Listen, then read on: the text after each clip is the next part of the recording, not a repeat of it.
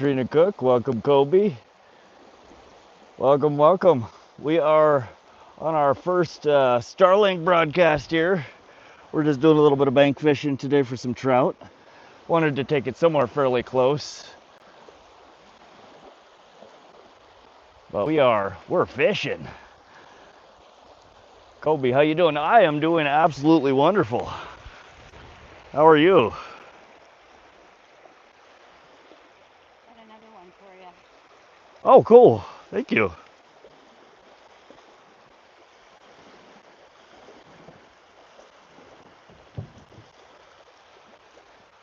Appreciate it. That one's pretty frozen. I've got just so many of those. Well, thank you.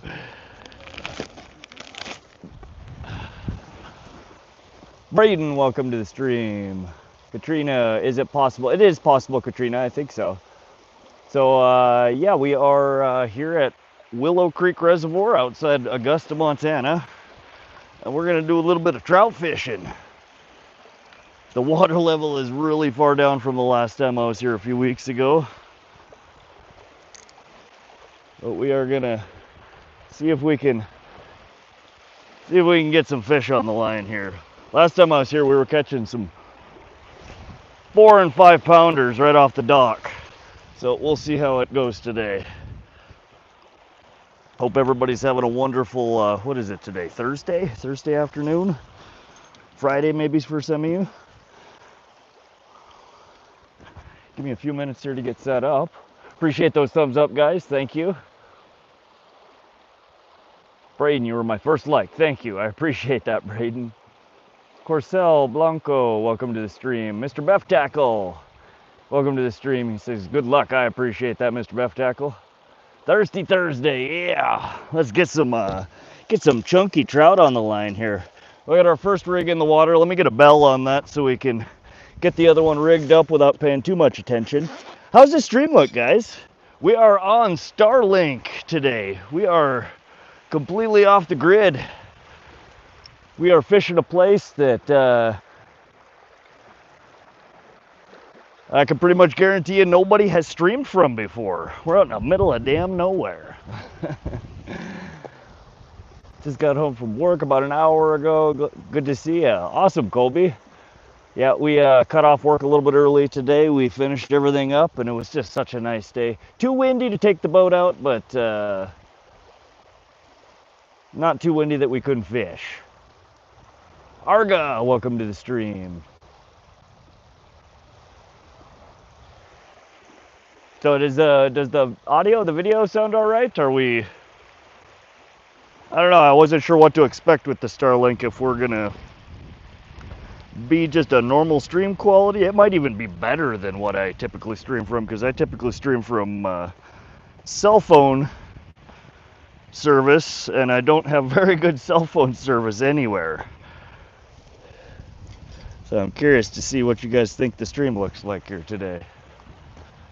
Sounds good, looks good. Awesome, Colby, thank you. Bryson, good morning. Starlink does its job. Yeah, this is my maiden voyage for the Starlink Mini. We're running her off some DeWalt power tool batteries. I'm guessing I'm going to get about 4 to 5 hours per battery. So we're probably going to have a couple of different episodes of the stream here today. But other than that, I think we'll be good today. Starlink, a lot better. Oh, does it actually look better than the previous streams? That's interesting. It should, it's expensive. I don't know how much data we're going to go through today. I just started with the 50 gig plan. I suspect we're probably going to run through that in a couple of streams. But we will see. I'm gonna tie up a rig here for this second line. Right pole getting hit. Oh, is it? Thanks for watching that, guys. Had a bell on there, but these trout don't have the hardest bite sometimes.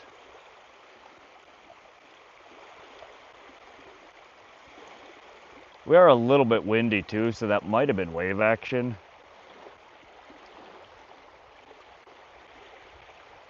I don't know, last time I was here, I was getting nibbles constantly.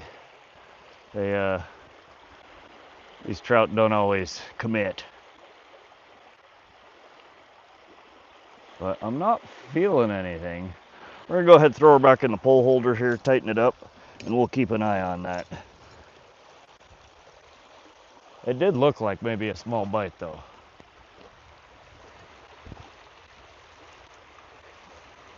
I don't know if that's a bite. Yeah, that looks like it might be a bite.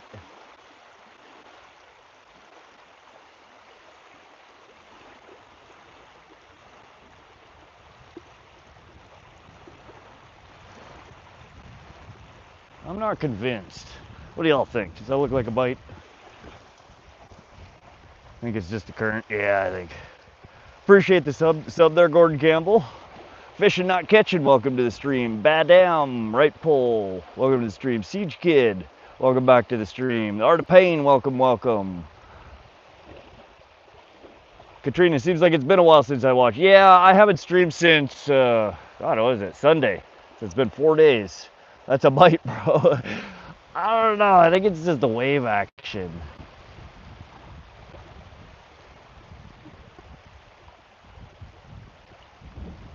We do have quite a bit of wind here, and I think the wind is actually going to get a little bit stronger as we go.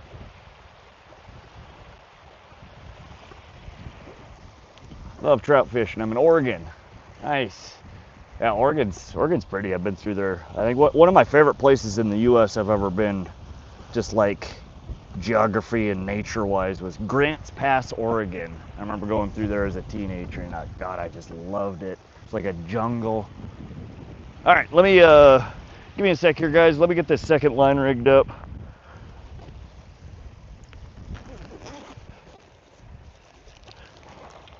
We'll keep an eye on that other pole there. I think it's just wave action, but it might be a bite. I feel like it's just waves, though. Waves and wind. But anyways, hope everybody's having a wonderful day, wonderful evening. We're about to catch some big trout, I think. The last time I was here, I went 2 days in a row and I caught 5 or 6 fish each day. And they were on average 4 to 5 pounds each. Quite nice for rainbow trout. Yeah, but we will have to see here, see if they're biting. There were a couple of folks fishing next to me when I got here, and they're just leaving. They said that they were biting real well earlier today. So we'll see if they're maybe still around. I'm not going to be able to get to comments for just a few moments here while I set up this second rig. I'm just getting trying to get a high-low rig out of the bag here.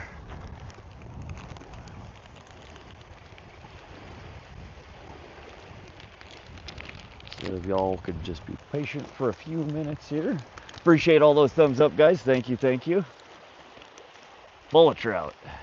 Nice. One bigger wave and the net is gone. Yeah, I might need to pull that in a little bit. It's a little squishy over there. Again, I was here about 3 weeks ago. Maybe it was a little bit longer than that. And the water level, I want to say the water level's probably dropped 12 to 15 feet. Which is not uncommon for reservoirs like this around here this time of year. A lot of these are reservoirs that they hold stock water in for irrigation purposes. Now that looks like a bite. Just a nibble, but oh god, this ground is sloppy.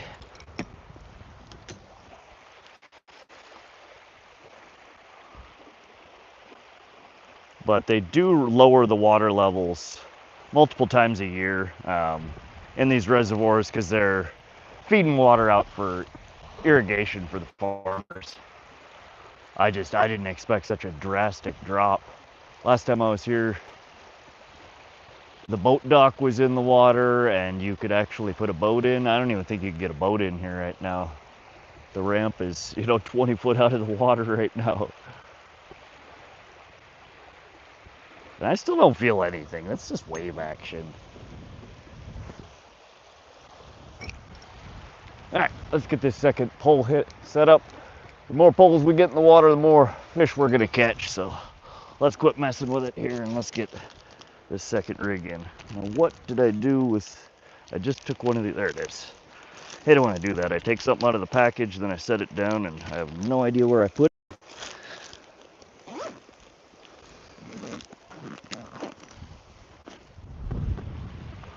All right, so what we're adding to the line here, this is ocean tackle. This is not something people would typically use for trout. I'm a little odd, I use heavy gear, too much rigging, blah, blah, blah. I know, but this is how I do it. And it seems to work for me.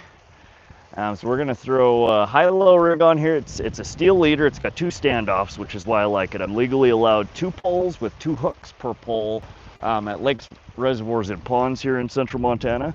So you put a hook, and then a sinker. It's kind of like a drop shot rig. I don't know. People call it different things depending on where they're from. Let me get a sinker on the end there, and then we will get some hooks on. And we're gonna run on this one. The rig in the water right now is just a pure bottom rig. This one we're gonna throw some little corkies on there, which is an adaptation of a bottom rig.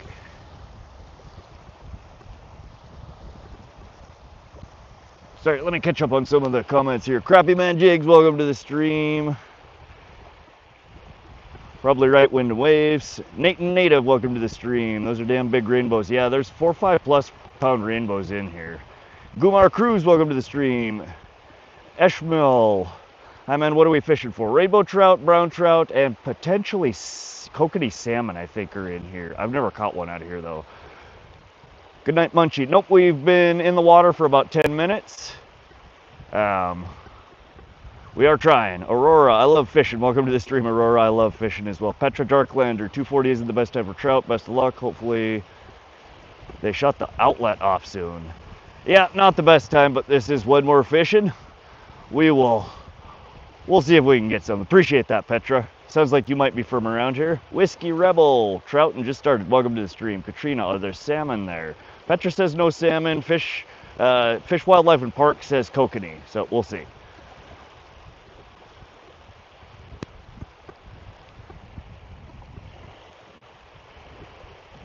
Looks windy there. It is a little windy. Josie, welcome to the stream. Petra, yeah, almost always windy around here. Interesting choice, steel leader, huh? Yeah, I started fishing it as a catfish rig years ago because they tangle me up and they snap my line off all the damn time. And then I kind of switched and started using it for carp. Again, because of the 2 hook limitation, or 2 hook that you can have 2 hooks. So I started adapting it for a bunch of different things, and it actually works real well. It's a little heavy. It's more gear than I would like to use for trout, but when I throw the little corkies on there, it actually, they hook up pretty well on it. If I can find my dang hooks here. Where are my hooks? All right. Sorry about that, guys. I know it's probably blocking the stream there. Mr. Beck Tackle, I know you don't care about finesse fishing, but some people are punching in the air right now. Oh, I know, Mr. Beck Tackle. We'll swap out. Let me just get this. Ooh, there's a bite. And again, you can complain about all the extra tackle if you're not catching fish, but if you're catching fish, I don't know what there's to complain about. But again, so like what just happened right there, that is likely a result of the extra tackle. I am still getting nibbles though. It's harder to feel a bite. It's hard. The trout are going to feel the rig a little bit more.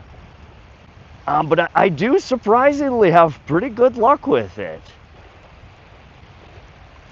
And again, the primary reason I do this, like when I'm fishing for trout here, is because you got 2 hook limits, and these trout are, unless you're holding the pole in your hand, they're notorious for stealing your bait.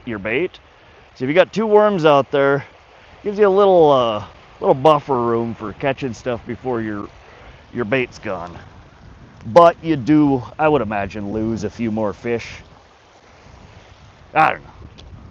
It seems to even itself out for me. oftentimes when I fish next to people who are using, you know, traditional trout rigs, really light, simple rigs, I still outfish them. We'll see though. Let's get this other one in the water, and then I can maybe rig up something a little bit lighter to swap out on there later. Normally I have 2 or 3 of these rigs ready to go, but I think I left the other pre-made ones that I have on the boat.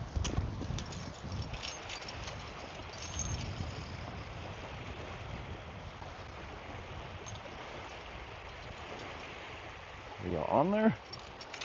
Oh yeah. Oh. I got her wrapped. I think we might have a fish, if I didn't just lose her there.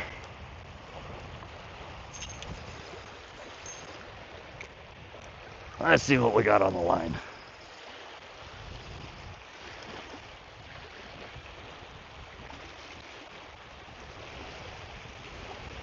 No? I think they're just trolling me here. But sorry, I'm not getting to the comments right now, guys. Let me finish getting this rigged up, and we will try and catch up.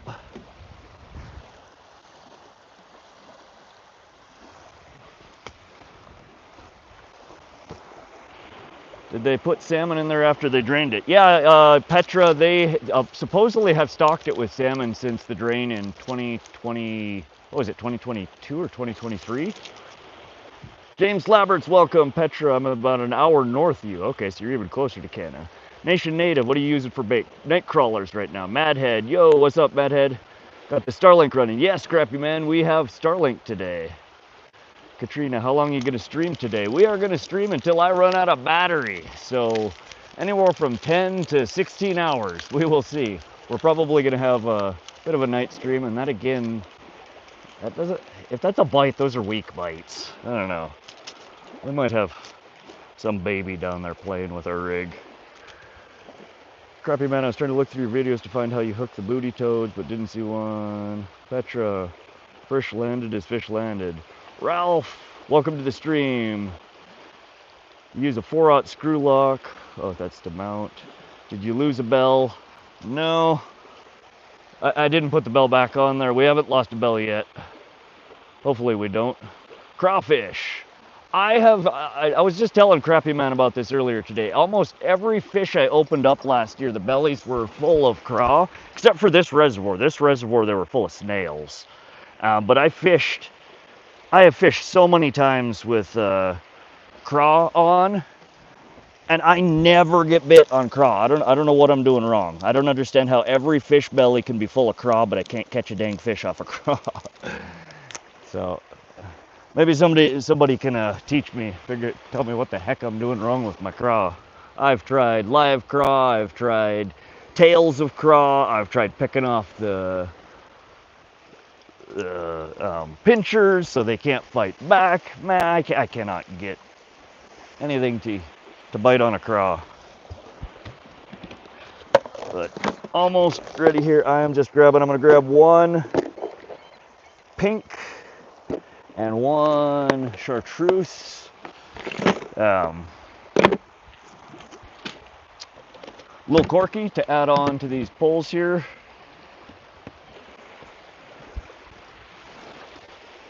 Which some of you guys may have never heard of or seen. They're basically like an inline bobber, but they don't hold your gear from the top of the water, they hold it from the bottom. So they basically float your worm up off the bottom. And it's just this little guy. They're just a little cork or styrofoam, and you feed them on to your hook line. I gotta widen this out just a touch here. But I apologize, guys, I'm not getting to the comments. Let me get the rest of this stuff set up here, and then I'll sit down and I'll chat with y'all for a few. I just want to get these poles in the water so we can catch some fish.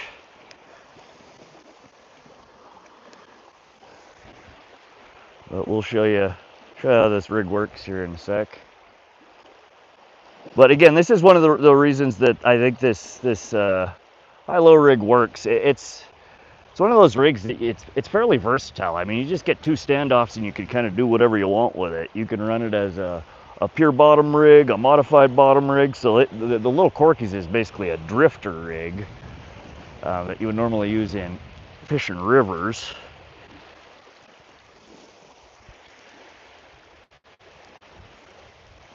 That just gives you some versatility.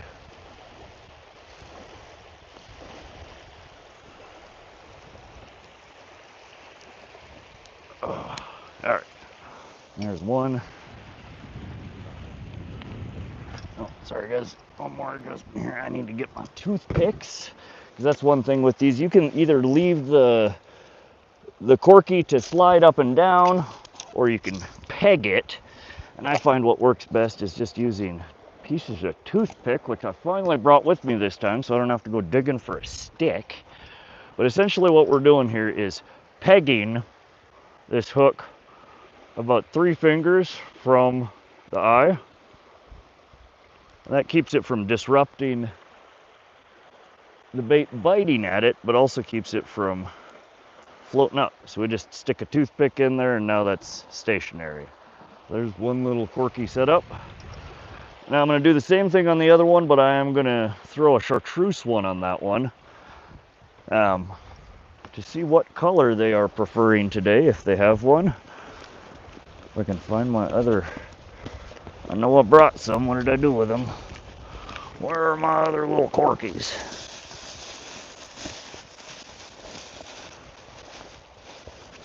Huh. I'm going to check the tackle box.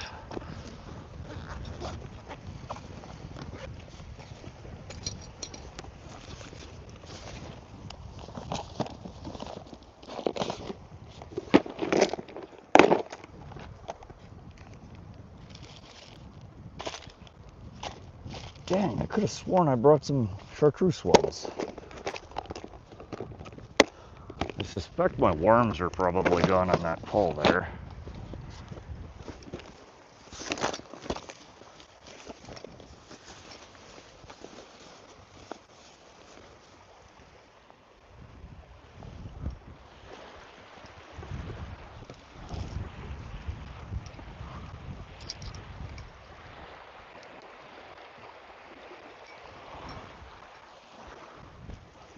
There. All right, sorry guys again. I will get to the chat here momentarily. Let me get this last pole set up and we'll be good to go.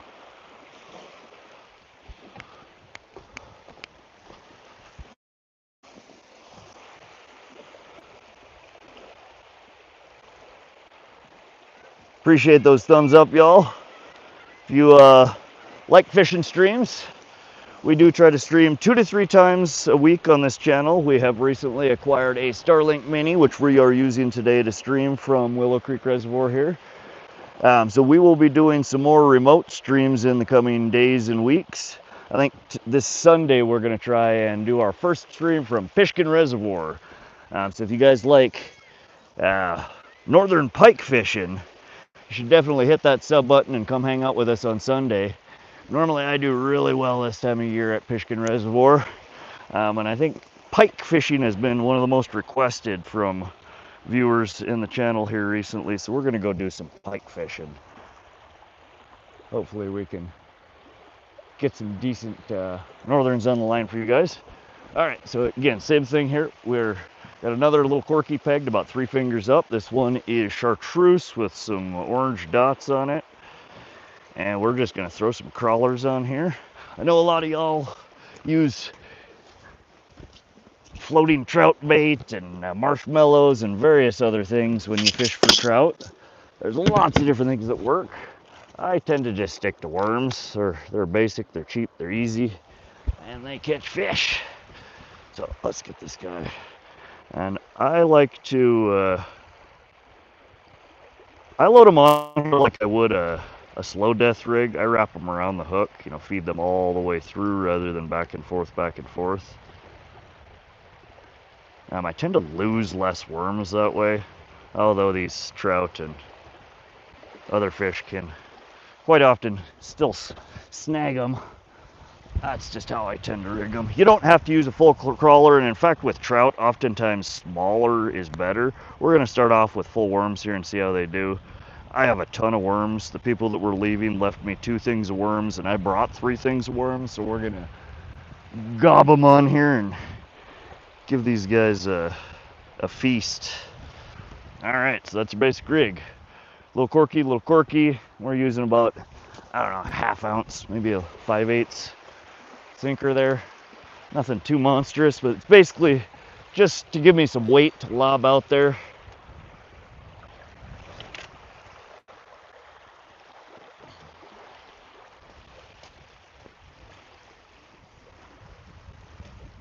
All right, we'll get a bell on that one. I'll sit down and chat with you guys for a few, and then we'll check on that first line if we don't get any bites on it. Bell. There we go. All righty. We are all set up, guys. I think we're missing worms on that first pull there, but 70 people, holy crap. We got a whole bunch of people in here. Welcome, everybody.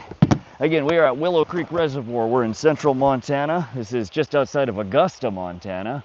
We're fishing for rainbow trout. There are supposedly brown trout. I think it's stocked with kokanee salmon. There's all sorts of stuff in here. I'm gonna scroll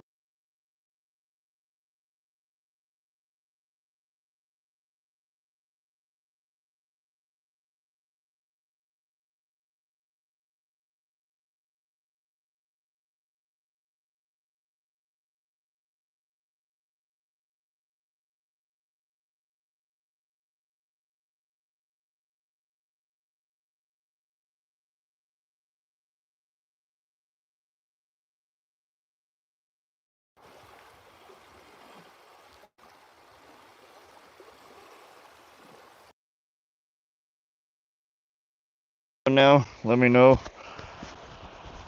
We good on audio now? This Bluetooth, I don't know. It seems like every stream within 30 minutes, it craps out at least once. But yeah, if you guys, if there's a problem with the audio, problem with the video, if somebody can just say something, I'm usually pretty quick to get it resolved. That might be a nibble on the left line there. They're dancing weird with the wave action coming in. Good. All right. Doug the trout fisher, right rod took a small knock. Yeah, they're both dancing a little bit. We do have some wave action and a little bit of wind. I think what the bouncies that you're seeing right now, that left might be a nibble. It's so hard to tell. Usually I like to fish away from the wake with the wind at my back, but appreciate the sub there, Vishnu. You've been out long? Nope, we just got both poles set up. We've been in the water with the right pole for about 20 minutes, and the left pole has just been a couple of minutes. How's the day treating you so far? We are doing awesome. I'm fishing. I'm all done with work. We're testing out the new Starlink Mini, and we're here to catch some monster trout. We're doing fabulous. How are you doing today?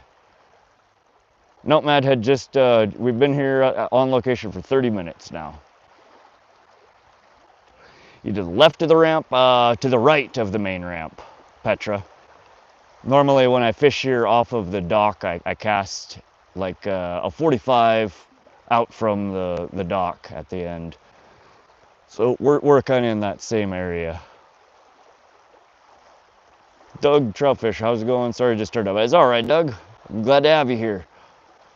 Your bot life, that's what you're using now is the Starlink. Yep, today is the first test on the Starlink Mini. We're in a location that I have from 0 to 1 bars, so I could not previously stream from. So we're testing out the Starlink Mini to see how it works, how much data I'm going to be going through. I'm guessing the batteries that I'm powering this off of are going to run approximately 4 to 5 hours before they crap out, but that is just an estimate. I do have 3 of them plus a couple of smaller ones, so we should be good for, I think, the next 12 to 16 hours. Pike fishing is Sunday, yeah. The wind is supposed to be low on Sunday at Fishkin Reservoir. So we are going to take the boat out, we're going to take the Starlink out, and we are going to do some trolling for pike. And I usually do pretty well there. Not the biggest fish, but we should catch a ton of fish. This time of year, I average anywhere from 10 to 20 pike out of there every time I go. So I mean, I don't have a crystal ball. I can't guarantee I'm going to catch a bunch of pike, but usually I catch a bunch of pike there. It's worth tuning in if you like pike fishing, if you like trolling, if you just like hanging out. This is going to get slightly annoying. So when I was fishing here off the dock, I would leave one in the pole holder and kind of hold one in my other hand, or in my hand, because these trout bites can be fairly light sometimes. Levon, we're fishing for rainbow trout, brown trout, or a kokanee salmon, though I doubt we're going to pull in any kokanee from the shore here. Last 2 times I was here, all I caught was rainbow trout, but they were 4 to 5+ pound trout. Really nice rainbows. Are you worming for the trout? Yep, just crawlers. We have a pure bottom rig on the right, and then the left rig is a modified bottom rig with little corkies, so it's essentially a drift rig, but they're all tipped with crawlers. In car, we're at Willow Creek Reservoir, central Montana. It's just outside of Augusta, Montana. Madhead. I might go myself. It's been hot in England at the moment, so I'm hoping it cooled down by Sunday. Okay. Yeah, well, if you do go, good luck, man.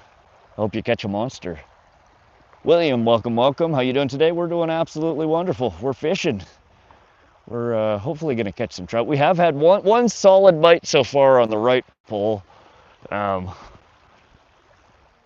I'm pretty sure we lost our worms. We're going to bring that guy in and check real quick. I just want to see. This pole does not have, oh, they bit the tails off of both the worms. So again, this pole looked like the other one. They were dangling on there before, so that's probably part of the problem. Just short strikes. But we do still have worms. We're gonna get her back out there.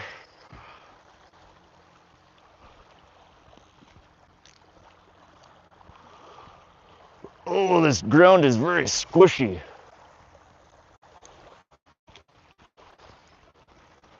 I don't know when they lowered the water level in here, but it seems like it's been still.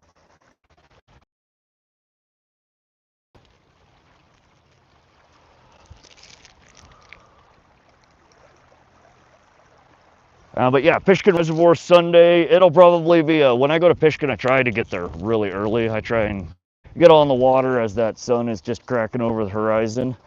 So it'll probably be a pretty early stream. Something like 5:30 a.m., 6 a.m. Pacific Standard Time, or excuse me, Mountain Standard Time.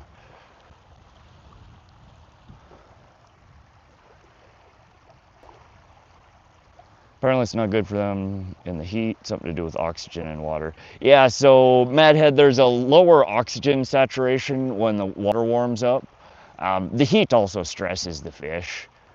So you just have to be really careful, especially if you're catch and release when you're fishing during the heat, that you don't fish with completely undersized gear. You're going to tire them out completely pulling them in. Want to keep them in the water as much as possible. Get a quick picture, preferably, you know, don't really go far from the net and then get them right back in the water right away. Crappy man jigs, come on, Elon, right? Glitchy, some sounded like a robot a little. Okay, I will have to look at the Starlink positioning. When we're stationary, right, like we are right now, I can probably adjust it quite a bit to get the best signal possible. I don't know how when I'm on the boat, it's just going to be kind of whatever direction it's facing.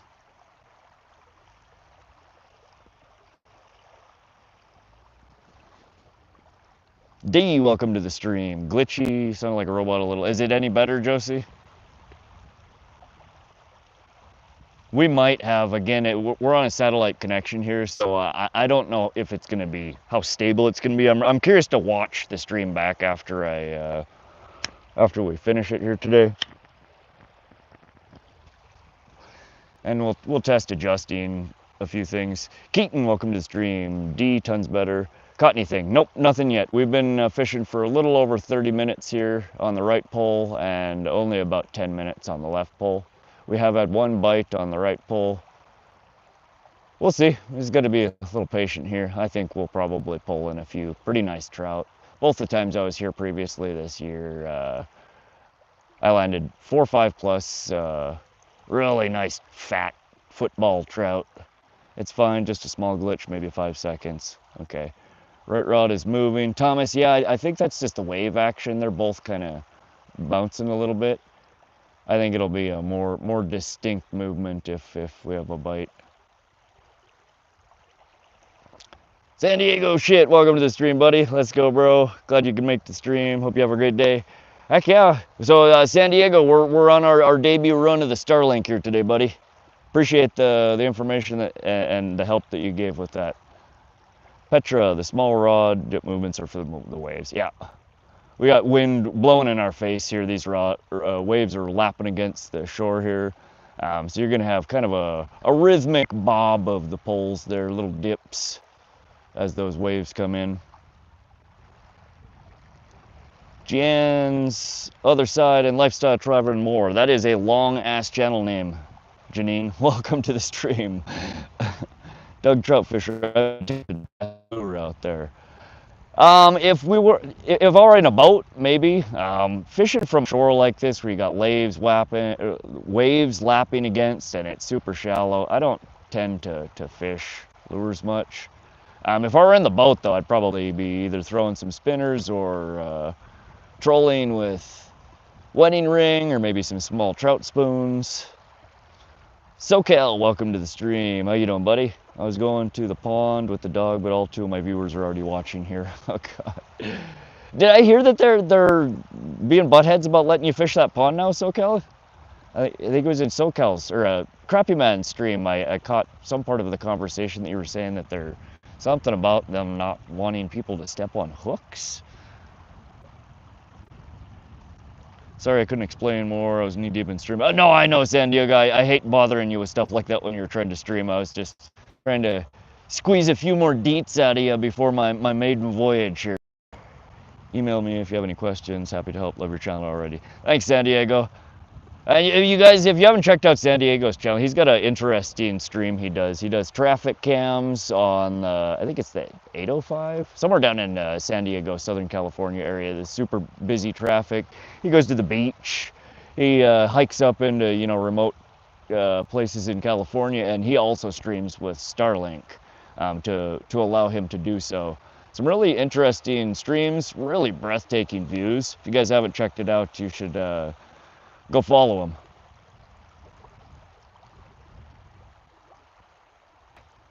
Oh, heck yeah, San Diego. It's an interesting channel. It's not for everybody, I will say, but there's usually interesting conversation in there. The traffic cam, I lived in SoCal, so it's not all that interesting to me watching the traffic. But a lot of people have never seen traffic like that, and it's quite interesting. I mean, in the entire state of Montana, there's not one freeway that has as many lanes as one side of the freeway in California. And I would imagine a lot of the world is like that as well. So they stumble across that and they're like, what in the actual F am I looking at right now? So it's pretty cool. Yeah, they're getting pissed now. Some kid stepped on a hook and was actually connected to his dad's rod. And oh, geez.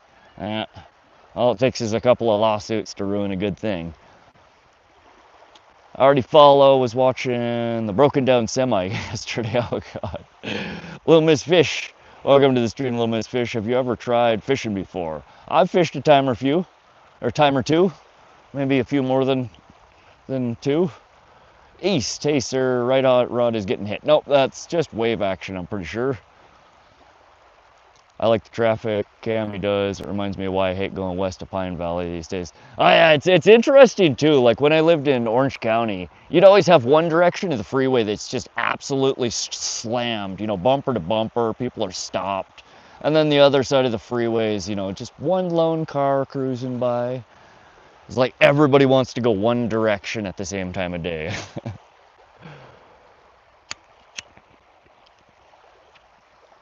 I drove I-5 from Seattle to Corvallis. That was an adventure. Nice, nice. Yeah, Seattle's got some crazy traffic there too. Little Miss Fish, I love fishing. Oh, I love fishing too. I think a lot of the people here in the stream love to fish or just love to be near the water. Some just like to hang out in live streams, but all of y'all are welcome. Glad you're here with me today. It's always more enjoyable to fish when I got some company here. I'm hoping we can get on some of these rainbows. If y'all didn't see my community post, I posted a picture of one of the rainbows that I caught the last time I was here. And it's just, I mean, he's a football. Just under 5 pounds. I think it was 23.5 inches. Good sized trout. Just chunky. Janine's other side. There we go. There's a shorter name. I couldn't tell before if I was reading a sentence or your name, where the name stopped and where the sentence began. Madhead, are you on TripAdvisor? No, Madhead, I've never used TripAdvisor. I'm actually going fishing tomorrow. Nice, little miss. What are you going fishing for? Famous Carter, look at your rod. I am looking at both of the rods. They're doing a little bit of dancy, dancy, dancy. That's just if you look down, the waves are coming in. When the waves lap against the line, they make it bobble a little bit.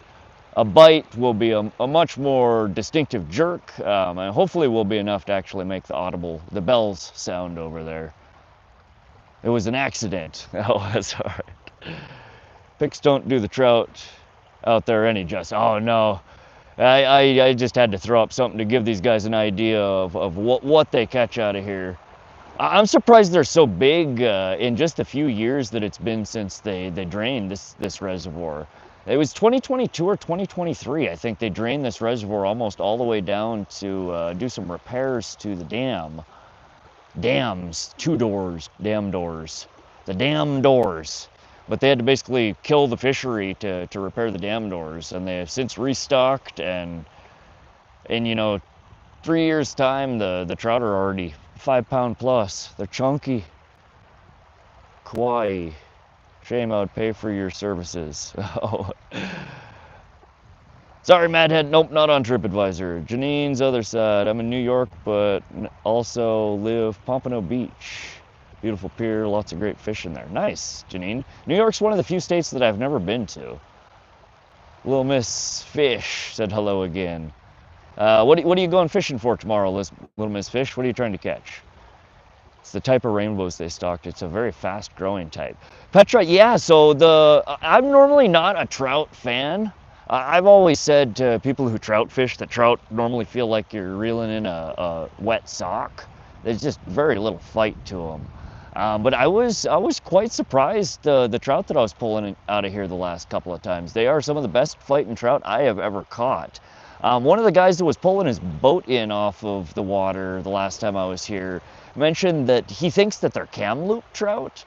And I looked it up. I didn't see any Kamloops stocked in this particular water body, nor did they have the distinctive darker coloring that I think Kamloops typically have. But whatever the hell they are, they do not fight like a wet sock. They are, I was getting runs and jumping out of the water, you know, some aerial action. They were quite impressive for rainbows. Actually going fishing tomorrow. Yeah, you said that, little miss. Perch and pike. Oh, nice. Heck yeah. Pike fishing's my favorite. I hope you get some big ones there, little miss. Janine's, you must visit. Yeah, one of these days I might make it out to New York area. No, he just surfs. Okay. Whoa. All right, 58 of y'all in here. Nice. We got a good healthy crowd here tonight. Thanks for joining me fishing. We are again streaming with the Starlink Mini today. We are powering them with DeWalt Power Stack batteries, 8 amp batteries. I expect we're probably going to get somewhere between 4 and 5 hours of runtime with each battery. So sometime around the, I don't know, 7 p.m., maybe 7:30 Mountain Standard Time, the stream is probably going to die. If and when it does, just know that if you refresh the page a few times, go, smoke a cigarette, come back, the stream will probably be going again. I do have multiple batteries, and we will be swapping between them as the previous ones die. I did also pick up for our next stream. Hopefully I'll have it. Probably not on Sunday stream, probably next week. I have a power pack that I can plug 4 of the batteries into and be able to hot swap them. So I will be able to run one continuous long stream if I so desire. But yeah, so today, if and when the stream craps out, just refresh a few times, go do something for a few minutes and check back and we'll be live again. I think we'll probably be fishing well through the night here. I got a bunch of soda, I got some snacks, I got a crap load of worms, and we are here to catch some fish. So for those of you who have tuned into my streams previously, you may have noticed that I stream a long time sometimes when I stream. Tonight's going to be one of those, I think. We're probably going to be pushing 12, 16 hours of streaming tonight. So I hope you guys enjoy the show. Hopefully we can get some fish on the line here for you. Dave James.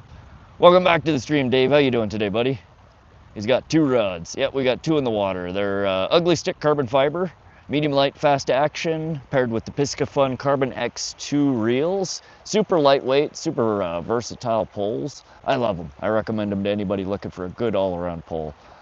Is this a sea? No, we're in freshwater here. This is Willow Creek Reservoir. We're up here on the Rocky Mountain front of central Montana.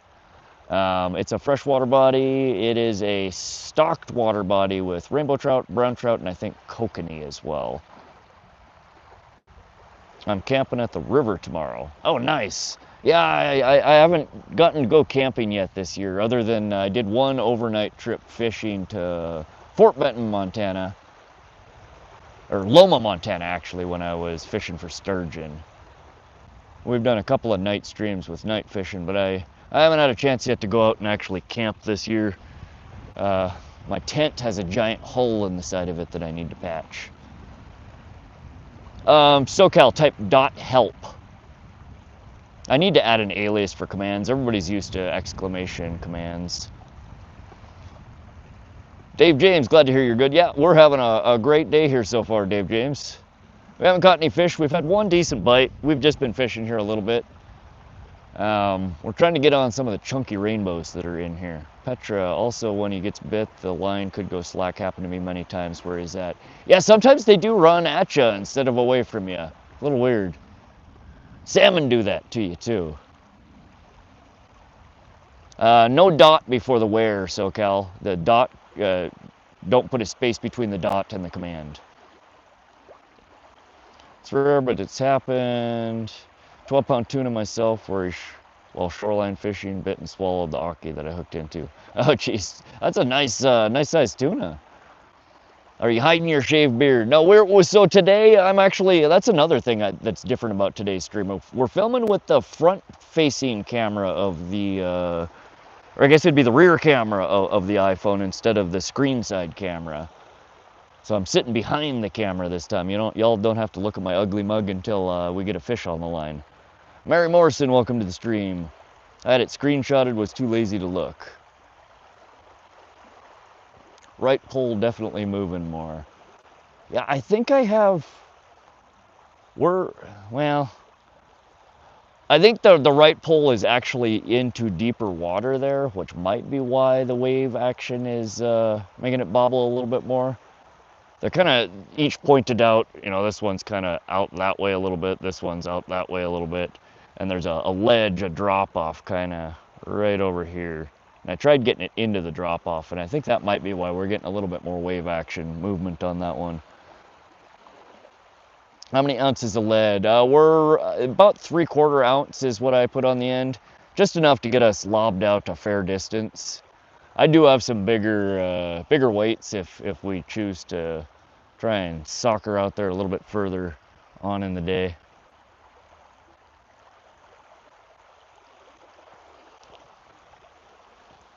Oh, I think he's just trying to help.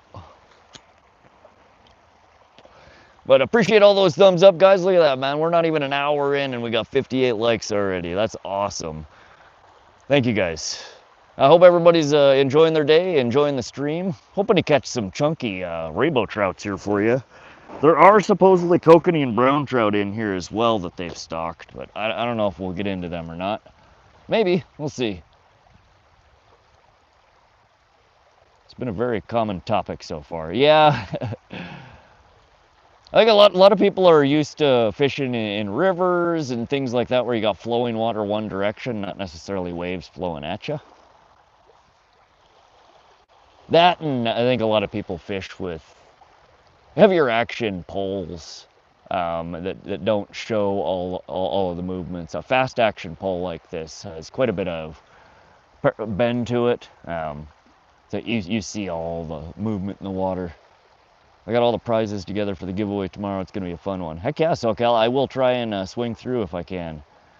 El Dabo, welcome back to the stream. How you doing today, buddy? I was gone. I don't know if you answered or not, but are you using power baits, worms, or something else? Oh, no, I scrolled past a big chunk after I got set up with the pole set up, just so I could get to the latest. We're just using crawlers right now. I do have some power bait and some other options we might try later in the day, but the last couple of times I was here, I was doing really good just off of crawlers. Anything under 2 ounce here and you're basically shoreline trolling. Ocean currents are wicked. Oh yeah, fishing in ocean current that's a whole different type of fishing as far as I'm concerned. That's as far away from normal fishing as fly fishing is. You're using them big old rods and heavy weights to sling them out there. That definitely there's a learning curve to that and some specialized gear required for it.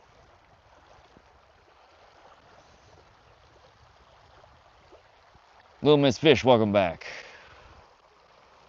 Oh, and before I forget, let me grab a soda. Let me get some liquid in here. Liquid in me before I start losing my voice. It's gonna be a long stream. Hopefully. Bob Probert, welcome to the stream. What have you caught? We haven't caught anything in this stream. Typically when we do catch things, one of my mods will type out what has been caught and then I pin the message. So if you're on a mobile device, you'll oftentimes see the catch count pinned at the bottom of your screen. If you're on a tablet or a desktop, when a comment is pinned, it'll go towards the top of the comment section. So if you're ever curious what has been caught, always refer to that. And because you don't see a message right now, that means we haven't caught anything yet. Madhead, if I send a picture of the pike I caught, you think you can guess its weight? I could probably give you a pretty good idea, Madhead. Yeah, that's one of my most caught species, and I'm pretty decent at eyeballing them. Every once in a while, the old eyeball scales don't register correctly, but I'm pretty good at eyeballing pike. Got to throw those tatty 45s off the rocks on the island. Oh, you're talking about the other fishing hole. We fish for giant trevally as well. 10 to 12 ounce lead is the norm. God, that is so much weight to be lobbing around. I don't think any of my poles would handle a sinker that big.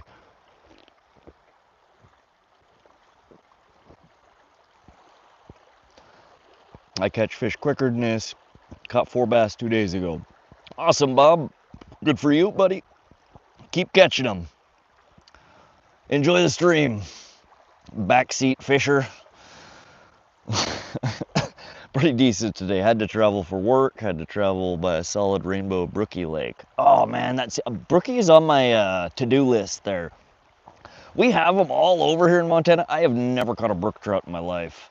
They're such pretty little fish though. We're good at not packing tackle. I bet, El Dabo. I cooked them up and they were at least fishy tasting fish. And they were the least fishy tasting fish. Oh, okay. SoCal Bob. Oh, he's fine, SoCal. As long as they're directed at me, I really don't mind as much. If they're being buttholes to other people in the room, then you can smack them around a little bit. Shimano, Trinidad, Torium, Pen 4 Odd are the go-tos. Okay. Bob's a pro. Aren't they all? Little Miss Fish is, I'm going now. All right, Little Miss Fish, thanks for swinging by. Hit that like and the sub button on the way out. Come hang out with us again sometime. Let us know how you did fishing for perch and pike. It's not rude if I'm speaking of a superb fishing spot. Oh, you're fine, Bob. It's because I bled the fish, so when I clean. Yep, that's a recommendation I make to everybody. If y'all like fish but don't like super fishy tasting fish, one of the easiest things you can do to reduce the fishy taste of the fish, like the overpowering fishy taste, is bleed them before you take them out of the water. So get them off your hook, get them on your stringer, slit in between the gill plates. Basically you're slitting their throat. There's an artery down there, and bleed them out for 5 to 10 minutes before you gut them and throw them in the cooler. And you will have typically a much less fishy tasting fish. They're much more mild tasting. How can I send it to you? You can, Madhead, if you go on to my profile here on YouTube, you can make a community post, or if you add me on Fishbrain at VOX, you can send me a picture there, or you can hit up my email, wanna see my rod at gmail.com, and you can send the pictures. Brook are the coolest looking fish I've ever heard of. They're really pretty, they are, they're neat. I don't know if I'd say the coolest, but they are definitely up there. Arctic char, Arctic gar, yeah. Or Arctic grayling, that's what I was thinking of. Those are, I think, probably a little cooler looking. Those are what we call Pokemon fish. Arctic char are really cool too, though. Little Miss, bye-bye. Thanks for swinging by. Come back again sometime. I keep them alive until I'm ready to fillet them. Yeah, I will often run them on the stringer for, an hour or two until I'm ready to basically take the boat out of the water, or I'm stopping at the dock and near a cooler. But I run them for a little while on the stringer. Kind of like what the big tuna guys do. You run them, it cools them down a little bit. They burn some of the lactic acid out of their body, which also improves the taste. How do you like to cook your fish? Greetings from Switzerland. I cook it lots of different ways. Oftentimes I will cook the fillets just straight in a pan with some garlic, salt, and pepper, a little spritz of lemon, and then I like to mix it in with pasta. So like I'll cook fettuccine alfredo and break up chunks of the fish inside of that. Really, really tasty. Cutting it up into chunks, kind of like catfish nuggets, and breading it is also one of my other favorite ways to eat it. Deep fried trout. I've never tried deep fried. That'd probably be pretty good. I've seen TV show fishermen out where I fish. Oh yeah? Where do you live, Bob? Cajun batter. That sounds good. David Rowe, always bleed them. Way less mess cleaning them too. Yeah, you'd be surprised at how much of a difference in taste. And again, that's a good point too. Less mess when you're cleaning them. We smoke almost all of our trout. Smoking is a really good way to prepare fish as well. I'm not a big fan of rainbow trout in general. My mom really likes them, so I usually save her a couple when I catch them. I much prefer eating northern pike, channel catfish, or walleye. But smoked trout, smoked salmon are pretty decent as well. Release the green. Welcome to the stream, buddy. What's up? We're trying to catch some chunky rainbow trout here today. I've put it in your community post, I believe. Okay, Madhead. I will check it when we get a break here. Carmine Murray, welcome to the stream. That was a song by Weird Al. Eat It. Oh yeah, his parody of Beat It. I remember that, Carmine. Appreciate your interaction with the chat, Rod. Good stuff. Well, I'm just happy to have you guys here. I like it when people come and hang out and keep me company while I'm fishing. I learn some stuff. I teach some stuff. We hang out. We get up to some shenanigans. We usually got a pretty good crowd in here. But thanks for joining us today. Happy to have you guys here. Appreciate all them thumbs up. 62 thumbs up. Let's go. That's awesome. Carmine, smoked trout, never tobacco. Carmine. Yeah, it's called Fish in Canada. Okay, that's the channel that streams there. Rainbow trout here taste like silt. Smoking is about the only option. Yeah, they tend to be. I've eaten quite a few different kinds of fish, and rainbow to me is one of the gamiest, the fishiest tasting fish out of the fish that we get here in Montana. They're still good, but I like a much milder tasting fish. Chew trout, not tobacco. That's right, Albany. Petra, rainbows here look like the best salmon you'll ever see. Yeah, we do have really good quality trout here and salmon as well. But again, just not one of my favorite to eat usually. Rainbow was the best trout I ever had. A lot of people say that. I know it's a lot of people's favorite. I don't know. Maybe I'm just picky. Wes, thanks for subbing to the stream. Appreciate that. Depends on how you cook it. Mine was fried. Yeah, prep of it, how you cook it, it can definitely change the way that it tastes. Tom Lingle, I think that's a question for your mom or Google. Caught an 11-pound salmon. That's a nice salmon, Bob. I know we get really big kokanee and coho salmon here. I think the biggest kokanee I've caught was somewhere around 5, maybe 6 pounds. It's the seasoning. It was smoked. Okay, Bob. Justin Jr., what brand braid do you use? I use almost exclusively on all my poles, whether it be my these poles you got in front of you, my trolling poles. I use Suffix Advanced on almost all my rigs. This is 30-pound Suffix Advanced braid here. My trolling rigs, I run 18-pound Suffix Advanced 832 lead core. I do run 50 and 60-pound on my catfish rods. But yeah, Suffix Advanced, I switched to them a few years back. I ran Spiderline for years and years and years and used to swear by that stuff. But the longer I used it, the more that I seemed to get wind knots on it. And ever since switching over to Suffix, I've been getting far fewer wind knots. And it's actually a thinner diameter braid for the same poundage as the spider wire. I know some people here marinate trout in buttermilk and then bake. Yeah, that's another thing people do to try and get rid of the fishy taste of the fish. I've never tried it. I hear it works well though. Carmine, salmon is very healthy. Yep, really good fish for you. Fresh walleye has no fishy taste. My knife only touches walleye and I never freeze it. I spoiled the wife and she won't eat anything else. I'll slip and perch there as they're just, yeah, they're basically the same fish of the same family. Walleye is good. I don't catch them nearly as often. I'm trying to get better at catching walleye. So maybe next year we'll save more walleye. Cost of the 11-pound salmon for walleye prices would be $105 Canadian for the fish meat. Oh yeah, fresh fish is incredibly expensive. Salmon's your ultimate fave. Wild salmon is best. The belly melted, tasted like someone put butter in it. Power Pro.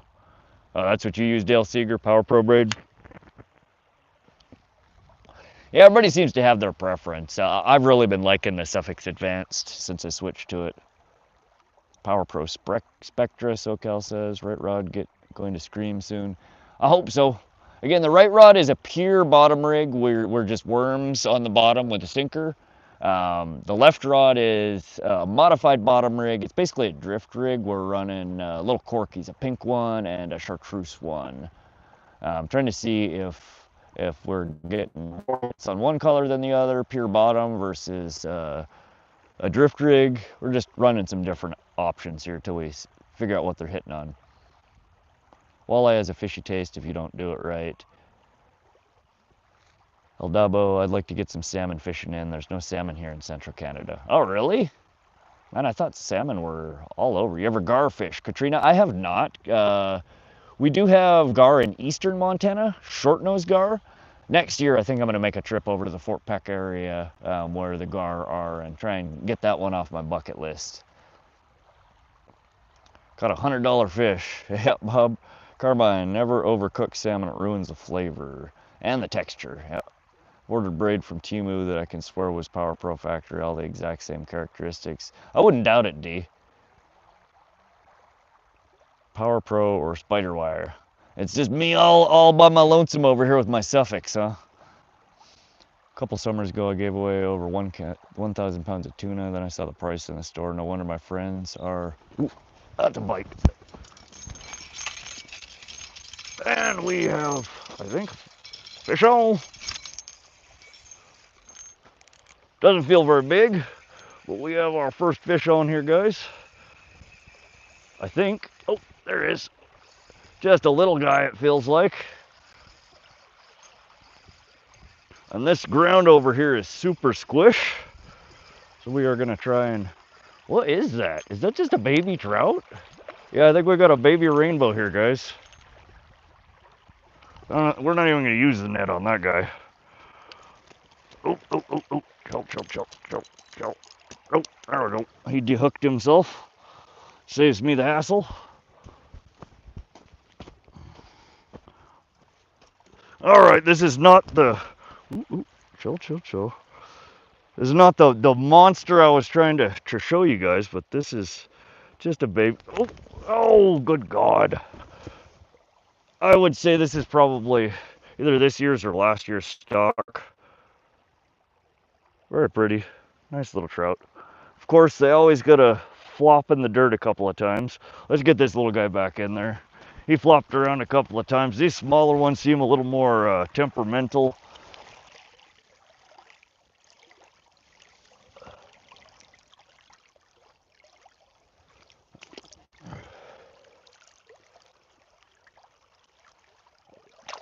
There it goes. Nice. You can kind of see him still there. It's really shallow here. Alrighty, we got our first fish on, and he was off pure bottom rig. He didn't hit on the little corky. Glad to see little ones in there. Yeah, Petra, I would imagine that's probably a stock from either earlier this year or maybe late last year. They grow pretty quick. All right. We left our worm and everything. Looks like we get to just untangle this guy and get her back out in the water. Give me a sec here, and let me get this back in the water, and then we'll sit down and we can go through the comments that I missed while I was reeling that guy in.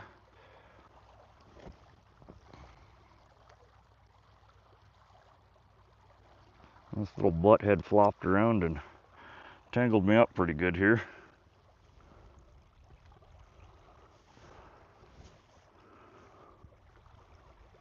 Oh, that's what it is. One more. Oh. Twisty.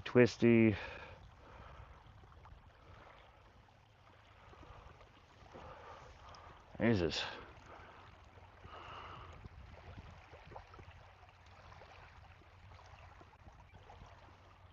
Yeah, that one was probably about 9 inches or so. Not very big. Maybe even 8 inches.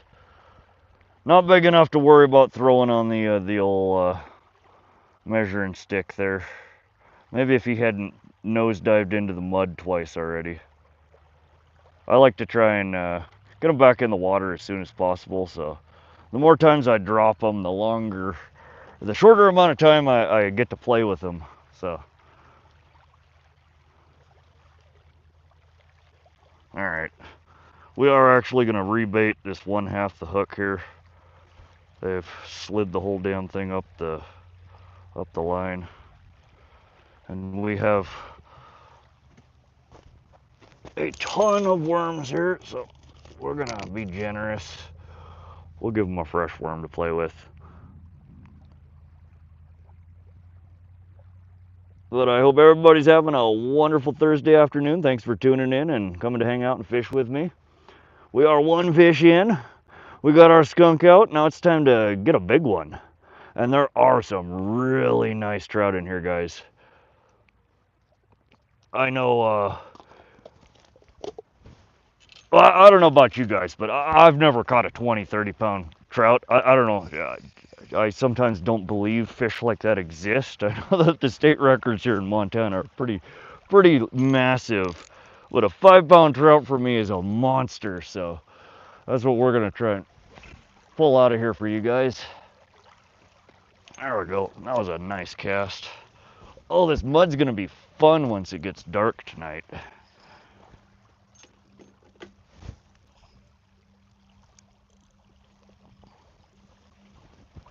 Oh, what did I do with my bell? Oh yeah, I flung it. Where did we go? There we go.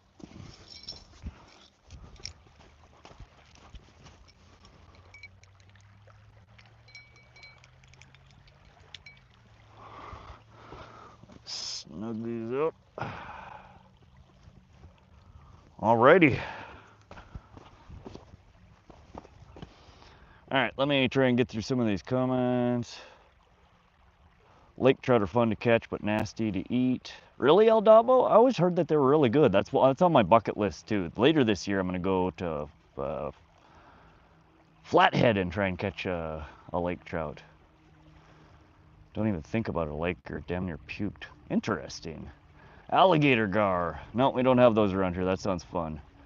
Try them. They're fun to catch. SoCal best neighbors for life. SoCal good egg. Told you I was right. You were right, Mad Head. You called the right pull. El Benny, glad I got to see this. Glad you're here to hang out, El Benny. Gumar, fish on. Heck yeah. I also give away most of my fish. I keep usually enough to stock my freezer, but then family and friends usually are asking for it as well. So I keep to gift to people sometimes. Need more than that though. Rainbows are at the grocery store. Let's go. Carmine Murray, that was a throwback for sure. Caught 100 bass in a day once. Good God, Bob, that's a lot of bass. Thank you, SoCal. Pretty fish, yeah, it was, wasn't it? They have really, really nice colors.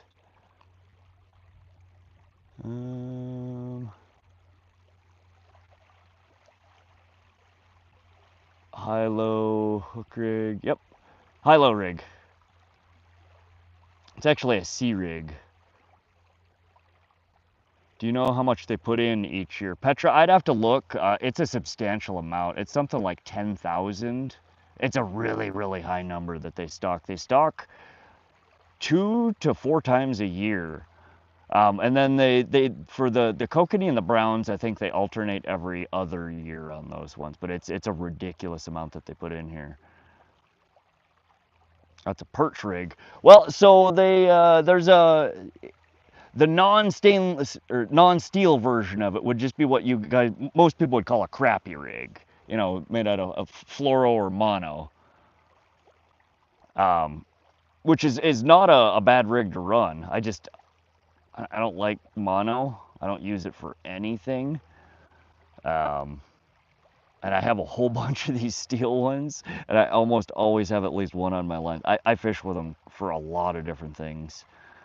Petra, very similar, Bob. I'm putting together a propane dual burner cooktop to take fishing. Heck yeah, Carmine, that sounds nice. Bryce, try drop shot rig, they're good. Yeah, that would be another alternative that you could run. Thanks for the sub, Bob. Appreciate that. Carmine, appreciate that as well. Thanks for the sub and the like, guys. 70 likes, let's go. I appreciate all of those. We're 74 minutes into the stream here. We're doing good. 5-pound trout is a good fish. Yeah, heck yeah, that's what I'm saying, Madhead. Oh, anytime, Bob. That's I figure you guys are gonna take the time to come and hang out with me and watch the stream. The least I can do is try and respond to the comments here. I don't always get to everybody. Sometimes I miss some. Sometimes I get busy catching fish or untangling stuff. But I always do my best to try and respond to each and every one of you guys. Because I do appreciate you guys coming to hang out. Neil Bell, hello from the UK. Tight lines, buddy. Appreciate that, Neil. Thanks for joining us. Damn autocorrect. Yeah, it hates us. It hates us all. Interesting bell removal. Oh yeah, so if you flick the pole just right, you can usually whip it and it just goes straight down and it kind of sticks in the ground. I don't like pausing to try and take them off manually because oftentimes in that pause it gives just enough slack in the line for the fish to shake their head and get off the line. So I've been practicing and it works. You'll see me do it and sometimes it works perfectly. Other times I gotta flick it a few times, and sometimes after a few times of flicking it, if it's still not off, I do stop and reach down and get it off. But I don't like to reel in the fish with the bell on there. There was a guy that caught a 32-pound brown out of Marais a few years back. Seen the pic. That is absolutely absurd, man. That is such a big trout. That'd be a once-in-a-lifetime fish. I can't imagine pulling in a 30-plus pound brown or a rainbow. It was the best bell removal I've ever seen. Yeah, that was a weak attempt at it. Sometimes I can whip it and it's first try and it's, I don't know. Ring a ding ding fishy, ring that bell. Right, Scott Van? Heck yeah, welcome to the stream, Scott. Lake District. El Dabo, check out Conrad Brothers out of Saskatoon, Canada. They got 3 world record rainbows, all over 50 pounds. Those trout look like Brock Lesnar. So there's up here along the Rocky Mountain, I was reading recently about, when I was reading about Kamloops trout. So apparently during the 40s, 50s, 60s, and 70s, there was a guy that worked up in the Rocky Mountain front in this general area and was working with a bunch of the farmers and ranchers on building basically farm ponds, ranch ponds, so these people didn't have to travel, you know, far to go fishing. And supposedly some of the state's biggest trout, rainbow and brown, are all on private ponds up here in the Rocky Mountain front, and a lot of them are Kamloops. I thought it was interesting. I caught channel cats yesterday, all 3 between 10 and 12 pounds last week. I caught a 59-pound flathead out of the Grand Marais. Heck yeah, dude, you are killing it, Scott. We don't have flathead as far as I know here in Montana, but we do have channel cats. 10 and 12 pound are a good sized channel. How many fish did you catch? We've caught 1 rainbow trout so far, yummers. Petra, I've noticed that we catch more trout since switching to fluoro, almost twice as much. Yeah, I oftentimes will any of the lure material, if I'm tying hooks, I'm using fluoro. Um, I haven't noticed a huge difference between, like I said, I will fish with this high-low rig, which is steel, a lot of machinery down there. And I will fish next to somebody who's running straight fluoro, and very rarely will they catch more or as many as I do. So I don't know. It's kind of hit and miss. I'm of the firm belief that, that fish are not nearly as line shy as people make them out to be. I don't know. That's just my own personal observation. FWP is planting about 120,000 rainbow trout each year, spanning 3 sizes. Nice. Yeah, that's a lot of the trout in the water bodies here in Montana are stocked, and they put an ungodly amount across the state here. We have lots of water bodies and they put lots in each of them. A lot of them are on a yearly cycle. Some of them are every other year. Just depends on how the populations are doing when they do their surveys. Brian, I bought a kayak for fishing. Any tips or must have for kayak fishing? You would not catch my ass in a kayak, so I really can't give you any tips other than what they just said. Use a life jacket and check the weather before you put your water or your boat in the water. You don't want to get trapped out there. I use paper flag on my line, just slap a new one on every catch. Interesting. Yeah, I got in the habit of the bells when I catfish and carp fish. And they're just super handy, especially when you have more than 1 rig in the water. Brian, your setup is going to be the best tip. Set up your gear is comfortable and easy to get up to get comfy on the water. And I'm falling behind on comments here. Let me slam through some of these. John said hi. Welcome to the stream, John. Scott, the official salmon record, 97 pounds caught in Kenai River, Anchorage. Here in Michigan, it's 47.4. Yeah, I don't know what our salmon records are here in Montana. I think there's 3 different species of salmon here. Not anywhere near 97 pounds, though. You don't get caught on a kayak without a PFD. Yeah, don't go out there without a flotation device on. Too dangerous. You could pick a million better ways to die than drowning in the middle of a lake, I promise.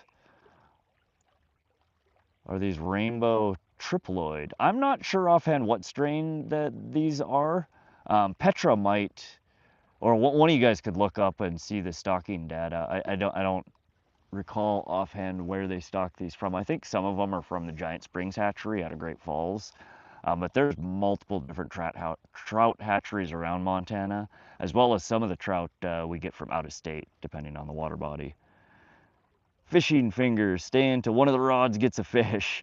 Welcome back, Fishing Fingers. Appreciate you coming to hang out again. We just had a small trout on the right line, hoping to snag a little bit bigger one here. Hang out, I'm sure we'll get one for you. 70s, an average salmon was 35 pounds. Good God. The last record FWP has on their website for stock in there is 35,000 back in 23, 4.6 inches from Blue Water Springs.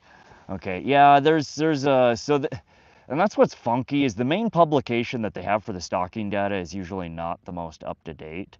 They release if you look like in the resource section down below on the FWP website for the water body, it'll have like a more resources tab. Normally there's a link to like 3, 4, 10, 12 different documents down there. Looking at it, I think there's a more recent one that shows more recent stocking data. They've stocked it more recently than 2023, but from Blue Water Springs Hatchery. I don't know offhand where that hatchery is. Scott Van, hey D, fancy meeting you here. Small world. Scott, you from Ketchikan, Alaska too? Thought so, yeah, I guess the joke, Petra. I found a few more entries. Yeah, the FWP doesn't track this stuff in a very sane way. You gotta kind of scour. Kind of bait to use for trout. Gremlin BS, welcome to the stream. Today we're just using night crawlers. You can catch them with all sorts of different things. Trout marshmallows, cut bait.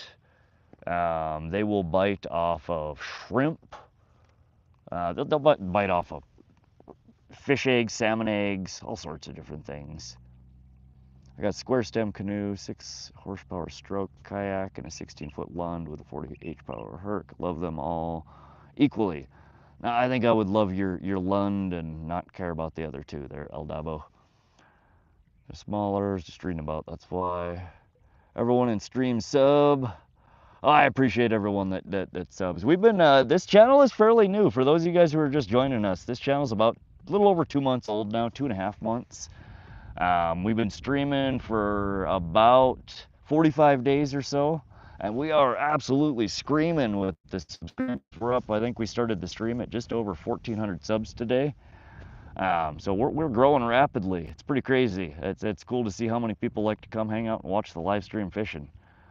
But I'm happy all of you guys are coming to hang out. Mostly rainbows from Giant Springs, Big Springs, Arley, Blue Water Springs. Arley, yeah, that's the one that I remember seeing. Justin Hill, welcome to the stream. SoCal, Blue Water Springs Hatchery, Arley, Montana, and Bridger, Montana. Okay, thanks for looking that up, SoCal. Nobody liked my canoe or kayaks. I don't worry about small boats of mine. Daddy loves. Yeah, I don't swim too well. I like being on and around the water. I don't so much like being in the water. We get such crazy temperamental weather around here. The wind kicks up. I really don't feel like drowning in a lake or ocean or a stream. I like a boat that's a little bigger that I don't feel like I'm gonna capsize and fall in all the time.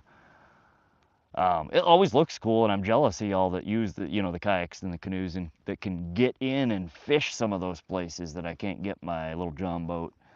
But I'm good. Y'all can have your canoe fun. I will stick to not drowning and staying dry and catching more fish. There's a picture online taken in 1909 off of 3 fishermen capturing king salmon, 115, 125. They're nearly as tall as the BC men. Good God. Yeah, them are big fish, man. I'm assuming those are ocean-going salmon, though. Do they get that big in freshwater? I don't know. I like the kayaks and canoes for dragging into hard-to-access lakes. Yeah, no, that is definitely one of the benefits of them. You can get them in so many different places that you would never get a motorized boat in otherwise. The kokanee plan to be put in there are the Lake Mary Ronan. Okay.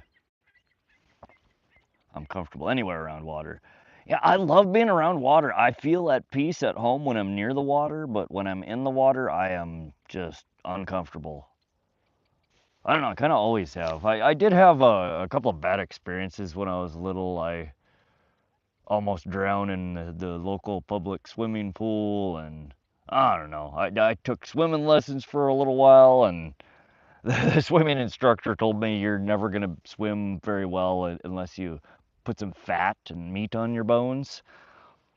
Apparently that's what makes you buoyant is your body fat.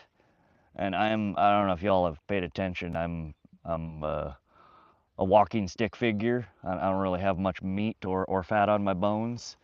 So when I get in the water, I sink like a stone.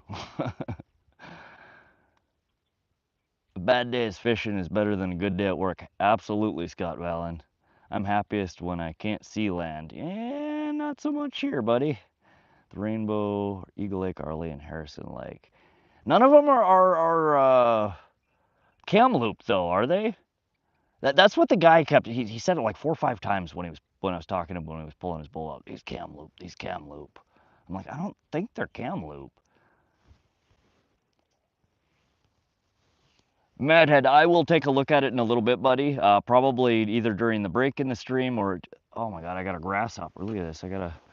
I'm looking at, seeing a reflection in the camera there, and I'm like, what is that in the distance? And I'm like, that's not in the distance. It's on my head. Is he still there? Oh, he hopped off. You guys are, oh, there he is. A grasshopper chilling on my head. Should have grabbed him and threw him on for bait, eh? Tried catching trout this past weekend and no luck. Yeah, I don't target trout all that often. I was thoroughly impressed the last time I was here, last couple of times, about the size and the fight of these trout in here though. So I decided to come back. It's like an hour drive from my house. It's a pretty short drive. Um, and I thought the dock was gonna be here still, but they drained all the damn water out of here. Been out in 10-foot seas with a dead motor, thank God. Oh, see, now that's scary too. Those are the plan types. Haven't found what they already put in. Yeah, there's a few different publications that show what they've planted in here. And then you also do get, because this is a stream, or excuse me, a reservoir that's fed, I think, from what is it, the Green Lake Canal, one of the canal systems that comes through Pishkin and from up in the Rocky Mountain front. I'm sure you're probably getting stuff in here also from those other water bodies. Where did you post it? So Cal, I think he posted it on my community page. It's a pike. He's looking for a guesstimate on the size. I can't look at that while I got the stream going. Yeah, my community page, SoCal. Yeah, I'll look at it though, Matt. I'll give you an estimate.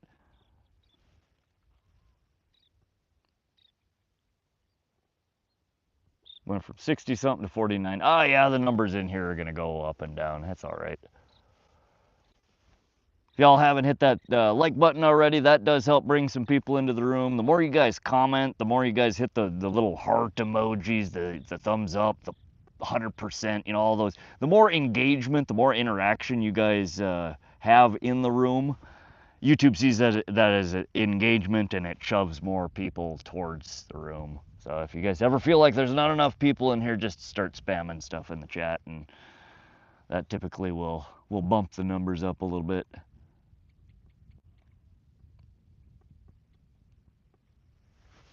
Oh, it's so nice out here today. I was looking at the weather forecast, and it said we were supposed to have gusts up to like 20 miles an hour, 22 miles an hour, and we are nice and calm. A little bit of a breeze. In fact, those waves the lapping has almost completely stopped.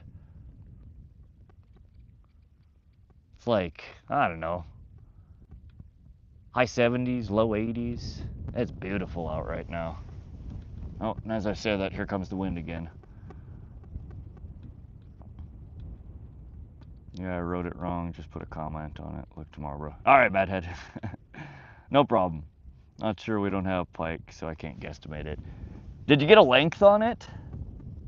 Or no? No length, no weight.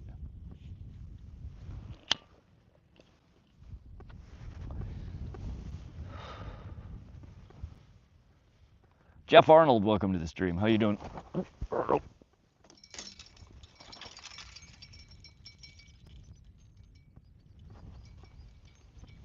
Jingle, jingle. Yes, we're home.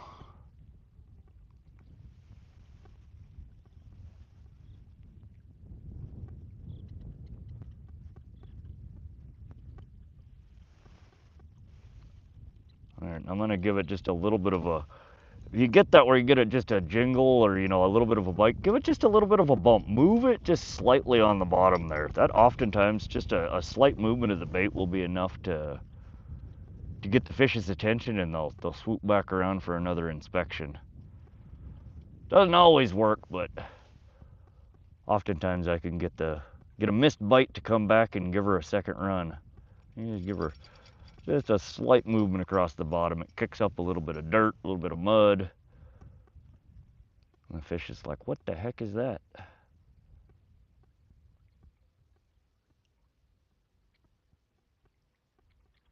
Doesn't look like he's coming back though. So we'll put her back. There's another little nibble. These trout kind of have wimpy bites sometimes. I should be holding one of these poles, but I'm being a little lazy right now. Did you just recommend we spam? No, not like spam, but I'm just saying, you know, the if you want to spam something, like the little hearts that are going up in the corner there, the more of those, the reactions in the chat and chat activity, just people typing. YouTube sees, the algorithm sees that as engagement, and they like engaged viewers, and when there's more engaged viewers in a live stream, they send more at it. So that's how you'll see the chat numbers jump from like 50 to 150, 150 to 250, and it's just they send like waves of people. They put it in the short stream, the vertical live stream, and they'll just put it in front of a bunch more faces for people to potentially click on.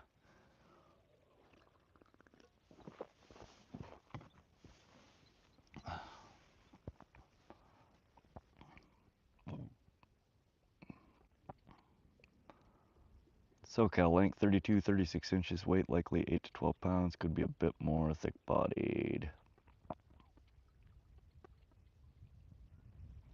El Dabo, I got a 46 inch pike last week. Shitload between 35 and 42. Only recently started targeting pike. Normally they're just a nuisance when walleye fishing. That was some big pike, El Dabo. I'd be absolutely thrilled with a 46 inch pike. I've been fishing for pike all my life, and the biggest one I've ever managed to land was 42 inches. And that's the only one over 40 I've ever landed. Landed quite a few in the 30s, but that's what ChatGPT is guessing. Yeah, I don't know how accurate their guesstimations are. Pike can become super fat after 38 inches. Yeah. Appreciate the sub there, Eva Angling. Welcome to the stream. Hope you're having a wonderful day. We're out here fishing central Montana, Willow Creek Reservoir. We are after rainbow trout, brown trout, and possibly kokanee salmon. I expect we'll probably land more rainbows. We might get a brown. Kokanee's pretty unlikely from the shore here. They tend to like cooler water. They're probably around the bend over here. There's a really deep part of this reservoir, and they're probably all hanging in the deep.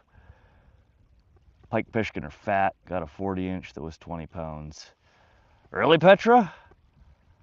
I've been fishing there all my life and have never seen a 40 incher come out of that water body. I've seen very few over 30 inches come out of that water body. Catch a ton of pike there, and they do tend to be fat, but they tend to be short.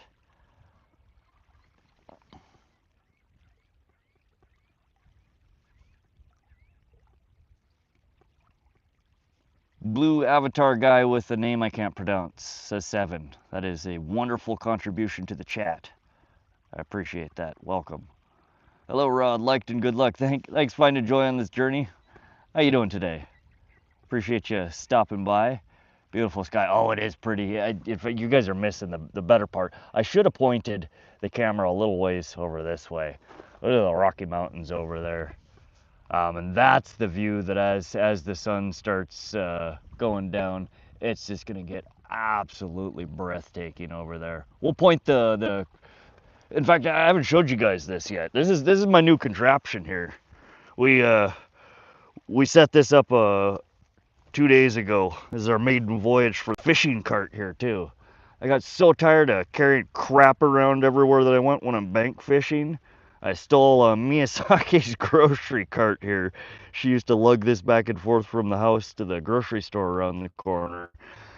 And it's been hanging on my shop wall for a couple of years. I'm like, I am repurposing this. And I strapped a bunch of PVC to it with some leftover electrical wire from wiring the house. We got an umbrella here for some sun. We have our, this is what's holding the camera here. It's just a little golf stand. We got our pliers here. We got our pole holders. They're just wedged in the cart there. This carries the net when I'm dragging her around. I can fit all sorts of crap in here. All this crap that you're seeing here was in or hung on the basket. And I drug her down this rugged path here. That's the boat ramp. Boat ramp, boat ramp, boat ramp, boat ramp stops. The water was up. That was 10 feet underwater the last time I was here. Now you have all of this. The water level has been drained so low here. But yeah, I'm digging the little fishing cart here. It's saving me from having to lug around a whole bunch of crap. Yeah, not too shabby though, from literally just a bunch of crap laying around the house. I didn't have to buy anything. Did I get them? I just slapped it together with a bunch of odds and ends laying around the house, and it's not the best off-road vehicle here. The tires are a little small on it, but it did make it down this bumpy path here fairly decently. And I think I just missed our bite there. So that's again 2 bites on this since the last fish we caught, and they're surprisingly both on this pull. They're off of that. I have the light wrapped around here. The pure bottom rig, not the little corkies. The last time they were really digging the corkies. But yeah, what do y'all think of the cart here? My ghetto cart.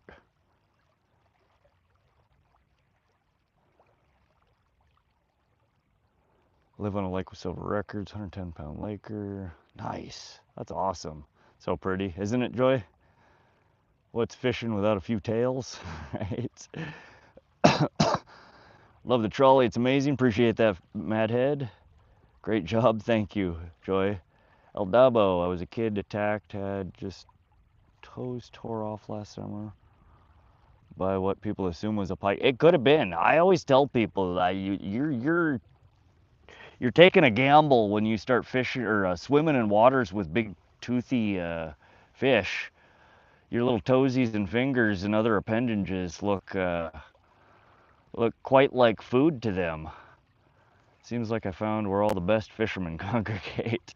Yeah, we have a pretty good group of people in here usually. Just in case. Welcome back, Justin. How you doing today? Doing absolutely awesome over here. We've caught one little trout so far. We've been getting a bunch of little bites. We're fishing a new spot with the Starlink Mini here today. It's its maiden voyage. We're having a blast. Weather's nice. We got a good bunch of people in here, and we are good to go for probably the next 12 hours or so, maybe a little bit longer. We're gonna have a long stream today. Well, it's gonna be broken into multiple parts, but we're gonna be streaming for a long time today. Water low in that reservoir. It is, David. It's down. I want to say like 20 feet from the last time I was here. Madhead, water low in our reservoir as well. Yeah, these reservoirs that they're mostly retaining ponds for irrigation. So as the season goes on, it gets later in the year, hotter. They start dumping a whole bunch of water out of here for the farmers. Hubert, we're in central Montana. This is Willow Creek Reservoir outside of Augusta, Montana. Years ago, a friend of my dad's pulled a 25-pound pike out of Pishkin. Wow. Yeah, I suspect that there are some bigger ones in there. In fact, I've seen some bigger ones on my fish camera, my lure cameras. But yeah, I've never seen anyone actually pull a 40-incher out of there, and the biggest that I've caught is you know, in the 30s ranges. This guy's just a likable fisherman. I appreciate that, Justin. Thank you. Looks handy. Larger diameter wheels would definitely make it easier. Yeah, that's what I was thinking, real LA Kelly. I need to see if I can get some off-road tires on here.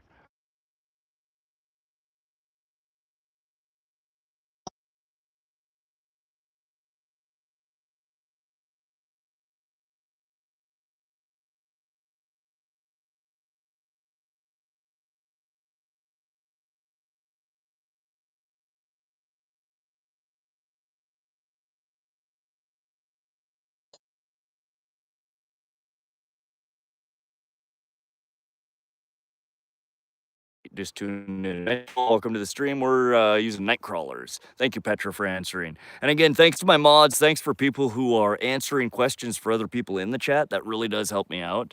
As you'll notice, I get quite behind on chat sometimes. I babble incessantly. Sometimes some people just need to tell me to shut up and fish. But if you can answer other people's questions and help me out, I definitely appreciate it. 12 hours, holy. Oh yeah, we're gonna fish when I go fishing, I fish. If I ain't got somewhere to be, I'm gonna keep fishing. Arizona Desert Fishing Maniac subbed. What's up? What's up, Arizona? Thanks for the sub. Thanks for swinging through. We're trying to catch some chunky rainbow trout that come out of here. Looks like just Willow Creek feeds to the lake according to the topo map. Huh. Yeah, I could have sworn one or more of the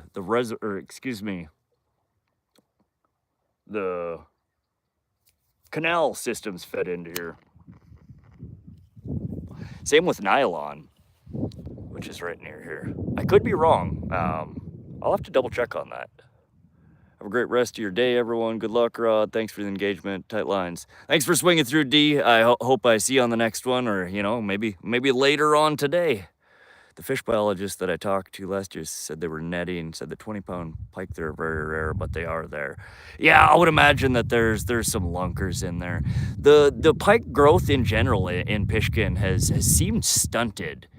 Because you can tell, the difference between an adult pike and an adolescent pike oftentimes just by the coloring of them. The adolescents look more like a tiger muskie. They got the stripes instead of the little dots and dashes.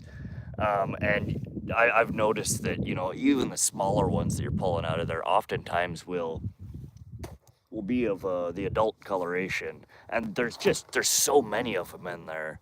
So I don't know if there's just not enough food source in there to make a lot of them big or what, but hope the mountains get a ton of snow this year. Oof, I don't like the snow. The babbling is what keeps us tuned in, bro. Well, I'm glad some of you appreciate it. I feel like I talk too much sometimes. Later, D, thanks for hanging out. Arizona Desert Fishing Maniac said nice. Yeah, there's 4 or 5 pound rainbows in here, pretty common. And I suspect that they get bigger than that as well. Break, welcome to the stream. How you doing today, Break? Doggo Lover 98.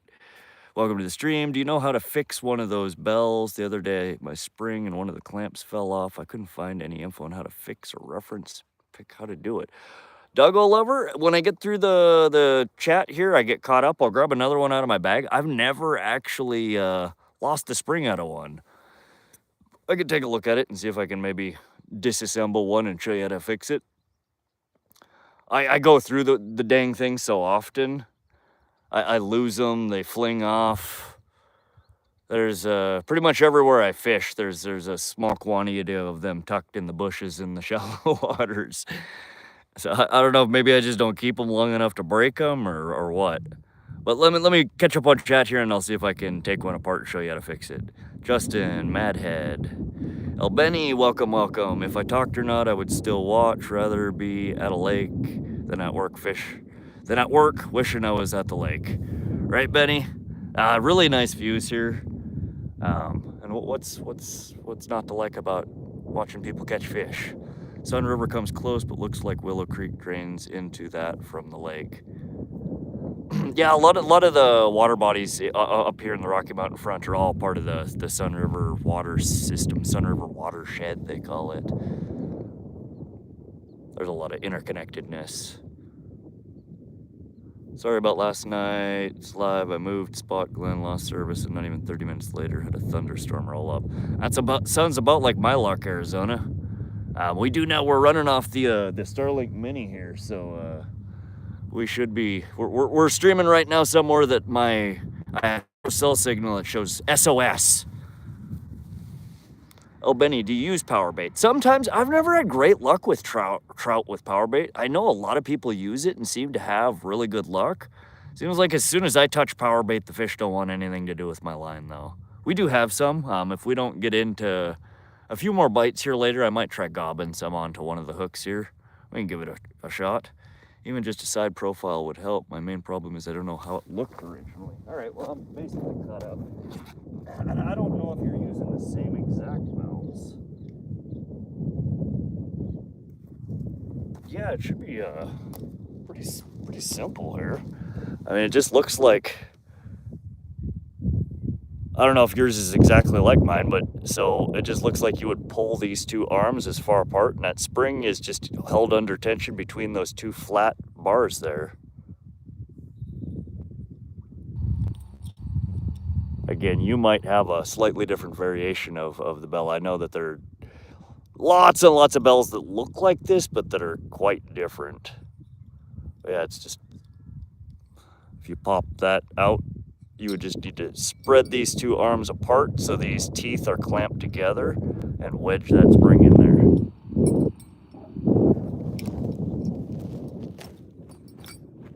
I keep joking saying that I need to buy stock in whatever the hell company manufactures those things. I go through so many of them. Glenn McIver, welcome back to the stream. How you doing today, Glenn? Sorry if I didn't see you come in earlier. Gonna try to go live again tonight. Not sure where yet. All right, on. What are you fishing for, Arizona? Real L.A. Kelly stalker trout, like power bait, but native trout more like a more natural bait. I've heard that, real L.A. Kelly. Most of the trout, I think, in a lot of the water bodies around me are all stalkers.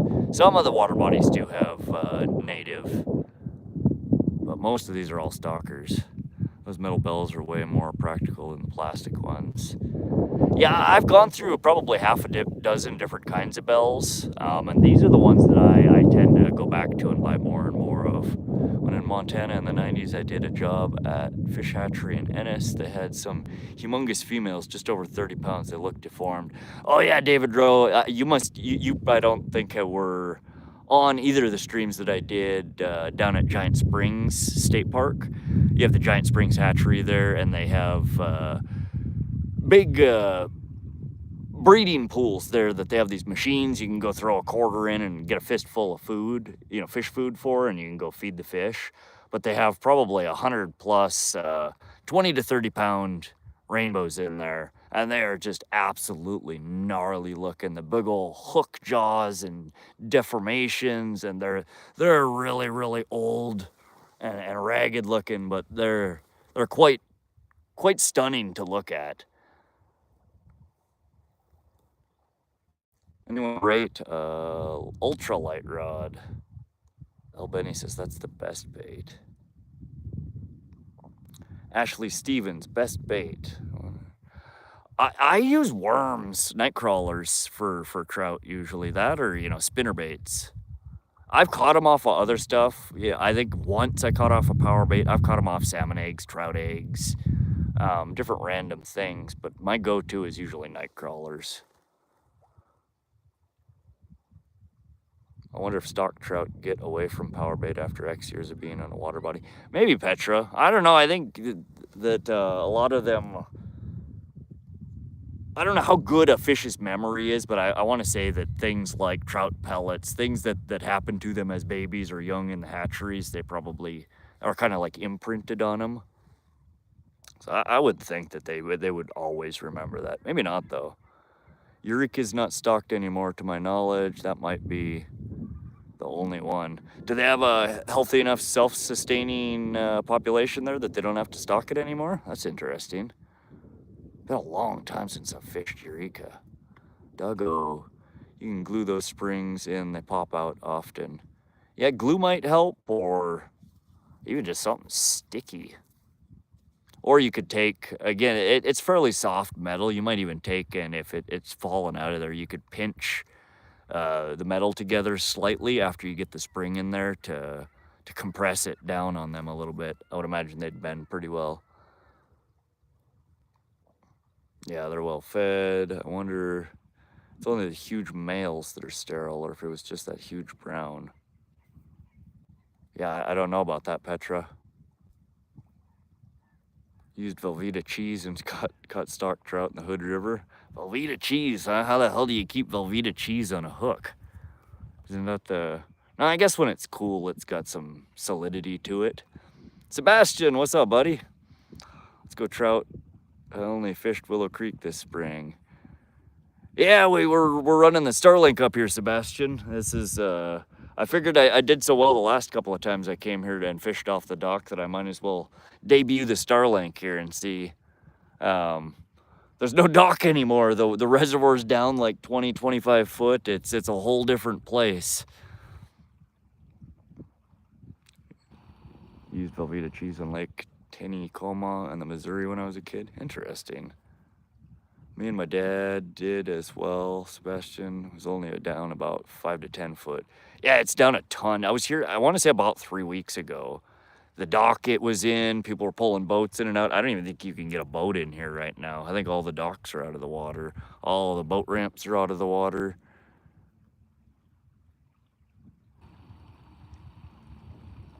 They sell 25 to 100 pack of those bells on eBay for a few bucks at a time. Do they? Good God, I need to buy them in bulk, it sounds like.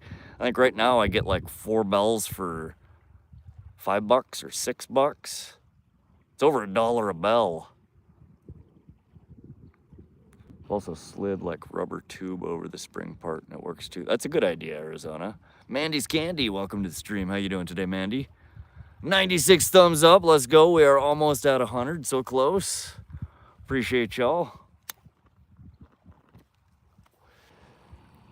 We might want to take that right pole out here in a few minutes and check, make sure we still got bait on there. That is 2 small bites we've had on that pole.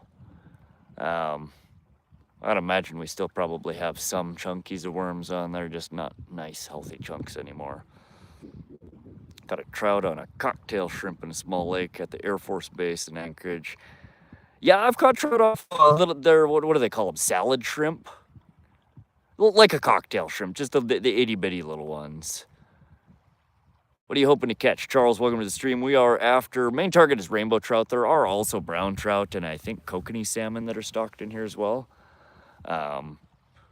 Kokanee are probably a bit of a stretch. It's pretty warm out. They're probably in the deeper parts where we don't have access to very deep from this point here. There is a drop off about 30 foot from here, but it only goes down 5-10 foot. Around the corner over here, if we were to go that way, there's the deep section of the lake, and when it's full, it's about 60 some feet. I think right now it's probably in the 30s, but that's still probably where the salmon are if they're in here. Crowd Squad, welcome to the stream. How you doing? Arizona, I don't tend to use bells like I used to. I usually have lightly loosened line and watch for it to tighten up. Yeah, see, I'm just the opposite, Arizona. When my rigs are in the water, I like a nice, snug, taut line. I loosen my drag up, so if they run with it, they can run with it. But I like to reel in all the slack and put a bell out there, especially if I have more than one pole. If I only have one pole, I hold it in my hand. But usually if I have more than one pole, I like to put a bell on there because I'm a little ditzy. I don't know. I miss stuff. I get carried away with what I'm doing or saying and completely lose track of the fishing pole, and the bell helps remind me that I'm fishing. Trout West, welcome, welcome. Judging by how flat that shore goes, you need to really whip it out there to get to the trout. Yes and no, actually. So if about 30 foot from here, if you were to look at the bathymetric map, there are a couple of pockets. So kind of where I'm angled right here, there's what would typically be a 25 foot hole. that goes down here, but the water level's so low that I think we're probably more around the 10 to 15 foot dip there. Out to the left here, I think it is much more shallow. But I've fished off the dock here numerous times and did quite well. We've caught one trout. We've had numerous bites. I think we'll get into them. Crod Squad doing wonderful. We're fishing. Nothing to complain about. You ever use bite alarms? I've seen them. I've never tried them, Madhead. I know like a lot of the carp videos and carp content that I watch from over in Europe, they use the bells, the alarms like that, and it always looked super cool. I've never tried them though. One of these days I'd love to get a setup like that. I'll have to try it. Bite alarms are expensive. Yeah, I haven't looked at any of the prices. Are boats permitted there? Yeah, typically this reservoir would be full of people trolling for trout. This time of the year, the water level is super low. I don't know if you could actually get a boat in here. All of the ramps, I think there's at least 2 ramps here, and I think they're both way out of the water right now. They've dropped the reservoir levels a ton in the last couple of weeks, last few weeks.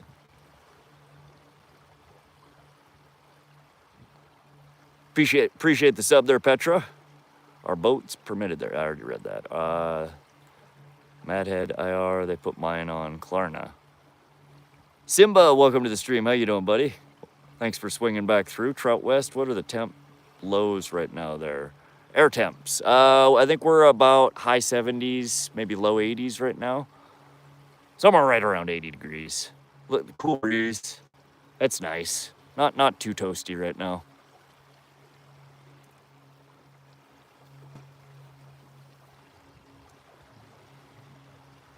Wind's picking up a little bit, as you'll notice the waves are lapping a little bit more, which is what's causing that slight bob in the poles. That's just the waves, not a fish. You run a Carolina rig on yours. That'd be a good option. I hear Gibson Reservoir is absurdly low. Sebastian, this time of the year, I'm sure, yeah, that's one of those reservoirs. I think you can only get your boat in there right after spring runoff. Any other time of the year, I don't think you would get your boat in. It is such a pretty drive up that way, though. Oh, man. It had been decades since I'd been up there, and last year I took a ride up, went all the way up to Gibson Reservoir, and I had forgotten how frickin' pretty it is up there, and how gorgeous the Sun River is. I'm so used to the Sun River around Great Falls, Vaughan area, you know, after Muddy Creek pours into it and it turns into chocolate milk. And it's amazing how wide and how crystal clear the Sun River is once you get up into the Rocky Mountain front. The closer you get to Gibson Reservoir. So pretty. Madhead, I hope you are correct. Jose Payan, welcome back to the stream. Bob, we are fishing. This is Willow Creek Reservoir. It's outside of Augusta, Montana, which is in the Rocky Mountain front of central Montana. Just to our west here is, you can see the Rocky Mountains. Oh yeah, here comes the wind gusts that they were talking about, I think. Yeah, we'll pan the camera over here. Later in the day, we'll point the camera over, but in the background there, you can see those are the Rocky Mountains. We're just basically in the foothills of the Rocky Mountains right now. One of my favorite places in Montana is along the Rocky Mountain front. One more like. We're almost at 100. Somebody double tap that screen. Tappy, tappy, tappy. No tappy tappies? There we go, there's a tappy tappy. Thanks, guys. Willow Creek Reservoir, Augusta, Montana. Augusta. Wi-Fi box doing well. Yeah, not too shabby. I didn't really show you guys that either. I guess we could pop her around here. We don't got any bites yet. So, I should be free to move around. I'm usually tethered because if I move my camera at all, the stream craps out. So we just, temporarily we have a Milwaukee pack out that I took the saw to and cut it out so the sat will fit in there, and we're powering it with, I got right now 2 8-amp DeWalt power pack batteries. Will power the Starlink Mini for I think 4 to 5 hours-ish. And then I got another few batteries in my bag over here. But yeah, it all fits in there snugly. I just used some of this pink XPS foam that I had laying around from remodeling the house and stuck her in there. She works good. It ain't pretty, but it'll work for now. We are streaming, and we are this is our debut run of fishing in remote Montana. So here in the coming weeks and months, we are going to be fishing from all sorts of locations that you would not otherwise be able to see unless you physically came here, because there is no cell service. So I'm excited. This weekend we're going to be taking our first run to Pishkin Reservoir and doing some trolling. So if you guys like northern pike fishing, like trolling in boats, back early Sunday morning, probably around, I think is when the stream's gonna kick off, 5, somewhere between Mountain Standard Time. And again, we'll have a marathon stream. It'll probably be running until dark. So we'll probably have a good 15, 16 hours on the water, and we should catch a ton of pike. Any rod dancers? What's a rod dancer, Bob? I'm not familiar with that term. Bites? Any bites other than the one rainbow? Yeah, we've had 2 other bites on the same pole, just little nibbles. And in fact, here in a few minutes, if we don't get something on there, I'm gonna pull that line in and make sure we still got worms on there. Had no action on the little corkies yet today, surprisingly. Last time I was here, the little corky rods won out over the pure bottom rig. 3-to-1 ratio. Fishing fingers, I'm sorry I have to leave. Good luck. That's all right, fishing fingers. We'll be here all night. You can swing back through, buddy. Thanks for coming to hang out. Always happy to see you. Madheads, bye, bro. Enjoy your day. Fingers crossed. It just bumped. Which one, Arizona? I get the wave, the wind is picking up, so we got the waves lapping against the line. Again, because I have my line taut, you're gonna see more movement in it just from the water. What you're seeing right now, I think, is just the waves lapping. The left one. This guy? No, we're mirrored, so that's left to you guys. This is left to me. That's actual left, that's actual right. You're looking at it mirrored, so that this probably looks like left. That looks like... I need to put little things with rod number 1, rod number 2.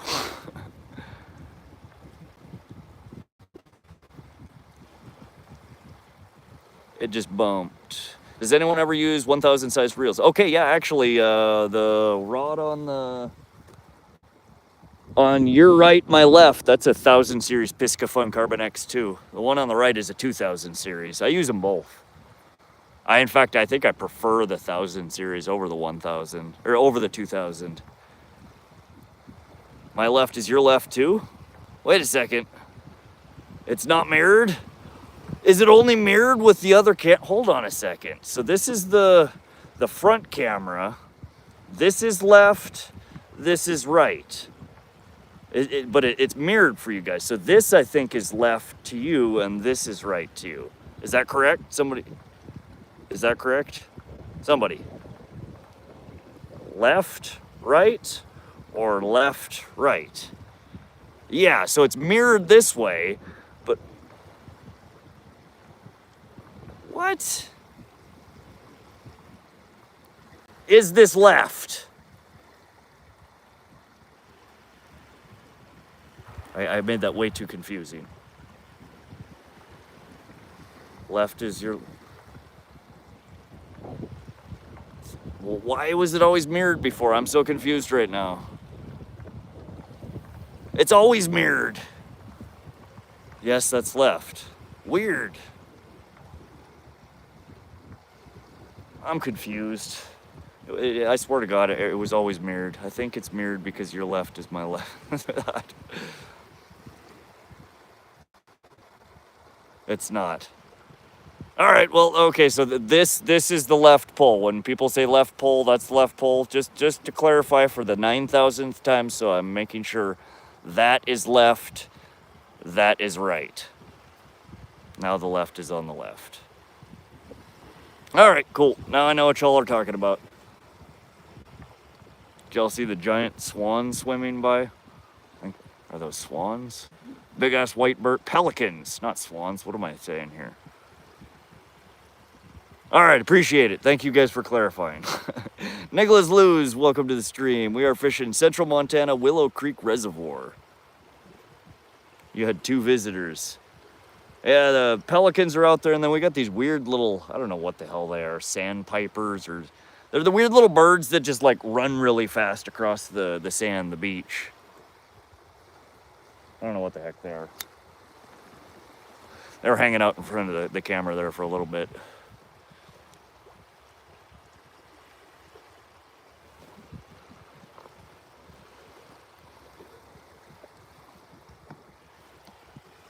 All right, come on, fishy fishies. We got our skunk out of the way. Now it's time for a nice big one. We want a big old fat one. Your reel handle on the left now. You don't look left-handed no more. Oh, okay, yeah, so why is it different today? Killdeers, there you go. I think you're right. That does sound really familiar, L.A. Kelly.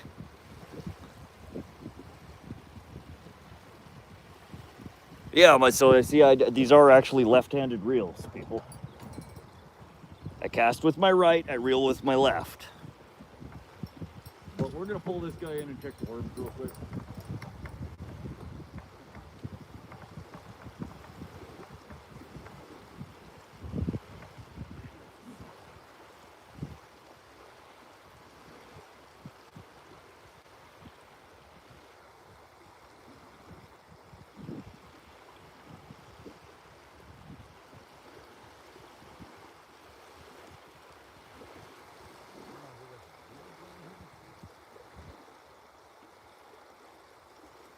We have weeds and no worm, well, a little tidbit of a worm.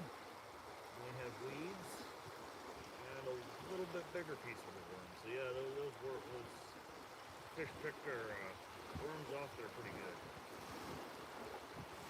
Let's get this baited back up. Don't tend to catch many fish with no bait in the water, so let's fix that.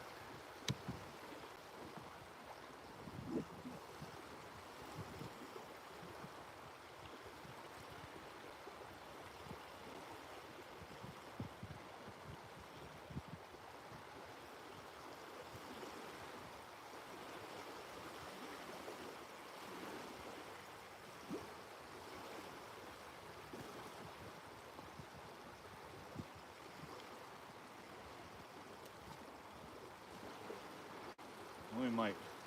I haven't seen any bites on that other pole, but let's pull that one in and take a look too. After we get this one back out in the water.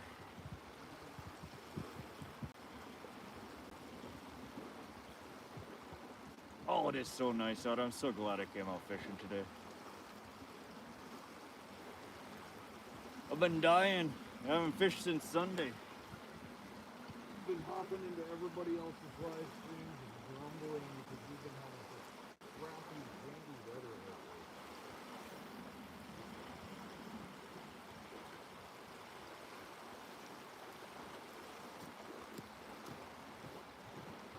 But today looks like it's a really nice day.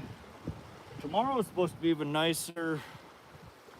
Saturday's gonna be nicer, and then Sunday it's gonna be really, really nice. So the weather is just gonna improve over the next few days. We might just have to play hooky from work tomorrow and go fishing somewhere else too. But I think Mia's off on Friday and Saturday, so we might stream both Friday, Saturday, and then Sunday's definitely gonna be fishing. You changed cameras. The only thing I changed on the camera is I started the stream with the back camera active. I don't know if that unmirrored it. There's a drop off in the water there. Yeah, Bob Probert. So it's hard to tell. You probably can't see in the camera, but right about there, there's a difference in the coloring. So right there is basically where the sandbar ends, and then it dives off pretty steeply from there. So anything over, you know, a 30 to 50 foot cast, and you're down into the bowl there. Needs more stockfish. Nah, there's tons of fish in here, Bob. How's Mia? She's doing good. She's at work right now. Same here. I need to get out. Roofed all week. Got one more repair job, and then she's go time. Heck yeah, El Dabo. Get out there. Catch some fish. Gumar.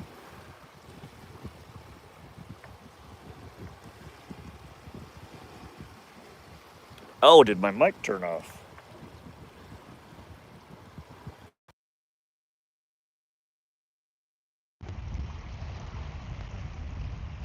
I didn't realize my Bluetooth mic has been off, guys. You guys hear me a little better now? Thank you for calling that out, Gumar. Had no idea it was off. This guy's cigarette keeps growing. No, they just go out constantly. I walk around with a half-smoked cigarette most of the time while I'm streaming.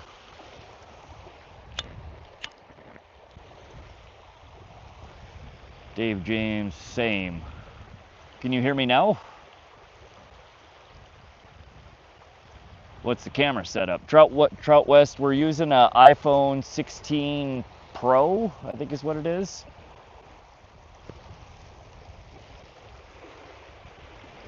I can hear you good. Sorry, I'm driving. I'm listening though. Okay, Josie, thanks for confirming.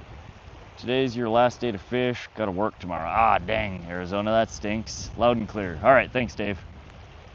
Yeah, I didn't realize I've been talking to the mic on the camera. Hopefully the wind noises haven't been too bad. That's the main reason I use the Bluetooth mic.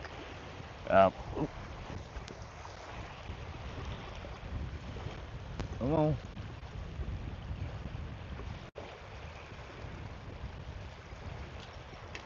They're nibbling. Doesn't look like a big one, but that's definitely a nibble.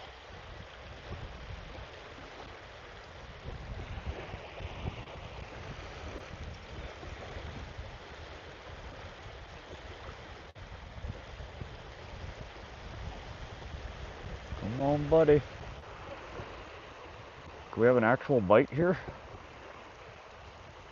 Stop playing with it.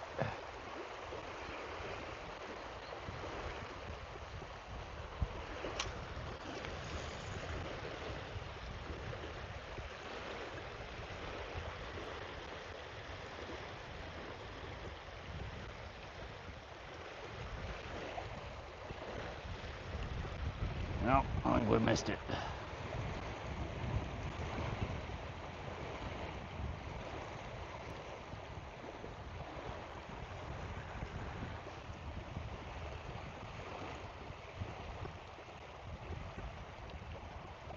And that's where I lose most of my bells. When you do the hook set and the bell just kind of zings off behind you, and you play the game of where the hell did my bell go?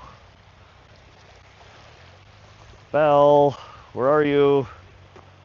You would think a shiny ass brass bell would not be hard to pick out in a rock pile, but man, where did it go?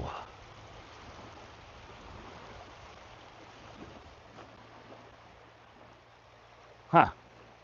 Well, we're gonna grab another one from the backpack, and I will keep my eyes peeled for that bad boy. He's around here somewhere.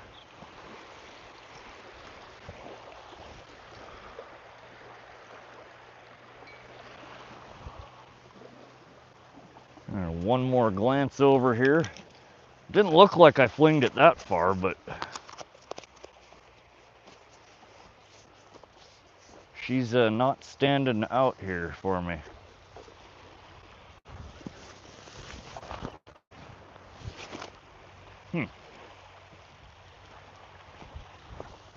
I'll be damned.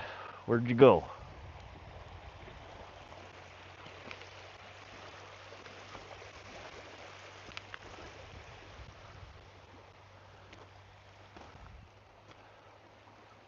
This is where my son comes in handy. I'm like, find shiny bell. He's like, got it. And he searches until shiny bell is found. No, no idea. We lost the bell.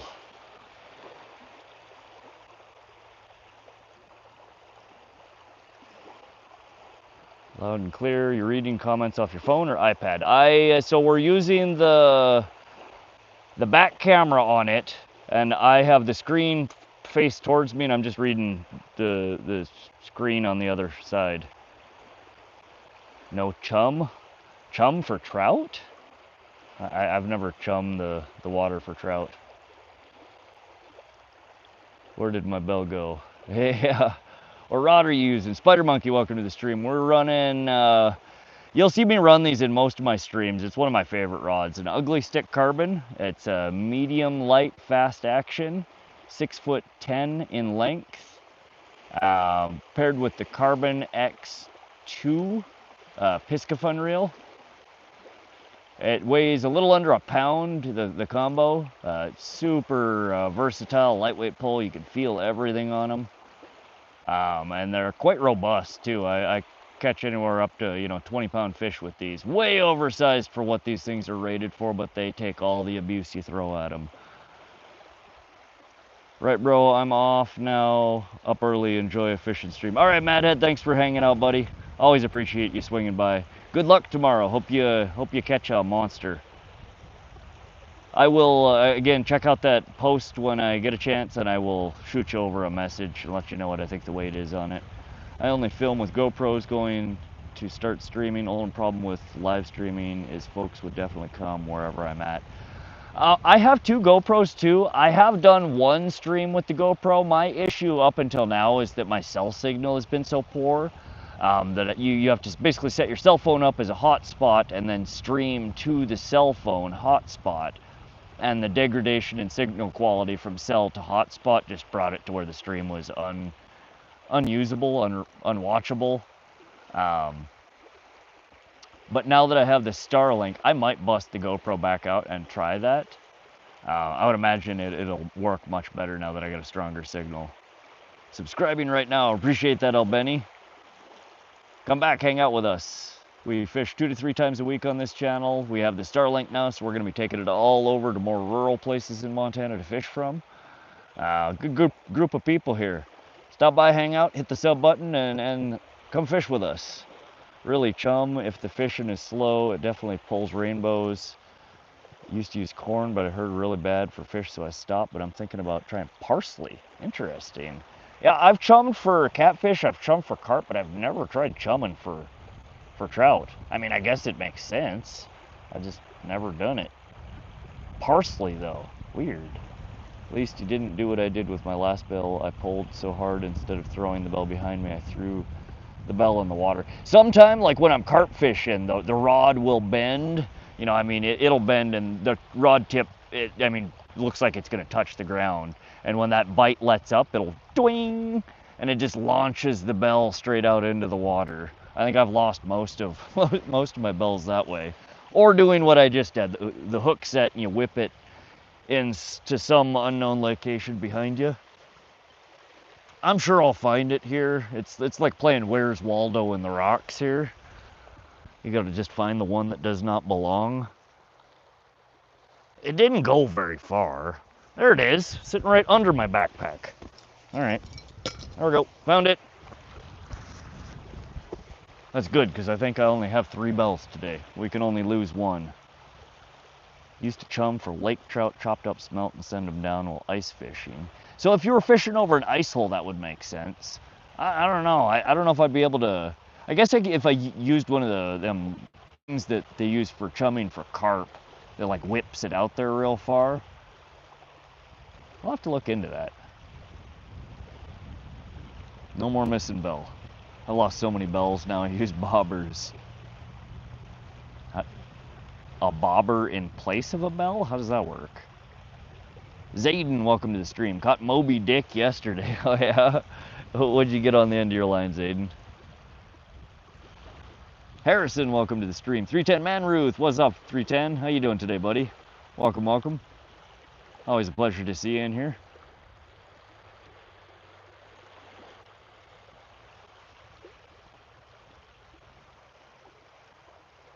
Yeah, we can only lose one bell today because I think I only have 3 of them.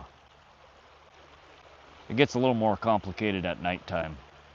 Way harder to find stuff. Harrison, what have you caught so far? So if you look, if you're on cell phone, at the bottom of your screen, you'll see SoCal Outdoors pin message there, 1 rainbow trout. That's what we've caught today. If you're on a desktop or tablet, it will probably be pinned at the top of the chat. But again, usually in this stream and a lot of the other fishing streams, when you see, when you enter the chat, look for a pinned message. Oftentimes the streamer will have pinned what has been caught so far. Oh, my fault. How big was it? No biggie, no biggie. Just a little guy. I would say it was somewhere between 8 and 9 inches. Just a little one. There are some really nice sized ones in here though. The last 2 times I've been here, I caught between 4 and 5 pounders the entire time that I was here. This is the first small one I've seen come out of here. Had to go to Walmart for some bells. Yeah, I usually keep, you know, half a dozen or so in my bag because I lose them so damn often.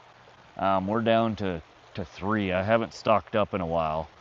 But I've been told a couple of times now on the stream here that I need to buy them off of Temu or Amazon because I can get like 25 or 50 of them for the same price that I pay for 4 of them. Harrison, 4 to 5 pound misclick. What's a 4 to 5 pound misclick? That sounds like a pretty big misclick. Frank Turt, welcome to the stream. Welcome back. It's a good weight. Yeah, the 4 to 5 pound rainbow is a good sized trout for around here. I've been catching rainbow trout all my life, and this is the only spot that I've ever seen 5 pounders pulled out of fairly commonly. They're all young fish too. They completely drained the reservoir like 3.5 years ago. So these are all, you know, 2-3-year-old fish, and they're already up to 4 and 5 pounds. I did keep a couple of them the last time that I was here for my mom to smoke for her, and surprisingly, they were some of the only fish that I've caught in the last few years that weren't full of crawfish. They're all full of some kind of snail they eat out of here. Harrison, because I went fishing for my first time in UK and caught 47 centimeter sea bass. Nice. That's a chunky sea bass. I pull slack out of the line and clip it on the line between the first 2 eyelets. I hook the bobber on line so it'll pop off. Bobber's so close to the ground, which gives fish a couple of feet. Oh, interesting. I've never seen somebody do that. That's actually a pretty clever idea, David. Gumar, first time I used bells, I set the hook and the bell went flying into the lake. Yeah, that's me half the time. You wouldn't believe how far you can launch a little bell like that with just a little flick of your wrist until you set the hook with one on. Appreciate the sub there, Harrison. Thanks for coming to hang out and fish with us. 111 thumbs up there, guys. Let's go. That's awesome. Double tap that screen if you haven't already. Oh, there we go. Oh, we wrapped her around. Damn it.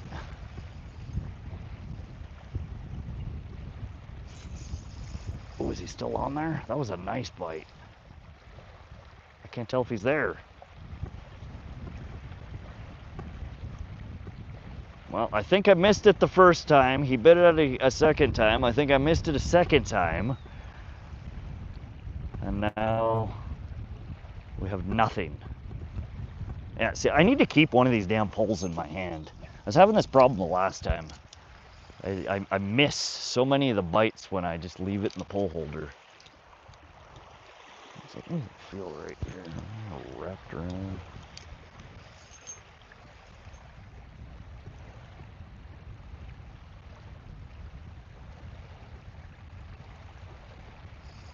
Nope. Back in the pole holder she goes. We'll get her next time.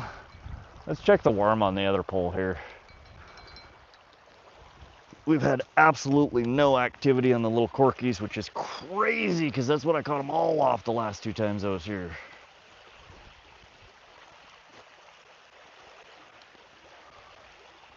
I'm gonna try and get this one launched more towards the deeper hole over here as well.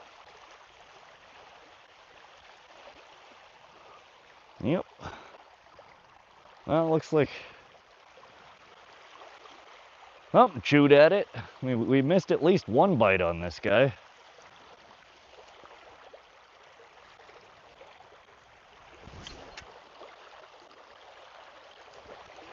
All right, good cast.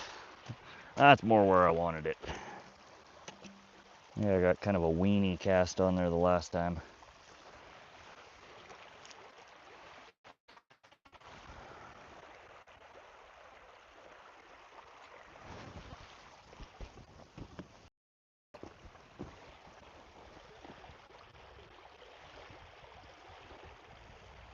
Arizona, here fishy, right? El Dabo, do you smoke the ganja? I do smoke the ganja. Thanks for subbing. Next Cast Outdoors. Appreciate you coming to check out the channel there, buddy. We stream 2 to 3 times a week. Today we are in central Montana, Willow Creek Reservoir, trying to catch some of these chunky rainbow trout they got in here.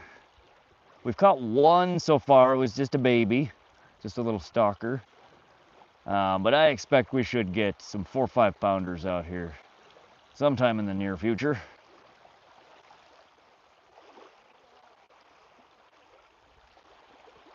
AH, welcome to the stream. I don't know how to pronounce your name. El Dabo, smoking on the lake is peak living, right? How's everybody doing today? We are doing absolutely wonderful here, Shoreline Bait Slinger. How's your day going, Shoreline? We'll be doing better as soon as we pull one of these fat trout out of the lake here. They're biting. We just need to get a good hook set. Good, can't complain. Happy to hear that. Landon, welcome to the stream. How you doing today, buddy?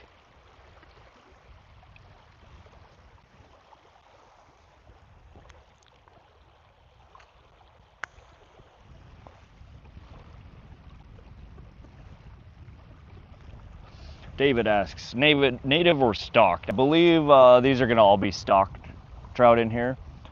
They stock rainbow, they stock brown, and they stock kokanee salmon.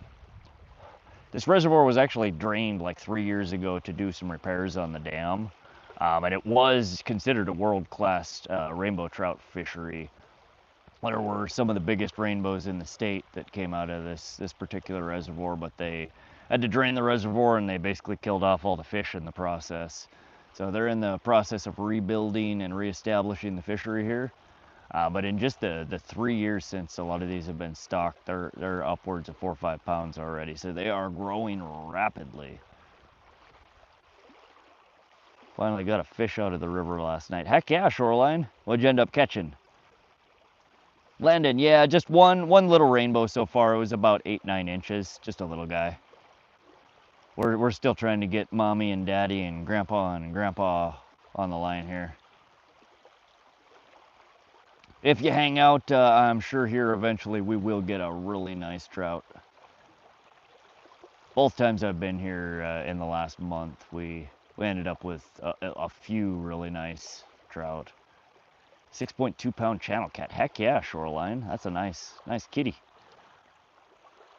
Got to get the whole family, right? Well, we've had the grandkids. Now we need to have a quick conversation with mommy, daddy, or the grandparents. I don't know if the grandparents are even here. Probably just mommy and daddy.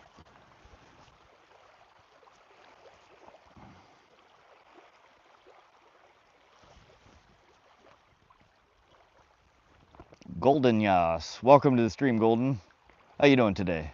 Your name looks familiar. I think I've seen you in a previous stream. Gia, fingers crossed you get a good one. Thanks, I appreciate that. We've had some good ones the last couple of times we've been here. I was excited we got to bring Starlink out here today. So we've just Got one little baby so far. That's literally the smallest one I've ever caught out of here, which is on par with the stream here. So we catch lots of tiny fish on this stream. Landon, I'm going to our town pond in a little bit. Heck yeah, Landon. What kind of fish you got in the local pond? It's not a bad shoreline. Yeah, it's the water's just super low here. This is one of those reservoirs that this time of the year they've drained the bulk of the water out. It's enough to, you know, keep the fish alive, but man, I mean, we're 25 foot from the end of the boat ramp, you know, down to the shore now. And 3 weeks ago, the last time I was here, you know, that boat ramp was 10 foot underwater. So they have drained an absolute ton of water out of here in the last few weeks. Hayden, welcome to the stream. What's up? You go carp fishing? I do love to carp fish. That's one of my favorite species to target. Today we're targeting trout and salmon though. Although there might be carp in here, and they do bite at worms, so. Pretty much anytime you got a worm in the water, you never know what you're gonna pull out. You can hope and wish and pray for whatever it is you want, but pretty much any fish in the water might eat a worm. Gaia, wow, how's Starlink doing so far? This is the first test of it. We're running her off of 8 amp hour DeWalt power pack batteries. I had a whole bunch laying around the house. And I did a test run last night just to see how long the satellite would run off of it, and it ran about 5.5 hours with no traffic on the satellite. So I'm anticipating somewhere between 4 and 5 hours per battery. So we got 2 of the big 8 amps. I got a couple of 5 amps and like one 4 amp on me. So we got about, I don't know, 15, 20 hours worth of streaming time batteries here. We'll see how the night goes. We might be streaming well into the morning. How solid is your rod holder? It's pretty good. So again, we whipped up this cart yesterday, day before yesterday. I stole Mia's grocery cart because it's been hanging up collecting dust. We strapped a bunch of PVC to it. I don't know, it took about 2 hours rigging it up. But then I just have my pole holders here that are, you know, my bank pole holders. And I just wedge them through the front of it there and stick it down in. Oops.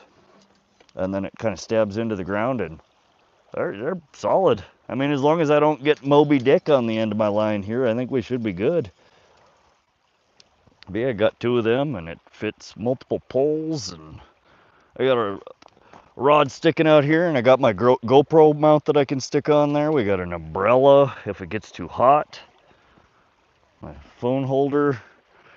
You got a little ghetto block there that I just drilled some holes into that the spikes stick into.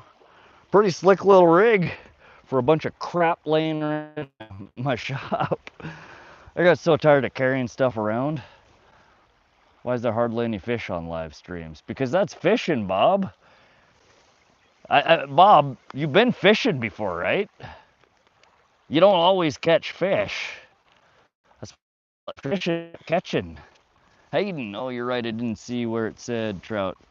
Heck yeah, good luck. Appreciate that, Hayden. Yeah, we've just caught one little trout. And normally in my streams, you'll have it pinned at the top or the bottom. I remember Lake Francis being that low. Yeah, Francis, they drain really bad too. In fact, the last few years, as far as I understand it, you can't even use the 2 main boat ramps. The only ramp at Francis that you can even get your boat in the water anymore is the back one. It's like on the southeast corner of Francis. You got to drive, you know, 10 miles out into the farm field, or out into farm fields to get to, you know, around the backside. But that's where I've dropped my boat in the last couple of years, and it was sketchy this time of the year. You get a couple of feet down the ramp, and the ramp just falls off. There's like a big crater at the end of it. But that's one lake I want to fish it more. I want to get better at fishing there. Supposedly it's super good walleye lake, and I've been up there 2 times and have not caught anything but perch and a rainbow trout. I couldn't pull a frickin' walleye out of there to save my life. Fish are so plentiful around here. I'm out of here. All right, Bob. Have fun with all the fish on your end. The rest of us here in the real world will continue to fish where, you know, we catch fish sometimes. But you have fun catching all the fish that none of us could possibly catch. Good, yes, did years ago. Yeah, man, the last time I was up there, it was super frustrating. Fishing right alongside other boats that are, they're jigging. I'm throwing what looks like the exact same damn jig. You know, I'm tipping it with worms, I'm tipping it with crawlers, leeches, and they're pulling it in left and right.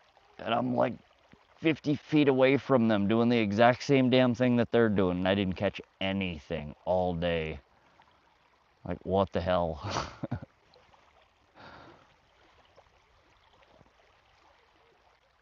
Now, we'll have to spend some more time there next year. I think it's maybe better earlier in the year before they drain all the water out.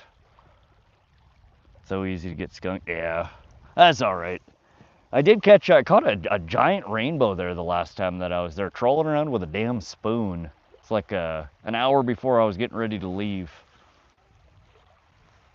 I didn't catch anything all day, so I started trolling around with my Eppinger red wiggler. They're the big old gnarly, it's like a 5-of-diamond spoon, but it's got 2 treble hooks on it, and they're kind of funny shaped. I caught a big old rainbow off of it. Last thing I expected to catch off the wiggler. Did you have gas on your hands? Good question. No, I didn't. But not a bad thing to think about. You know, environmental things like that can definitely with gas hands. No, I was just drifting on past them. It looked like in the same basic terrain, about the same basic depth. They're fishing off a little hump. I'm fishing off the little hump next to them, and they were just dragging them in. I couldn't get one on the end of line, end my line to save my life. Takes time to learn lakes. Not every lake has walleye on Feeding Frenzy all. Yeah, oh, it's all right. I have an absolute blast. You know, whether I'm catching fish or not.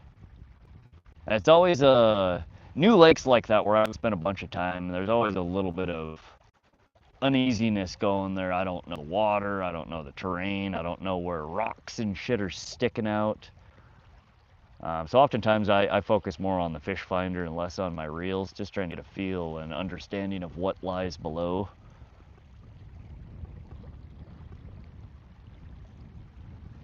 But I don't know. I mean, jigging, 2 people can jig right next to each other with the same rig, and one can catch all day and the other one, you know, might not. And a lot of it has to do with, you know, exactly how you're jigging. You know, short snaps versus long pulls. I mean, the cadence of it can be the key. And I think that's probably what it was. I didn't have the cadence down. How they were twitching it wasn't how I was twitching it. Maybe they were using WD-40. Ah, God, I hope not. Every damn fishing stream I go in, everybody's talking about WD-40. And it seems like most people think it's harmless. A lot of people think it's made out of fish oil or some kind of, you know, biodegradable oil, and it's full of petrols and carcinogens.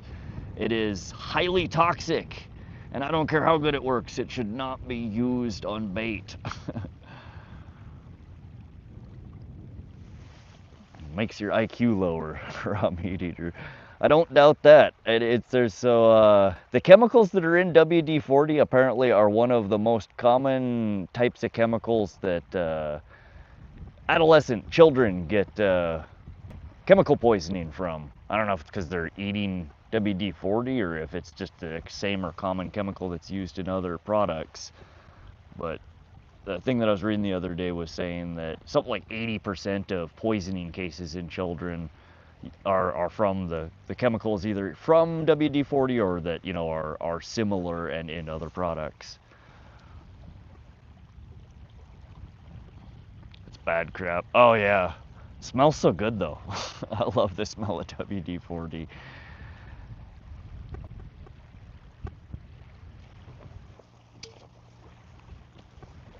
We back. Welcome back, Fishing Fingers.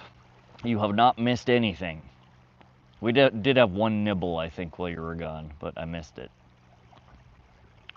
We're gonna keep on going here, though.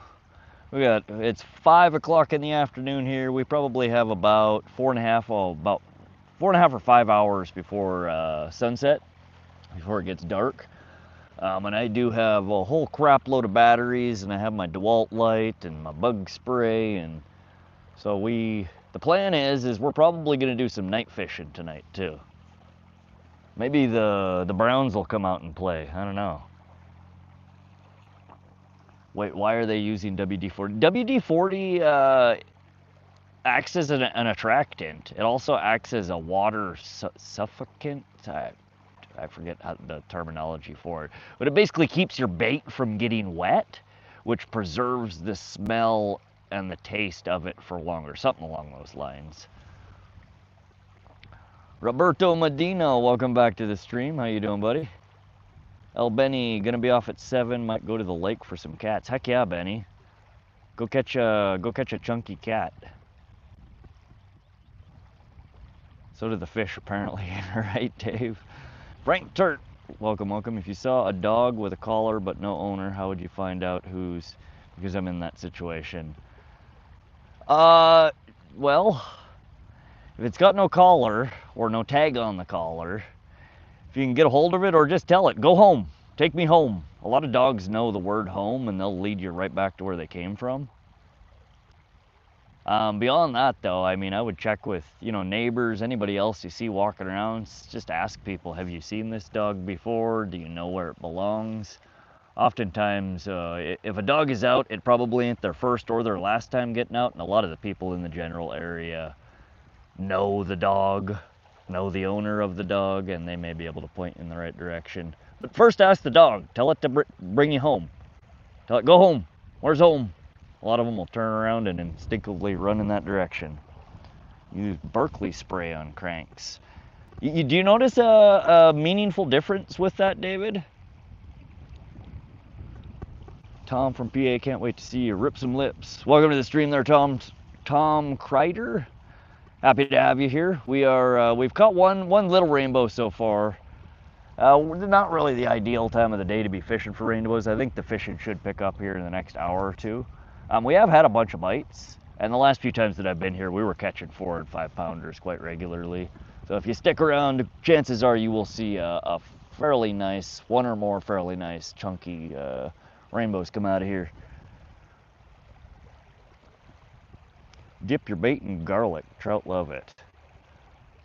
Yeah, I have so many different attractants and the neon glow stuff. I've never seen any meaningful difference when I use it versus when I don't. Oftentimes, I will put it on one pole, just one pole, see if it behaves any differently than the other poles.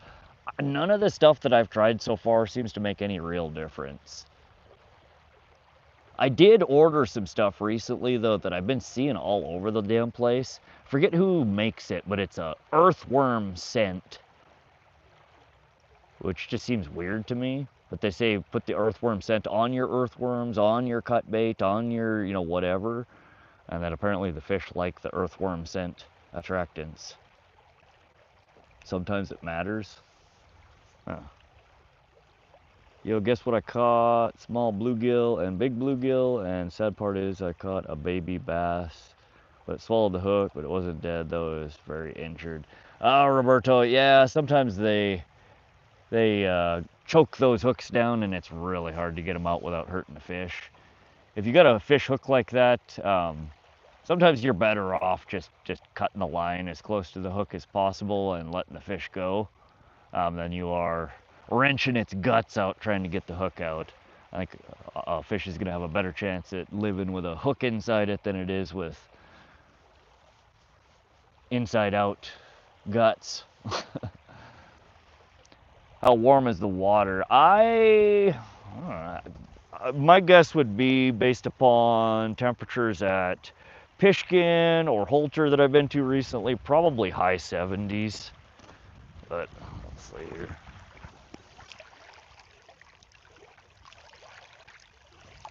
Yeah, maybe 75. It's pretty warm.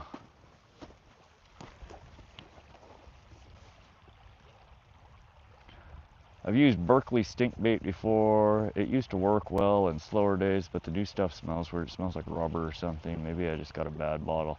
That could be. I don't know. The only attractant that I've ever used like that, well, I guess there's two that I think actually made a difference. Back in the day when I used to catfish, we would make stink bait with garlic, you know, old chunks of fish, liver, basically just a bunch of garbage in a ketchup bottle with some, you know, vegetable oil, and you'd leave it sit out in the sun for, you know, a while till it got nice and ripe, and we'd squirt, you know, a bit of that on our cut bait or worms when we were fishing for catfish. And I did notice a distinct difference fishing with that. The stink bait works. The other thing that I know that I've noticed a big difference with is strawberry jello powder, which I think it's because of the red dye 40 that's in it. But for carp fishing, I will run, you know, just a bread ball on one pole and then a bread ball dipped in strawberry jello, and I do get significantly more hits on the strawberry dipped jello ball. But again, there's a thing with fish and red dye 40. They're attracted to it for some reason. Roberto, I feel like you're getting a bite. No, I think so. Again, we're sitting. The wind is blowing towards us, and we're getting the waves that are lapping up against the line. I fish with tight line. Some of you guys fish with slack line, and when you're fishing with tight line and you have waves battering against it, you get that rhythmic bobbing of the line, and that's basically what you're seeing right now. Bites should be more rapid, more distinct, and most of them, even the little guys, should set off the bell. Super warm for trout. Yeah, it is.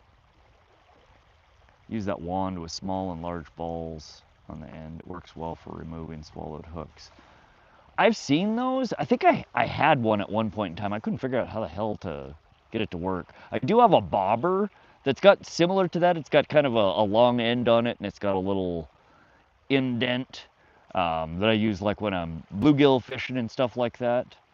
That will help you dislodge the hooks. Oftentimes what I do, as long as it's not a pike or a walleye, something with big old chompy teeth, when they gut hook it like that, I'll stick, I got pretty skinny long fingers, I'll stick my pinky down, you know, and you can jam your pinky pretty far down its throat without hurting it, and if you can feel the bend on that hook, you can oftentimes gently work it out, and then keep tension on, you know, the end of your pinky and the line, and you can kind of extract it that way. What are we fishing for? Anything that bites the bait? We are radio nut. Most likely thing we're going to catch here is rainbow trout. Wheaties and cherry pop soda, dough balls. Yeah, again, the cherries, the most of the Kool-Aids, the Jellos, almost all of that has red dye 40 in it. So I don't think it's so much the Kool-Aid or the Jello or, you know, the sugars, the flavorings that's in them. I think it's all or mostly the red dye 40. Ugly Casanova, welcome, welcome. I catch fish every time I open a beer. Interesting logic there, Ugly. I don't have any beer. We got a dew. I could crack a dew open and see if that works. I can't get over you lot using Bell's Dave Chase. It's oftentimes because I'm distracted, especially when I'm in chat here. Oftentimes you guys will tell me if there's a bite. 9 times out of 10 you tell me there's a bite even when there isn't a bite. But I get distracted. And I find with a bell on there, I'm more likely to not miss as many fish. Got this weird hook remover for swallowed hooks, works so good. I could link it. El Dabo, you could, yeah. Make over my community page and make a post. Or a comment on one of my videos. Community post would be better because then other people could easily see it. And that's where I would look if you want to post it. Beautiful lake. Thanks, Ugly. It is it's quite pretty here. We're right up in the foothills of the Rocky Mountains here outside of Augusta, Montana. What's your biggest fish you've caught? Carson, the biggest fish I've landed is a 22.5 pound, 42-inch northern pike. I've had bigger ones on the end of my line, just didn't get them landed, weighed, and measured. I'm gonna go fishing again August the 30th in 2032. You're planning out fishing trips 7 years from now. That's some dedication there, buddy. It's called P-line hook disgorger. P-line hook disgorger. I will try and remember that. I feel like my brain is going to immediately disregard whatever you just said. P-line hook disgorger. P-line hook disgorger. Welcome to those joining the stream. We just got a blast of people in here. We are fishing central Montana, Willow Creek Reservoir outside of Augusta, Montana. We're fishing for rainbow trout, brown trout, and potentially kokanee salmon. We have one catch so far. I think the bite should pick up as the sun starts going down. We're kind of in the dead heat of the day here still. We've had a lot of bites, a lot of nibbles. We've only managed to land one fish so far, but we should be getting some chunkers out of here. 4 or 5 pounders are pretty common. Pippo said hi. Welcome to the stream, Pippo. Ugly says, I catch striped bass in Lake Mead. Nice, I've never caught a striped bass. I don't think we have them here in Montana. My biggest was a 36-pound channel catfish. That is a chunker, Carson. The biggest channel that I've caught this year was 14.5 pounds. And she was a fatty. 36-pounder would be amazing. Only caught a 32-pound king salmon. That is also a giant fish. The biggest salmon I've caught was a kokanee, and it was like 5 or 6 pounds. Quick question, what kind of bait would you use for trout fishing? Zach, a lot of people use what I'm using here, night crawlers, worms, power bait works well, marshmallows, crawdad, trout eggs, salmon eggs. Some, if you're fishing for rainbow will eat, or more likely brown though, if you're using, cut bait, whether that be sucker or chub or whatever local cut baits you guys use. Trout are a fish that usually aren't super picky. They'll bite on quite a few different things. I usually use night crawlers though. I've had the best luck on night crawlers. Fishermen and politicians, Tom Kreider. I'll take all the fishermen, you can have the politicians. Robert, I'm going fishing again 2032. You said that, Roberto. That's in 7 years from now. Why are you talking about fishing 7 years from now? That's a nibble on the left pole there, finally, it looks like. Is that all we're gonna get? Just a little weenie nibble? That's still a weenie nibble. I'd prefer something a little bit bigger than that if you're gonna make me bend over. Come on, buddy. You can do it. Stop trying to take bites of the worm and take the worm.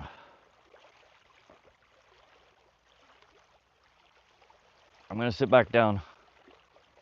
You're gonna miss your chance. I'm trying to make you famous here, fishy.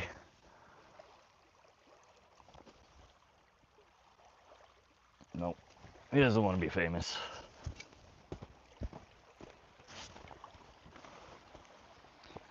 Absolute darky, we are fishing central Montana. This is Willow Creek Reservoir on the Rocky Mountain front.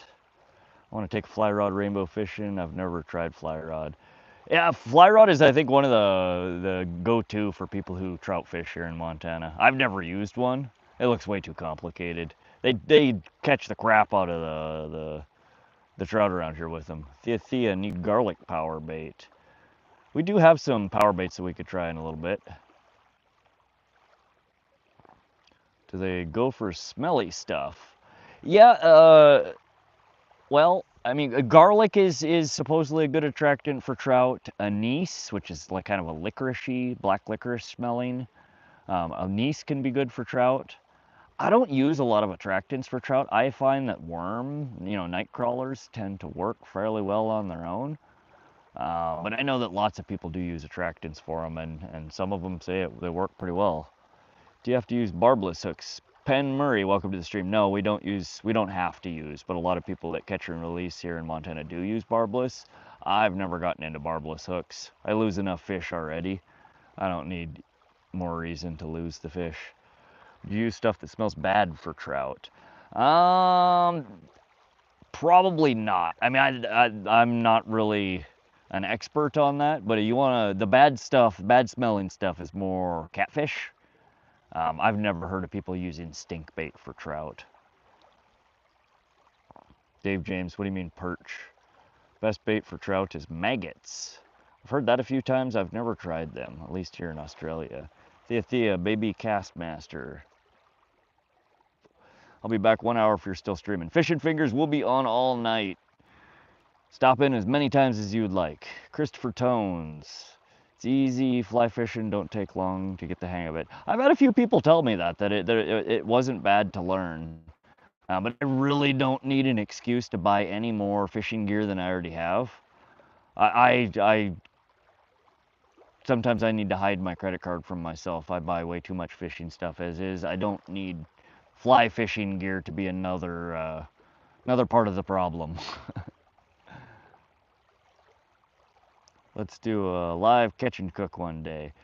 You know, that is so commonly requested on here. I really will have to do that one of these days, especially now that I have the Starlink. We can do, you know, a live catch and cook, maybe a camping trip. Absolute darky, do you think the left rod has had bait stolen?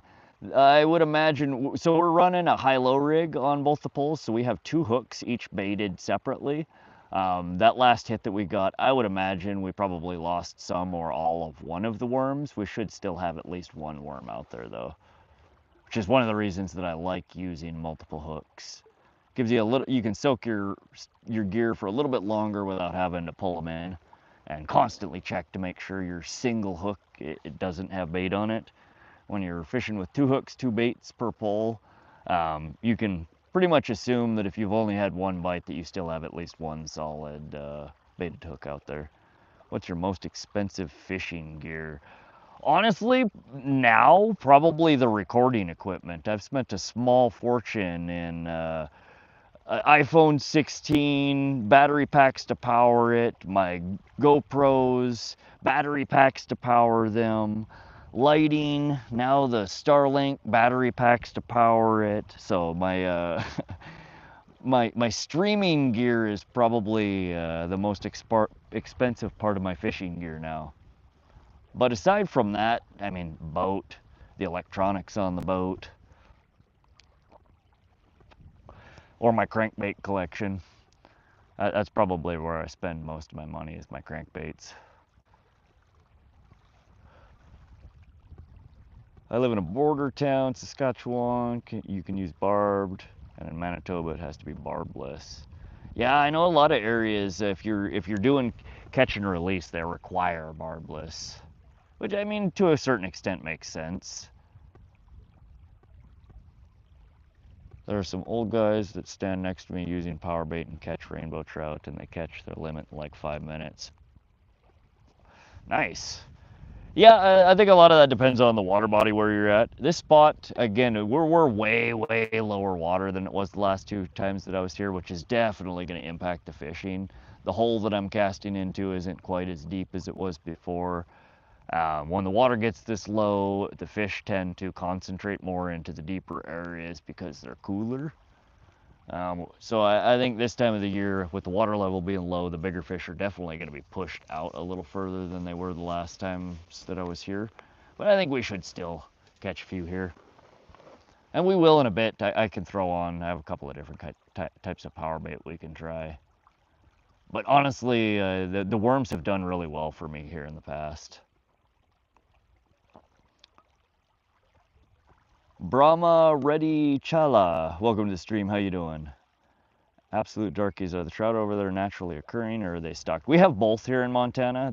Montana has a substantial amount of native trout in different areas. This particular water body, though, I think is going to be primarily all stocked. I don't think there are any native left in here. Christopher Tones, both expensive every year. Yes. What's your favorite brand of rod? I like Daiwa. Ugly Stick here. Ugly Stick or Akuma. Again, 2 of the lower end, lower cost rods that are on the market, but they both make some excellent rods. What you see in front of you is the Ugly Stick Carbon medium light fast action 6'10" model. They're some of my favorite rods. They're super lightweight, you can feel everything on the end, and they will take an absolute beating I kick the crap out of these poles. They get tossed in the mud. They ride around in the back of my truck. We take them on the boat. We take them bank fishing trips. I step on them. You know, I can't tell you how many times these the guides have been bent over, and I've, you know, carefully bent them back, and the poles still survive. I love them. Where are we fishing, bro? Joe Ryan, welcome. We are Central Montana. This is Willow Creek Reservoir. It's just outside of a town called Augusta, Montana. Okay, so he doesn't catch fish. Nope, 0 fish will be caught ever on this stream. This is a fishing stream where no fish will ever be caught. According to OK. Mike, love for music. Where are you? Central Montana, Willow Creek Reservoir. I missed a comment here. I like Okuma too. Yeah, they're good. I like most of the Kuma gear that I use is for my trolling gear. You should always use barbless if you're planning to return a fish. Yeah, it's not bad advice. I don't know. I don't have any barbless hooks. I don't use barbless hooks. I'm yet to see you catch a fish, but I respect the effort, Joe Ryan. Sometimes, you know, it takes a while to catch fish, especially bank fishing. I tend not to do as well bank fishing as I do from the boat. But we do catch fish. There has been 1 fish caught in the stream today. I expect we'll probably pull at least 1 chunky rainbow out. I think once the sun starts going down a little bit, the bite will pick up. But you're welcome to hang out and watch, or not, you know. We're just chilling. El Dabo, I got 2 ugly sticks from the 2010 area. I feel like they were the best ones. Yeah, I've fished ugly stick my whole life. But just recently, I think I started fishing these ugly stick carbon 2 years ago. And I have basically retired almost my entire rest of my fleet of sticks. I bust these out and fish them more often than anything else that I own. I really like the feel of them. They're nice little rods. I highly suggest them for anyone looking for a good all-around rod. Right, brother, get it done. Oh, we're over here. We got lines in the water. We're waiting on the fish. It's all them at this point. Absolute Durkee. Do you have salmon over there too? I guess they're related. Yeah, salmon are part of or trout are actually part of the salmonoid family. And we do, as far as I know, we have 3 different salmon here. I think we have Chinook salmon, kokanee salmon, and what the hell's the last one? Coho salmon. I've never caught a coho or a Chinook. Mostly what we catch here in central Montana is kokanee, which there are kokanee stocked in here. I don't suspect we'll get into them. They tend to be a deeper water, a cooler water fish. With the water levels this low, they're probably all tucked in the few deeper spots that are in this reservoir. BSW, hi, I'm Bobby the Legend, Jamaica foreign investor. What's your live about? BSW, we are fishing. It is a fishing channel. Our channel is about fishing. Welcome. El Benny, I thought the Rocky Mountains would be a little more rockier than this. Where this again is the foothills. Those what you see behind you are not the Rocky Mountains. The Rocky Mountains are those big rocky things over there in the distance. Sunday stream, we will be heading deeper into the Rockies. That we'll be going to Pishkin Reservoir, and we'll be basically right at the bottom of those mountains.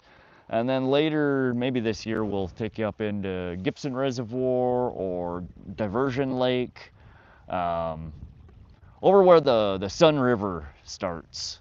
Really, really pretty, and you'll see the true beauty of the Rocky Mountains.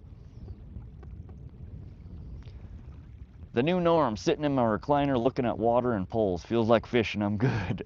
Welcome to the stream, the new norm. I'm glad you're enjoying the stream. Kick back, relax, grab yourself some popcorn, a beer, a soda, whatever it is that whatever it is you like, and hang out. We should be getting some fish on the line here sometime in the near future, I'd hope. We've been getting nibbles. We had 1 little rainbow earlier. But we'll be streaming well into the night here. I think we have about somewhere between 15 and 20 hours worth of battery packs to power the Starlink. So we'll be fishing until I get tired of fishing. Can I fly out from England and come fish with you? Anytime you want, okay? I fish at least 2 to 3 times a week, sometimes more. And yeah, you're welcome to join me anytime you want, buddy. I fished FIRST River. I don't know where that is, Mike Love. Tom Kreider, Berkeley cherrywood rods are a great choice. I've heard a lot of people talk good things about the Berkeley rods. I've never used them. I know Berkeley Lightning is a really highly recommended rod for a few people that I know that use them. I've used their crankbaits. That's about it. I've never used their line. I've never used their poles or reels. You find trout fishing to be good at night? Sometimes absolute. It tends to be better in the last few hours of daylight. Dawn and dusk tend to be the best for rainbow trouts. Brown trout at night can actually be quite better than during the day. I don't know how many browns are in here since they're restocked. We'll have to see. I mean, if we fish for a few hours at night and we get absolutely no bites, no activity, we might not spend all night here twiddling our thumbs. But if we get into the fish, I think we'll be fishing quite late here. Do you have beer? No, I did not bring beer with me. I'm solo on the trip, and I'm driving, and I don't like to drink and drive. So I got a case of Mountain Dew and a few packs of cigarettes and some beef jerky, and we are fishing. I'd love to come fish in Montana. Yeah, it's a destination spot for fishermen from all around the world. Most people come here to fish for rainbow trout, brown trout, brook trout, cutthroat trout. Trout fishing is really what brings people to Montana. We have really good pike fishing, walleye fishing. We're one of the few states in the U.S., I guess, that has burbot, which is something that I've never caught, and I really, really want to catch one. I've been reading a lot about burbot fishing lately. I mean, I have the beer in my recliner. There you go. Sounds like you're set. Gage Fuller, welcome to the stream. Eli, how much is a fishing license in your state? So you have to buy the fishing license, a conservation license, and a state land use permit. So there's 3 things required in order to legally fish in most water bodies here. And the combination of all 3 of those together costs $37 a year for an in-state resident, and substantially more for an out-of-state resident. Krabby Man Jigs, always miss the fish. It's alright. He was like a 8-inch or a 9-inch. It's the smallest rainbow trout I've ever pulled out of here. How you doing, Krabby Man? Did you stream? Or are you just working? And did you end up catching anything on your stream earlier today? I bailed out. I went fishing. I didn't even think I told you guys that I left. I told you guys I might go fishing, but I forgot to say bye. Now I cooked pork chops. Oh, okay. God, I haven't had pork chops in such a long time.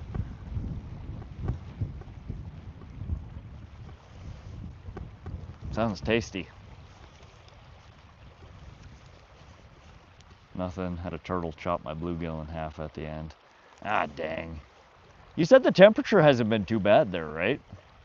You're not like some of the other states. I mean, like here, it's been high 90s and 100 the last few days, which is also probably not helping the fishing today either. We had a storm system come through. We've had really hot temperatures. A lot of things going against us here. I still think we're gonna catch some chunky trout though. Gained 1 sub for 4 hours. Good God, man.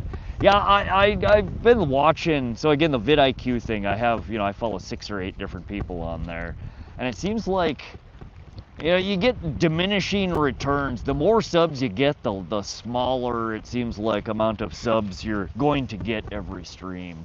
I mean, you can't get 100 subs a stream every stream indefinitely. You would think though, with billions of people on YouTube, that you could. But it seems like all the streamers that are at, you know, that 25 to 30K mark, like it significantly slows down the number of subs you get a stream. That sucks though. You're getting so close to that 30K mark. It's like SoCal trying to get his 1K. He's sitting at like 995, then 998, then 994, then 999. Then it goes back to like 990. Then he gets up to 1,000 and it's there for like 10 minutes. Then it's 999 again. It's like, Jesus Christ. You people just sub. Fix it. Make it stop. That account, I think. Oh, that's right. That's right. You're on the other account that has the frickin' copyright strike. It was 110 for a few weeks. Little Miss Fish, welcome back. Welcome back. Yeah, I forgot you were on Turner. So you're not. It's not the 30K issue. It's the copyright strike. Gained 17 today on this one so far and haven't done anything. Oh, nice. That works. Shit. Now I pick up strays here every once in a while. Surprisingly, from the live stream rebroadcasts, I've been getting more subs from that than any of the shorts or the longs that I do. Though it does seem like all of the fishing lure videos, none of them are dead. I thought they were all dead. YouTube still throws a couple hundred people at them every day, it looks like. And I do get random subs off of those ones.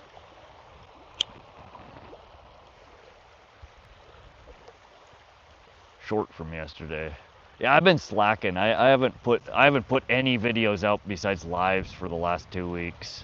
I need to do some shorts. Mike loves for music. What part of SoCal? I'm from Riverside County. Oh, nice. He's from down Orange County. We're in Montana here though, Mike. Is the T-Rex sightings real in Australia? What the T-Rex sightings? People think there's a live T-Rex in Australia.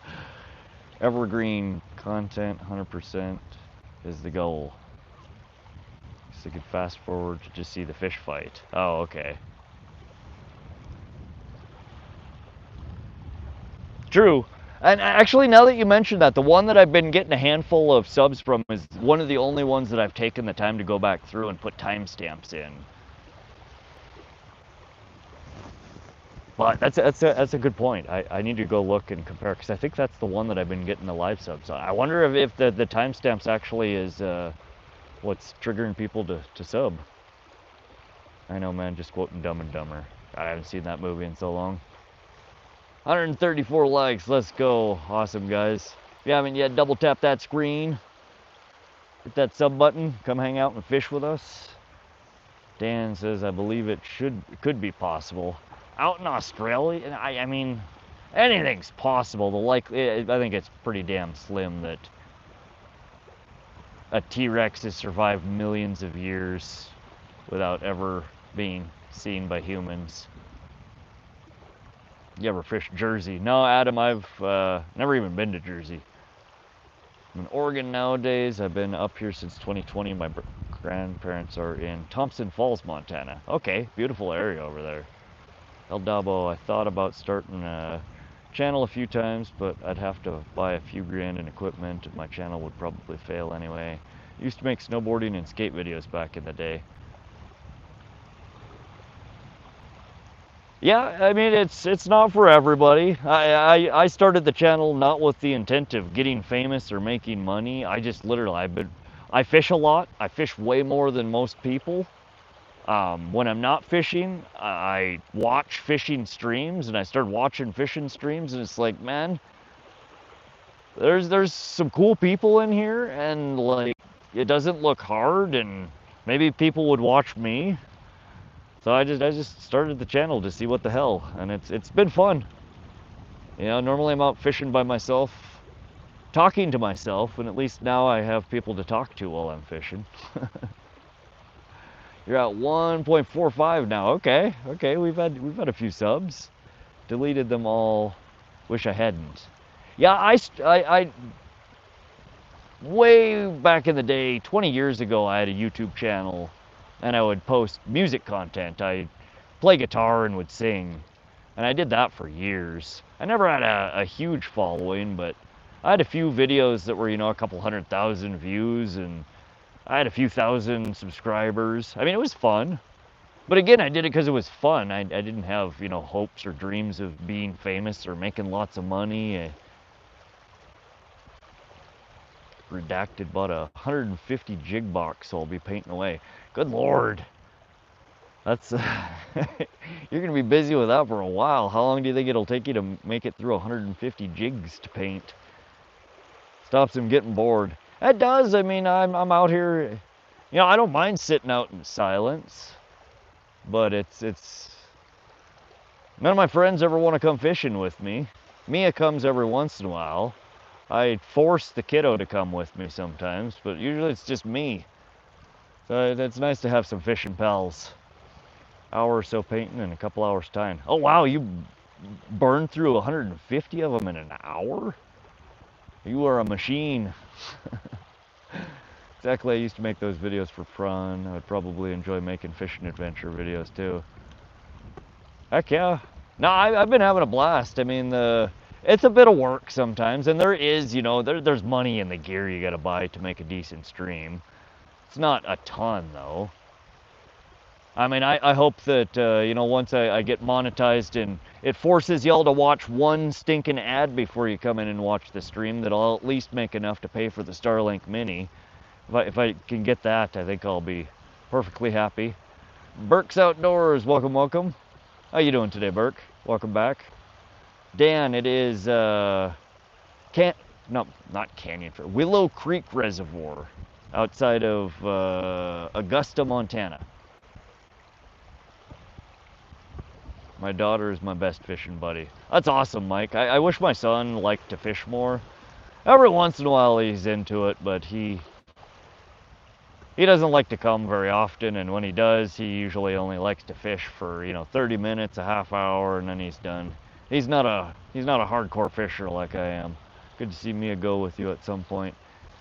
Yeah, I've been trying to drag her along. She comes with me pike fishing every once in a while. I don't think she likes to be on camera though.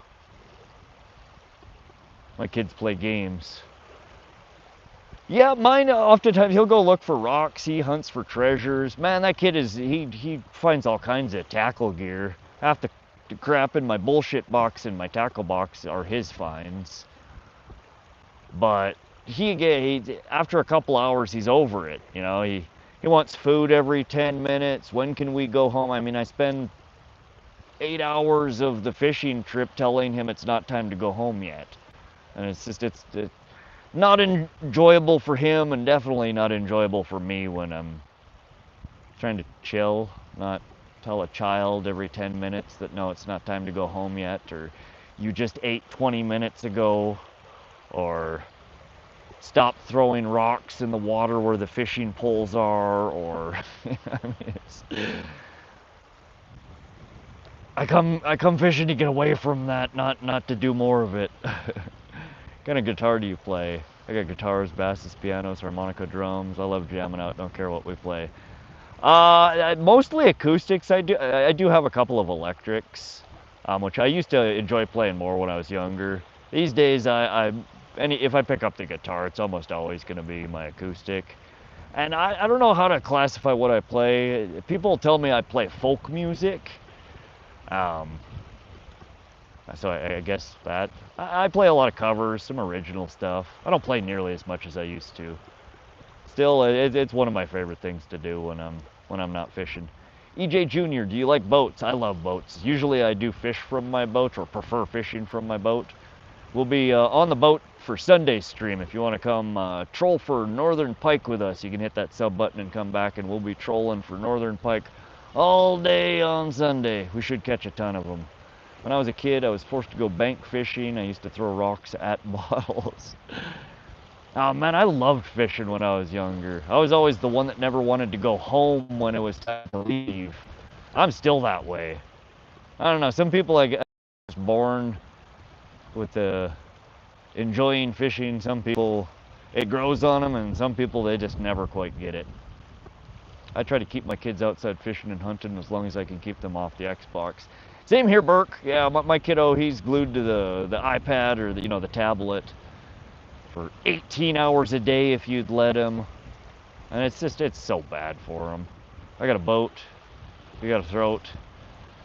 EJ, you are super funny, my friend. You should go be a comedian somewhere. And by somewhere, I mean somewhere else. El Dabo, I used to cover a lot, but no, I'm usually just writing or improvising. Yeah, I just enjoy playing. It's relaxing. It's again one of them things that I've always enjoyed doing. Never really had aspirations for, you know, getting famous or going out and being an artist. I thoroughly enjoy it. I like listening to stuff and learning how to play it and stumbling across different riffs, and I have fun with it. The T-Rex sighting said to be 15 feet tall. Dan, I would sincerely ask whoever saw it what they were smoking, and then ask them if I can have some. Nice at a Seagull. I forget the model though. It's a cutaway body. Oh god, yeah. I have various different guitars. My acoustic these days is getting pretty rough. I've had that guitar for 25 years. It's been all over the US with me. From humid to dry, back to humid to dry. My neck is getting pretty warpy on it. I got some nasty buzzes on it. One of these days I'm going to spoil myself and buy a new guitar.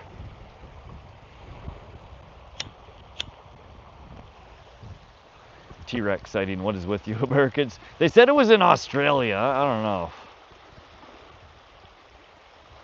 The Riff Hunter. Dan, yeah, huh? Big Homer, what's up, Big Homer? Hey, Rod, how long you been out? I don't get notifications. Been looking forward to the next stream. I seen some of your videos. You definitely caught some nice fish. Good luck tonight. Appreciate that, Big Homer. We've been live 3 hours, a little over 3 hours. We've caught one fish, just one little rainbow so far. We have been getting some bites. Seems like it kind of died off a little bit. I'm hoping it should start picking up. We're almost 6 p.m. So the sun's gonna be going down here in a few hours. As we get closer to dusk, the trout bite tends to pick up a little bit better. But we're gonna be out here streaming until I get tired of fishing. We got the Starlink out today. We got a whole slew of DeWalt batteries with us. So we could very well have another marathon stream tonight. But I appreciate you checking out the content. Yeah, I do catch some fish every once in a while, I promise. For all those of y'all that have seen not just my streams, we haven't caught all that many great fish in my streams so far. But I promise you, I do catch some nice fish sometimes. Check out some of the other videos, some of the other content. If you're on FishBrain, you can check me out over there at Vox, V-O-X. Most of the interesting catches that I've had for the last 3 years or so are all on FishBrain. You can see the gear that I use, the water bodies that I fish. But yeah, I do catch some decent ones from time to time. Let me know how many gigabytes you used today, because obviously I probably need to invest in one. Yeah, so we're running today. I'm running just regular, not low data mode. So this is basically allowing YouTube and Starlink to stream the best quality stream it can up to YouTube. We're going to do that for today's. I'm going to see, I anticipate we're probably going to use about 2 to 3 gig an hour running like this. And then next stream, I'm going to try turning on low data mode on the phone, which should somewhat throttle the quality that I stream at. But should, in theory, reduce the amount of bandwidth that's used. I think we might be able to cut it down closer to like 1 gig an hour. But yeah, I'll keep you posted and let you know how it goes.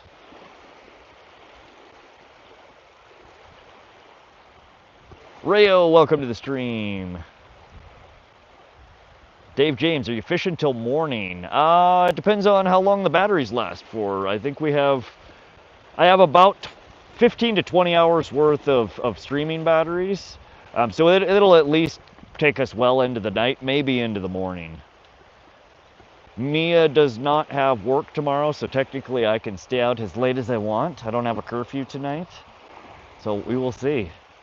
Do you ever watch fishing in Maine where I live? I catch a lot of native brookies and salmon. I'm doing my second stream tomorrow.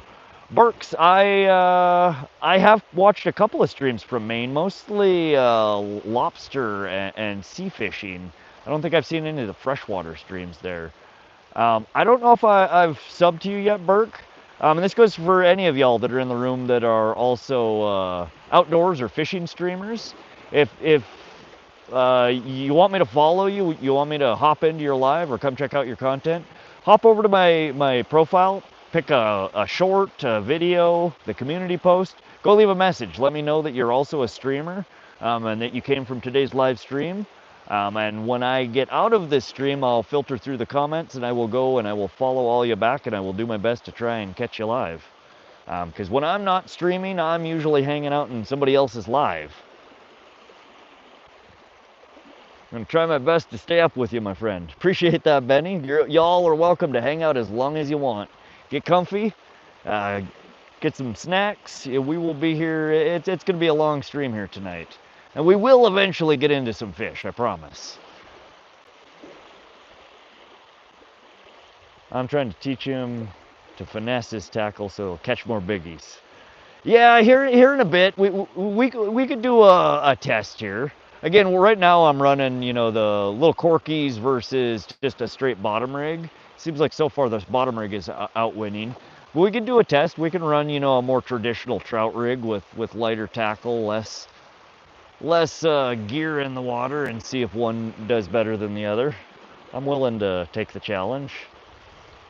Big Homer, looks like I'm just in time. Hope for more trout. That's mainly what I fish for besides catfish. Yeah, Big Homer, if you are a trout fisherman, you will be pleasantly surprised at the trout that come out of this water body. 4 or 5 pound rainbows are really quite common here, and they do get bigger than that. And they're just really, really pretty clean trout. This is all fresh mountain water, super, super clean. And the fish that come out of here are absolutely beautiful. El Benny, silence is golden, but duct tape is silver, right? I'd love to camp out in Australia. I don't know, man. Australia's got lots of creatures that would love to kill and eat you. You thought about setting up at RMP so your home internet uses the most bandwidth? I've tried, it confuses me. Crappy, so I've been reading a little bit about it. It's a fairly complicated setup, but yeah, I have given it some thought for that reason, and also because, again, like if you go that way, you can run it through OBS Studio or Restream, and you can multi-stream, you can add overlays, and a lot of those things can be triggered by Stream Elements or Nightbot. It would be a really slick way to do it. I've never set it up, and I haven't quite wrapped my head around the logistics and mechanics of it yet. It's confusing. But yeah, just stay tuned. I'm gonna go down that rabbit hole a bit, and I'll let you know what I come up with. Nicholas Wright, welcome to the stream. Dan Riddage, still talking about T-Rex. Steve, what's up, Steve? Welcome back. What's up? We're fishing. We're trying to catch some more rainbow trout. We got one landed so far. It was just a dink, but we got the skunk out. We're waiting for the big one now. I left you a message. Hope to see you on my live. Heck yeah, Burke. Appreciate the message. I'll follow you back, and I'll do my best to try and swing by one of the next lives that I see you on. Katrina, SoCal just did a giveaway. Oh, I thought he was doing his giveaway tomorrow. Katrina? Noah Blocks, you're getting bits on the rod on the left. So we have, the lines are tight in the water. Those, I think, are just the waves. I don't think those are bites. I've streamed from my phone, from the computer, but my computer's in the shop.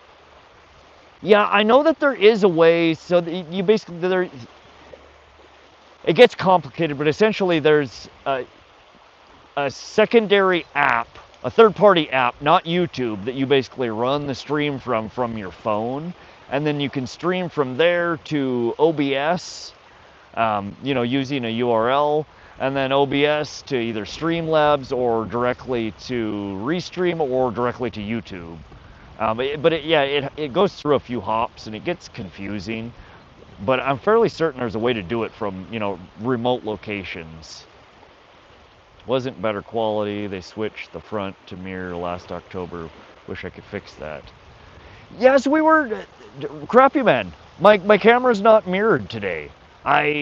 So what I did is when I started the stream, normally I've been streaming from the front camera, so you know the side that you're reading the screen on. All my streams up until today have been on that camera.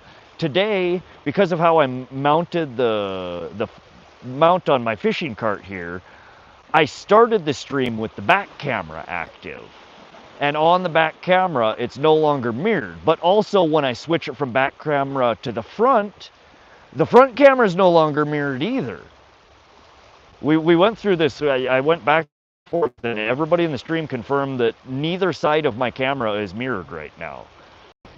But I think it's because, yeah, I started the stream with the back camera active, and I don't know if that's what did it. But yeah, apparently neither side is, oh crap, it is Thursday. Yeah, it's Thursday. El Dabo, yeah, I'm in Montana, central Montana. Switch it and show. So, okay, yeah, switch it and show. There you go, there's the test. I'm trying to point, is this left, is this right? And there you go. That's what we need. There we go, Mountain Dew. You can read it, it says Mountain Dew. See, that is too mirrored, you guys. I went back and forth with these guys for like 10 minutes. That's mirrored. Mirrored. Okay, so you're right. They were just lying to me. I didn't even think about that. That's. I'm pointing at a pole. I'm like, left? Is this left? They're like, yeah, that's left. Damn it, y'all are lying. Okay, but yeah, I don't know why that is. Why the hell do they do that? Why is one side of the camera mirrored and the other side is not? That math just ain't mathin'. Who builds this shit? I used to have a donation board and it was fun. We raised like 10K, but when we switched it, you can't read the board. Oh, dang. See, that's where, again, you stream your house so often. Is there any reason you don't run through like OBS Studio or something like that where you can have overlays, you can switch scenes? I know it's a lot more work, but you could do stuff like that quite easily. It's your other left, right? I'd rather have a beer. A beer does actually sound really good right now. What I would like is a chelada. You take beer, so like a Corona and what the hell is it called? It's not tomato juice, it's Clamato juice. So you take a beer, crack the lid off, crack the can open, take a few swigs, enough that you could put, you know, a few glugs of Clamato juice in there on top. Oh God, it's so good. It's not mirrored, I swear. As far as I know, it doesn't push you out. Maybe I need to look into it more. You mean if you're using OBS, YouTube doesn't push the content out to viewers? Fishing Fingers, welcome back. Dan says, I love Bush. Bush is, sure. Well, nothing wrong with Bush. Cheryl Swink, welcome to the stream. How you doing, Cheryl?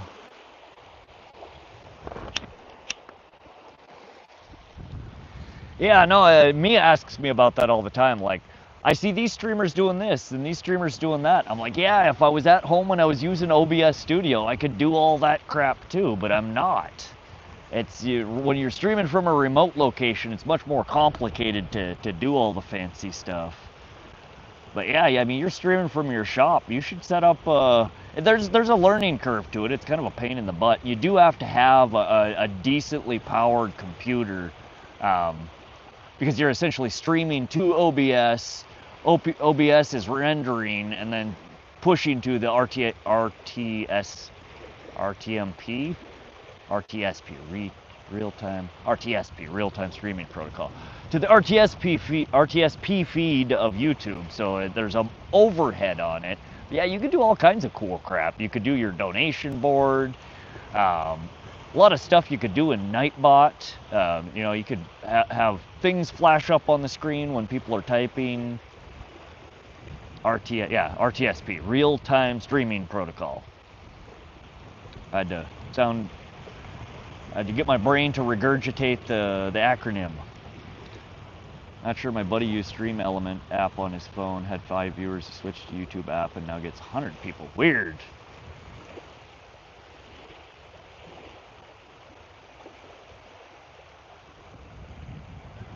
Welcome back again, Fishing Fingers.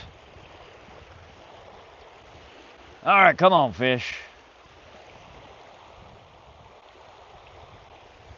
Enough of this dancing in the waves bullshit. We need the next contestant on The Price is Right here. Might be different through OBS. Yeah, that's what in the past when I used to do, because I've streamed on lots of different platforms, just dicking around. I mean, I'm from the generation that I grew up chatting on the internet, so video chat and live chats has been kind of part of my shtick for decades now. So I've streamed on lots of different platforms and different chat sites, and I've used OBS for years, and it took a little while to get the hang of using it, and you know, figuring out what it can and can't do, but it's super handy. I'd highly recommend it for anyone who's streaming at home that's not mobile. Like, you can do so many cool things. I have OBS set up, I just need a way to read chat while I move around.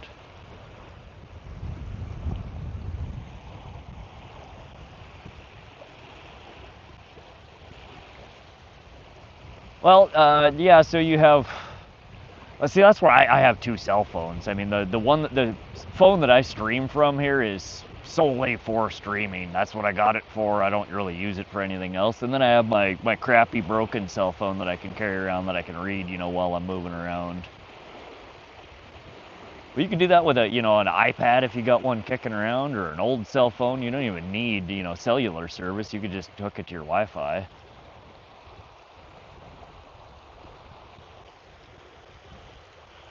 But somebody had mentioned the other day in one of my streams, and I had been thinking about it. You ever seen the live streamers use, like, what are they, like the Oculus, or like some of the glasses that you use? I'm wondering, I can't imagine that one or more of them doesn't integrate with YouTube Live. You'd just be able to wear the glasses and actually see the comments in your glasses. If I didn't wear prescription glasses, I'd definitely go pick up a pair to play around with. I just don't think they would work over my prescription glasses.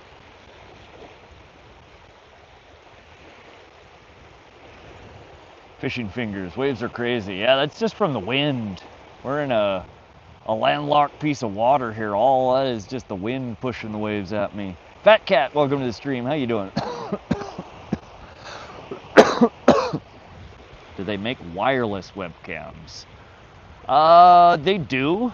The battery life on them is crap, but they do make them. I mean, that the lure camera that I have is technically a Wi-Fi and Bluetooth camera. I could stream from that.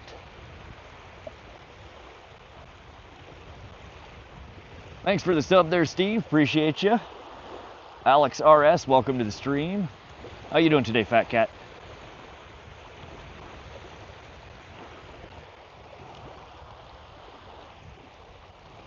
Yeah, there's not a whole lot of wireless webcams on the market as far as I know. A lot of them, the problem you run into with them is battery life.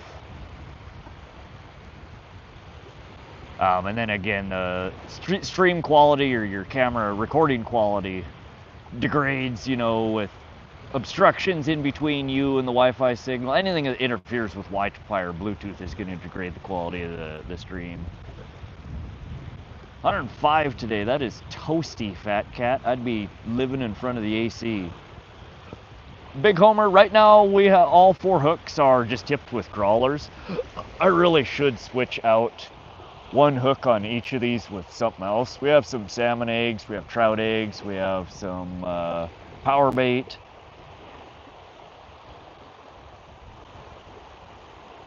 Can stream from the GoPro also, but would need to figure out how to make it go vertical. Yeah, so that's another thing, Crappy Man. I don't know. From what I've read, you can do it through the interface. There's a way you got to go through like 5 different steps to get it to stick and stay in vertical. But they also make GoPro Labs or something like that. It's custom firmware you can put on there that you can essentially script the GoPro. You can script the configuration values. So instead of having to go through and manually select 5 different things from the crappy menu that they give you, you can script the settings, and then every time you turn the camera on, you point it at a QR code that you generate, and it will automatically load the settings related to that QR code. I haven't played around with it much, but to do vertical streaming, it seems like that's the way that people are doing it. You go through, you configure the settings and generate a QR code, and then every time you're ready to stream from it, you just flash the QR code in front of it, and it automatically reconfigures it to your vertical streaming mode. I remember Big Homer from my first stream on this channel. Yeah, Big Homer's been in here a bunch. There's a lot of people, a lot of y'all, a lot of returning viewers, which is really cool. It's cool to hang out with the same peeps. It's also cool to see a lot of new faces in here as well. And seems like my streams the last few weeks have been getting more and more popular. We're sticking with, I mean, we're now 3-4 hours into the stream and we still have over 40 people in here, which is not too shabby. That'd be cool with Starlink, actually. You could put that on your boat and have it run the whole time like that and read with your phone. Heck yeah, yeah. Now just throw the QR code up there and well, I need to, my boat, I don't have a great GoPro mount on there yet. I still need to add that, but I added in fact, did I show you? I don't know if you were here, if you saw the rundown of my ghetto cart here. This is what I was telling you about. I stole Mia's shopping cart here, her grocery cart, and I just strapped on a bunch of chunks of PVC I had laying around with old electrical wire from rewiring the house. We got, you know, my hook holder, we got pole holders, my net holder. The pole holders I carry in the basket, and then I just take them out and I wedge them in there, and they're holding the poles super well. We got this side, we got an umbrella stick up here, GoPro mount. There's my camera mount, that's what you guys stick to. But I fit all of this shit in there. All this crap that I've been trying to lug, or I leave it in the truck and I have to go back to my truck a billion times. It all fits in there, and I baha'd it down this rocky, rubbly path here. She did pretty well. I think I need to upgrade her to some off-road tires, but it's all, I'm pretty pleased with the maiden voyage of the old cart here. And I didn't spend $1 on it. This is all crap that was laying around my house.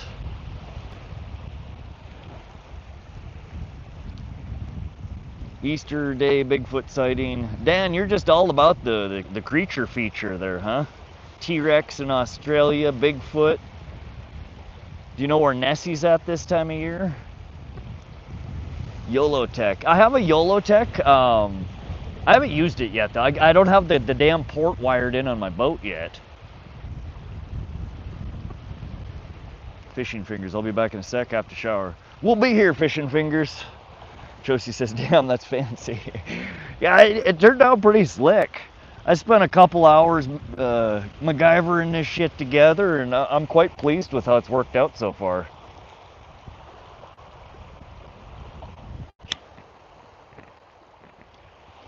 It's definitely not as rugged as a lot of the ones you see on Amazon. But it also, I mean, when I have all the crap out of there, it collapses up. It weighs like, you know, less than 5 pounds. It's not too shabby. Anything to save me from having to cart around 75 pounds of crap. Good God. My net is, it's all scummy. Oh, geez, that's nasty. All sorts of weeds. All right. Sorry, I had to clean my net off. I was over there looking at it, and it's looking pretty scabby. Let's check our bait. I think we're gonna throw a trout egg or some power bait on one of these lines.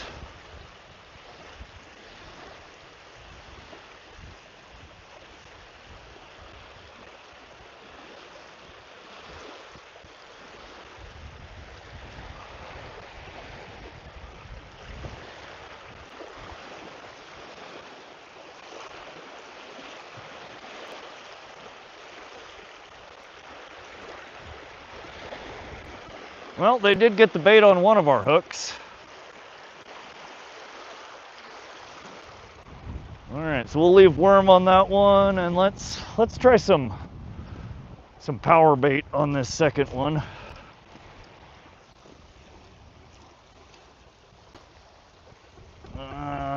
Where are you?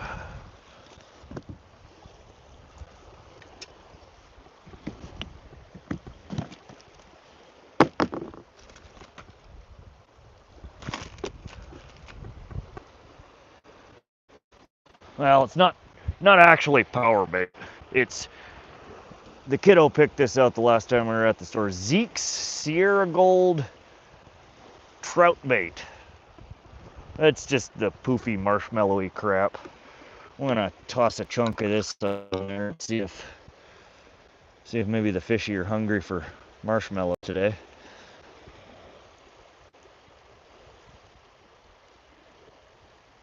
Stuff never seems to stay on the hook very well.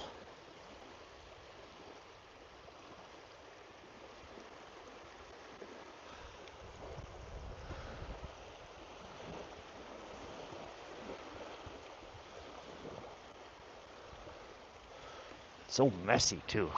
All right, we are gobbed up over here.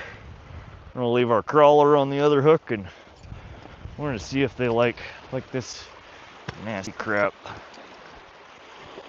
Oh God, it's so messy.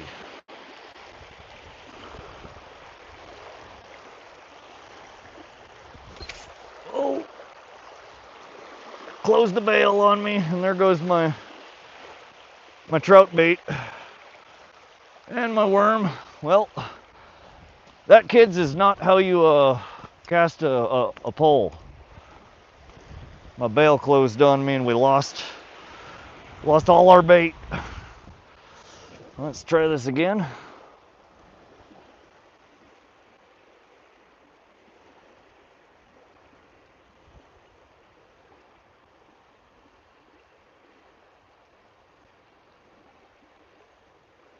All right, trout bait on.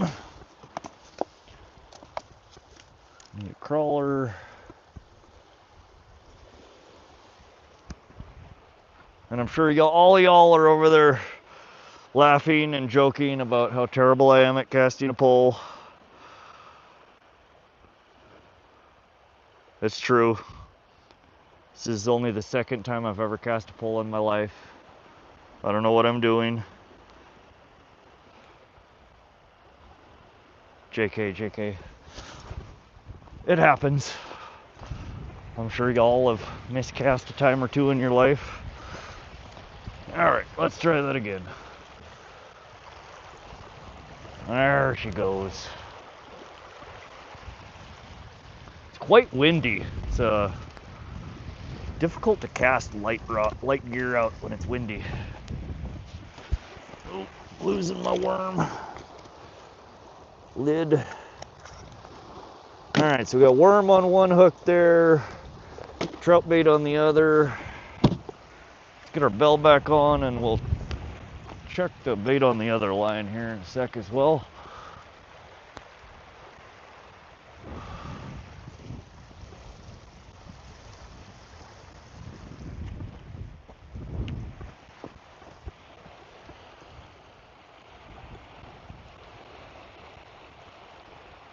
See, my comment is still pinned, so that answers my question. Yeah, we haven't caught anything else, SoCal. Alex Guerrero, welcome to the stream. We are at Willow Creek Reservoir in central Montana. The largest in Alaska Nessie sighting. Nice. Real Master 22, welcome to the stream. Schizo, what's up, buddy? How you doing? Dave James, Nessie lives around Scotland. Going down the rabbit hole for OBS vertical from my phone. All right, Crappy, let me know how it goes for you.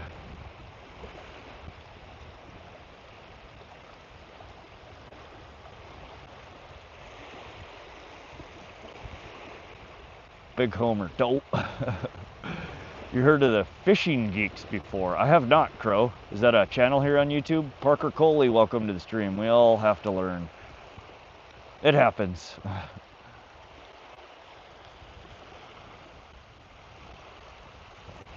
You saw a werewolf. Oh yeah?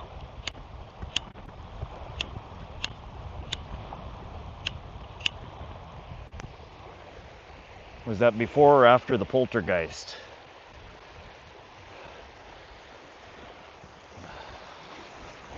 And do you know when the Tooth Fairy's coming next? I've got a bone to pick with her. Alright, we're gonna check the bait on this one.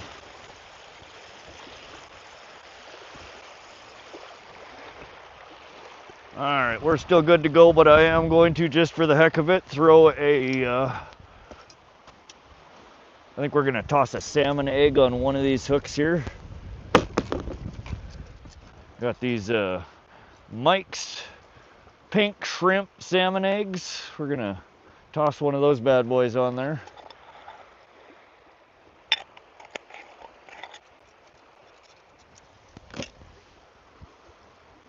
God, these smell nothing like fish. This smells like,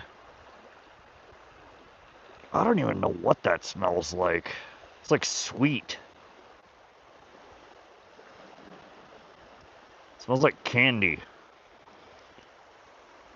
Who wants to play if I eat half, you'll eat half? I kind of want to taste it.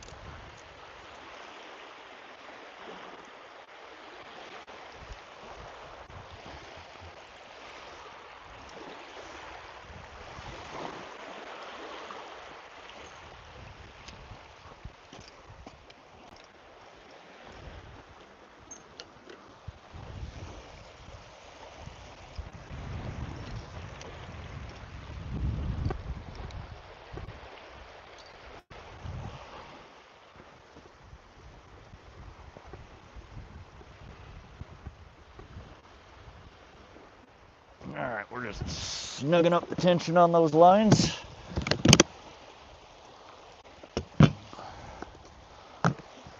Alright, now we just need to catch fish.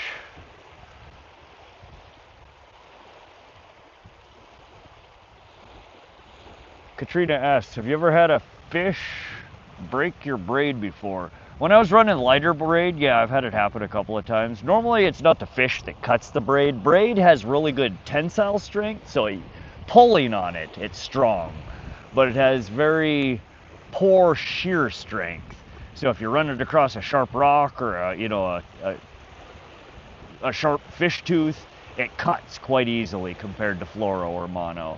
That's why a lot of people who fish with braid, you'll oftentimes see them run a quite long fluorocarbon leader at the end of it to protect against rocks and clamshells and stuff like that cutting the line.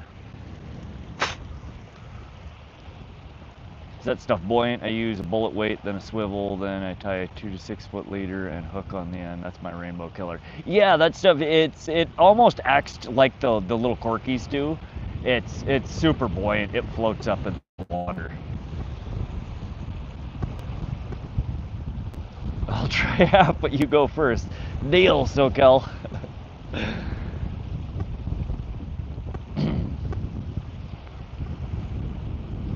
Spent my entire life in the bush and on lakes all across Canada. Bigfoot and Nessie aren't real. Yeah, I don't know. I know that there's new species discovered every year. We've only discovered, a fraction of the shit that lives in the oceans and waters. But I think things like Bigfoot and Nessie, big creatures like that, are quite unlikely to exist. or we would have some kind of pretty clear evidence of it by this point. You never know, though. I mean, anything's possible. Rank Rodeo. What's up, Rank Rodeo? Welcome back to the stream. We're just trying to catch some trout here. We're having a good stream here, hanging out. Colby Queso, Bigfoot's real. Yep, I tag one every year. Definitely real. Hell Benny, you ever ask viewers to give you challenge? I have not yet. I'll ask for input sometimes when we're switching baits, or you know, I will try some crazy things that people tell me. But I've never really asked for a viewer challenge. We could do that sometime. Eating it may be good luck. My neighbor believes it and would eat a worm. No, I'm too familiar with the parasites that a lot of things carry in them. I don't like to eat random shit. A trout egg like that I might. It's processed. It's not gonna have parasites in it. It probably has all kinds of other nasty crap in it though. I've only had one break off with 20-pound braid, and it was catfishing the river. Bass Fisher 2, welcome to the stream. Nicholas Luz, did you get something, Marty? Yeah, we had one small rainbow trout earlier. We've had a few nibbles, a couple of solid bites. It's been a little slow for the last hour or so. You say that till you catch a Bigfoot, right? Well, when I catch a Bigfoot, I'll let y'all know. I saw an interesting article that pointed to a group of large muskies swimming together that could be the inspiration for Nessie. Huh. Yeah, I've always heard and assumed that the Nessie sightings were often people not understanding how big white sturgeon get. And a lot of, you know, the Nessie sightings, the behaviors that are reported are oftentimes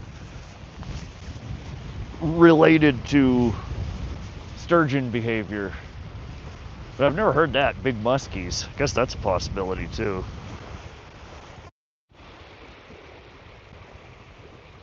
Bigfoot is real, he's probably naturally blurry. Maybe.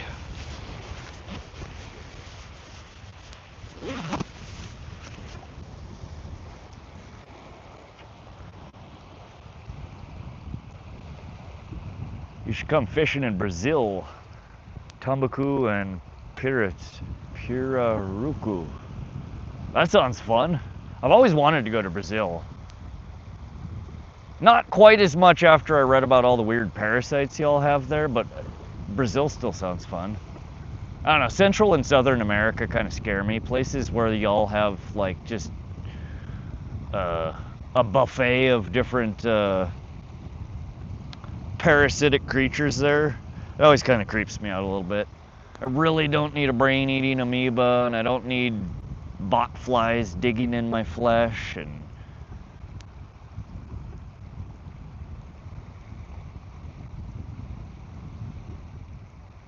makes sense. 3 to 4 40-inch fish would look like a massive sea monster from the correct angle. Yeah, I could see that, SoCal. Do a catfish stream.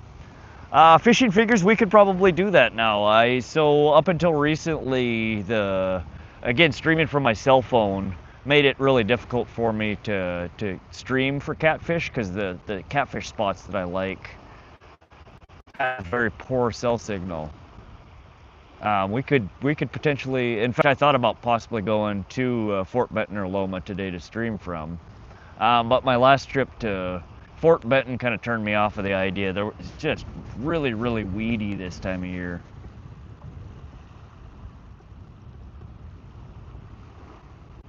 But yeah, sometime in the next couple of months, we will probably do a channel cat stream.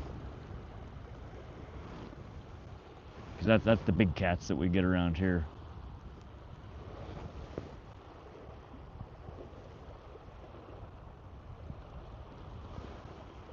Come on, fishy, fishy.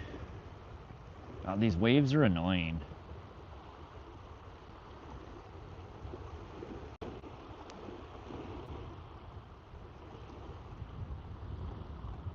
Yeah, the same spot that I fish for catfish, there's tons of fish to catch around there. You're in the Missouri River down below Maroney Dam. And pretty much anything and everything that's in the Missouri River is present in the water system there. Ranging from, you know, the channel cats to smallmouth bass to pallid sturgeons, shovel-nosed sturgeon, walleye, pike, sauger. Yeah, there's just northern, I mean, there's just a myriad of things that are there. It's one of my favorite spots to fish. I usually fish there earlier in the year when the sturgeon are running, and kind of just enjoy all the bycatches you get while you sturgeon fish. When I hit 50 subs, I will stream. Yeah, you should do that, Fishing Fingers. It's really fun. I enjoy streaming. Breathing ghosts scared the hell out of me outside my cabin. Ghosts, huh? Ghosts and things that go bump in the night.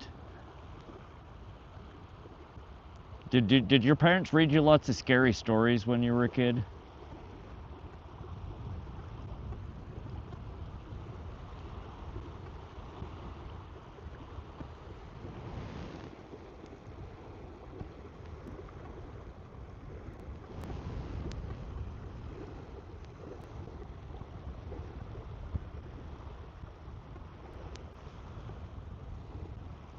Oh, I love it out here. It's so calm. A little breeze. It got a little chilly, but it's not bad. And I think the breeze, as the night progresses, it should die down a little bit. Need to get these fish to bite on something. Jose Dapina, welcome to the stream. How you doing today, buddy? Welcome, welcome. All right, let me grab another soda, guys.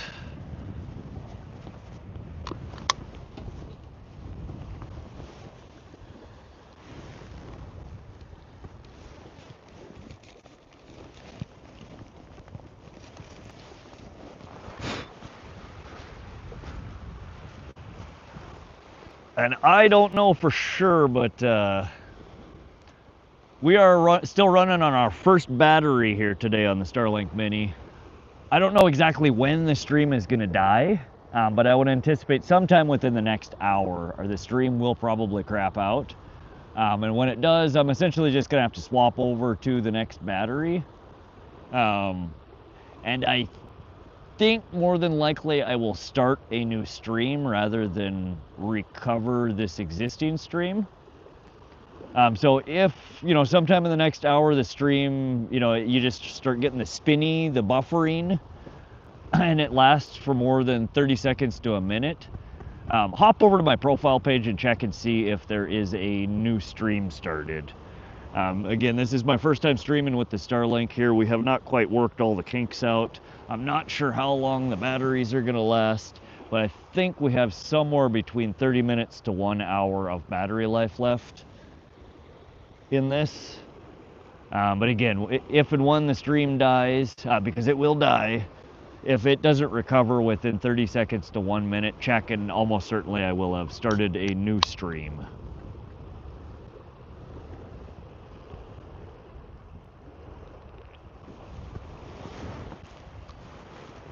Maybe El Dabo. I don't know. Exclamation uptime. SoCal.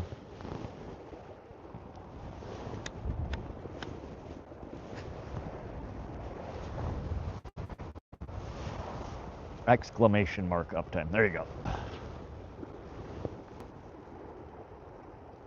4 hours, 12 minutes. Yeah, I estimated somewhere between 4 and 5 hours. I think the battery's gonna last. I just checked. It's on its last bar, but I don't get a real good readout on it. When I get the power pack, I think it's coming on Monday, I'll be able to stick 4 of the batteries in it, and I'll be able to see, you know, the wattage, the usage, how much time is left, etc. Not bad so far for a DeWalt battery. Yeah, not too shabby. They're bigger batteries. They're the 8 amp hour batteries. But again, I have 2 of the 8 amps, I have 2 of the 5 amps, and I think I have 1 of the 4 amps with me. So we got a good 15 plus hours of streaming capability in batteries here.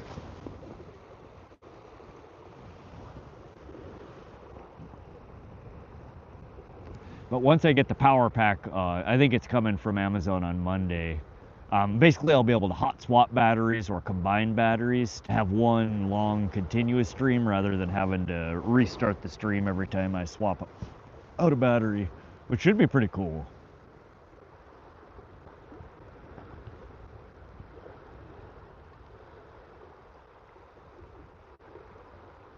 I don't know, I'm surprised how, is that a bite or is that waves? I think that's just the waves. Damn it, these waves keep tricking me.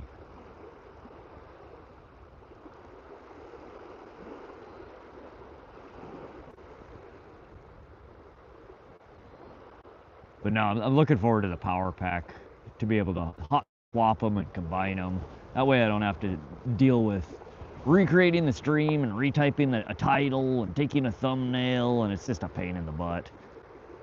Is it possible to swap without powering down, or are you forced to completely unhook to swap batteries? I don't know if the stream will recover. It takes a couple of minutes, because all I have to do to swap over, in fact I can show you while we're waiting on a bite here. Super simple. So I'm just running by USB-C into the power pack. So essentially all I have to do is pop this adapter, the USB-C adapter, off this guy and onto this guy, and then it takes 30 seconds to 2 minutes for Starlink to reboot for me to regain the internet connection. And I don't know if we're going to be better off restarting the stream at that point, or if I can just recover the stream, the active stream. We'll try and recover it first, and if it doesn't recover, I'll restart. But the new setup that I have, the power pack, it'll take up to 4 DeWalt batteries, and you could hot swap them. So I could have 2 in there, and you know, when it starts getting low, I can pop one of them out without completely killing it, and I can pop another one in and it'll just keep going. Or I can, you know, put 4 in there, and when one starts going, I can take one out and put a 5th one in. Wasn't sure if you had it clipped to the terminal legs or something. Nope, I'm using it's a DeWalt branded, they call it a USB-C inverter.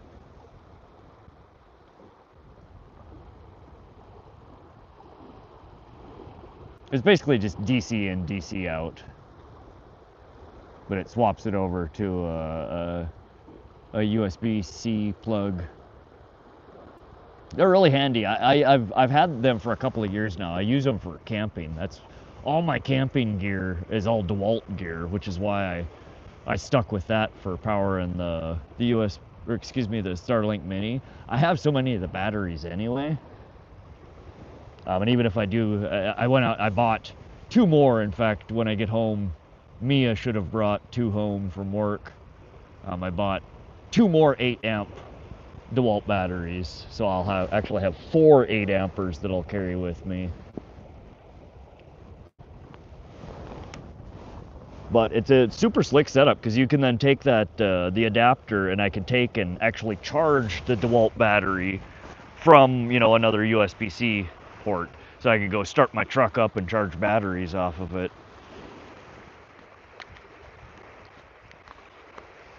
Come on, fishy fishy.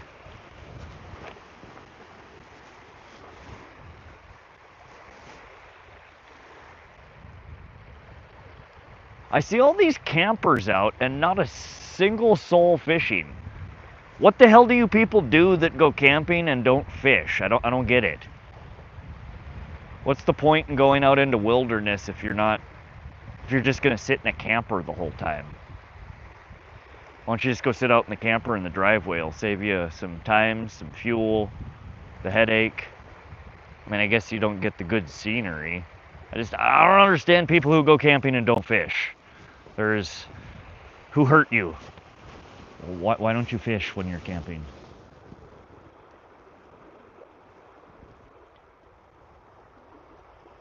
Fishing fingers. If you've not liked, do it now, or else he's gonna get you with the squirt gun there.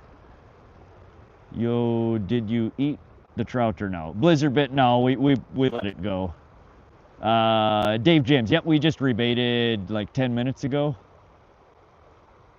We have worms on 2 of the hooks, worms on 3 of the hooks, and then I added a trout egg on 1 of the worms, and then on 1 of the hooks we put on a power bait. The fish hurt me, never fishing while I camp again. Yeah, I don't know, man. It's just like I see like probably half a dozen campers around here, and I don't see a single other person fishing from the bank anywhere. There's no boats in here. It's like people just came out here and they're all sitting in their campers. And I don't get it.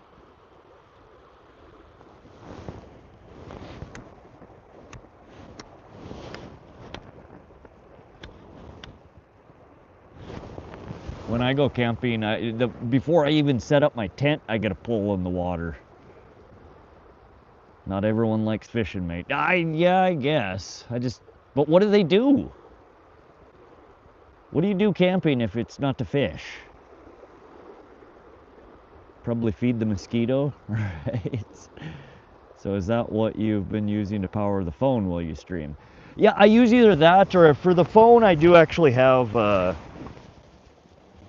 the phone I'll switch back and forth between these guys. It's an Anchor, just a power bank. These are, I think, 20,000 watt hours or whatever it is. But I use these for the GoPros and sometimes with the phone. Usually the phone is running off one of the DeWalt adapters. So today I'm not running the GoPro, so we're running the phone off of that instead. But yeah, in most of my past streams, I will run just off of a 4 amp hour or a 5 amp hour DeWalt battery, and it runs 12 plus hours off, just one of the little batteries. People go get wasted outside, I would still have a pole in the water myself. I mean, I guess that's a good point. Thinking back to when I was younger, in my teen years, we would go camping just to party, to get drunk. Very rarely did we fish.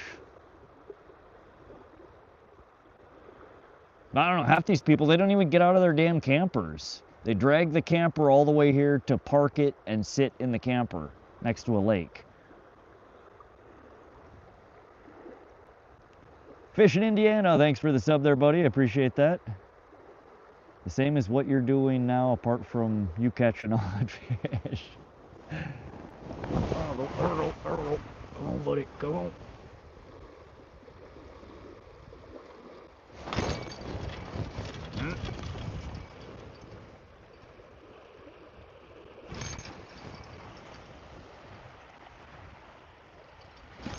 All right, we're on. Oh, that bell's like, all right, that's my cue. I think it's still there. If it is, it feels like it's even smaller than the last one we caught. Nope, we missed it. Damn it. Which one was it?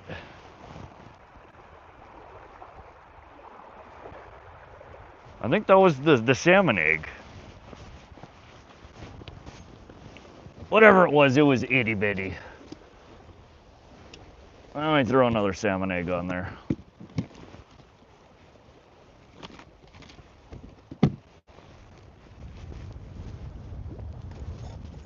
We need to try and get this one out a little further this time. Yeah, I don't understand. These fish eggs don't smell at all like fish. They smell like candy.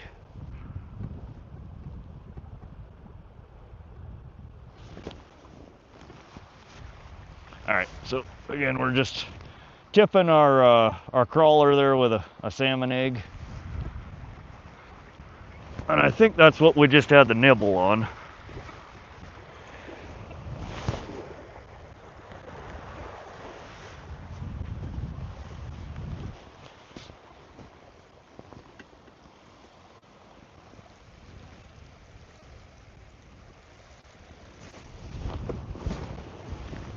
Felt like it was on there for a second, but I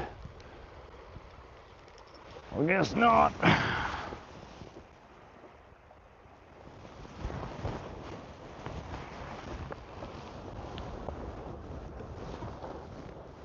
Oh, fiddlesticks. Yeah. I used to have a power bank, but that battery might have to switch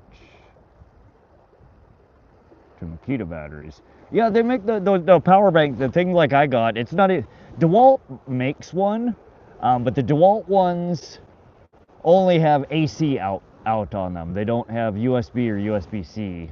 Or the one that did have USB-C's only got USB or PD 2.0 protocol, which is like up to 27 or 37 watts. The Starlink requires up to 60 watts for the boot up, so you got to have a PD 3.0 USB-C output on it, which is up to 100 watts. Garu, God bless you, welcome to the stream. Did you wire a DeWalt battery or buy one purposed for that? I have a whole bunch of DeWalt power tools. I've been rehabbing my house as well as my mom's house next door, so I already have a ton of DeWalt batteries. I did purchase 2 more of the 8 amp batteries, purpose specific for powering the Starlink. I figured that I can use them for that, and then I can also always use another couple extra DeWalt batteries for the power tools as well as camping. Maybe later try a Mississippi mouse bait setup. Big Homer, you're gonna have to describe that. I've never heard of a Mississippi mouse bait setup.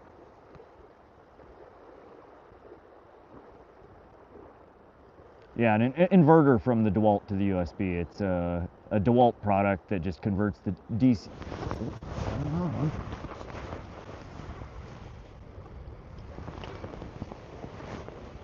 That was pretty quick. I wonder if it is the trout egg.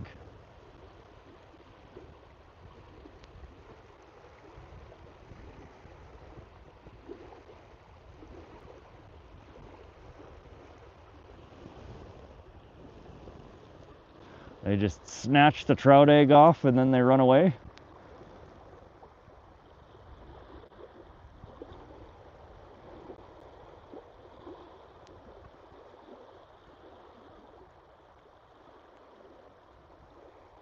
Come on now.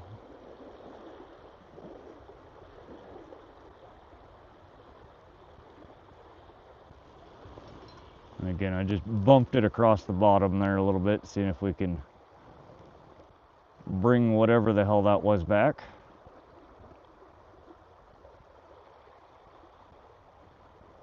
I have a sneaking suspicion it just ate the salmon egg and... Ooh, oh, that was another...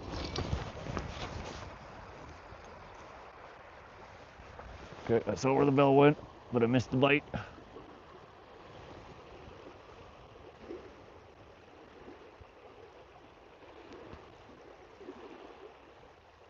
Yeah, we're just gonna bump it a little bit. See if we can stir something up and get them to come back. Doesn't always work, but it tends to keep them interested.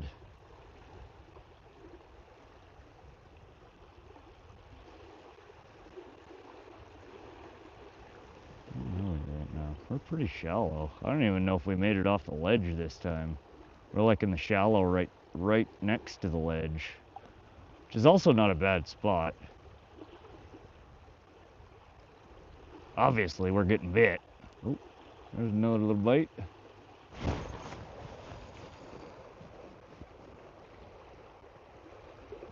Son of a bitch. See, this is where I wish I had circle hooks instead of bait holder hooks. I need to rig up some stuff while we're sitting here bullshitting, so I can get rid of these bait holder hooks.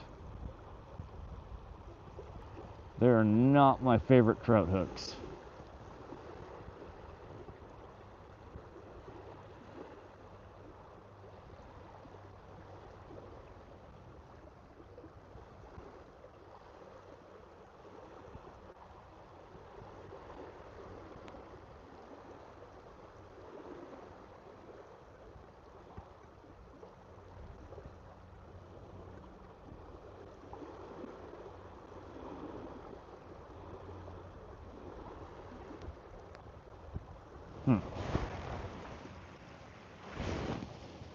Well, I don't like you either, fishy.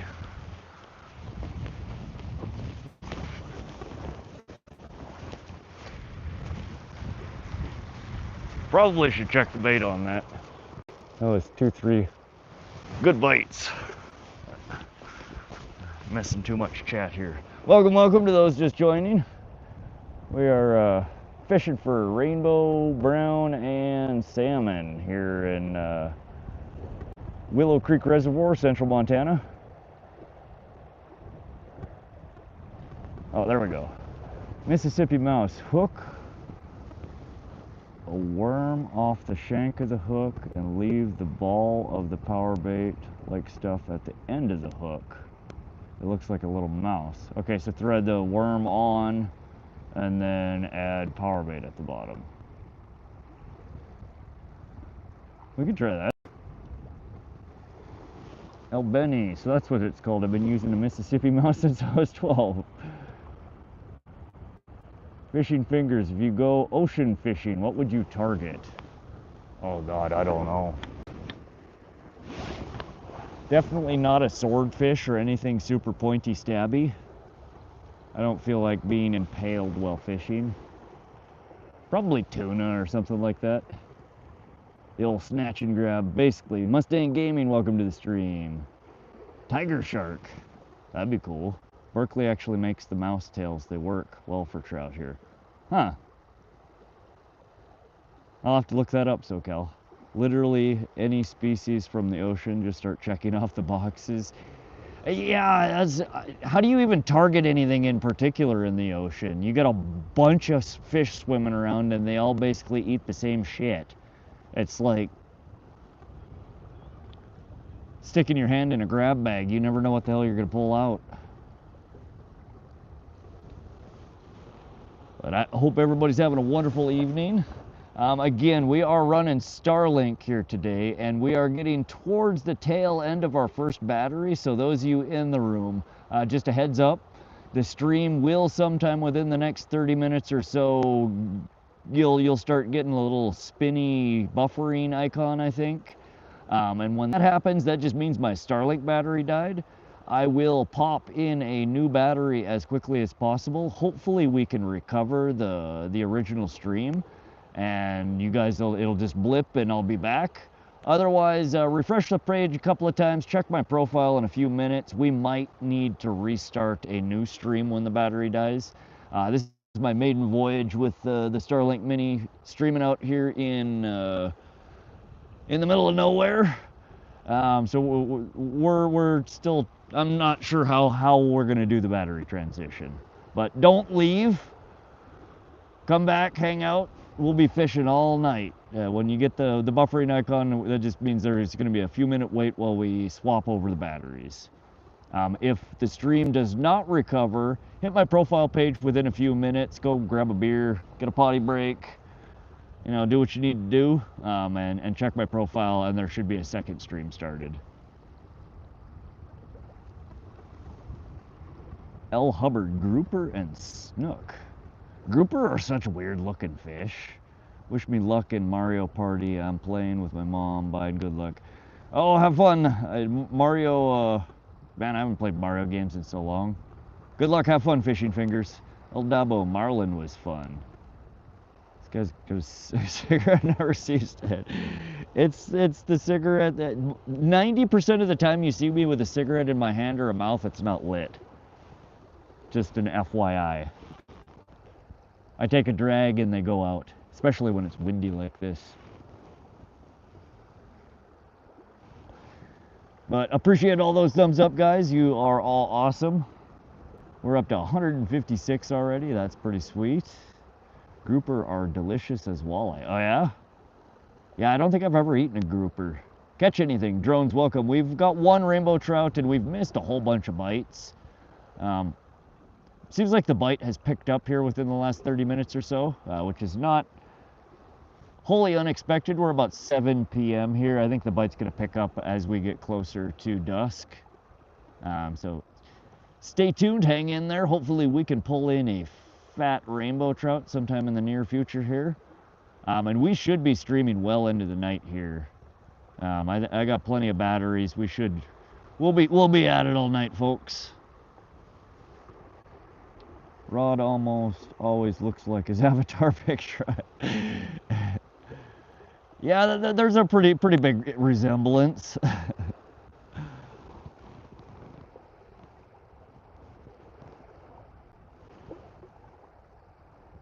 The way it was fighting. Huge bass got away from me that was definitely over 6 pounds. Oh, nice, Stan. Sucks that you lost them, but it's always fun to fight them big ones. How big was the rainbow? Bot Life, the one that we landed was just an itty bitty little guy. It was like 8-9 inches. But hang on to that thought for just a moment here, because we're gonna pull in a big one.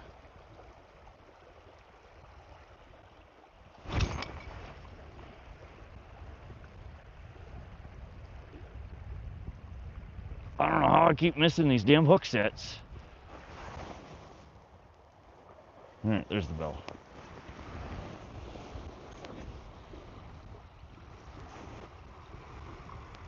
They're liking this pull though.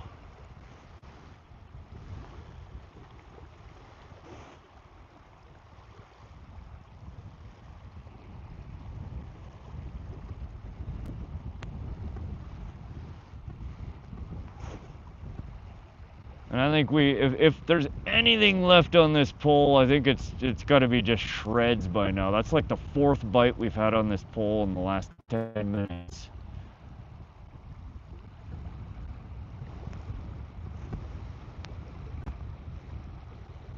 Really need to tie up either some circle hooks or octopus hook rigs. That's what I usually use for trout.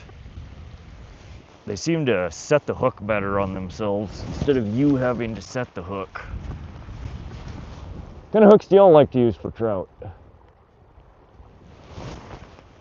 I usually use, let me see, what did I do with them?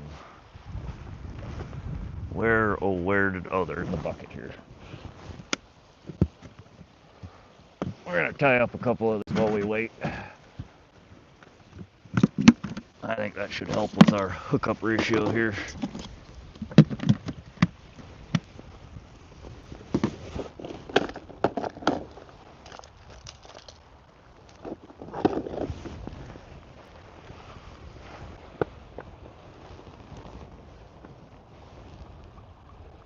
What kind of hooks are you using? They're just snelled bait hooks right now. I just grabbed a couple out of the package to get us fishing, and I haven't swapped them out. These are what I normally use though. Gomakatsu octopus hooks in size 1, 2, or sometimes 1/0 for trout.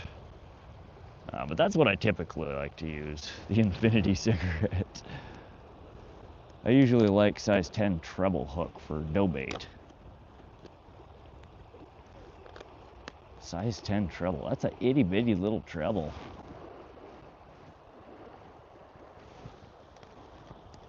Oh, looks like I just got a follow on Fish Brain there, whoever that was. I think it was somebody from the stream here. The left rod set up the same. Bit odd they aren't biting. So no, the left rod actually, so we're using the little corkies on the left rod. The right rod is just a pure bottom rig. There's no corkies. And again, that's something that I was testing here today. Last time I was here, the pure bottom rig had almost no activity and it was all on the little corky rig. Today, they don't seem to be touching. We've had 1 bite on the little corky, but yet we've been getting pretty consistent bites, albeit small bites on just the pure bottom rig.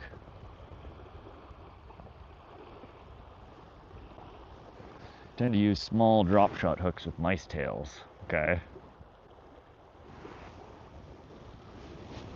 All right, well, we're gonna tie up a couple of these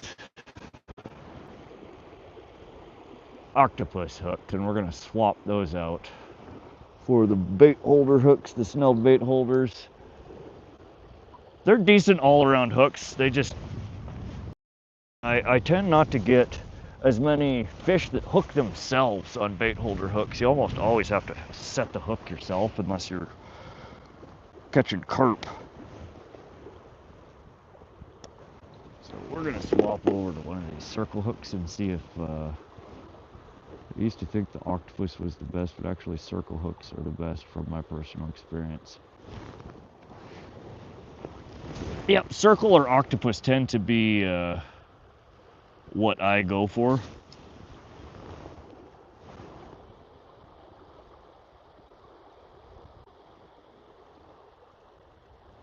$10 to $12 treble work great for power bait. Even the hooks are high fish. What's going on? Dave James, nothing about what I do when I'm fishing is stealth, pretty much ever. I told you, I am a firm believer that these fish aren't as line shy as everybody makes them out to be.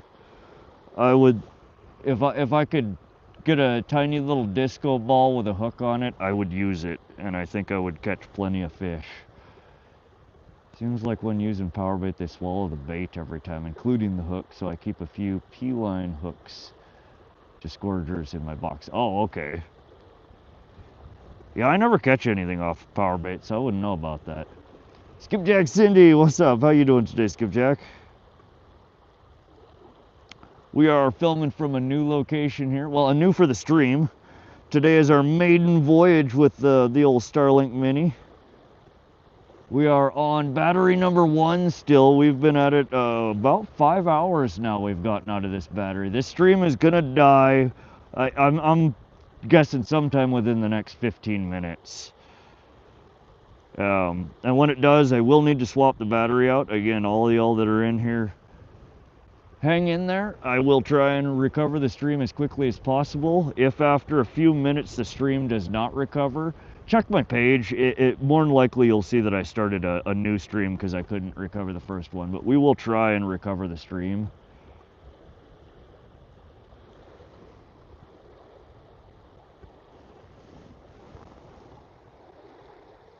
Your bot life power bait is overrated. Yeah, I've fished with it numerous times over the years, and I've never caught diddly squat off a power bait. I've seen a whole bunch of people catch stuff off of it. It obviously works, just not when I'm using it.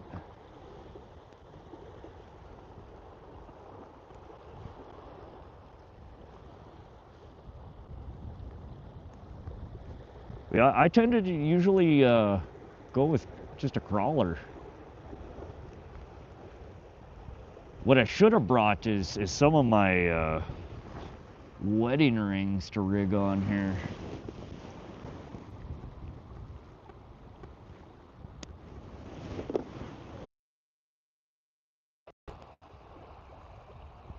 Alrighty, we are back. Looks like I was able to recover it.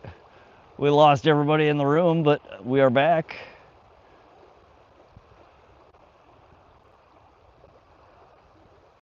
Can y'all hear me? Can y'all see me?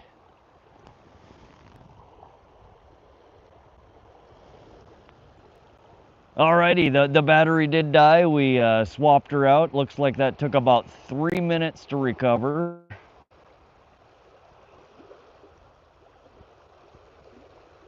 Alrighty, we lost 3/4 of the people in the room, but we are streaming. We are fishing. Nice.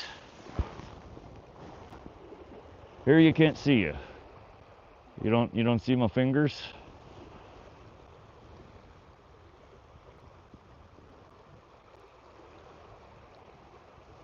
$32 people. We got a few people back. Audio and video are perfect. All right. Can you do a uptime for me, SoCal? What are we at? Do exclamation uptime. The right pole was dancing a little bit. I was focusing on trying to get us back online. The waves have picked up though. I don't know if that's waves. I think it's just waves. Oh, is Streamlabs not in here yet? It does take a few minutes sometimes for them to join. There we go. 4 hours 46 minutes. So let's call it 4 hours and 40. 444. 4 hours 40 minutes we got out of one battery. So that'll be roughly 8, 9, 10, 11, 11:50. So just before midnight, the stream's probably gonna crap out again. Alrighty, thanks for sticking it out, guys. Again, that was our first transition on the new Starlink Mini. We successfully recovered the stream after swapping the batteries. It's the tide. Well, I mean, I guess somewhat the tide. The moon does impact tides even in non-coastal waters. We do have a little bit of a north wind picking up, though.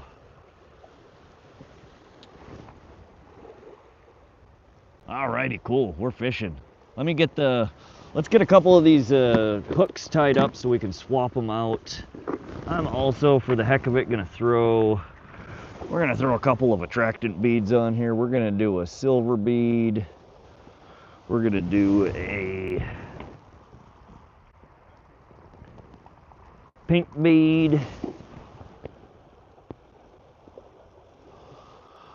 We're gonna do a little popper.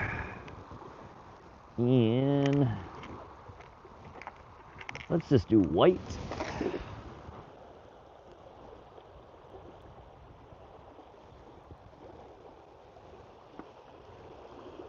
Maybe try at the 440 mark to swap and see if it stays alive. Yeah, we could try that. Another pink. No, let's try this. Another pink, another silver.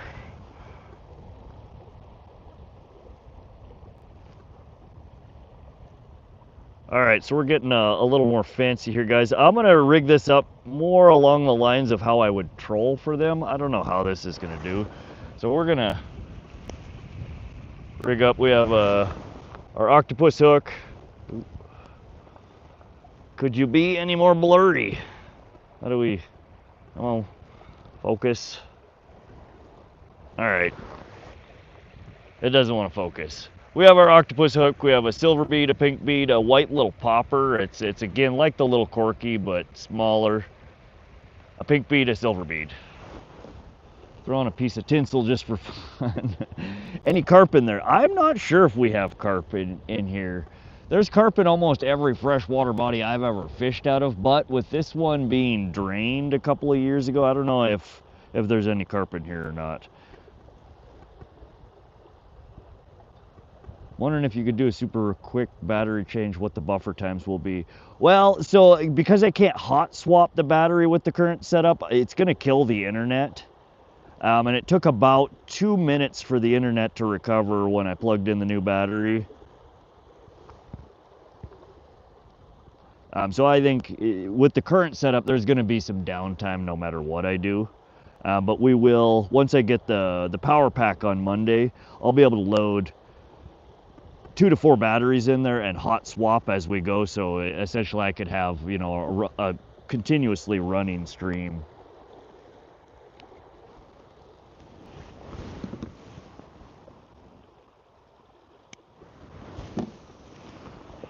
Dave James, if I had some tinsel, I would throw her on there too.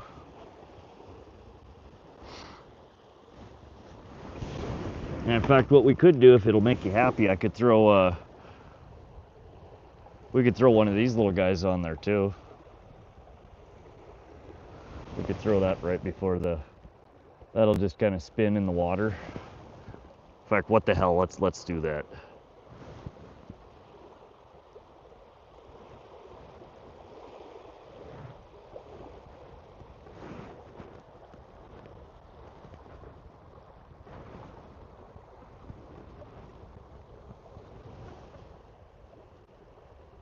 Dave James says no. He just wants a hook and a worm. This man, he says, stop putting all of this shit on your pole. El Benny, do you like Pistol Pete? Why does that sound familiar? Who the hell's Pistol Pete? That sounds really familiar. 164 likes, let's go, you guys. Appreciate all those thumbs up and all the subs we've been getting today. I hope you guys are enjoying the stream. I know we haven't caught a whole lot. We've been getting a bunch of bites. I think we can, I think we'll get some fish. We're gonna set this guy down for a moment while we tie up a second one there. Pistol Pete's Pizza back in the early 90s. Oh, it's a lure. When in doubt, try it all. Welcome back, Katrina. Welcome back, all those that are rejoining. Again, we did have a slight hiccup there. The first battery for the Starlink Mini died, which was expected. We weren't sure how long we were going to get out of it. It looked like about 4 hours and 40 minutes out of an 8 amp hour battery, which is not too bad. I was anticipating somewhere between 4 and 5 hours, so nice to see you're towards the higher end of that spectrum.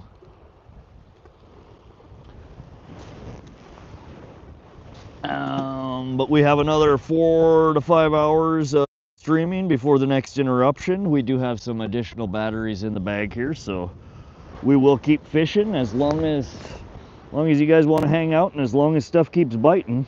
We've been having some pretty steady bites. We just have not had the greatest hookup ratio. We're swapping to a different kind of hook here to see if that will help. I go fishing and catch so many carp, you would think you've won the state lottery.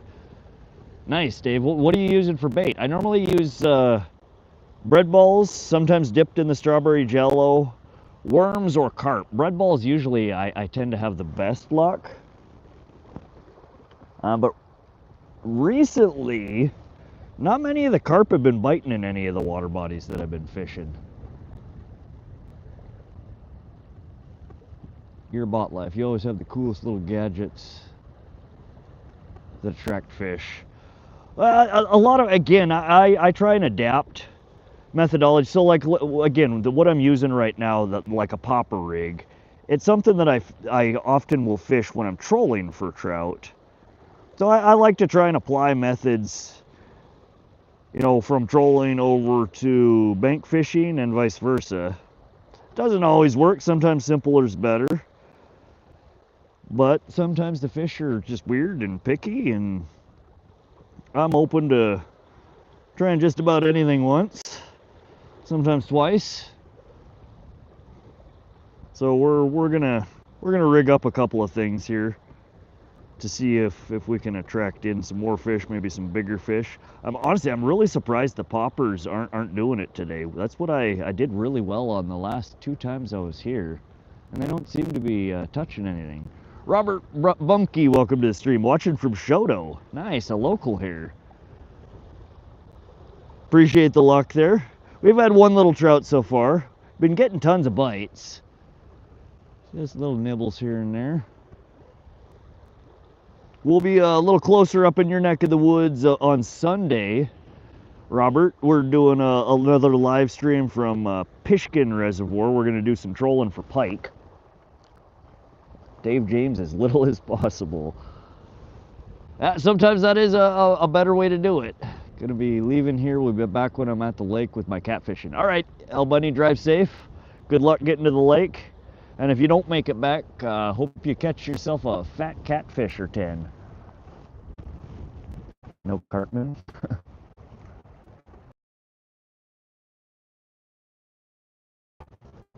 Big horn. This particular water body, there historically were lots of nice big browns in here. They killed them off when they repaired the dam a few years ago. They have since restocked, from what I understand, rainbow trout, brown trout, and kokanee. I don't know how big the browns are in here. I haven't caught one yet, but they are supposedly in here. I don't think they've stocked any cutthroat, but there are cutthroat in water bodies quite near here. Tunnel Lake, which is probably a half-hour drive or so from here, has cutthroat. Supposedly Pishkin does too, but I've never caught one out of there. Montana stays daylight forever. Yeah, we do get quite a bit of sun here. All right, so this second one we're gonna rig up similar to the first one, but we're gonna do some slightly different colors. We're gonna do gold instead of silver. We're gonna do purple instead of pink. And we are going to do chartreuse instead of white for our popper. And then we turn it back around, we go purple and gold. These are more walleye or pike colors.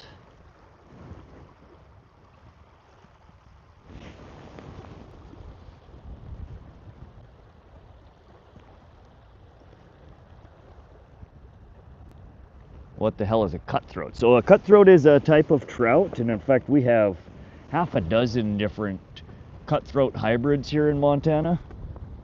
They're really similar to a rainbow trout, but at the below the bottom jaw, the bottom gill plate, they usually have a distinct red line that runs horizontally from like the bottom of their jaw towards the first fin. It looks like they literally have a cutthroat, but we have cutthroat trout, west slope cutthroat trout, cut bows, which are a rainbow cutthroat hybrid, and there's a myriad of them. They get really confusing and hard to tell apart. Not sure if they're if cutthroat are a native species or an introduced species here in Montana, but we do have them in quite a few different water bodies.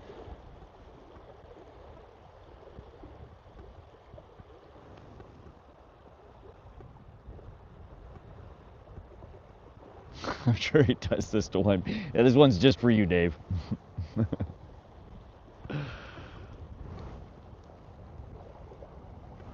Sea bass. I am a sea bass.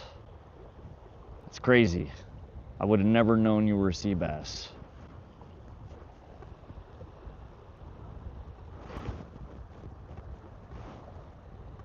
Never heard of them. Yeah, I don't know if they have them in many places around the U.S., but we have, like I said, there's at least, I think, half a dozen cut bow variants here in Montana. I've only ever caught just the plain cut bow, I think. It was either a cutthroat, or a west slope cutthroat. I don't know how the hell to tell the difference between half of them. They're really pretty little trout.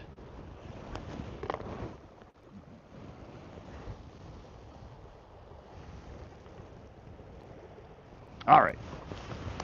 And let's see here. We're going to throw a chartreuse spinner on this one. So I'm going to swap these hooks out on the popper side that hasn't been getting any activity, because these are kind of acting like a popper. So we'll swap it out with a popper variant, which again is essentially a drift rig. Oftentimes they will use them on river boats when you are paddling or just drifting downstream. But again, so we have our hook, a gold bead, a purple bead, a yellow pill popper, they call those, purple, gold, and then at the end here we have a little max flasher. Again, that just the waves in the water should move that around somewhat, and it just gives they tend to attract fish in. So we have two different variants here, the silver and white, and the chartreuse and chartreuse. So that's what we're gonna rig up here on the popper line next. Let's get this guy in, and then we'll swap. I'm sure this one needs to be rebaited. We had constant hits on that one, and I think they stopped because we have no bait left. But let's get this one swapped out because we have had almost no hits on this guy. They don't like our big poppers. We'll try some shiny beads and some smaller poppers. Yeah, my power bait I can see floating right there, so they didn't touch it. So we're gonna replace, these are little corkies, and we're gonna get rid of those and swap them out for similar concept but different hook. We're going from a 1/0 bait hook down to a size 1 octopus hook. And I could just hear Dave throwing shit around his room as he looks at all of this tackle on the end of my line here. Just for you, Dave. This is all for you, buddy.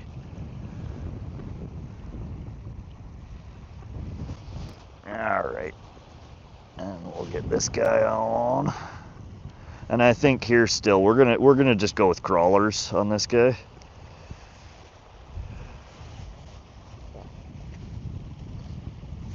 All right, put these hooks away, and we will grab some crawlers.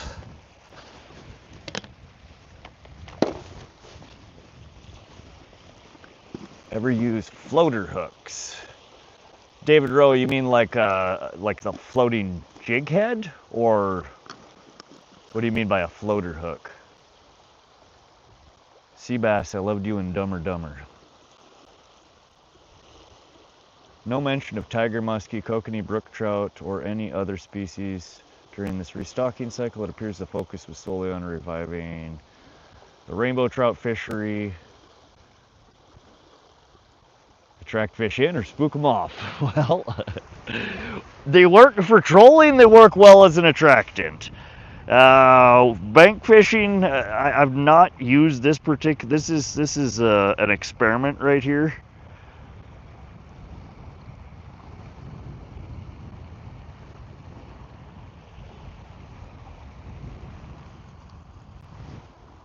So we will see how it goes.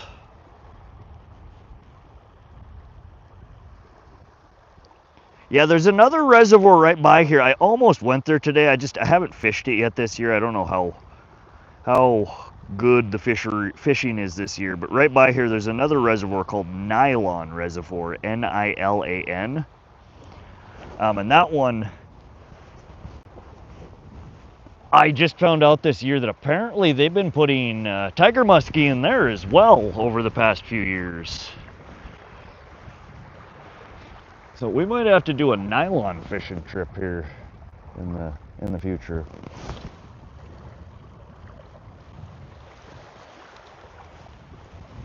Really need to get a tiger muskie this year.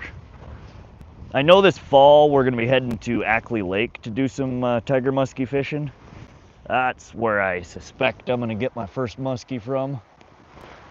But it's interesting to know that they've been putting tiger muskies in a few more reservoirs this year, or in the past few years.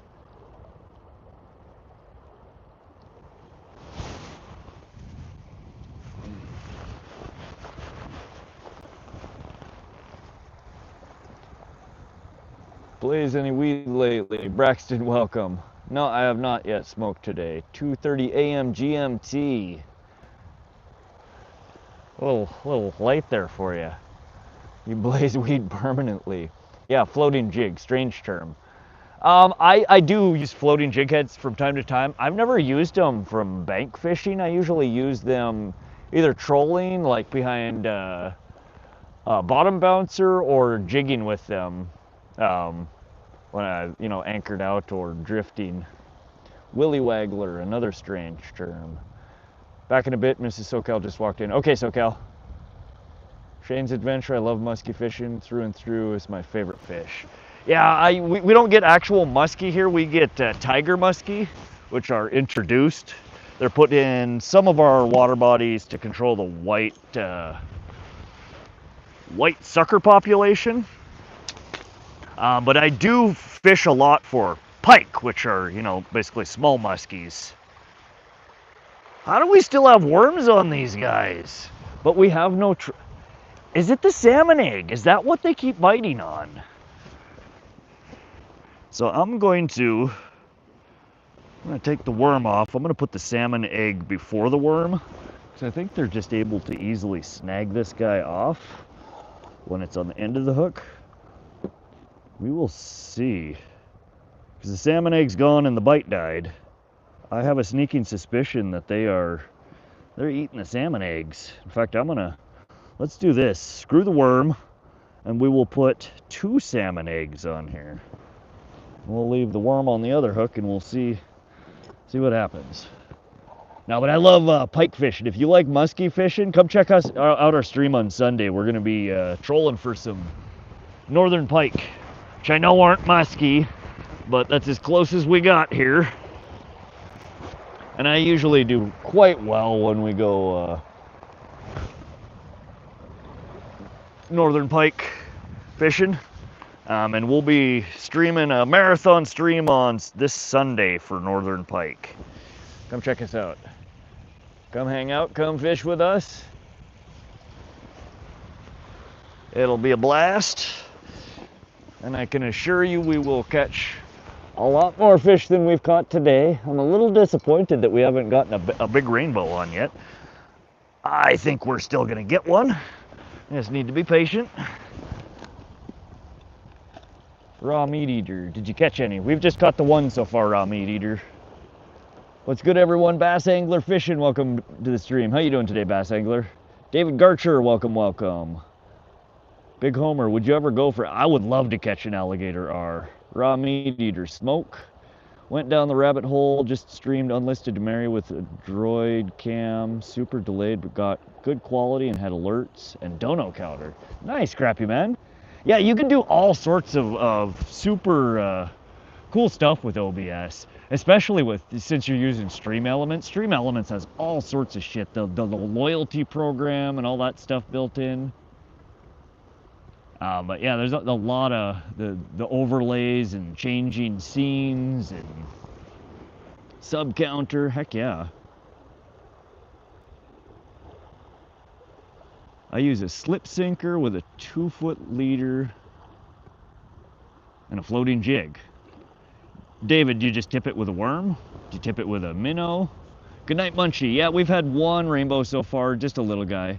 Did you keep the trout? No, it was way too small to keep. It was like 9 inches. Sunday, yep, Sunday morning bright and early. We'll probably be on the water between 5 a.m. and 6 a.m. Mountain Standard Time, Dave. My first fish with this was a sea robin. Deirdre, welcome to the stream. I don't know what a sea robin is. Caught a 4-pound largemouth bass at the boat ramp this morning walking my dog. Heck yeah. I was gonna stop, throw my line in here, and there we go. I'm back to walking the dog. Sounds like a good morning, Munchie. Daniel Harrison, what's the bell for? For when I'm being oblivious and not paying attention so I can hear the fish biting rather than seeing them. Fairbanks House, Massachusetts is widely considered the oldest surviving timber frame house in North America, built around 1641. It was actually built by an Englishman from Yorkshire, my home. Ah, that's crazy, 1641. Yeah, the east coast of the United States has such a longer history than the west coast over here.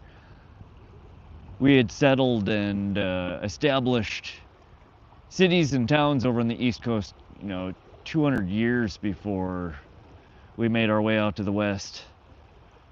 Cade Reuter said hi. Welcome to the stream, Cade. Minnows, chubs, leeches. Okay, that's something I should have brought today. I did actually bring my minnow trap, but I was gonna throw it off the dock to catch some minnows while we were here, but there's no dock anymore. The water level's down 25 feet from the last time I was here. Pishkin, P-I-S-H-K-I-N. K-U-N, not K-I-N. P-I-S-H-K-U-N, Pishkin Reservoir. 1641, that's not old. It's not old in the spectrum of, worldwide establishments, but here in the U.S., that's pretty old. I guess we've been here since 1400s. 14 something. Brantley Tubb, welcome to the stream. I live by a good fishing river sometimes. Haven't been catching fish until the last few days. Yeah, river fishing for me is always hit and miss. I usually have much better luck in lakes, ponds, and reservoirs. That being said, the biggest fish I've ever caught and some of the hardest fighting fish I've ever caught came out of the river. So they kind of have their pros and cons. Roger Thomas, welcome to the stream. How you doing, Roger?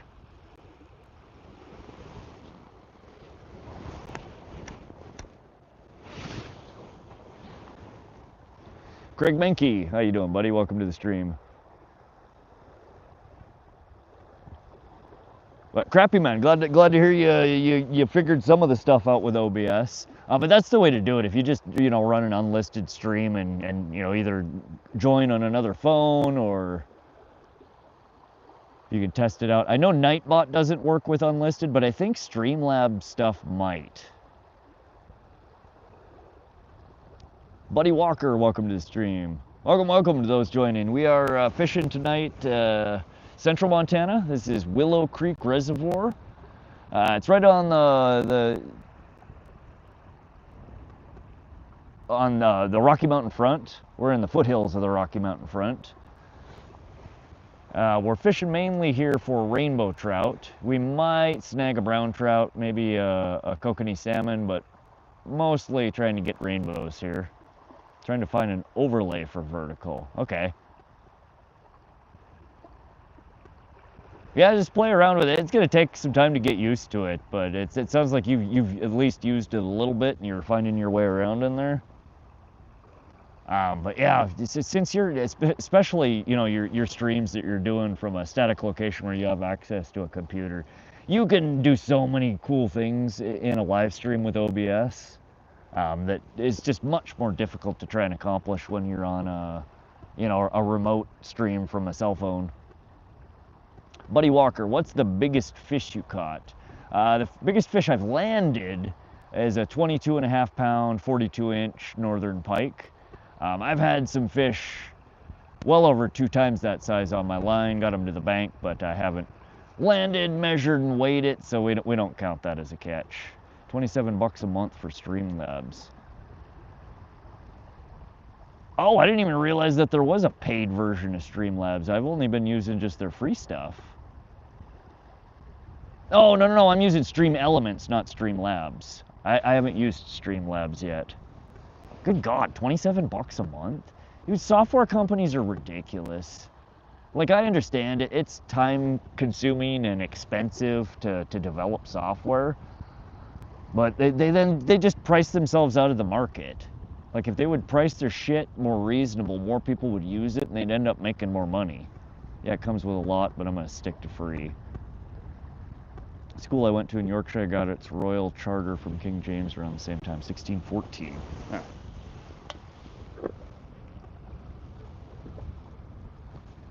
Streamlabs does have a free version, but it's very basic. Yeah, I haven't used Streamlabs at all. I've only used, we have a Stream Elements bot in here that does a couple of simple things, and then I've got Nightbot that does even more simple things.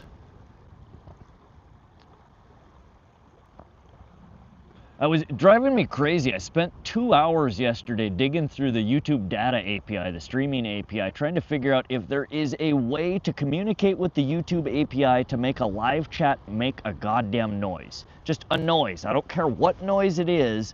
I want to be able to trigger a noise in the live by somebody typing a command. So like when my audio goes wonky, or the video is buffering and I need to restart it, so my mods or somebody in the room can send a notification to the chat that will make an audible noise for me to hear.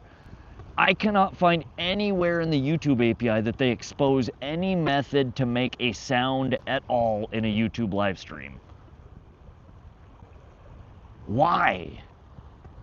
Eldabo, did the stream reset? The battery did die, Eldabo. I was able to recover the stream, so we're in the same stream. We're on battery number 2. Bindu, welcome to the stream. This is a lake. It's actually Willow Creek Reservoir. It's a man-made reservoir here in central Montana at the foothills of the Rocky Mountain front. Talea Chaffin, welcome to the stream. What bait are you using? We have, on the right pole here, we have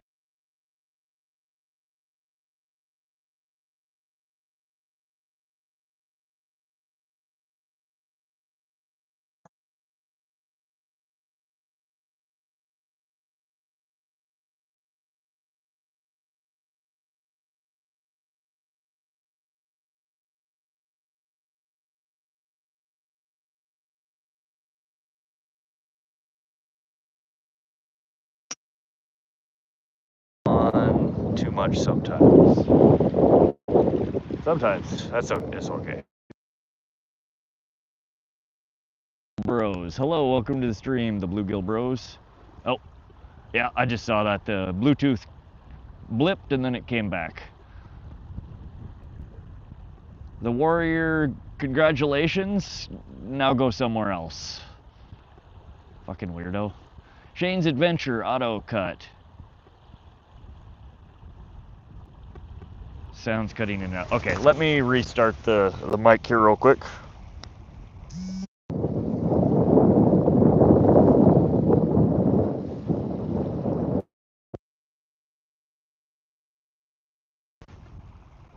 All right, I have restarted the Bluetooth mic. I think it should be fixed now. Thank you for letting me know. Deirdre, something got a hit. Yeah, we're gonna get a bite here eventually. We've had a bunch of bites. I really should be holding one of these poles. That's one thing. Most of the fish that I caught the last 2 times here were always on the pole that I was holding. These dang rainbow trout have such a timid bite sometimes. Talia, yeah, we've had one small rainbow so far. It was towards the beginning of the stream. We're gonna be live here for the next 5+ hours though, well into the dark. So we should catch something. Loud and clear. All right, thanks, Big Homer. One little trout. There are really big trout that come out of here. The last 2 times I was here, I caught 5 or 6 4 to 5 pound trout each time I was here.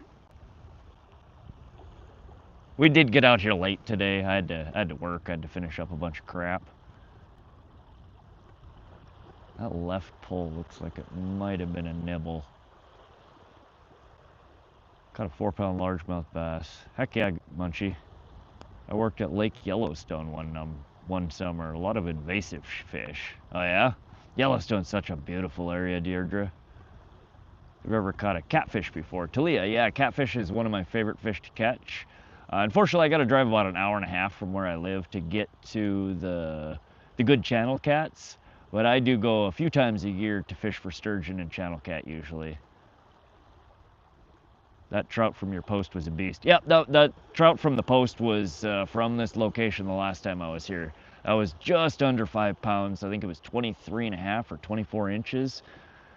Just a chunky rainbow trout. That's what we're trying to get on the line again today.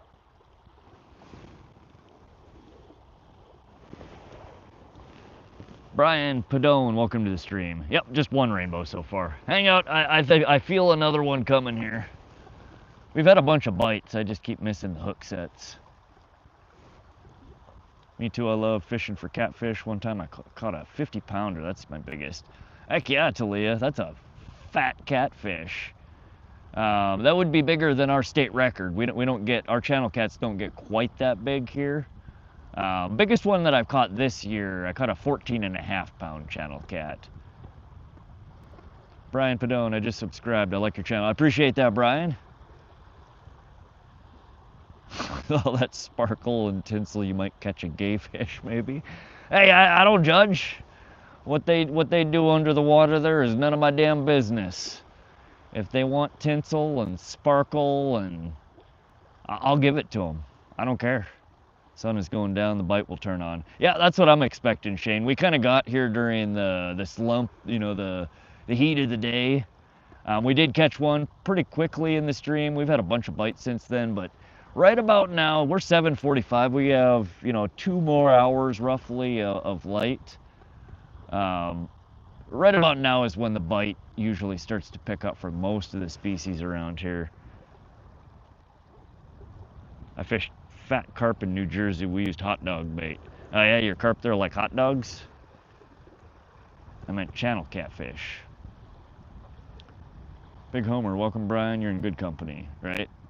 Was it an eater, the trout you caught? No, Munchie, it was too small. Just it was about 8 or 9 inches, just a little guy. Are those just waves or they get pecked at?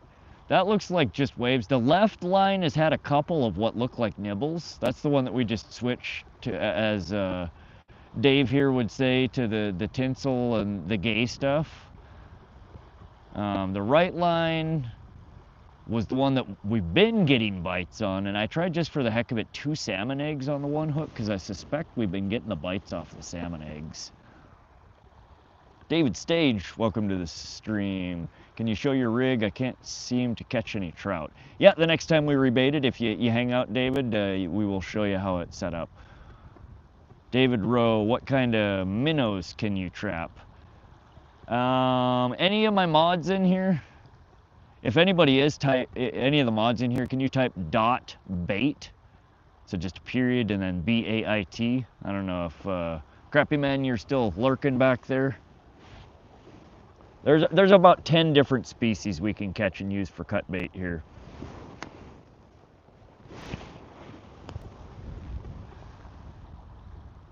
Wahid, where are your poles? You have poles.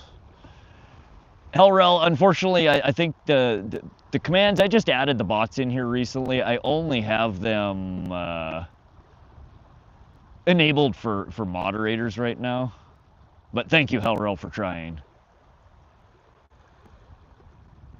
What state? We're in Montana. Oh, you're talking to Brian, sorry. It's 10 o'clock where I am. Now, we're 7:47 p.m. here, Mountain Standard Time. Guys, spam confetti. Yeah, the more spamming you guys do on the hearts, the confetti, the thumbs up, all that stuff, that's what shows YouTube that people are engaging in the live stream, and then they push more people over here. That's how we get more people in the room. Talia, I'm on my mom's phone. My name is actually Jace. Oh, okay. Well, nice to meet you, Jace. I apologize if I continue to call you Talia. I just read the chat names. Oh, so no, David Rowe, there are a couple of water bodies in central Montana that do allow live bait. It's basically restricted. For all intents and purposes, live bait is not allowed in central Montana. You can use all the same species that are allowed for live bait as cut bait, or vice versa. Good night, Munchie. I'm going to bed pretty soon. But I'll leave your channel running to help your channel, my friend. Appreciate that, Munchie. Yeah, the more people that are in here, again, help YouTube push more people, and then the longer you stay in here and watch, that helps with watch hours, which pushes me towards monetization, which I'm not really worried about. I'm not trying to make any money from the stream here, but it would be nice to make enough money to pay for the Starlink Mini that we're using to power the streams here. It's $165 a month, so it's not cheap. I'm not allowed to go fishing every day. I wish I was an adult. I hear you, Brian. Enjoy your youth, though. You say that now that you wish you were an adult. Go ask any adult if they wish they could be a kid again, and almost all of them would tell you that they would happily go back to being a kid. I know I would. Being an adult's no fun. Too many responsibilities. But you can fish every day if you want, so there is that. And that was definitely a bite on the gay line over here. Dave, are you hearing that? They like the gay stuff. But they just played with it a little.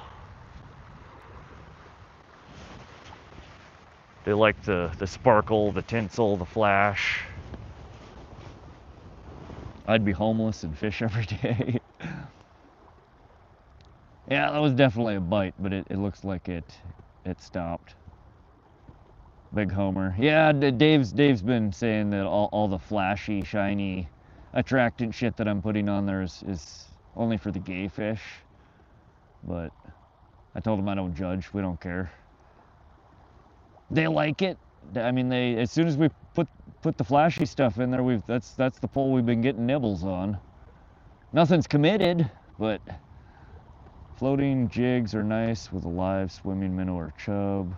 They swim it down, get tired, and float back up. Yeah, David, if I could use live bait, that would be an absolute killer rig. Not just for trout, that would work for any of the species around here. Unfortunately, I got to go to Eastern Fishing District or to one of the select few water bodies here in Central that allow live bait. Right now, we're at one that just doesn't allow it. Should use shatter beats and spinners. What's a shatter beat? Lane Shred said same. Oh, I'd be homeless and fish. Yeah. Catch channel cat almost every time I go, like 7 or 8 pounders. Heck yeah, Brian. I'm from Pakistan. I'm a hunter. Nice, Wahid. What do you hunt for over there in Pakistan? Deirdre. Good old engagement. Yep, that's the kind of the name of the game here.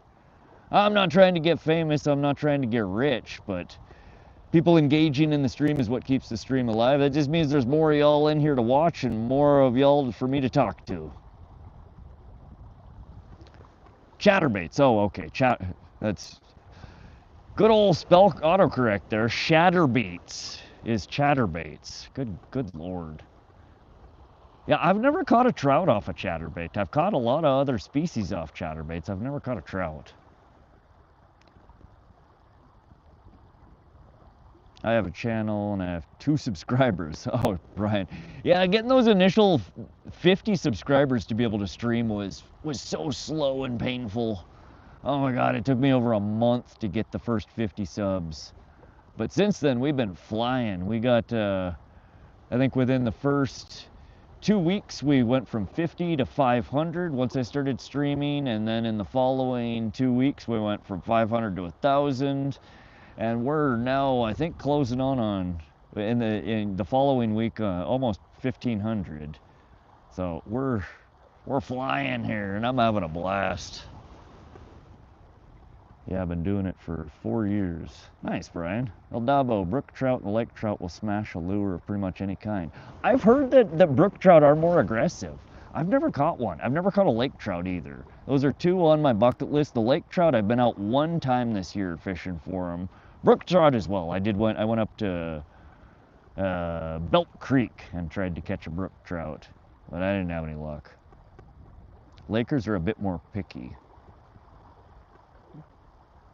How do you get the first 50 subs? Just putting out videos? Yeah, David, so I went through, again, I record little clips here and there, sunsets, you know, a boat ride, a turtle that I pulled in, we had a baby muskrat come through camp. One of the walleye I caught, you know, I recorded a bunch of tapeworms coming out of it. So I just had crap, you know, from the last few years of fishing. And I went and dug through the vaults of my phone, you know, the phone picture library, and started digging out anything and everything fishing and nature related, and just started posting them up as shorts and long form videos. And yeah, it was a grind, but we managed to get the first 50 subs out of that. That, and also hanging out in other live streams, and letting people know that I was trying to live stream. I was able to get, you know, a handful of subs that way. It's nice being old, at least. I don't have to worry about dying young. Nobody gonna say poor Munchie died. Oh, I'm sure you'll have some people that'll miss you, but yeah, they're not gonna say, oh man, he died too young. That's true. Pro Broden, welcome to the stream. How you doing, Pro Broden? Lake trout ain't much like reeling in a bag of potatoes. Now, I really want to catch one, because we have, in Flathead Lake here and a few other water bodies, we have some really big lakers. And I've watched a couple of YouTube channels that fish those water bodies, and good God, man, them trout look just spectacular. I want one. I don't want just one. I want to troll around and catch them for days. They're so big. They're so nice looking. And I've always heard that they were good to eat, but y'all in here today are saying that they taste like bee holes, so I don't know. We'll have to harvest one and see what it tastes like. Nathan Strunk, welcome to the stream. How you doing, Nathan?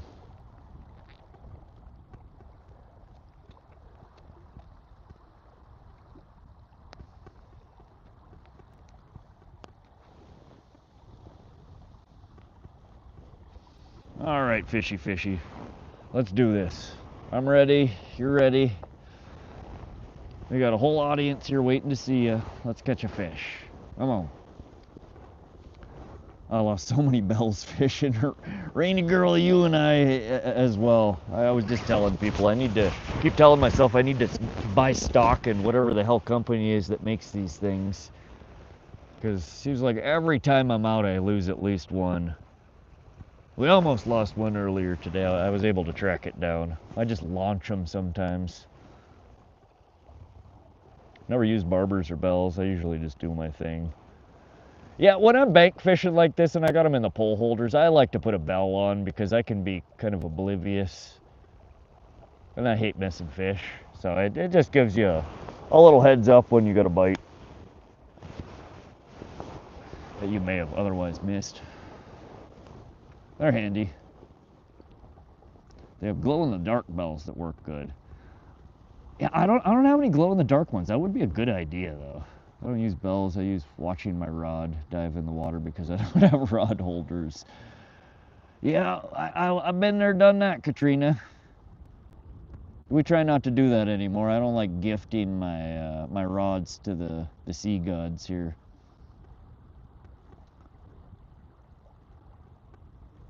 I get so mad when I lose a fish because I don't have a bobber or bell. Yeah. No, it's easy to get carried away, especially when I'm streaming here. I'm talking to you guys. I do watch. I think I watch the poles on the camera more than I do like actually in front of me, but I still miss bites. I'm fishing salmon on the west coast right now. Oh, right on, Rainy Girl. Are you in freshwater? Or are you fishing in brackish or saltwater? Hayden, welcome back. I lost 2 rods in 2 days. They got pulled in. My fish, pesticide water, so I couldn't even go in. I almost fell in screaming. Man, that's rough, Brian.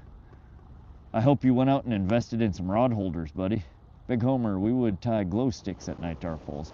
Yeah, so up until recently, what I've been doing at night fishing, I have, I would go to Walmart or, you know, Party City or one of the party supply stores that sells helium balloons. And if you've ever seen the fancy helium balloons, oftentimes when they blow them up, they put these little LED cartridges in them. And you can actually buy like half a dozen of the LED cartridges for a couple of bucks. It's like $2 or $3 for 6 of them. And they're one-time use. You pull the little tab out and it releases the battery, and then they light up. But they're perfect size, and you just take a little zip tie and zip tie them to the you know, right up towards the tip of your pole, and they work excellent. But recently I picked up some Whisker Seeker brand rod tips, and they actually clip onto your rod. They have replaceable batteries in them, replaceable LED lights, and that's what I have with me tonight. They don't fit real well on these little rods that I have. They're more meant for my bigger catfish rods. But I did use one the last time I night streamed, and it was really handy. So that's what we'll break out. Once it starts getting a little darker, I will tip these rods with some LED lights, make them a little easier to see. I got rod floats that don't work. I got another lost one, they don't work. That's frustrating. David Rowe, they make jigs with little glow sticks in them, plus a lot of them are glow in the dark, popular ice fishing. Yeah, so I have a couple of trout slash walleye slash, what I bought them for was burbot fishing, but I haven't been out burbot fishing yet this year. Jigs that are really UV sensitive. You put them in front of a light and they glow for like 20 minutes to a half hour, and they glow like a lot. It's like an amazing amount of glow. I forget what the hell they're called though. Trout and pout, or trout pout, something like that. They're basically a small spoon with a treble hook on it, like a thick fat spoon though.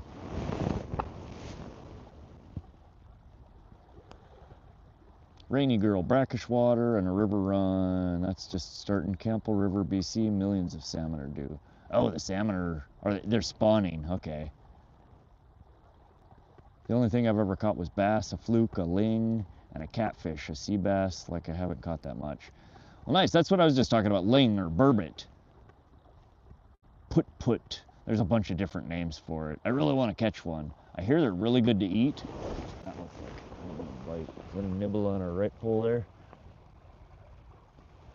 God, are those lines crossed? How the hell did I get those 2 poles so close together? FNBB, welcome back. Oh, and a bluefish, like 20 or 40 pounds. Heck yeah, Brian. Yeah, the one time I went on a boat, I got seasick. I was thrown up in the cab. The only seagoing vessel I've ever been in, the company that I work for, our annual or quarterly company meetings, I should say. Sometimes they rent out a charter boat that we ride around on just in the bay in Southern California. So I've never been out, you know, in the waves. Riding around in the bay was fun. But yeah, the big waves, I don't know how I would handle that. Well, we still have our 2 salmon eggs. It looks like they chewed the crap out of our worm. So these fish can't make up their mind. Do they want the trout eggs or do they want the worm?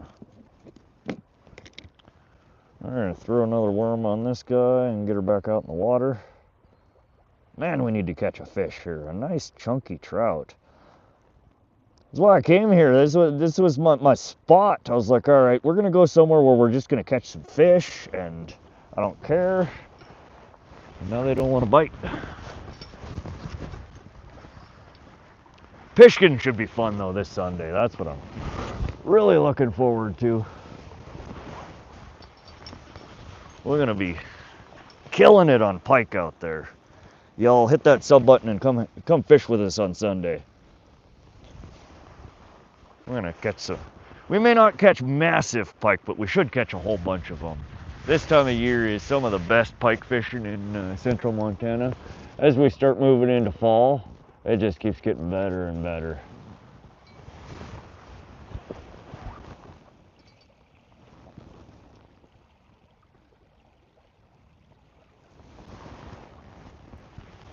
All right, some of my crap here cleaned up.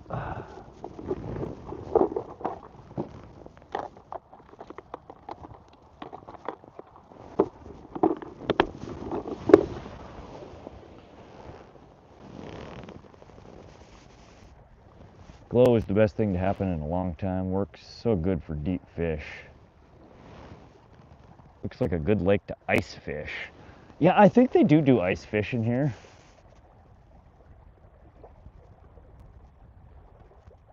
My name was Fishing Catfish, but now it's different. Do you remember me? Oh, okay, FNBB. Yeah, I remember you.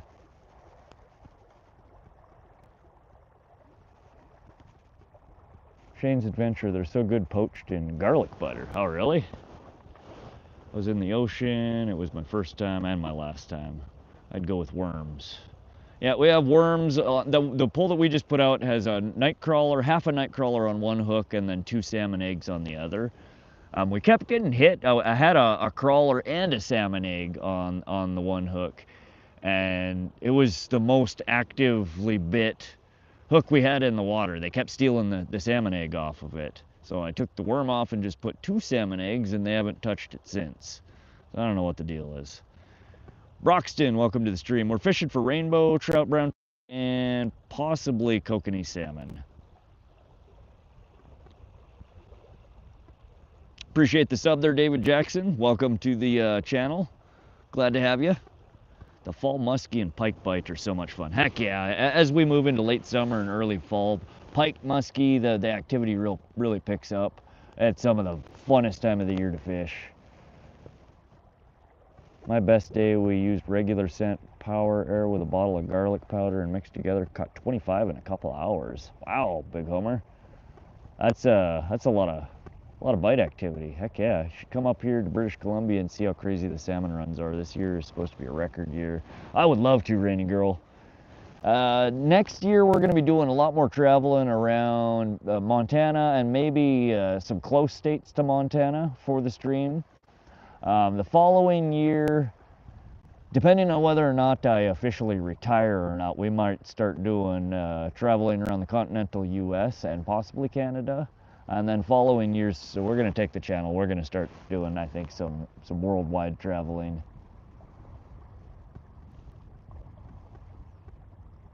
Brian Pradone. We have worms. The worms are on 3 of the 4 hooks right now, Brian. Eric Sharp, welcome to the stream. I double tap the screen with my tip.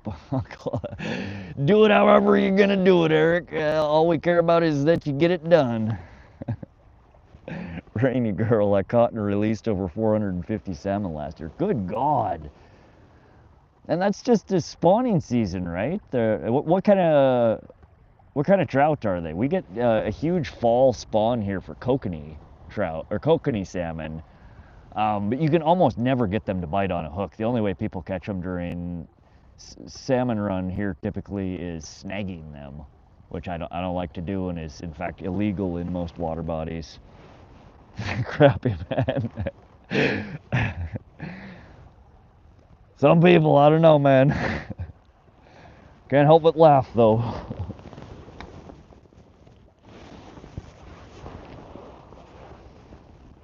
Yeah, we have. I want to say it's either late August, early September, or early September. It's sometime around September we get the salmon run here, and there's a handful of water bodies that they allow you to snag up to 40 kokanee salmon per person per day. But again, it's towards the tail end of the spawn. And what you would be snagging are mostly the old male kokanee that are basically they're in their last year of life. They've run themselves ragged. They stopped eating. They started fighting, and all they care about is fighting and reproducing. So they're all ragged and gnarly looking. The hook jaws and stuff on them. But when they get like that, they're terrible to eat. The meat just turns to mush. Most of the people that I know that go and snag them to stockpile for dog food. Yeah, we get 3 types of salmon: pink, chum, and kings. Okay. Early September is hot, hot, hot, but they're spawn. Interesting. Right now they're chrome. Appreciate the sub there, Rainy Girl. Brian Padone, I know, like stripers, when they're too big, they taste terrible. Most fish in general, the bigger they are, the worse they taste. In general, I mean, it's the same way with most animals that you're harvesting. Go shoot Bambi. Taste Bambi versus a big old buck. You will notice a significant difference in the taste, how chewy it is. Fish are the same way. The younger fish tend to be firmer flesh, less fishy tasting, and they're overall just better. They're also better for you. They don't contain as much heavy metals as the bigger ones do. Any day now, fish. Come on. They just wanted to see me get up. Went catching king salmon, Sacramento River, using row and slinky weight, trolling up the river. Oh, that does sound fun, Big Homer. Dave James, I just ordered a Spyderco. Get it tomorrow. Hopefully it's a good knife. Spyderco. That sounds really familiar, Dave. Yeah, but the thing that sucks is now you can't keep them when they're small. How big do they have to be to keep them? Fishing for Life, welcome to the stream. How you doing? Rainy Girl 65. I fish with pink or blue yarn on a hook, and it's so productive. Really? That's all you're baiting your hook with, is just pink and blue yarn? That's how all the kind of people describe gar fishing, that they just go put a chunk of, tattered rope on the end of the line. They don't even use a hook. Yarn. American-made knife. Spyderco. That sounds really familiar, Dave. I don't know why it sounds familiar, though. I don't think I've ever owned one. I think a buddy of mine might have had one. He was telling me about it. Where are we at, and what's the bait lure? Brian, welcome to the stream. We're in central Montana. This is Willow Creek Reservoir. It is right outside of a town called Augusta, Montana. We're basically right in the foothills of the Rocky Mountain front. We are fishing for rainbow trout, brown trout, and kokanee salmon. I don't expect we're going to catch any kokanee. The water's pretty warm. They're probably all tucked in the deep where we can't reach them from the shore. We've caught 1 rainbow trout. I expect we'll probably get a few more of those. We might get into the browns as it gets later at night. Yep, learning the yarn knot will improve your game. Interesting. I'll have to look that up. I've never heard of people just fishing with yarn. I mean, I guess it makes sense. Well, a lot of the jigs that we use are, basically yarn and tinsel and a bunch of crap wrapped around a hook. So the colors, the shapes is all the fish are looking for. You got a rainbow. Yeah, we had a baby rainbow, Elsa. Just a little guy. The smallest they can be is 28 inches. The biggest they can be is 31 inches. Man, that's a really restrictive range to keep, Brian. Shane's Adventure. Pink yard or felt is amazing to use in the streams for browns in my part. Really, Shane? How are you rigging it on your hook? I mean, are you tying it just like you would, a jig? Is it, like a chunk of yarn that's held on there with, some thread and then glue or, some kind of polish, hardener?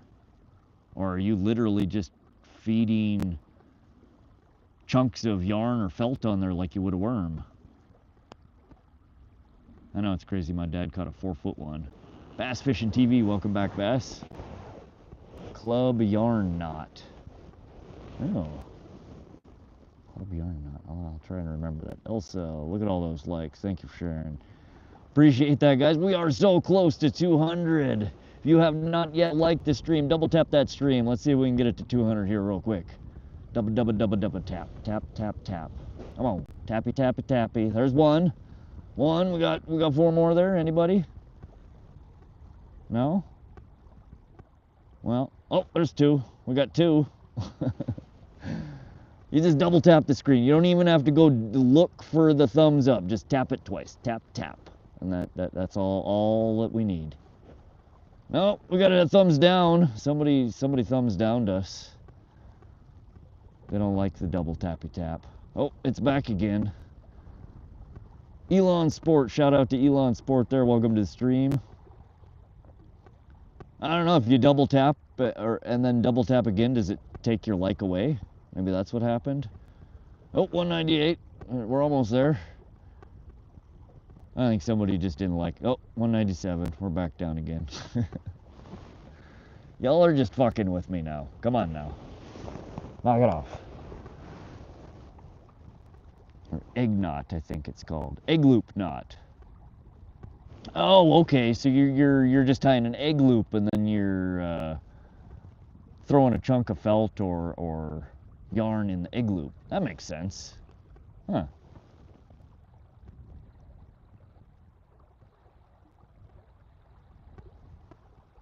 Yeah, we're close. We'll get there. Appreciate the effort, team.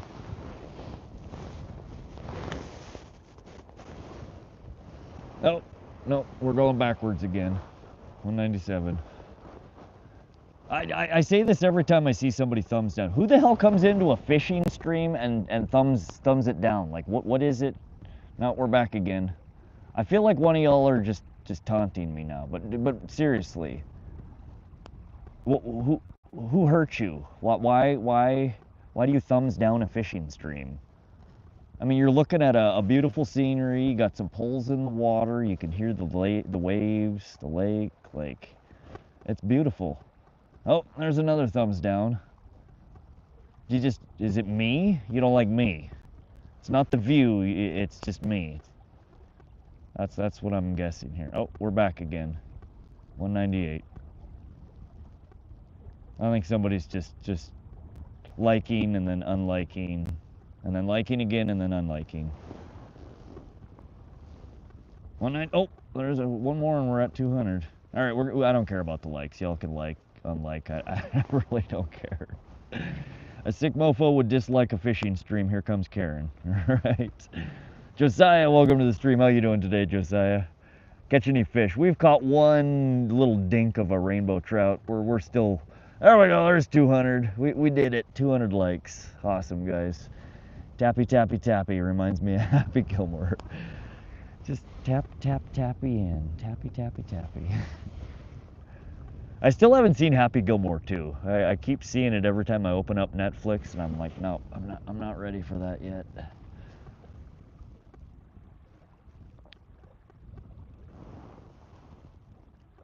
I think you got a fish, man. No, I just see the poles slightly bobbing because of the current. I don't see anything that looks like a bite yet. It's moving a lot.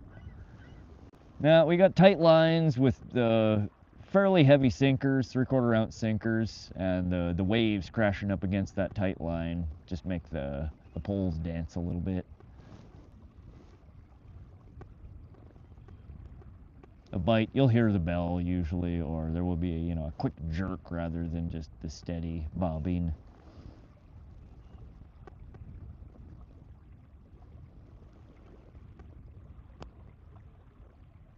Man, these fish are picky today.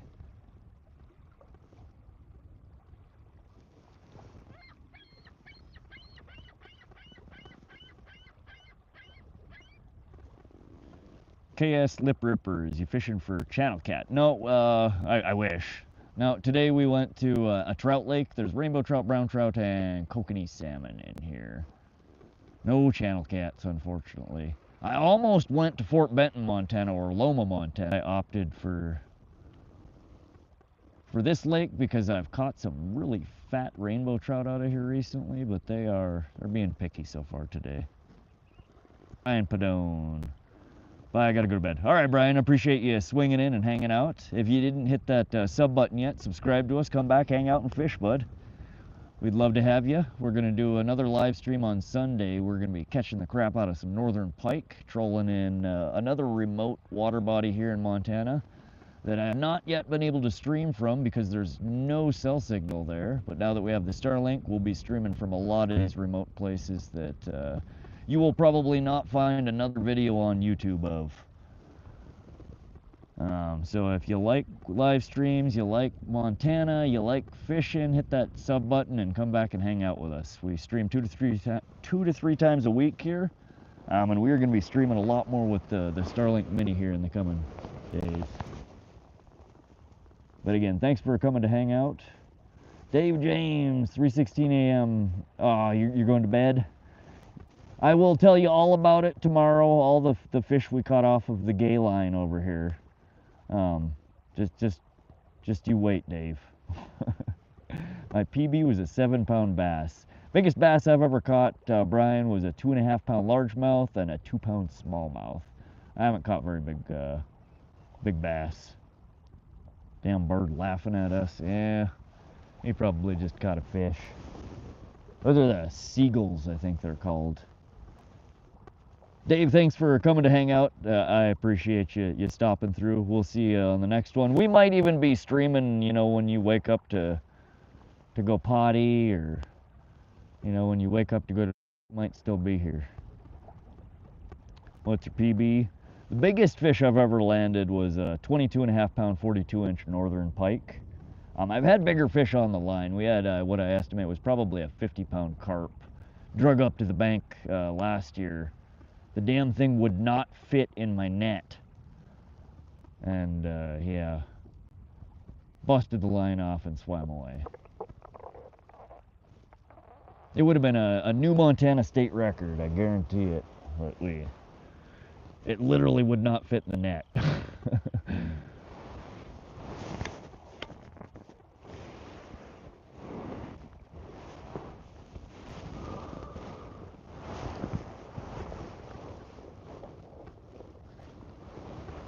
Oh, buddy.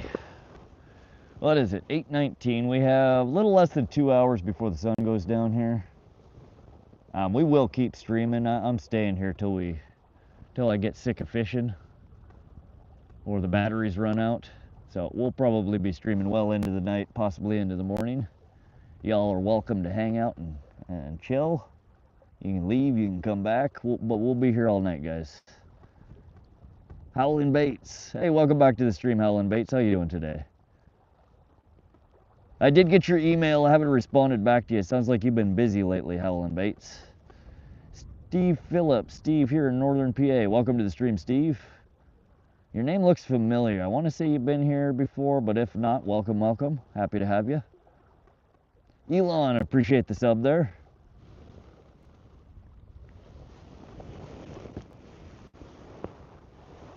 Yeah, I'm stoked. Today is our maiden voyage of the Starlink Mini here. We're streaming completely off the grid here today. There is zero cell signal at this spot, but you are being brought here live by Starlink Mini. And them damn satellites floating around in the sky above us. What's to your left or right? Is there a... Ooh. Oh. Go on! Don't just once. Do it. We need a good fish. Come on, buddy. That was bullshit. That's not enough. Come on, we're gonna bumper. Come back, my friend. I just want to take a picture. Show you to a few of my friends.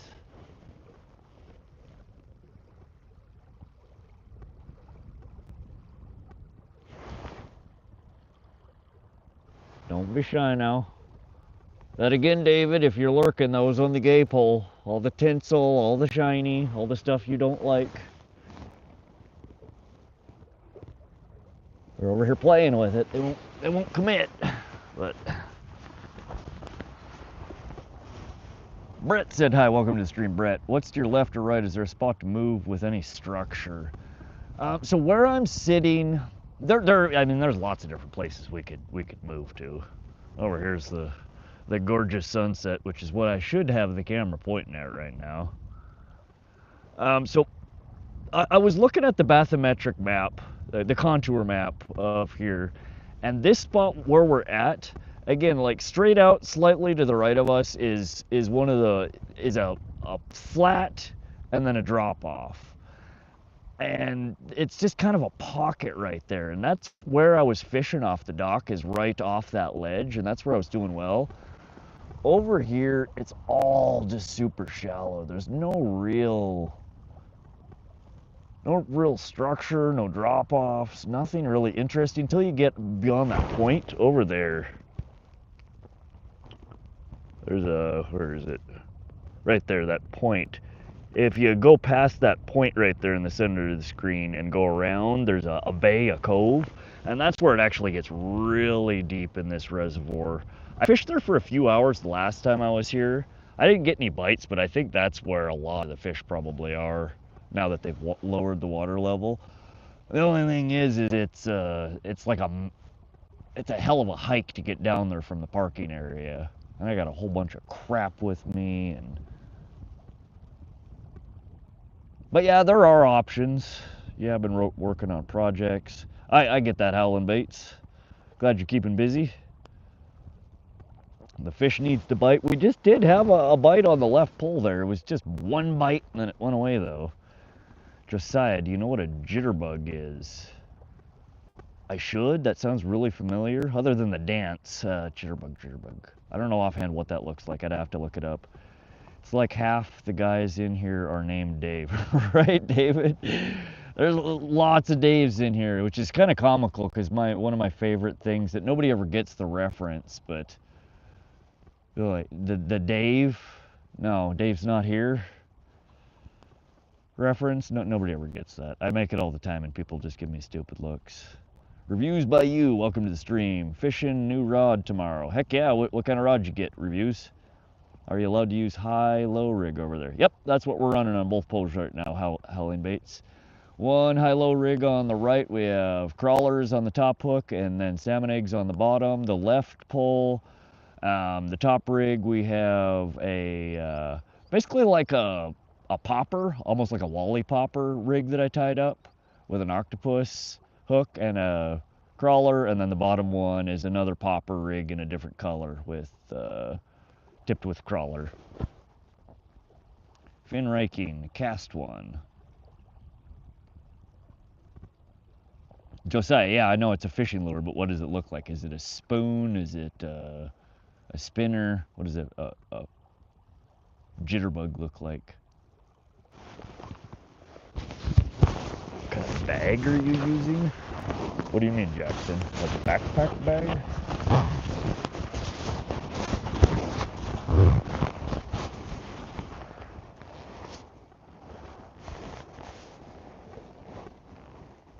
Yeah, I'm not sure what exactly you're referring to there.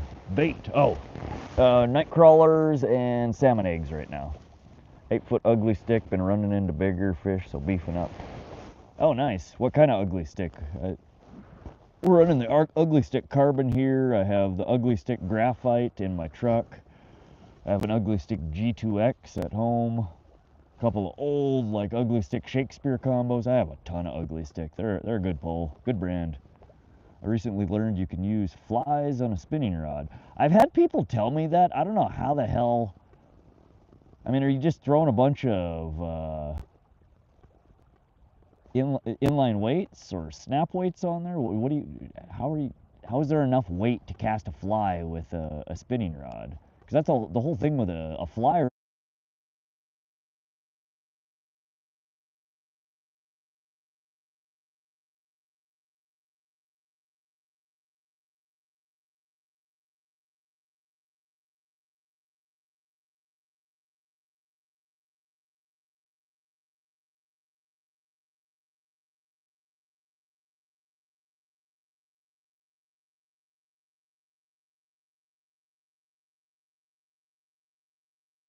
I have ever seen.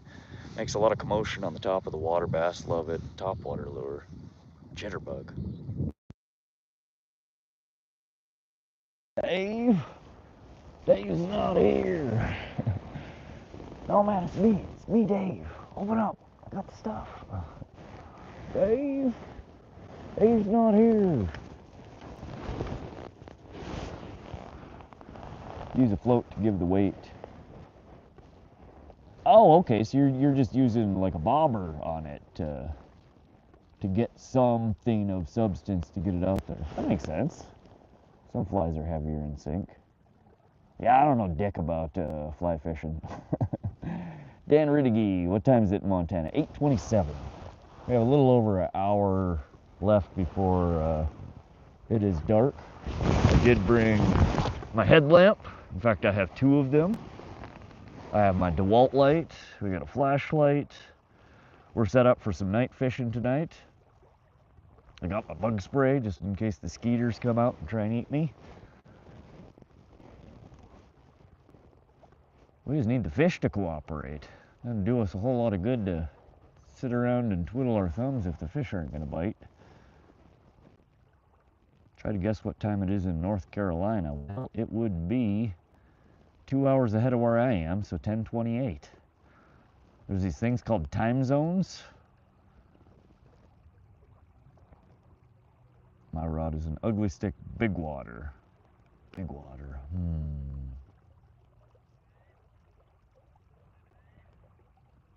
I don't know if I've seen that one or not.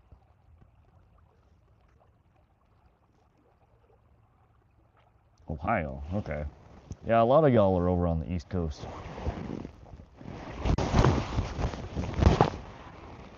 We're Mountain Standard Time here. Sun is starting to go down here a little bit. Yeah, that's such a pretty sunset here.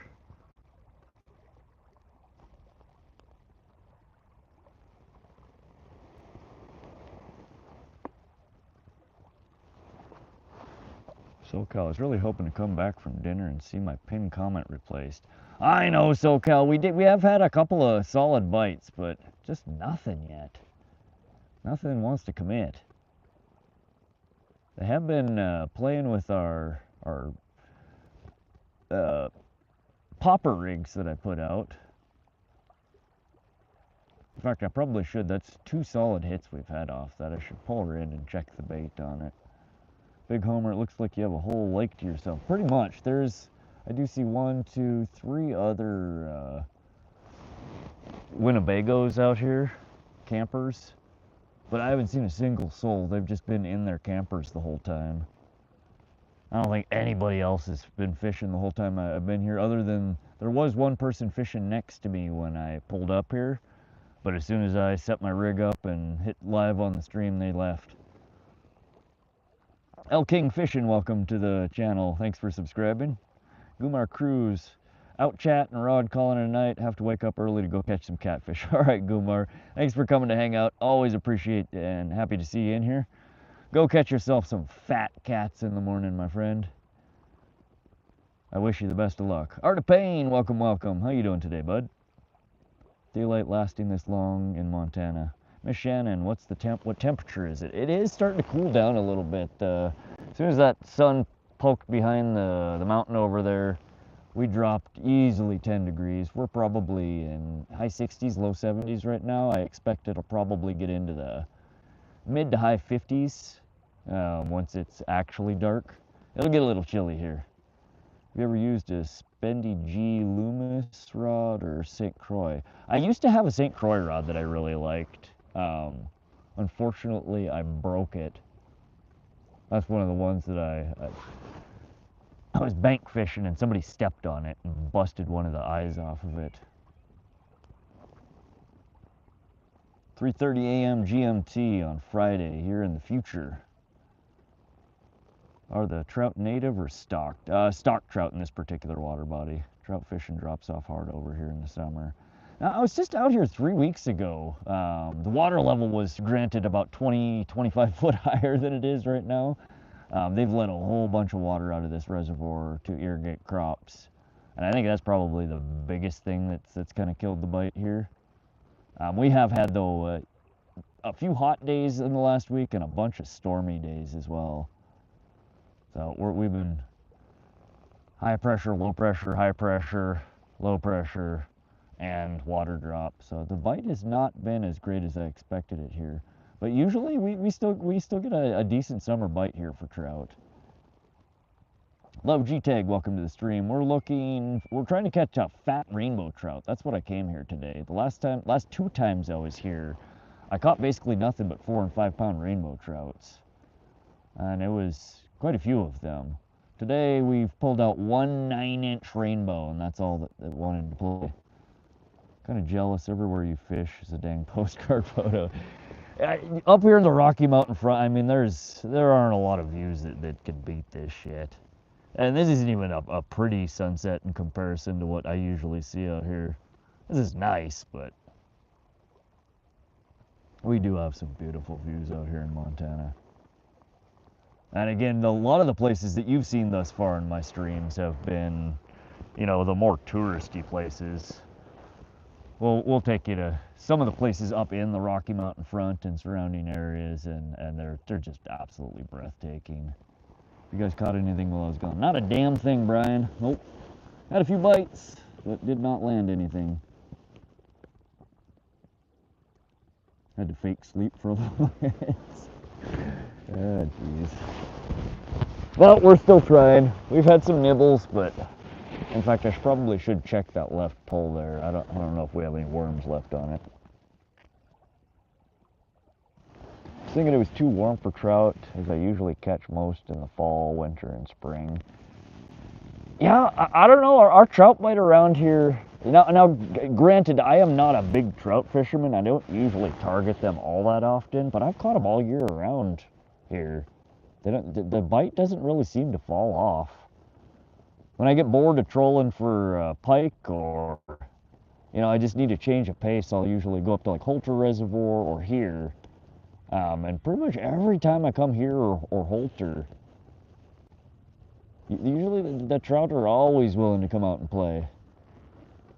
I came back here today because there are exceptionally large rainbows that come out of here. I was absolutely stunned at how big the trout had grown here in the 3 years since they drained this.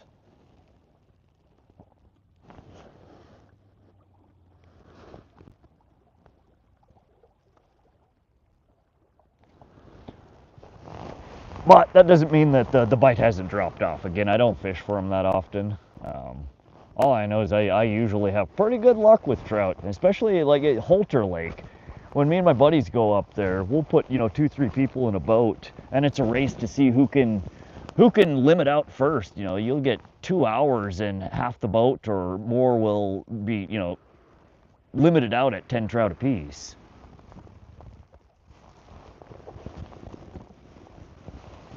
And that's pretty much any time of the year. Let's check this pole real quick.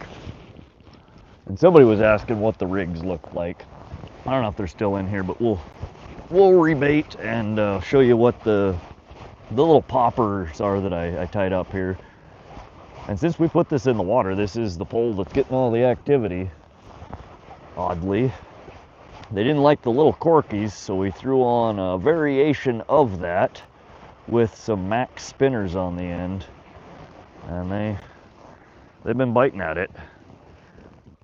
Yeah, worm completely gone on this hook, and we just have a nub left on this guy, so they have been biting the crap out of this.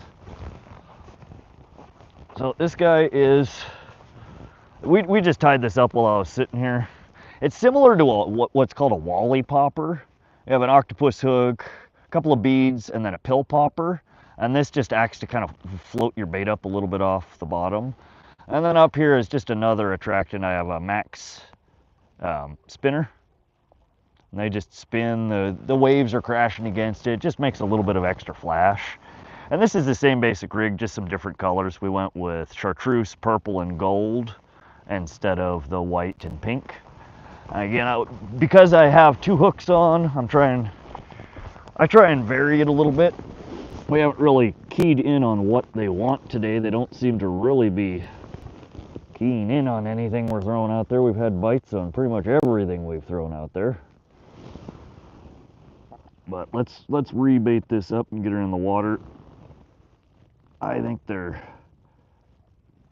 The last pull that was in there too, we were losing the worm off of the chartreuse. So I think thus far, the only thing that I can tell is they're hitting off chartreuse today.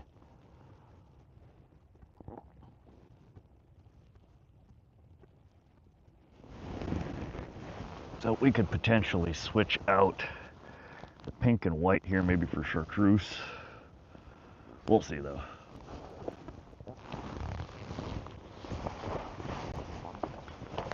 We'll see if we get hit on this. If we get hit again and we actually catch something on the chartreuse, I think I'll switch the pink and white over to another chartreuse.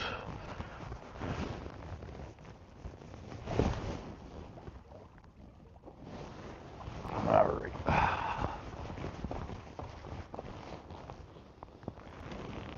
And it is getting a little chilly here. As I said, once that sun goes down, we lose pretty much 10 degrees of temperature almost instantly the moment it goes behind the mountain there.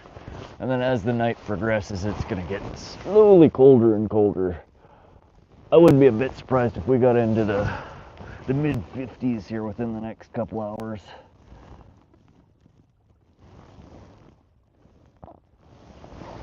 That's not too bad though. Need to roll up the pants and walk out as far as you can at cast. Yeah, if I had some, I really need to invest in a good pair of either waist high or chest high waders. Just some lightweight ones. Much rather be fishing than babysitting this gas station. AC's messed up over here. New weight loss plan, I reckon. Oh geez, Howling Baits, that's rough.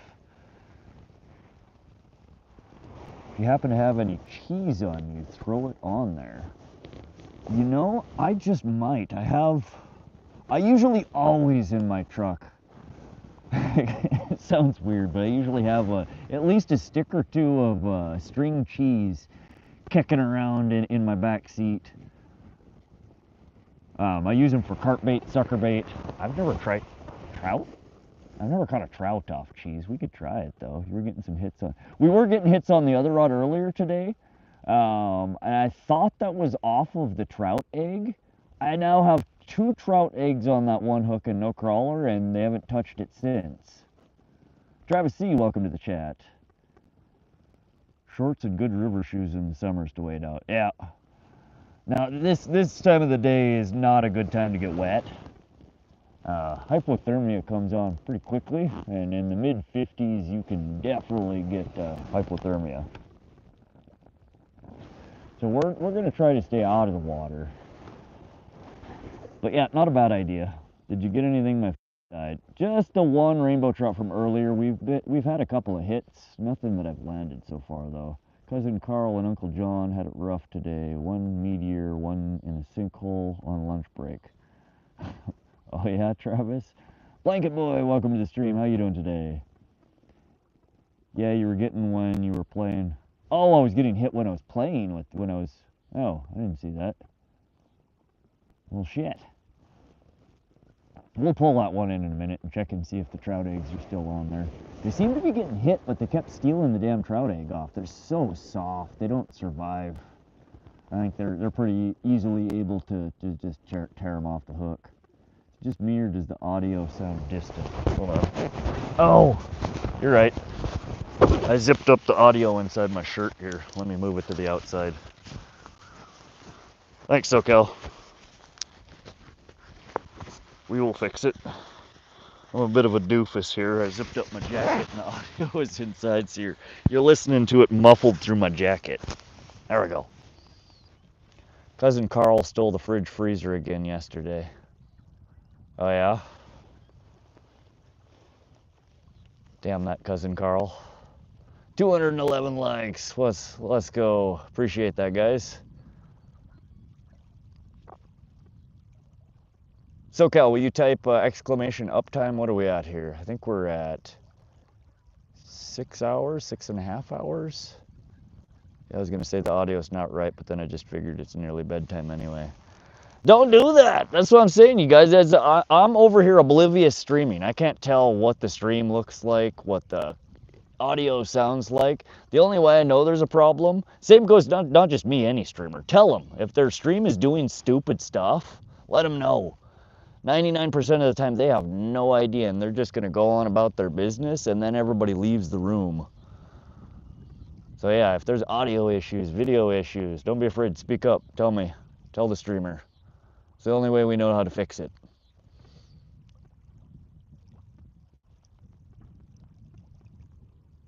6 hours, 17 minutes. Okay, so that was just before midnight. Midnight, 11:40. So we got 3 hours-ish before. All right, just wanted to see what it looked like. It's still not dark there. No, it's 8:42. Sometime within the next half hour to 45 minutes, I would anticipate we're probably gonna be dark. I do have lights though, so not the greatest lights. I forgot my other DeWalt light. I thought I came prepared with everything, but I only brought one of my DeWalt lights. I do have my headlamps, have some flashlights, so we should have some decent lighting for some night fishing. But oh my lord, these skeeters are just coming out in droves right now. I gotta bathe in skeeter spray here.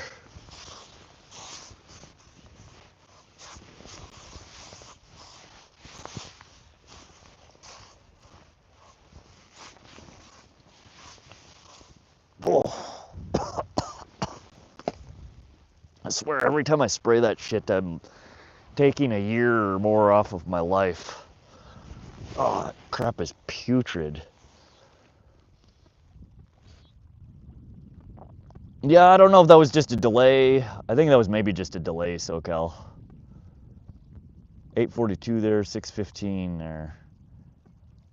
Skeeters have cooties. Sometimes, yeah, you can get all sorts of nasty stuff from skeeters these days. It's dark here, 8:04, winter 7:04, 6:17 there. In the morning, Travis, or at night? The hell are you that it's 6:17? Are you from Hawaii? I forget where you're from.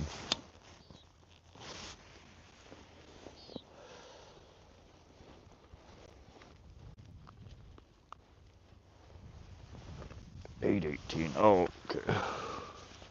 The hell are you a half? Must be 8:18 a.m. You're across the sea there. Got to do the old native trick and smoke yourself. They don't seem to be too bothered with cigarette smoke, at least. I need like some sage or whatever. Check your other rod for bait. Yeah, we can check that other one too.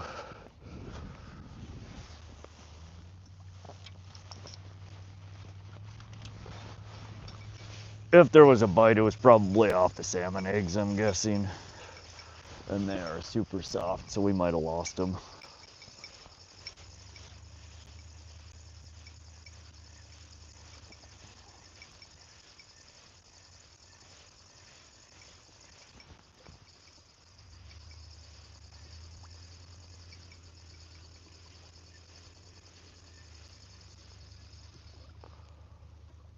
Well, shit, we are completely out of bait on this one. What happened?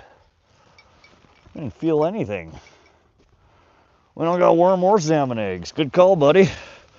We are completely out of bait. Now, well, I have caught some fish off bear hooks in the past. That is generally not the best way to go about it.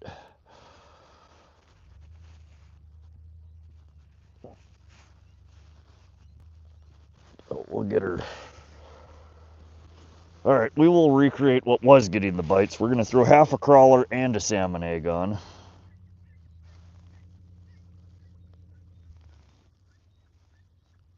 So I just must have been missing the bites. These dang weenie bites, they're not even giving me a jingle on the bell there.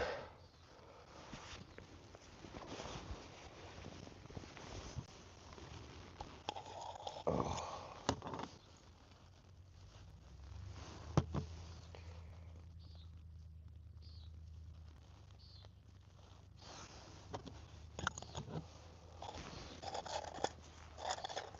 Oh god, these skeeters are just hovering around me. Leave me alone, guys. I don't work here.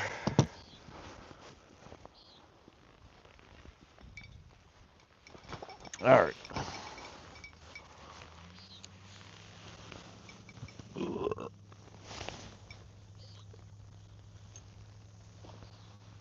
There we go.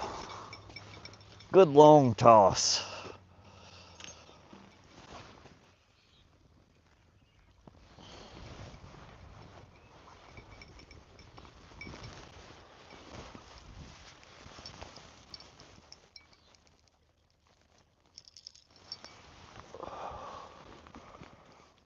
All right, let's quit missing the bites and let's catch some fish. We need a good one here.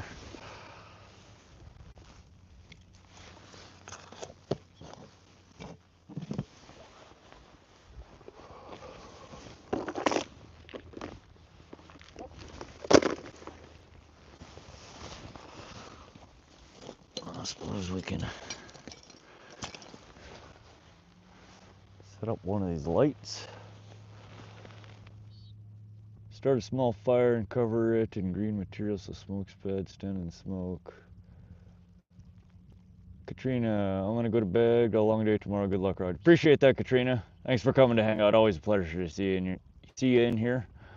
Hope you have a good day tomorrow. Travis C, try not to fart when hunting. The deer will look up. I will keep that in mind, Travis. Wow, man, still at it? Yeah, D, we're gonna be here all night, buddy. Told ya. Till the batteries run out or until I get sick of fishing, we're gonna be here. Greg Thomas, I can see the skeeters. Yeah, they're all over the damn place. They're bad. But so these are the rod tips that I was talking about earlier. They're Whisker Seeker brand. So they're kind of cool. You just untwist it. It took me forever to figure out how the hell to do this. The battery comes out. You flip her around, stab her in there, and then screw it back on. And they're made for thicker poles. They don't fit these ugly stick carbons all that well. So what I've been doing is they don't fit all the way at the end. I come down just a little ways and they snap on right about here. Oh God, look at those skeeters. Maybe it's here. No, we're gonna go one more down. All right, snaps on and then slides down. And there we go. We got lights. Not too fancy right now because it's still light out, but it does help once the sun goes down. And I'm gonna grab another one out here, and I think we'll do an orange one on the other pole.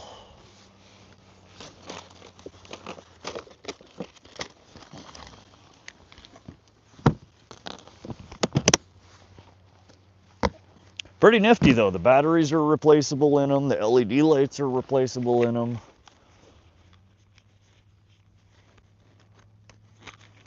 All fishy. I can see the skeeters. Those are cool. Yeah, they're really handy. Your best bet is a plain hook with eggs. Greg Thomas, we can try that. Frank Ocean 968, I just joined. What you got on? Frank Ocean, welcome to the stream. Happy to have you. We are baited up on the pole on the right here with the green light on it is going to be our, we have night crawlers on the top hook and a night crawler and a salmon egg on the bottom hook. The pole on the left is there's a chartreuse popper rig on the bottom hook tipped with night crawler and a white popper rig on the top with a night crawler tip.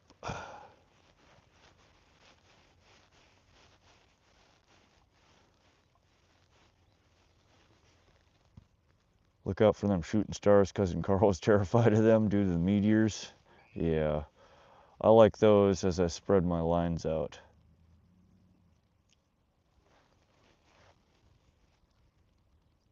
I have to go grab some for the bait. Yeah, SoCal, they're really handy. And I think if I was reading correctly, it said that each battery has a life of approximately 120 hours. So they have a decent amount of runtime on them. And again, you can turn them on and off just by opening it up, flipping the battery around. And they come with orange as well as green tips. So we're gonna do orange on one, green on the other.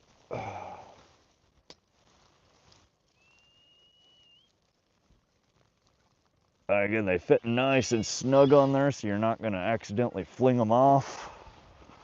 They're handy, I like them. They're not cheap, but we're fishing here. I don't think there's anything about fishing that's ever cheap. Everything always costs about 10 times more than it should.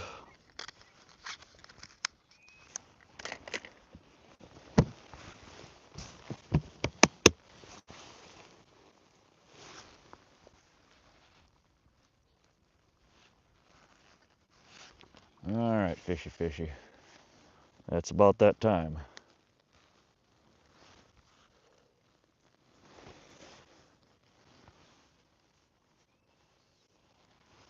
His cousin Carl still trying to sell that fridge freezer.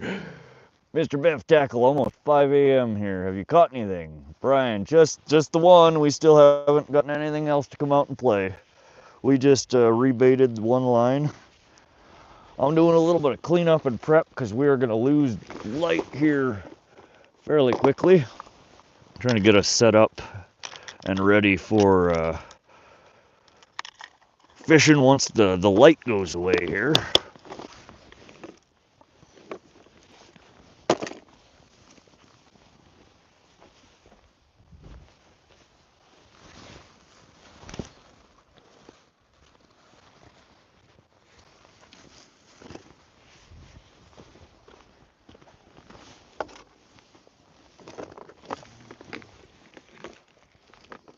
We just need the fish to cooperate. Greg Thomas, just one rainbow so far. The cheapest thing in fishing is not going. Yeah.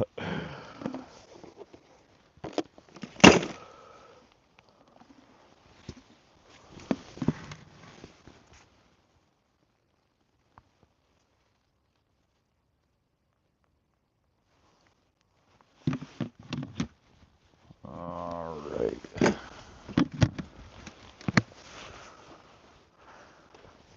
Sorry guys, bear with me here. I will be back in just a moment. Again, I'm just trying to get stuff cleaned up, organized, because we are running out of daylight here. And I don't want to be fighting with all this stuff in the dark.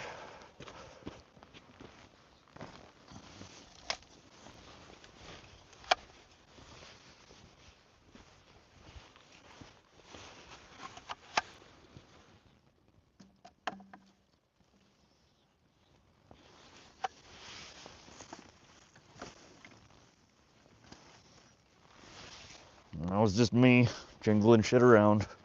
It's not a fish. All right. I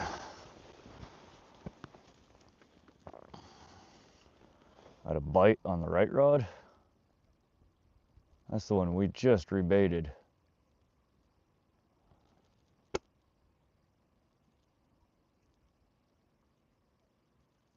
You should be picking up. It's the right time. Oh, welcome back, Petra.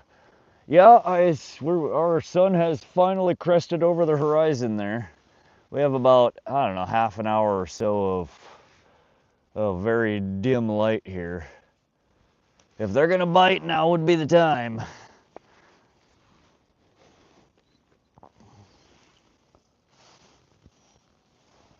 Oh, $1,100 worth of tree saddles I've never opened. The hell's a tree saddle, SoCal?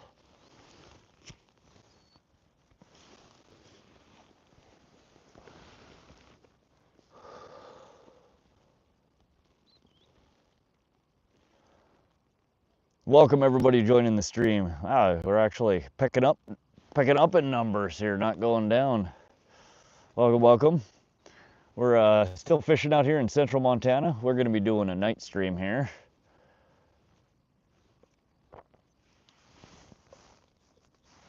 We got about half hour, maybe 45 minutes before the sun is completely gone and we're in the dark. Do have a few lights, so we'll at least be able to see the poles. I just added some neon lights to the poles there as well. I found Aunt Beth in Nebraska, tornado carried her, but she was okay. Sporty YT, welcome to the stream. It is almost 9 p.m. here, Mountain Standard Time, 8:57. Mr. Minerva, welcome to the stream. What's our bait tonight? Crawlers on 3 of the hooks and trout eggs on the 4th. Appreciate those thumbs up, you guys. 214 likes, that's awesome. Happy you guys came to hang out with me today to fish. We're gonna keep fishing through the night here. Hopefully these trout will come out and play. It's been a little warm today. They haven't bitten all that well. Do you have any power bait? Yeah, so Kel, we did try power bait for a little bit. We just tried the marshmallow stuff. I have 3 or 4 different kinds of power bait that we haven't tried though.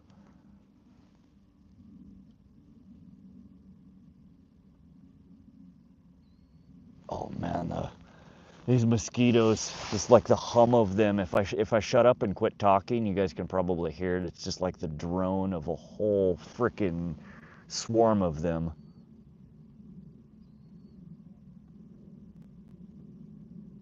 Do you guys hear that? I don't know if my mic picks that up or not, but there's like so many of them that you can just hear the hum, the bzzz.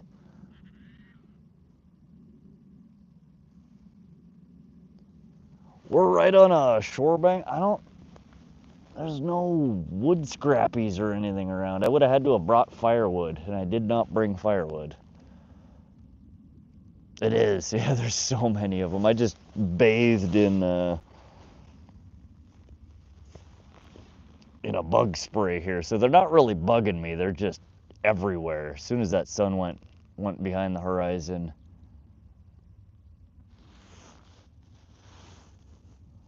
I don't want to tell you what to use, but have you tried a worm and a little bit of power bait on the same hook?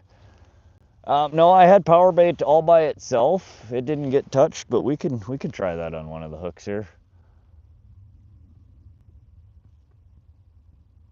And by power bait, you mean, because power bait is kind of a generic term. Power bait references dozens of different. I'm assuming you mean like the marshmallow, the mushy stuff. Trout power bait, this stuff. That's what you mean, right? By power bait. Max Blake, welcome to the stream.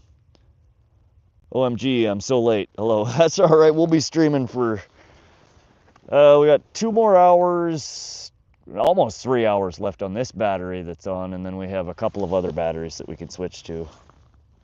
Yeah, the Play-Doh stuff. Okay.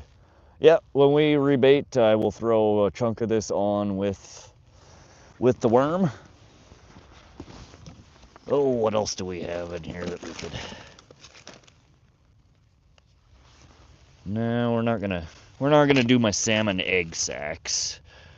We do have some garlic scented pink power bait eggs. We have some Gulp Alive floating salmon eggs. We could try those too. We have, oh, we got the spicy balls. We haven't tried spicy balls yet. Balls of fire. Look at that. They are balls of fire. Soft but satisfying. Balls of fire. Oh, starting to see some topwater. That's the first fish I've seen jump. Well, that's some activity at least.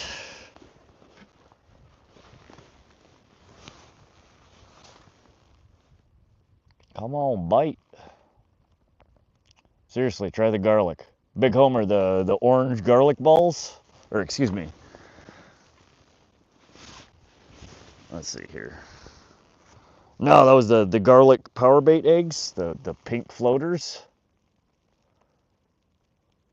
Like red hots for fish. Kyoki, welcome back to the stream. How you doing today, Kyoki? Travis C, be careful with your batteries and solar flare. We just had bad solar electrical storm. Good to know, Travis. Max Blake, there's a hurricane possibly coming next week, so all flights back to Montana are in 3 weeks. A hurricane where, Max? Mr. Minerva, SoCal, I've come to the same conclusion over the years. I've noticed here with the Stark Trout, the power bait worm combo tends to work, but nothing else. Interesting, SoCal. Yeah, I'll try that on. We'll next time we rebait, we'll put power bait and worm on one hook, and then we'll try one of these pink floating power bait garlic eggs.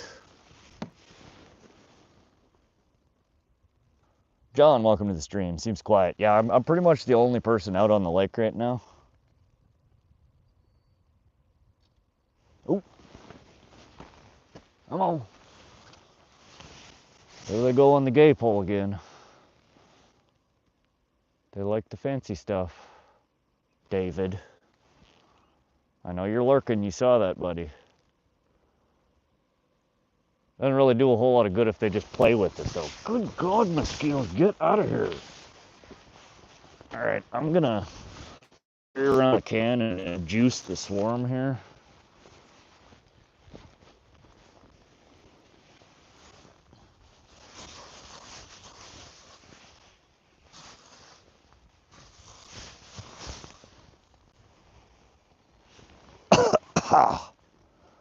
Oh, that stuff is so bad. Doesn't even faze them.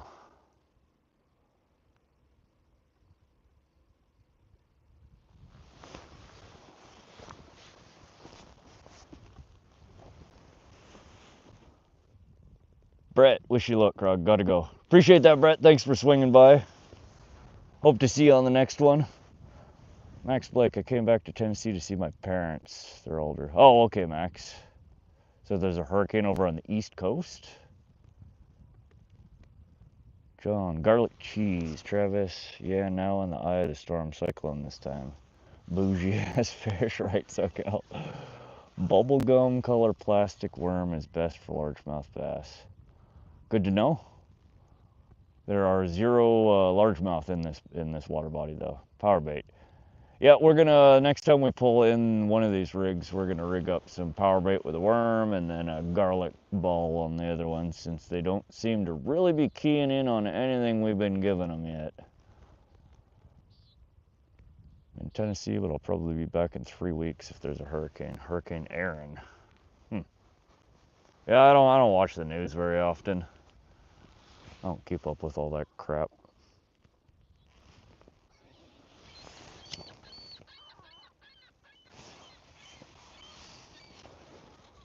Mr. Minerva, what kind of fish are in that water body? So rainbow trout, brown trout, and kokanee salmon.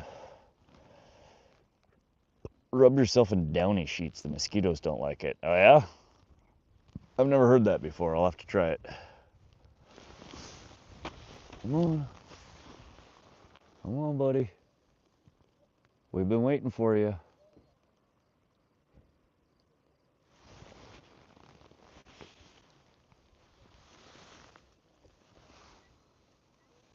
What are all these itty bitty little fucking bites, man?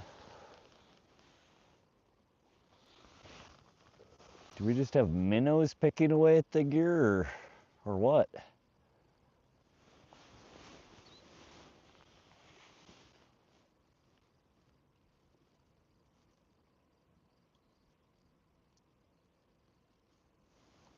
Y'all saw that, right? I'm not hallucinating. That was a bite.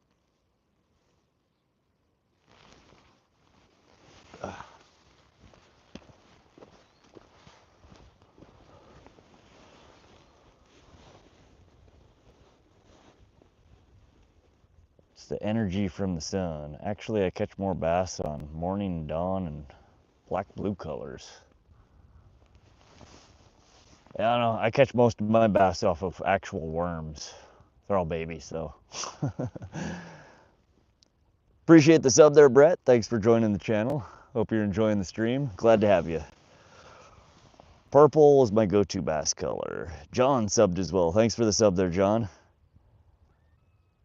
It's a crawdad. Oh, crawdad? Crayfish? It's a good call with the bait fish biting your lines. Yeah, I think we just have some stuff nibbling. Just some little guys. We did put on the right pole some slightly smaller octopus hooks instead of the snelled bait hooks that are on the left line. No, opposite that. Left line is octopus hooks. The right line is the snelled bait hooks. Worms work. Yeah, when I fish for bass, oftentimes I catch most of them with just a basic bobber rig and a little chunk of a worm. Telling you, those fish are 1/74 to the left of where you cast. Usually, well, that bird, I think, just caught something. Elon Sport, what's your favorite fish to catch? Northern pike. That's what I enjoy the most. That's what we're going to be catching. If you guys do sub to the channel and you come back Sunday, we're going to have another marathon stream. We're going to be streaming from Pishkin Reservoir with the Starlink Mini. And we're going to be trolling for northern pike there. It's going to be a really early stream that we start, probably 5 to 6 a.m. Mountain Standard Time, and we will be streaming till sundown. Jaden Lopez, what bait are you using? We have night crawlers on 3 of the 4 hooks right now, and trout eggs on the 4th. Here in a little bit, we're going to pull in one of these poles after probably the next bite. We'll pull it in, and we're going to put worms and power bait on one, and then we're going to put one of these pink floating garlic eggs on the other. Hope you got a pistol or some bear spray. Yeah, I got bear spray in my my pack here. Jaden Lopez, welcome, welcome. Trolling, yep, we're gonna be trolling for some northern pike. This time of the year is some of the most productive way to catch northern pike is trolling. Dog days of summer, late summer, they are spread out all over the water body. You can catch them pretty much everywhere, but I do the best trolling over deep water this time of year. Zach, we have got nothing else besides more bites. Oh. And you'll be trolling too. Yeah, Travis, we know you'll be trolling. That is your specialty, right? 217 thumbs up. Let's go. What do you think? Maybe we can get to 250 by the time the next battery dies? Ooh, there's a nibble. That's on our either our trout eggs or just the worm, the crawler. Can we get more than a goddamn nibble? Please.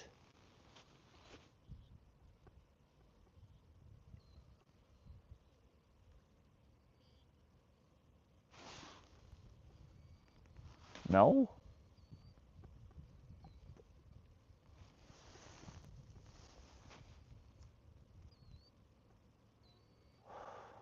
I'll take that as a no. So we're gonna bump the line here real quick, see if we can convince him to come back. And when I say bump the line, I'll just do like half a reel, or you can literally yank up. You're just moving your bait slightly on the lake bed, the riverbed, and just that movement is oftentimes enough to turn fish right back around and they come inspect it again. So if you get a bite and it goes away, just bump your rod for a sec. Sometimes you'll get them to come back and give it a second pass.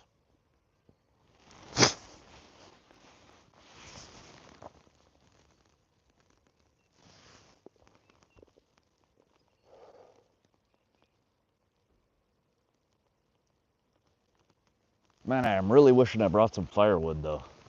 A fire would be nice. Get rid of these damn bugs.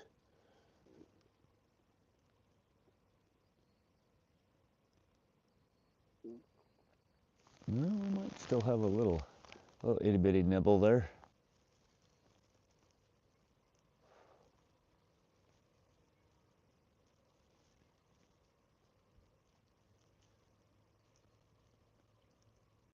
Or not.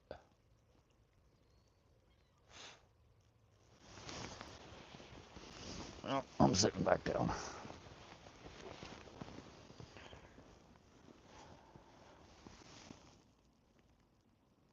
Elon Sport, if I could donate, I'd give you 50 bucks. I appreciate the sentiment, Elon. We do not currently have donations enabled for the channel. We might in the near future. I think the Starlink Mini, I got to see what the bandwidth usage looks like when we end the stream tonight. But it's not cheap, and that's really the only additional cost I have for bringing you guys along, is the Starlink Mini costs. So once we figure out how much that's going to cost, I mean, if I'm able to do the $50 a month plan, I'll eat that. That's no biggie. But if we do bump up to needing the unlimited plan, which is 165 bucks a month, I might open up donations for some of y'all to help chip in to pay for it if you want. But I'm not too worried about it. I'm out here fishing. I'm having fun. All right, we're committed now. We're back. We're staying till you catch a fish or till the live is over. Appreciate that, Hayden. Hopefully here pretty quickly we'll get something on the line. We are getting some bites here. Right now is the perfect time of the day for us to get something. Are you using treble hooks? If not, small fish maybe stealing your bait. Could be what those nibbles were. Mr. Minerva, I am not currently using treble hooks. We have on the left pole some size 1 octopus hooks. And on the right pole, we're using a 1/0 snelled bait hooks.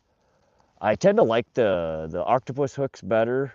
Octopus or circle, they tend to set better. The bait hooks, I threw those on because that's just what I had handy. They're not my favorite hooks, and I tend not to get as many hook sets on snelled bait hooks as I do the circle hooks.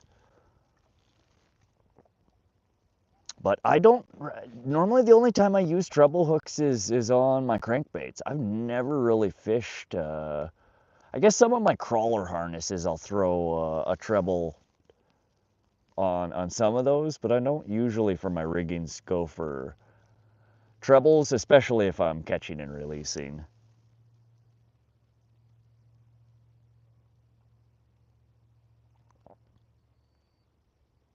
We'll bring you luck. I appreciate that. We need a little bit at this point.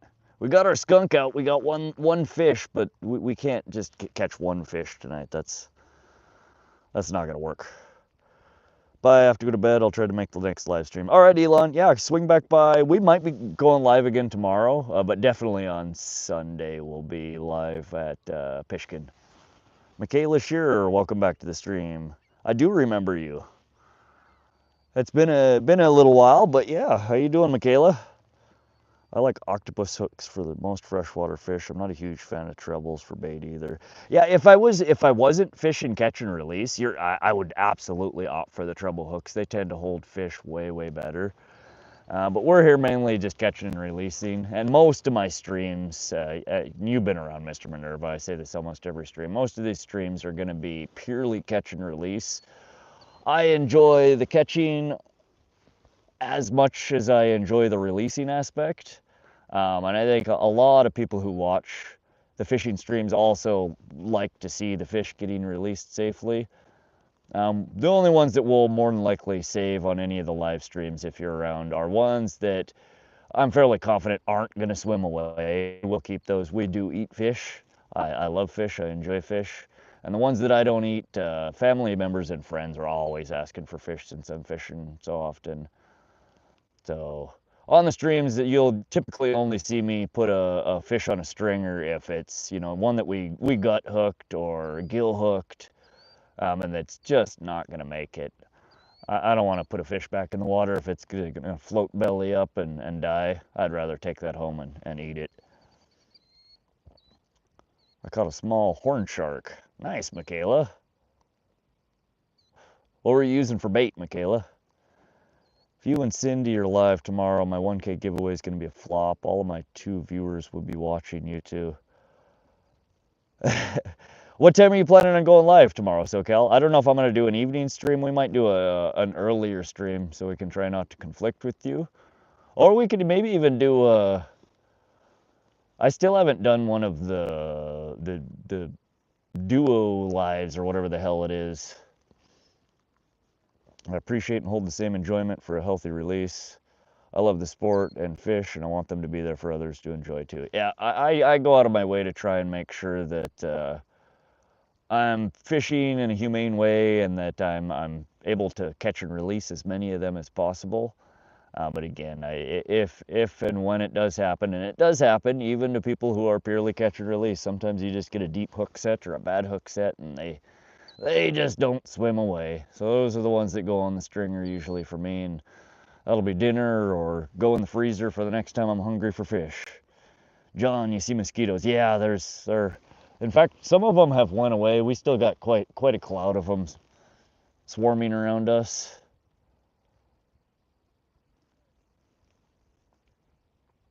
Giveaway starts at 7 p.m. So it'd be 6 your time. Michaela, squid. Okay. Yeah, that seems like that's a good bait for using in brackish and salt waters. I've never tried it in freshwater though. Have any of you guys ever used squid for freshwater fishing? I'm able to watch a little bit longer. All right, Elon. Well, welcome back again.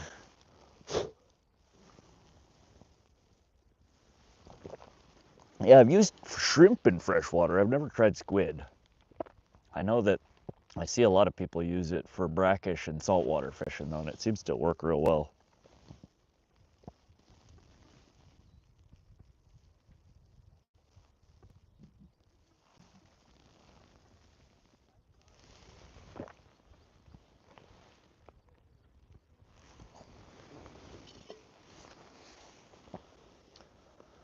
Yeah, squid and shrimp have both worked for me for stocked steelhead. Okay, interesting.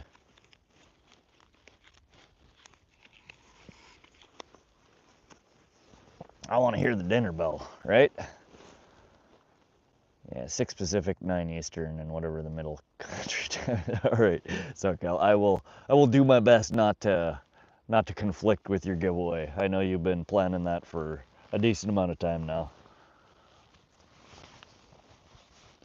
We'll maybe do a earlier in the afternoon stream tomorrow, depending on what time we get out of here tonight. There's another fish that just surfaced right off the left of the camera there. Probably about 20 feet off of shore, super shallow. Shit, maybe we need to bring these baits in a little closer. Ever garfish? Hayden, I have never caught a gar. We do have short nose gar in eastern Montana. They're a bucket list fish for me. One of these days I'm gonna head over there and try and catch one. I also use garlic scent on it though. Okay. What are the odds? Orange red versus green gets bit first. I don't know. The green we have on the green pole 1 nightcrawler, 1 trout egg. On the orange pole, it's 2 nightcrawlers, but they're on 2 different colored popper pills. One of them is white, one of them is chartreuse. I don't know. We've been getting more hits on the left pole. As I say that, the right pole hits. Come on, come on, come on, come on.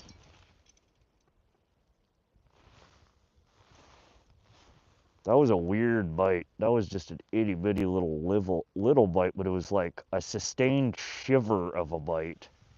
I don't know if any of you guys saw that. It wasn't like a jerk. It was like I don't know how else to describe it besides a shiver. All right, I'm gonna pop it a little bit. Just move it. Come on, buddy. Come on back.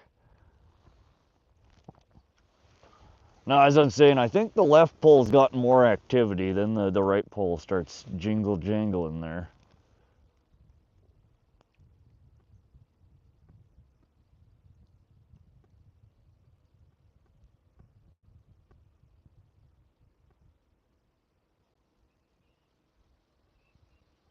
Would you guys please quit just playing with it? Could we get one solid fish?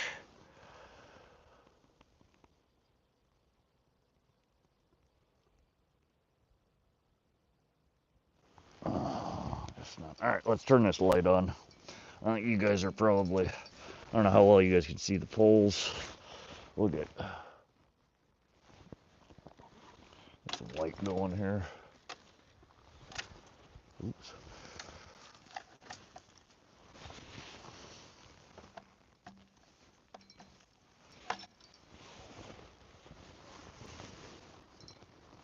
sec here. I had this wedged in the other night. There we go.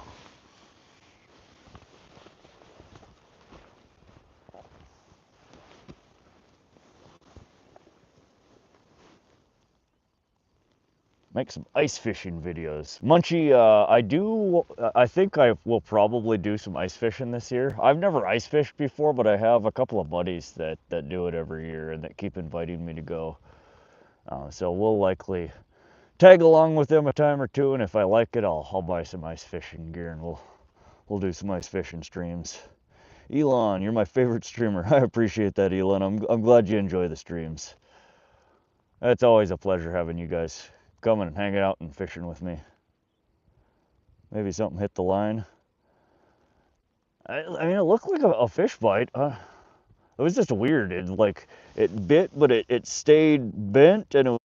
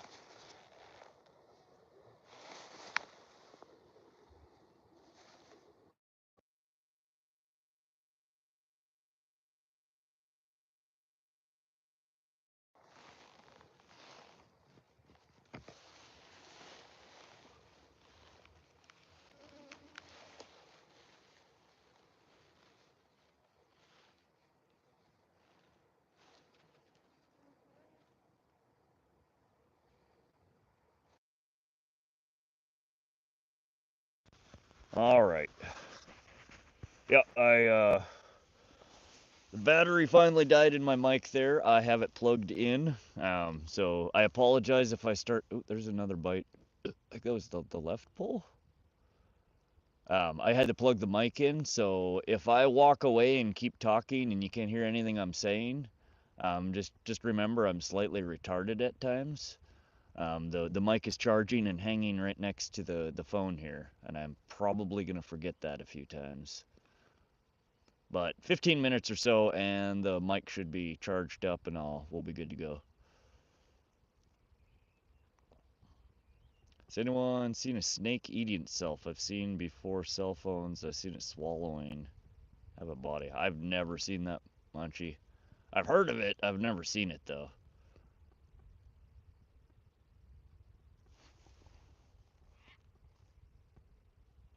Appreciate the sub there, Wades. Thanks for joining the channel. Slow bite, but it was a bite. Yeah, we've had lots of bites tonight. We really have. They're just nothing is committing. Hot Motorsports, welcome to the stream. We have on the right pole, the green light is a nightcrawler on one hook and trout egg on the other hook.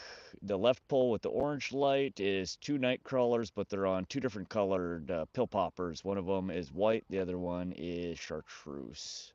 We're going to switch out here in a moment. One of these, the next pole that gets bit, we're going to pull in and change up the baits a little bit. I think we're going to put nightcrawler and power bait on one hook, and then an orange floating garlic egg on the other.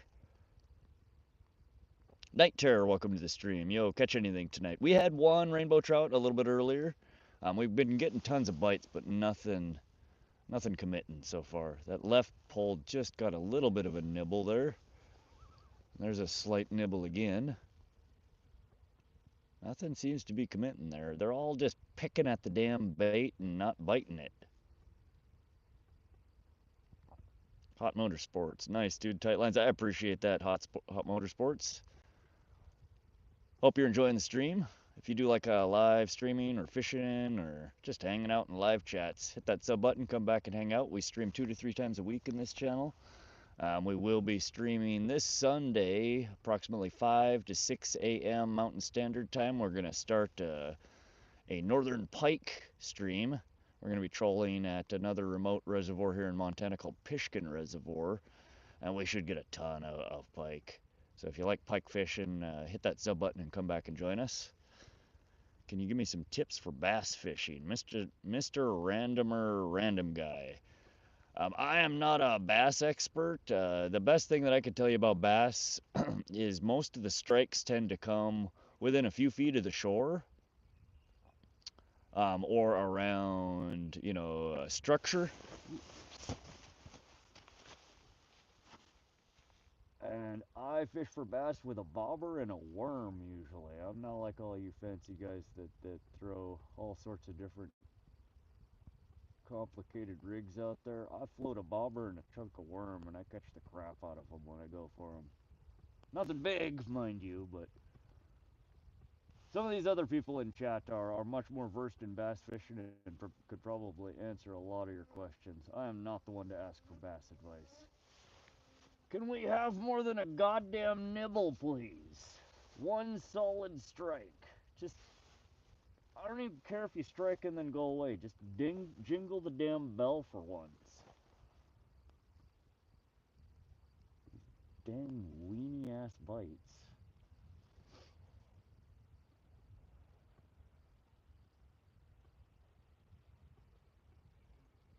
Alright, we're gonna bump the line one more time.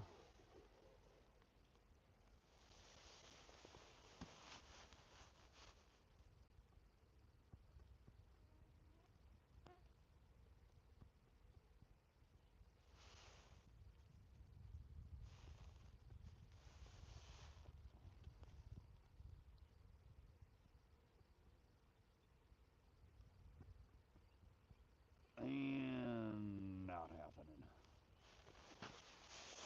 Alright, let me smoke my cigarette and we'll change bait out on the pole.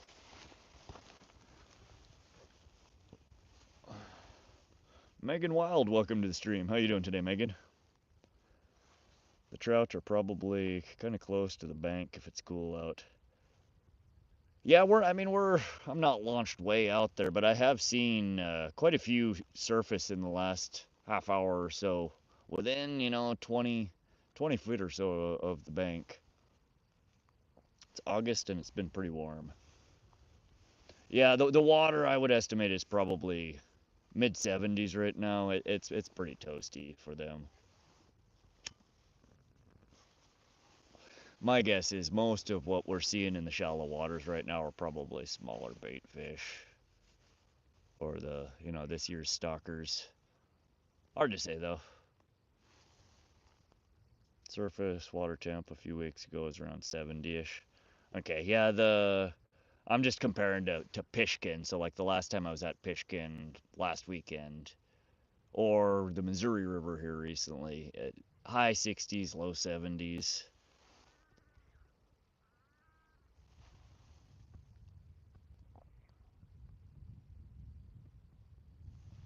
When you use those eggs, use enough to completely cover the hook. Think your hooks are too big and the trout won't commit. That's possible, Big Homer.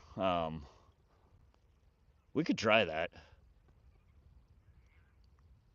You ever fish for striped bass? William, I didn't even know we had striped bass in Montana. I was looking it up last night, and apparently we do in a couple of water bodies. We have striped bass. I've never fished for them. I didn't even know we had them in Montana until yesterday. Night Terror. I went fishing at Glacier National Park. Oh, nice. Glacier is so pretty.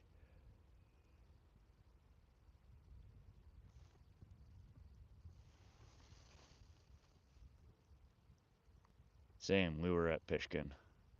Oh, were you? Do you typically troll there, or are you one of the boats that stays in the shallows and casts?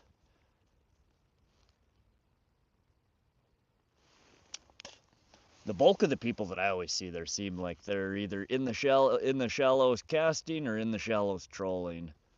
I almost never see anybody out in the deeper water with me trolling.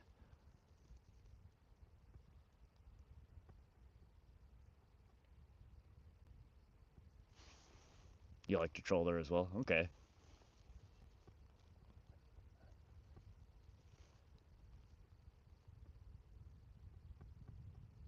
Yeah, I stick usually to the front side of the lake, and what I've been trolling there is like 30 to 50 foot bottom, and rolling cranks and jerk baits that are diving anywhere from 20 to 25 feet. So I'm fairly deep, and I'm pulling fish from even deeper. Skelly14, welcome to the stream. Joined. How many you catch? We've caught just one rainbow trout so far. We're still trying to get a decent trout on the line here. We're getting bit fairly frequently here since the sun started to go down, but nothing's actually giving us a good solid bite to set. Actually considered trolling a 6-inch swim bait for bass at the home lake. I don't see why.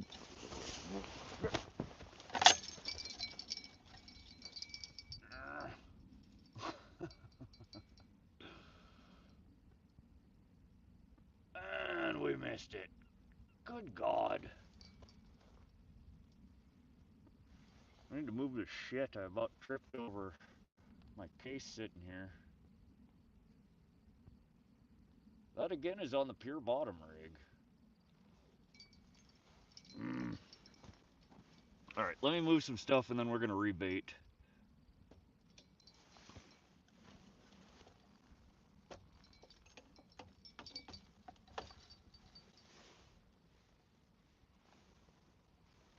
I need to get a better setup for this light here. Oh, speaking of which, I need to put my headlamp on. That would help. Can't see a damn thing.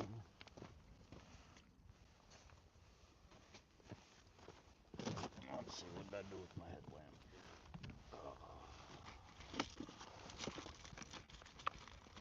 Where are you?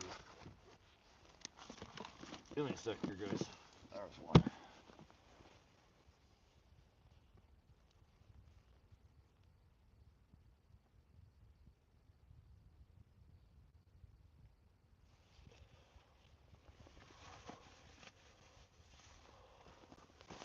Let's try the blue light here.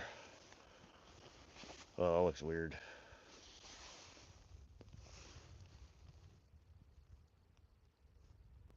Yeah, so I don't see why trolling that wouldn't work. I've never caught bass trolling, but I would imagine it should be a sound strategy. That better be a fish. It was, we just missed it. Nobody trolls for bass. They're a big predator, so why not try? Yeah, I think if you're gonna do that, you're gonna, I mean, I'm sure I don't need to tell you this, but find yourself some weed beds, troll super shallow. I'm sure you can snag some bass trolling. I don't see why that wouldn't work.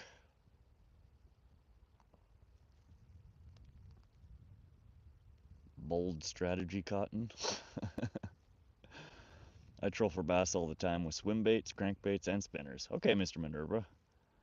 Yeah, we don't have a lot of bass waters around here in Montana. Most of the bass fishing that people do here is in, ponds. They're all stocked ponds. We do have smallmouth bass in a handful of reservoirs, lakes, and rivers. But yeah, I've never heard of people trolling for them. I'm actually thinking trolling around some deeper structure with the water being so. That's a good point. Yeah, actually, I wasn't thinking your water temperatures are boiling over there. Some bass west of the divide. Yeah, I know the Missouri River, so I catch smallmouth infrequently when I'm fishing around Carter Ferry, Loma, Maroney Dam, Fort Benton area.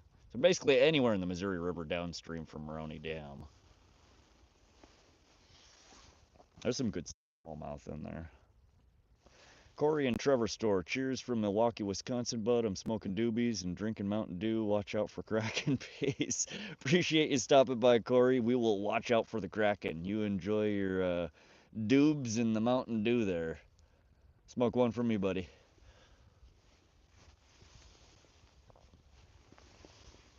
All right, what do we think? So this is the blue light. What should we have? No light, low light, bright light, blue light. Oh yeah, I could do this too. Hold on a second. Does this work? Lighting on. So that Yeah, that doesn't turn the light on. Does that look better? Camera 1 or camera 2? Camera 1 or camera 2? It's like the eye doctor test. Number 1 or number 2? I'm thinking number 1. Okay. Yeah, I don't know what it does. It doesn't actually turn on the light. It's some kind of low light mode on the new iPhones. AJ, what's up, AJ? How you doing? Yeah, I stumbled across, I was playing with the phone settings the other night. I was like, oh shit. Like it's like a low light setting and it like brightens everything up. It doesn't wash out the rods on the viewer side. Yeah, so number 2 is darker, you see the lights better. Number 1 like lightens everything way up. I don't know, I think that's still visible enough. Camera 2 had an ambiance like a fine dining restaurant. AJ, by the way, I saw you and Tassie's email saying hi. Yeah, you guys got the right email. I was slacking on sending responses. I got half a dozen or so emails I need to return. But yes, you did find the right email. 2 is so much more romantic, though. All right, we can have free all romantics out there. We'll leave the dark and gloomy on for another. Let's do 12 minutes, and then we're gonna switch to a different vibe here. All right, but let me finish this smoke, and then we are gonna swap out the bait on one of these hooks. Hopefully, we can get a fish that doesn't just want to play. Now we get the berry white going, right? Y'all get the berry white out of your system here. We're gonna switch to a slightly less romantic vibe here. What's your favorite species to fish for? My favorite really is northern pike. I really like pike fishing. I'd really like to get more into walleye fishing. I've been trying that a lot more lately. I cannot get walleye to consistently bite no matter where I am, what method I use. Mason, welcome. Do you like Marlboro? I used to smoke Marlboro. I did for years. I smoked Marlboro. Then the type of Marlboro, I can't remember which one it was. It was one of their menthols that I smoked for years. They stopped making them, and it was just a mild menthol. But I spent like 6 months afterwards trying every menthol I could find to find one similar, and I ended up landing on American Spirit Mellow menthols, and that's what I smoke now.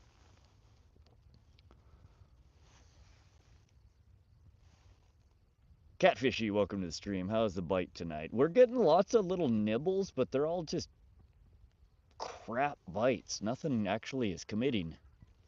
We landed one itty bitty little rainbow earlier in the stream, but we've had nothing but bait stealers since then.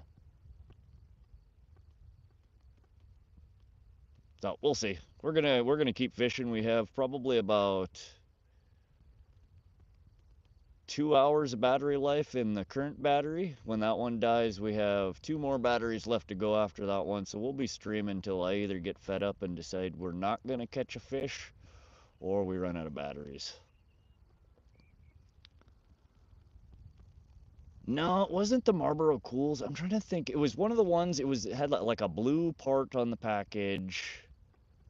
Oh, what the hell were they called?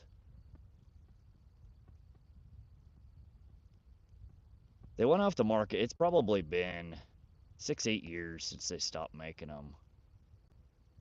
I want to say it started with an S. Marlboro. I'd have to look it up. I don't remember anymore. Skyline. Skyline 100s. That's what it was. Marlboro Skyline 100s. That's what I smoked. They were just a very mild menthol. And for whatever reason, Marlboro's got like 5 or 6 different menthol blends. They killed the Skylines. Apparently they weren't popular enough, but every other one of their menthols, and I went through all the different Camels and all the different major brands. They're all so goddamn harsh. Just super strong. And I like the menthol flavor, but I don't like waking up with my throat on fire every day.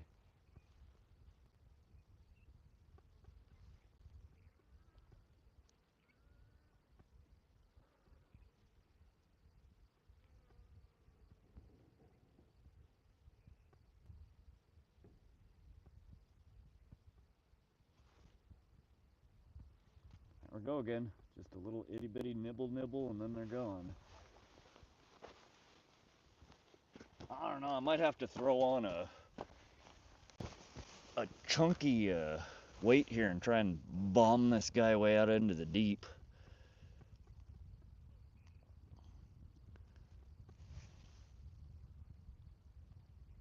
Hayden, bright colors work well usually. What are you fishing for? We're fishing for rainbow trout, brown trout, or kokanee salmon. But I don't think we're going to catch anything but rainbows, honestly. Kelrod Rager, welcome to the stream. Hayden, inline spinners like rooster tails, Meps Aglia work great. And that's what I should do. I think those pills that I have on the left pole, the orange one, are UV sensitive. We can maybe reel that guy back in and power him up. I also can dig through my tackle box and see if I can find anything else that's UV sensitive that we could power up and throw out there. Petra, a catfishy, heck yeah, appreciate it. Rank Rodeo, what's up? We're still trying to catch fish here. We're chilling. We're having a good night. Good stream. Oh, we're still getting nibblies on that right pole there. Y'all are seeing this, right? Just itty bitty little nibbles.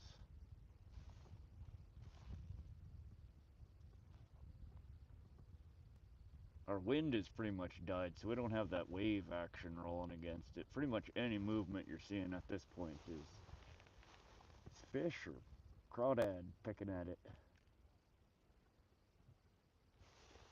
There we go. There we go. Come on. Commit. You know you want it. It's real tasty.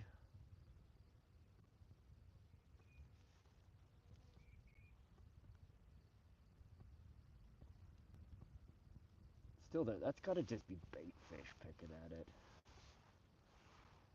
Oh, I need to throw the damn mosquito hook on here so we can catch something?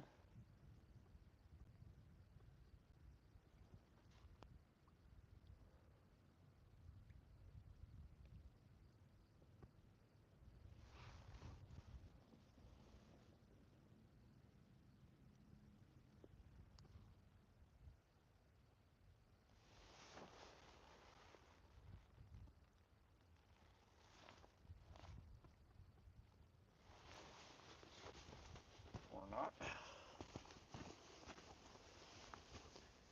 What's your line choice? Specific brand? I like Seeger. Catfishy, Iron, Suffix, Advanced on almost all my rigs these days. Bear with me for a moment. I'm on like 5 Mountain Dews in today and I need to go water the pond. BRB.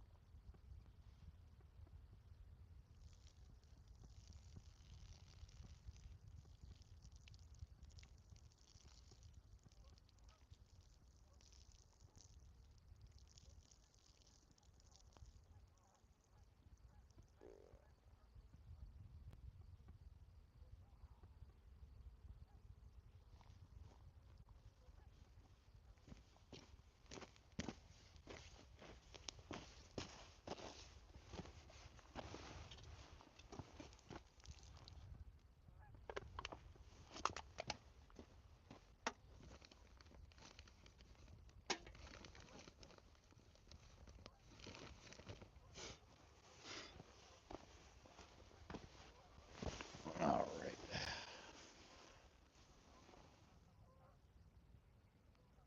Yeah, they're buffalo in Montana. They're actually a sucker, not a carp. Yep, smallmouth and bigmouth buffalo are a sucker species.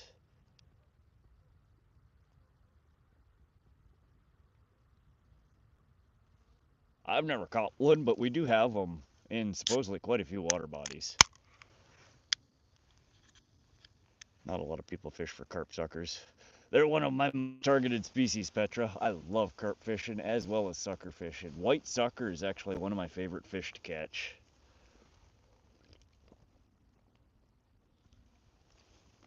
But you're right, there are not a lot of people that target them, especially carp. I always get weird looks from people when they ask what I'm fishing for and I tell them carp. They're like, why? Do you eat them? I'm like, no, they're one of the funnest fish to catch.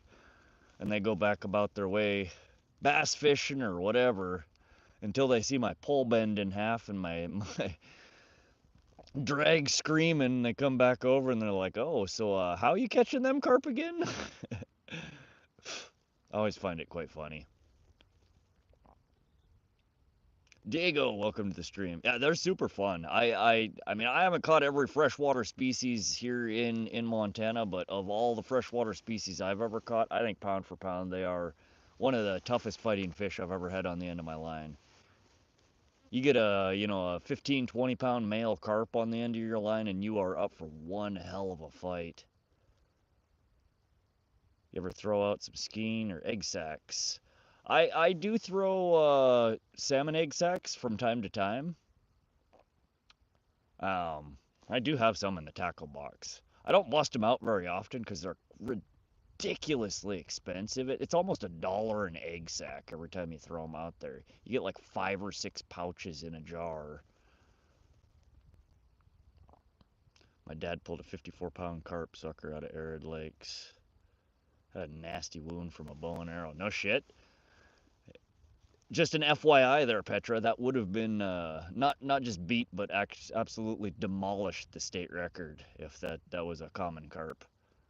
Our current record stands somewhere around 40 pounds for common carp, and it would have been beat last year if I didn't have Barbie's first fucking Polly Pocket net. I had it had to have been a 50-pound carp on the edge of the bank, and it just would not fit in my net.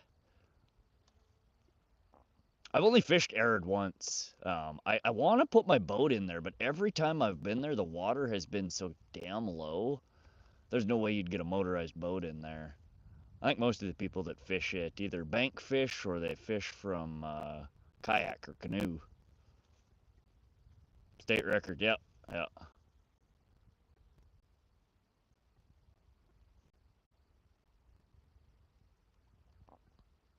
Common carp stands 40.2 pounds. Nelson Reservoir, yeah. That would have been my name in the record book last year if I didn't have such a frickin' tiny net with me. You got one rod deep, one shallow, usually what I do at night. I don't. They're actually both out about the same distance, but that is not a bad idea, Catfishy. We ice fish out there a lot. Had a carp pick up smelt. Was very surprised. Huh. Yeah, one of my buddies who ice fishes goes out to arid.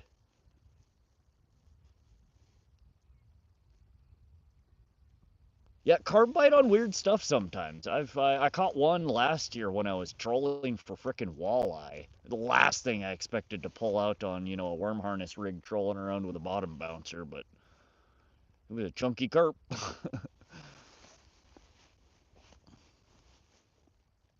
Shoot, we're talking about carp now. What's some tips carp fishing? I've seen so many different baits people use. Hayden, carp will bite off of bread balls, corn, worms. I've had them bite off of hot dogs. I've had them bite off of string cheese. The most effective bait that I've found is bread balls. And another thing you can do is take your bread ball and then dip it in like Kool-Aid or strawberry jello powder. And that tends to help as an attractant as well. A lot of people go for corn. Some water bodies I've fished, they didn't want to touch the bread and just a plain worm works better.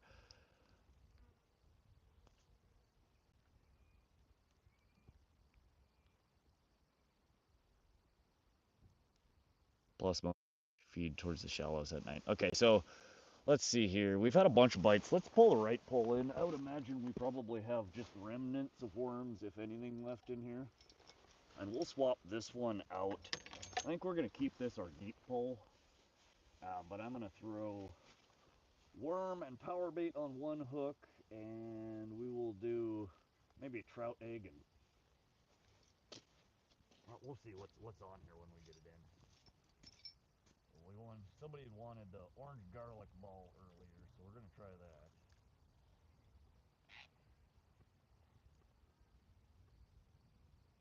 We got a chunk of a worm left on that one, and this one is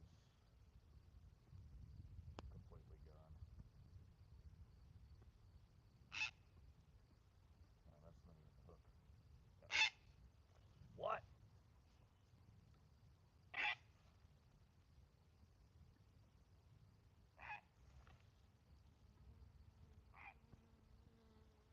Noxious ass bird.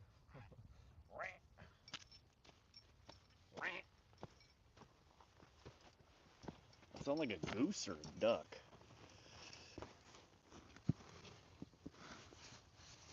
I ate plenty of carp growing up. Oh yeah? How did you prepare it? People keep telling me that carp is really good to eat. I've never tried it. Makes good fertilizer for the garden too. No, I catch and release the carp. I like to put them back. I want them to get bigger so I can catch them again. Alright, so this guy we're going to do half a crawler, and we're going to throw some power bait on there. The Mickey Mouse, I think somebody said it was called. Mickey Mouse? Minnie Mouse? Something about a mouse. I don't know what the hell. Alright, so we got our half a crawler on. We need some power bait.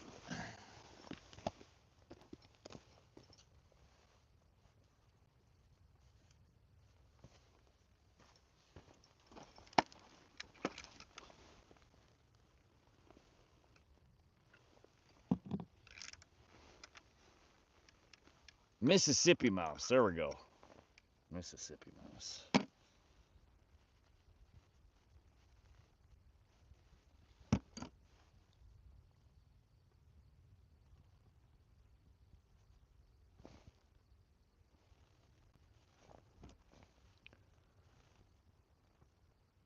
Well, here we have Asian carp invasion, so carp by law, we can't throw back.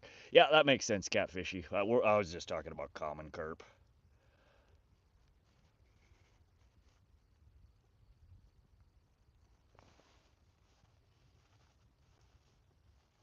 My old house had over 100 tuna heads buried in the garden. In this case, a Montana mouse. There we go.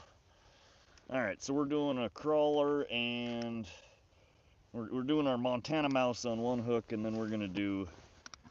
Let's throw a couple of these garlic gulp. No, that's the floating salmon eggs. Never mind. God damn it! I swear to God, every time I open this fucking jar, it just pukes all over me. Every time, and I never remember that it puked on me the last 10 times. So I spill it all over. Oh God, and it smells god awful. And I just spilt it all over my seat. Jesus Christ. Alright, that wasn't what we were looking for. There's the garlic. Oh God, that shit smells gross.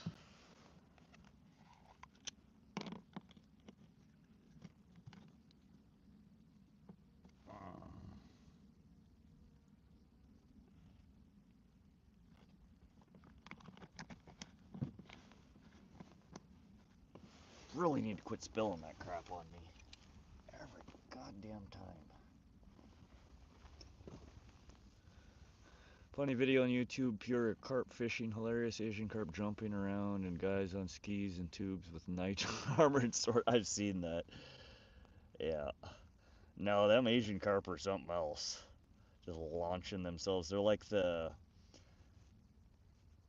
what is that one fish that Jeremy Wade always catches? The arapaima. That's the one that like launches itself at people and like breaks bones. Okay, 33 watching. Who thinks the power bait and worm combo is the one that's gonna get bit? If they're stock trout, I'd definitely use power bait. Yeah, these are all stockies. So there's our Montana mouse swinging around there, and then we have these other.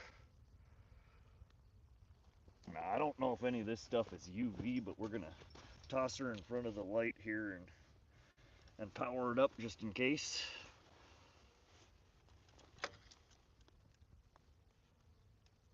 I think the power bait might be UV.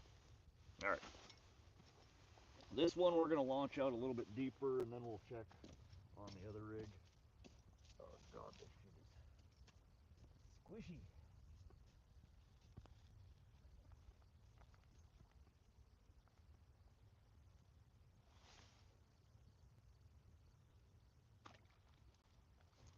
All right. Oh God, and I can't see anything. That is not a good spot for that light. I need to rethink that plan.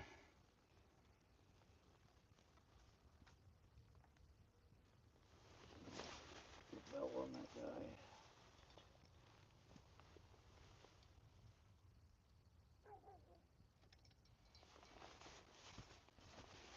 And crap out of the way so I stop tripping on it.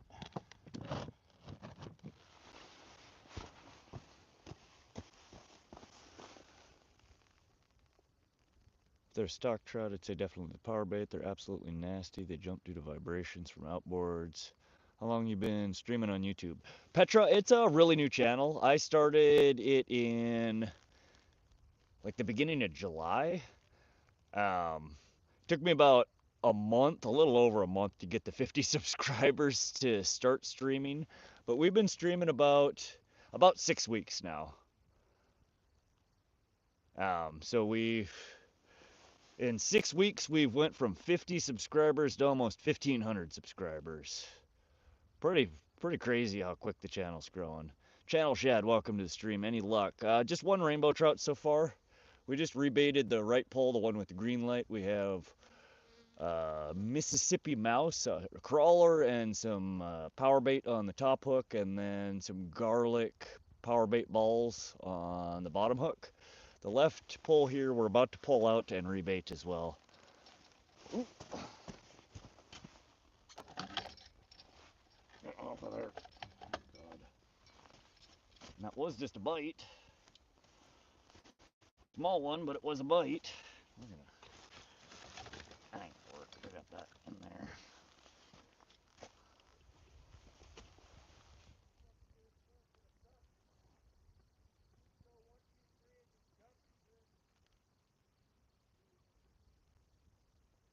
Oh, there's another bite. Come on, come on. That was a little bit bigger one.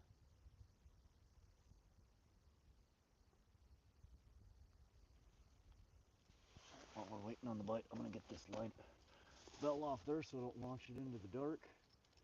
Come on, buddy. Come on.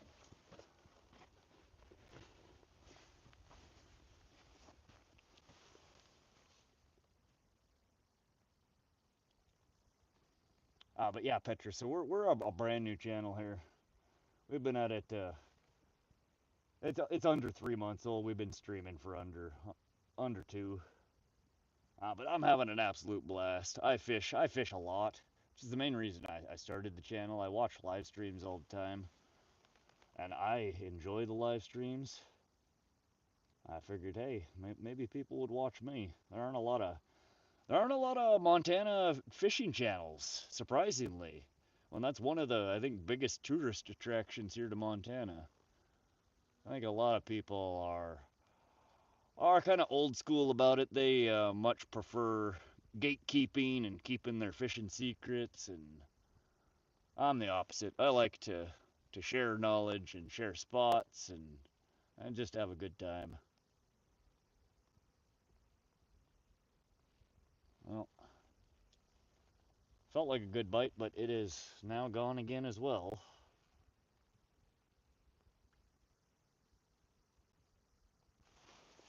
We're gonna hold on to this guy for a few minutes, see if it comes back while we chat here.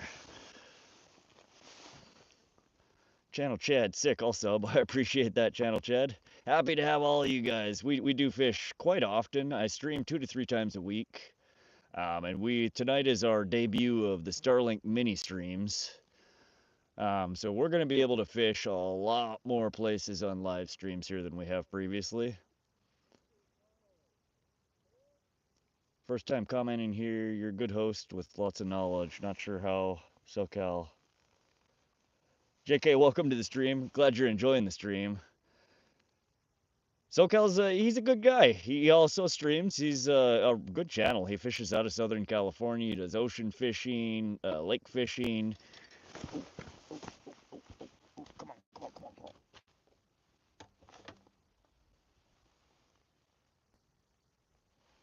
Would you, for the love of God, take the bait and run with it? Enough of this weenie crap here.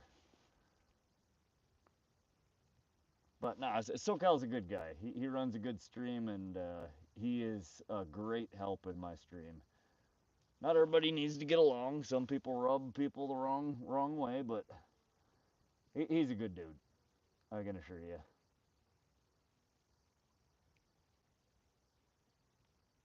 Oh, good Lord.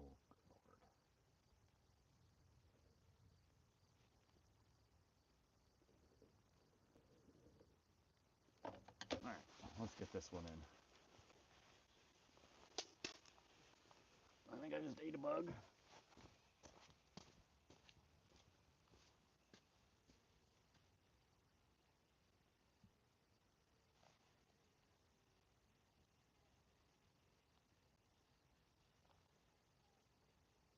Yeah, we definitely seem to be, the bite activity has picked up since dark. But we're still just getting these crap little bites. Oh yeah, look at that. We got all sorts of glowy stuff on here. It's like Christmas Eve up on this stream. Maybe that's just because of my black light here, the blue light. But we are missing.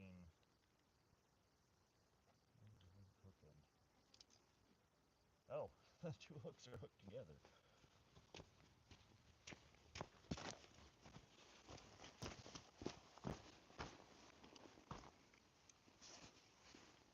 Tell me that's the shallow rod going off. We haven't. They were both at about the same distance, and we just got hit on both of them.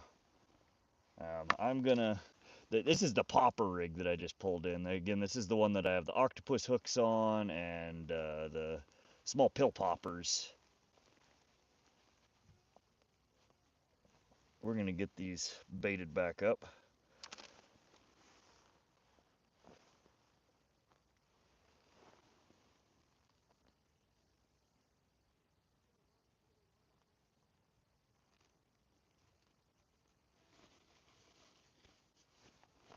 All right. So let's do on this one. We'll do half a crawler. We might as well throw y'all's Mississippi mouse on here since everybody keeps saying power bait, power bait, power bait. We'll load another hook up with that.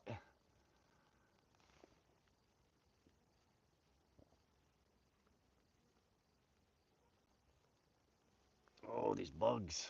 I think I've eaten 2 or 3 bugs so far.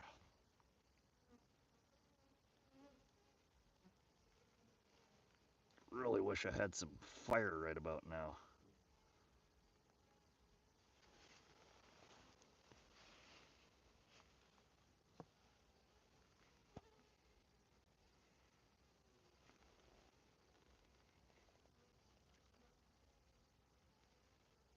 I stay shallow, said catfishy, Worcester bugs up the nose. Oh yeah. God, we streamed from wasn't last weekend, it was the weekend before. We went up to Canyon Ferry and streamed. And there were these tiny little frickin' gnats all day long that I kept sucking in. By the end of the day, I must have had a dozen of them lodged at the back of my throat. It was absolutely miserable.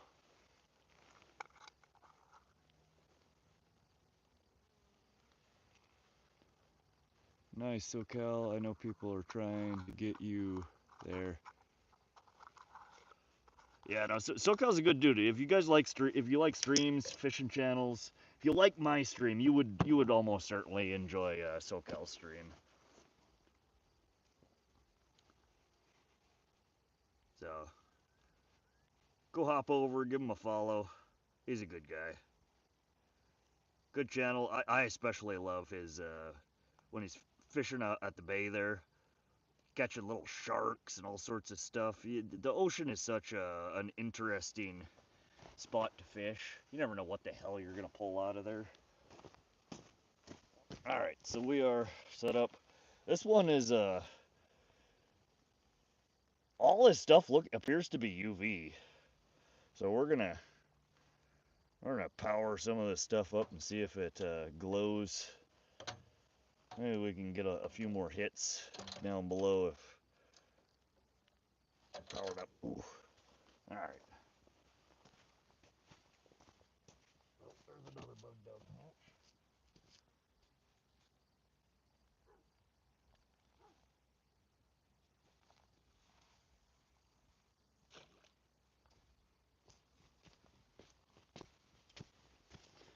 there. All right, and this pole we just put in there pretty shallow. I'm probably 20 foot offshore. That other one, you know, is probably closer to 40 or 50.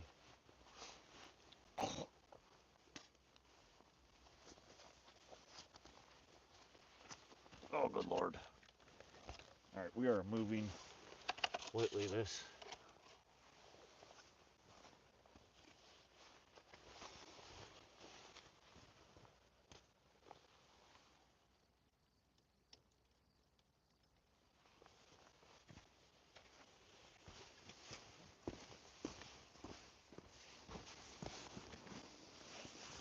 Alrighty.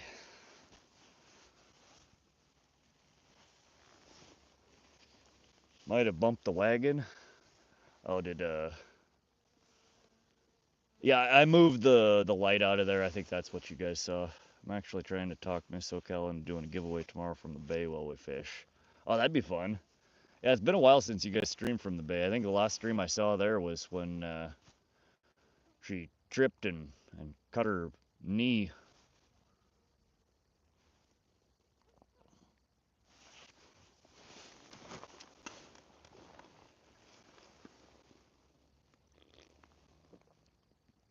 Oh, anybody hungry? Look at all them bugs, man. That's a feast right there. Good Lord. Don't know much about northern freshwater fishing or catfishing, but I know cat, peacock, and largemouth bass plus invasive species. Yeah, she went down hard on the rocks. Yeah, that was the last time I think I saw you guys fishing from the bay there.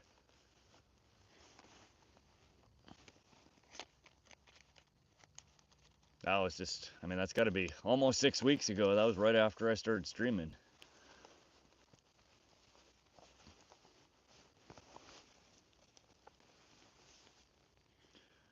Yeah, I'm out of Illinois, so it's nice to see some guys out west, different rigs, different styles.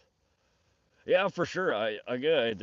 I've been fishing all my life, and I see and hear stuff almost every time I go on a fishing stream. It's like, man, y'all do that differently over there, and it gives me ideas, different things to try. And I'm kind of an unorthodox fisherman to begin with. A lot of the stuff you see me throwing and rigging is largely experimentation, you know.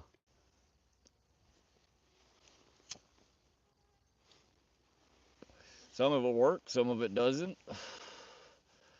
I think the most common critique I get is that I use way too much gear. People want to see me use, you know, much more simple setups, simple rigs. And I do sometimes, but again, I typically don't like to just fish with one hook in the water, especially like rivers and streams around here in central Montana. We get one pole, two hooks. That's it, one pole. So if I'm throwing one pole in, I'm gonna use two hooks. You know, and there's only so many different ways you can throw two hooks out there. You know, whether it be a double drop shot or, you know, a three-way rig.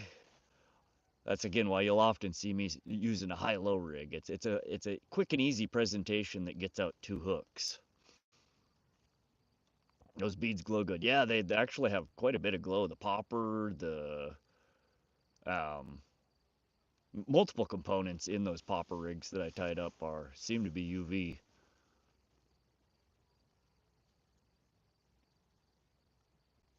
Catfishing. Rod, you're a good guy to watch because of how you can explain to beginners and seasoned fishermen. Great vibes. I appreciate that, Catfishy. Oh, that looks like finally a decent fucking light. Come on. Come on. Alright, I need to hold one pole in my hand. I'm over this. We're missing fish because they're sitting in the fucking pole holder instead of holding in my hand. But this is the shallow rig, Catfishy. This was your request there.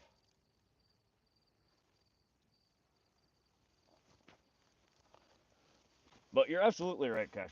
Yeah, whether it's beginners, amateurs, seasoned fishermen, I listen just like I teach. I know I don't know everything, and some of the things that I try that may work for me, I know often aren't the best or most efficient ways. And I'm always happy to have somebody give me a suggestion or push me in a different direction to try different things. You never know what's gonna work.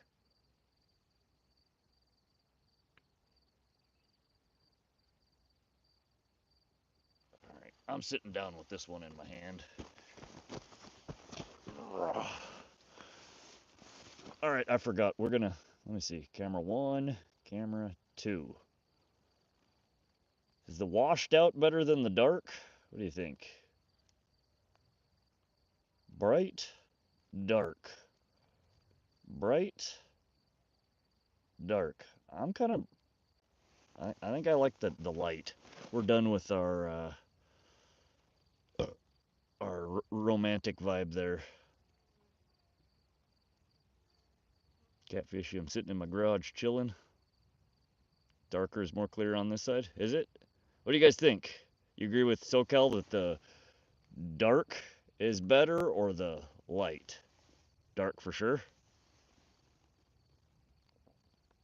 All right, well, there's 2 votes for dark. That again is dark, and that's light.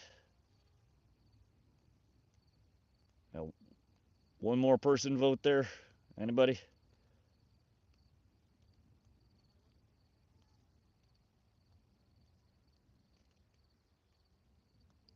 All right, well, dark it is, though. Looks you have a fire going with smoke and a light on this end. See, Dave James says light. See, that's what I was leaning towards, was the light. A rig that worked well for me there was the line through an egg sinker with a split shot below it and just tie on a hook with a worm and enough marshmallow to float it. Ooh, we're getting bit on this pole. Egg sinker, split shot, line, hook. Is the purpose of the split shot just to keep your egg sinker from coming down on your hook? Really don't comment on the channel for a little bit to get a feel for it. Cool watching you troll the other day, even if it was slow. I try to engage with everybody, and I try not to be disrespectful. I know a lot of people come in here, they're just joking around, trying to make people laugh. Sometimes one person's sense of humor does not align with others. So I play back with people. You're getting a bite on the right rod. Well, we just had the pole you guys can't see because I'm holding it in my hand. I keep getting nibbles on.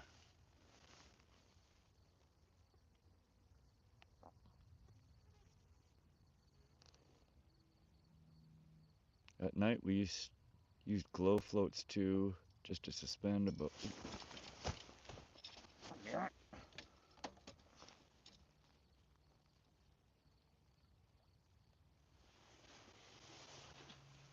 Any day now, guys.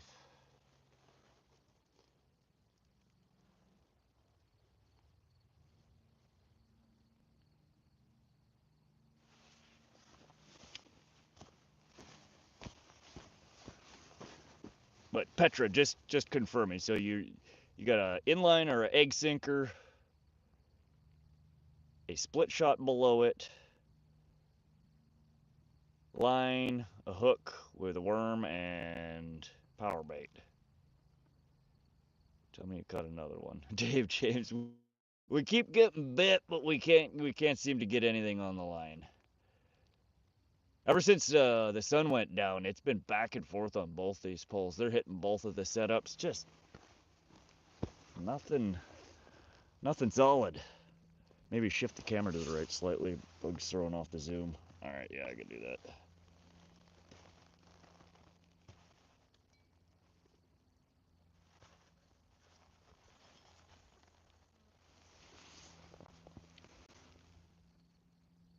Take without the resistance. I always love the old Shimano bait runners. Would use the mini glow sticks also.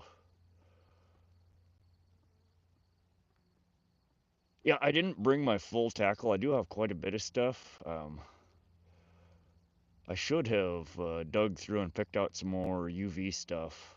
Wasn't really super planning on doing a late streamer today. I didn't really plan a whole bunch. It was kind of a split decision that I was coming out here. But Petra, I'll think about that. We could maybe throw that rig together. I know that I have some sinker sliders, which would work just like an egg sinker. I don't know if I have any egg sinkers in my bag, but I do have sinker sliders. I have some split shots.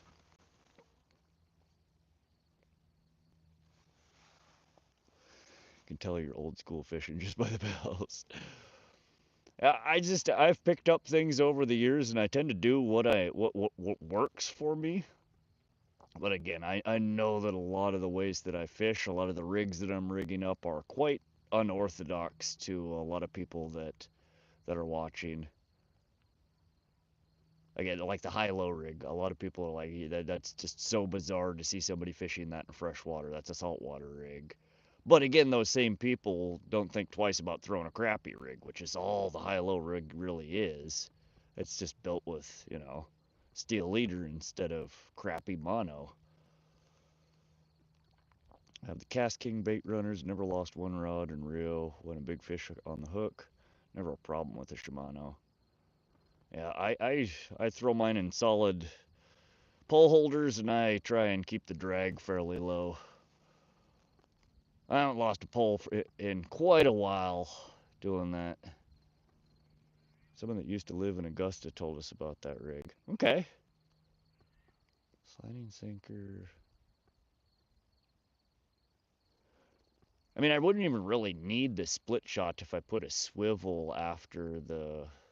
Normally, what I would do would be a sliding sink, or excuse me, a sliding sinker, and then a bead below that, and then I would tie on my swivel, and then from the swivel, normally I do like a swivel clip combo, and then I would hook on a leader to the hook. So same basic setup. I mean, you're basically just talking about a sliding sinker rig, but instead of the sliding sinker, you're doing a egg sinker with the split shot as your stop instead of a bead and a knot. I use them cheap green bells on springs. I lose so many bells at night. Yeah, I've got a couple of those in the tackle box right now. I hate the damn things. I could never get them to stay on the pole. Caught some really big bass on saltwater lures. Is the glowing fishing pool real? Yeah, so those are Whisker Seeker brand rod tips. They're LED lights, reusable LED lights. They have just a battery in there that you unscrew it and flip over, and it powers them. When you're done with them, you unscrew it and flip it back the other way and screw it back together, and then it's off. They have 120 hours of battery life in each of the batteries. The batteries are not rechargeable, but you can get replacement batteries. It's a 6-pack for like $2 or something like that. And then the LED lights in them are also swappable, and they just clip right onto the pole. Really handy. 6 or half a dozen, right? No, that's we could try that rig setup. Again, that limits me to the one hook, which I don't love, but again, the extra rigging can cause problems, and one of those is oftentimes lighter biter fish like the trout. I think are going to be more likely to pick it up and spit it because of all the extra tackle. They're one of the picky fish that my extra rigging is not great for. But if I hold the pole, I'm usually more successful at getting hook sets. I haven't been holding the pole. If I'm keeping trout, I use Number 12 to 14 treble with a few map kit shots. Usually just swallow them anyway. Yeah, a little micro treble like that I'm sure would be devastating. Hard for him to spit that. Alright, that's the best bite right there. Oh, that was a solid bite.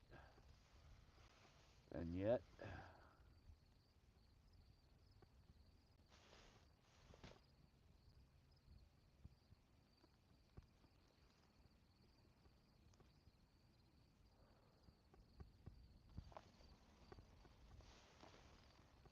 we're gonna bump it.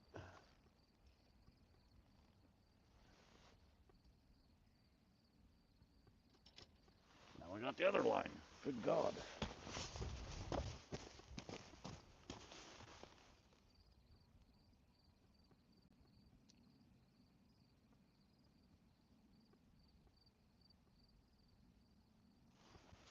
Alright, bump it.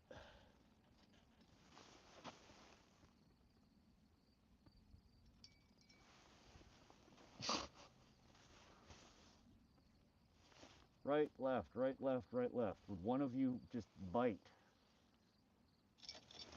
Thank you. Alright, you're the winner here. Come on.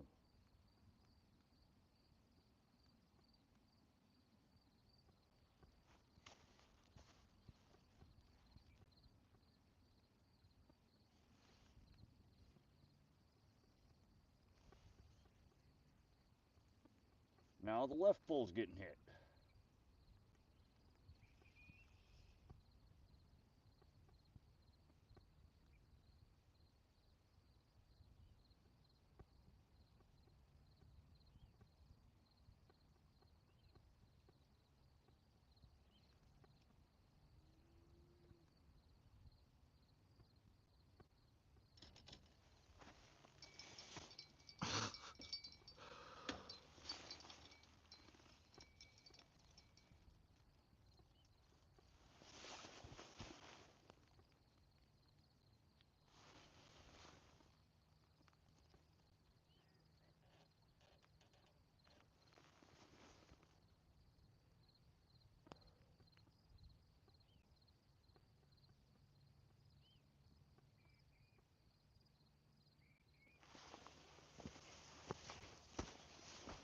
Oh, good Lord. These fish are driving me crazy. Can we get a double, right? They're just, both those poles are just back and forth, back and forth.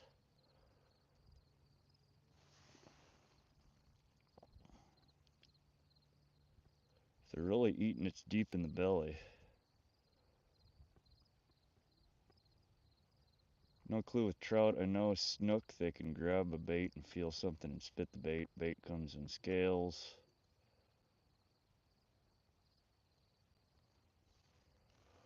Yeah, I would love to double up. At this rate, I mean, it's just back and forth on both those hooks. We did put the Mississippi mouse set up on both of those. Maybe that's what they're hitting on.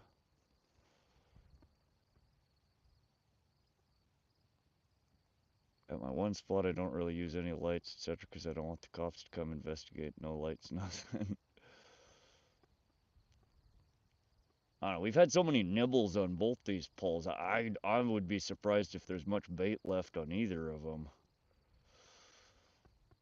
They're too small for my carrot rod. Had to hang them on the line, but I've been using a tuna rod for cats. Yeah, I picked up two really nice catfish rods recently that I have not yet taken out to play with. I've said a couple of times on my live streams, I ended up on the Whisker Seekers website, and I basically went through and put damn near everything they had on their website in my shopping cart. I'm like, I need one of these. I'm going to get two of these. I might as well grab two of those. Those look nice, and yeah. One of those nights where I should have just went to bed. But I have a whole bunch of Whisker Seeker gear in my garage that I have not even taken out of the box. And I really need to take out for a run one of these days. But it includes two new Whisker Seeker rods and reels and The new ugly stick, believe it or not, is fantastic. That's what we're fishing with today, is the ugly stick carbon. Which one are you referring to, Catfishy?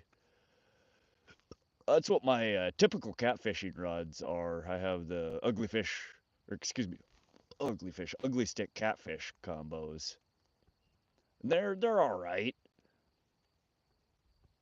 They're a little stiff for my liking. I think I would prefer a little faster action on them. But those are the rods that I run the Swait Black Label reels on that I really like. Billy G joined in an hour and a half or two ago. How many bites since? Oh God, man, it's every couple of minutes we've been getting a bite, but I cannot get a hook set for the life of me so far. They bite and then they're gone. And then 2 minutes later they bite and then they're gone again. The newest carbon rod out, orange and black, this year's model. Ooh, really?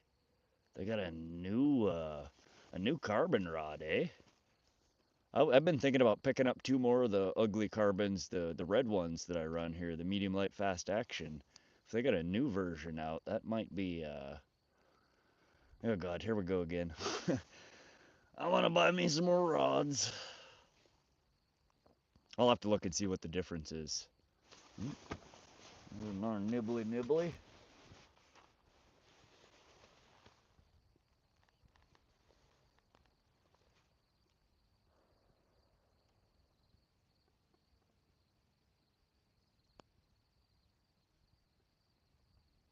Catfishy, is that what you've been running? Is the new ugly stick carbon? Orange, huh?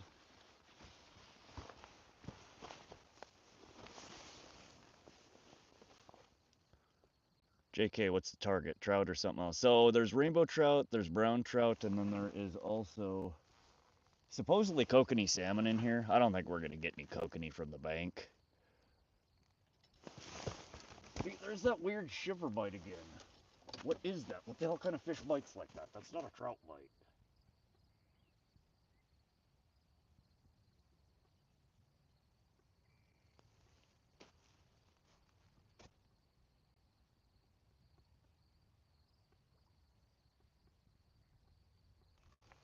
And this again is our shallow rod here. All right, we're going to hold it.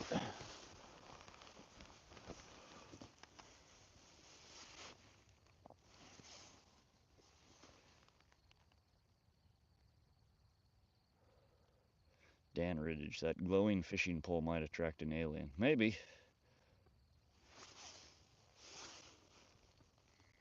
So it is sometimes. Last night I was catfishing for the first time in a minute and had like half-pound catfish. It took 4 hooks full of chicken liver. I don't know how the hook set failed.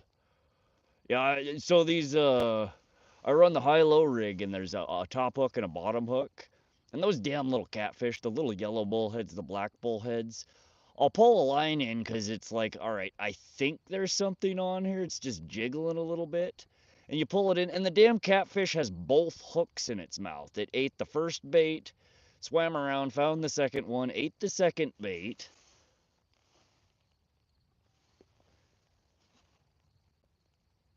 Dad broke one of my Berkeley lightning rods by stepping on it in the boat. Now I can't find the rod in medium heavy. You fish it medium heavy, huh?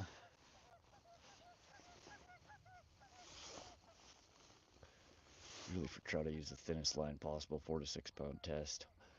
Why is that? Why do all you trout fishermen use such light line? I fish 30-pound test.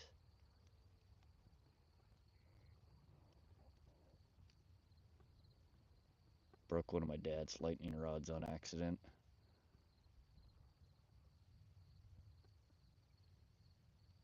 Going for that 19.5 bass, I need a heavier rod. Fair point. I don't know, man. These medium light fast action carbons, it'll handle a 20-pound fish, no problem. There's another nibble. You know, I wonder if some of these are frickin' bats messing with me. I can't really see.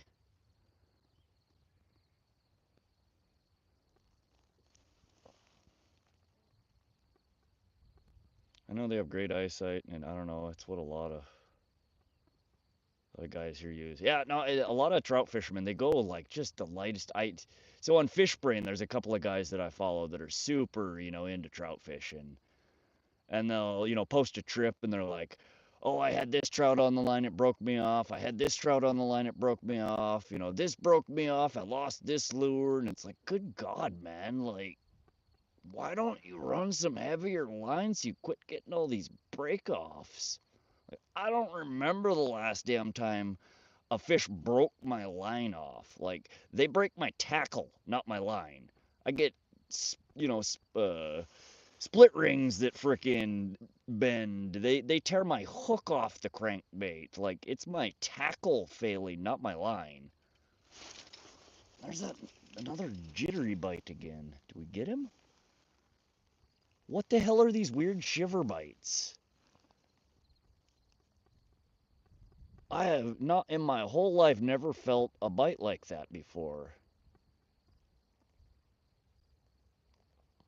Brett said hi, welcome, welcome. Didn't think of that. Maybe it's bats running into the line. Some of the short strikes I think are, but whatever keeps biting on this pole over here that I'm holding is that like, it's like a shiver bite. It just shakes.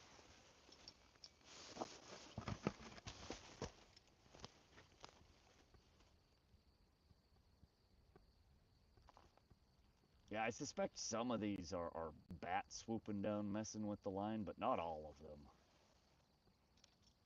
Like that. That was not a bat. That was a bite.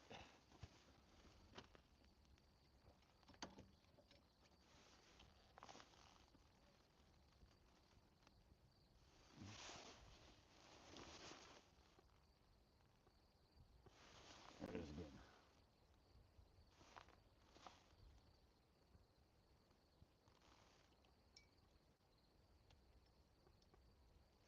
Again, bump. Good God, I just need to double fist these rods here.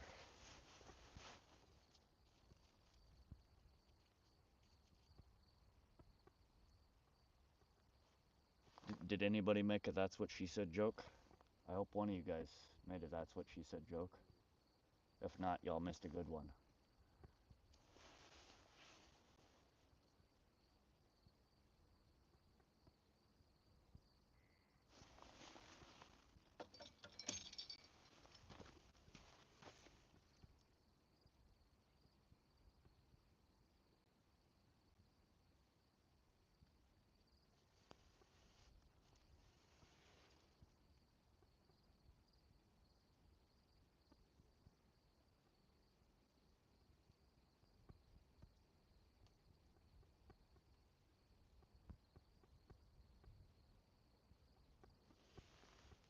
The moment I pick it up, they get shy.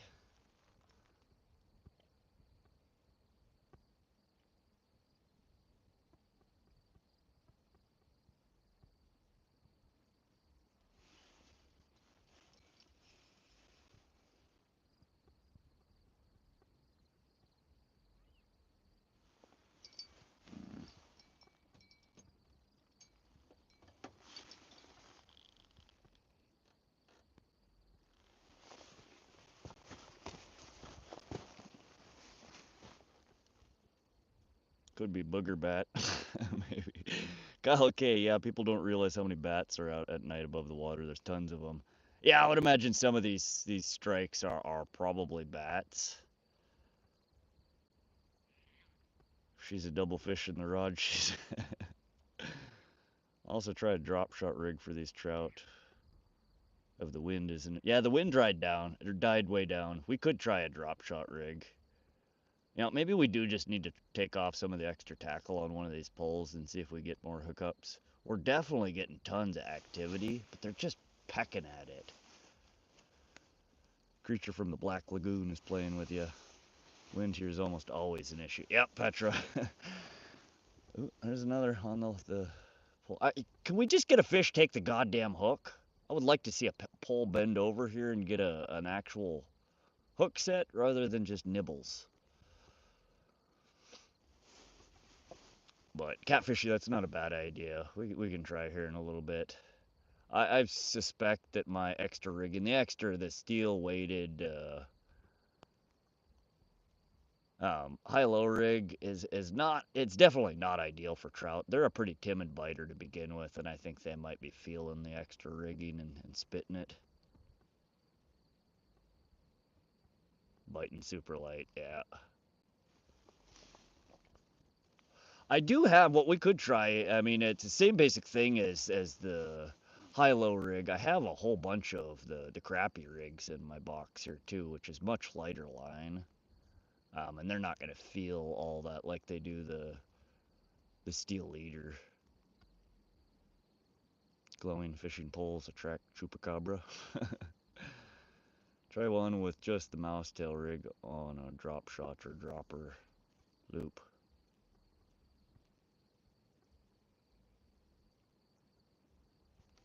Yeah, let me get a drink here. We'll smoke a quick cigarette here and then we'll swap one of these guys out. What are we at? 10:37, so we still have an hour or so before this battery craps out, I think.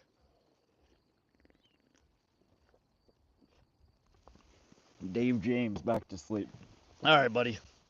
Come check on us in a little while. We're gonna swap over to a more traditional trout rig here in a sec. Lighter line. We'll see if the Dave James method of fishing works better.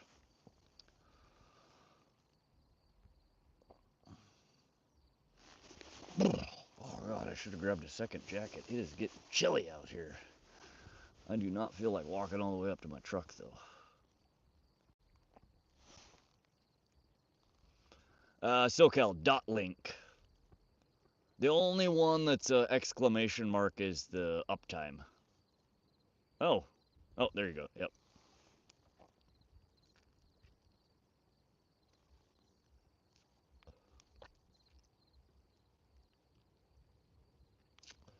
Yeah, I would be surprised if either one of these rigs has any bait left on it. They've been picking the crap out of it since we put both of them in the water. Yeah, catfishy. So it's kind of a broken feature. It works. The links only work if I'm in a horizontal stream, which we're not. We're in a vertical live stream right now, or if you're on desktop. If you're on a desktop, that link clicks perfectly for you. If you're on a mobile, it doesn't. I haven't found yet a way to just spit out a channel name or like the @ Neither Nightbot or Streamlabs apparently supports that. For whatever reason, YouTube does not support links in the vertical live feed.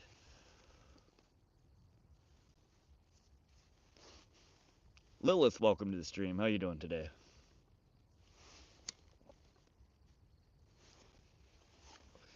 Yeah, it seems like kind of an arbitrary, weird restriction, but they purposefully disable link functionality in vertical live feed.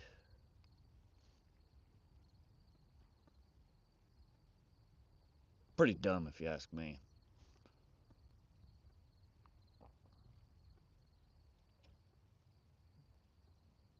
I screenshotted the other day and it shows the dot in the photo. Alright. Yeah, and if you ever forget, again, just type .help and it'll bring up all the commands for you, SoCal.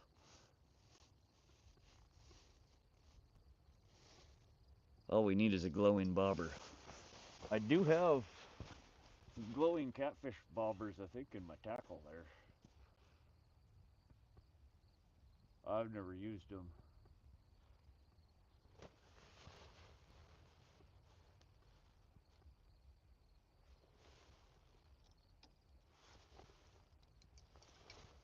Now that the wind has died down, I wonder if a bobber rig might work for us.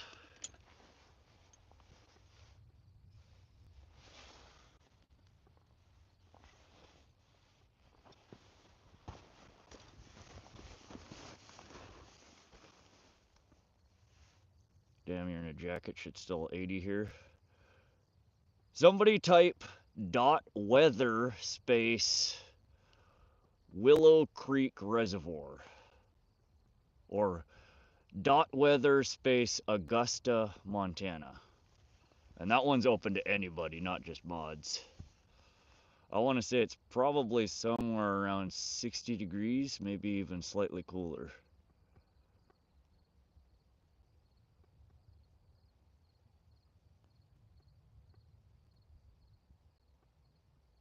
There we go. 61 degrees Fahrenheit, 6 miles an hour. Yeah, it's a little chilly here. We got a little bit of wind and a 60-degree base temperature, so it feels like below 60 degrees right now. Really humid. Yeah.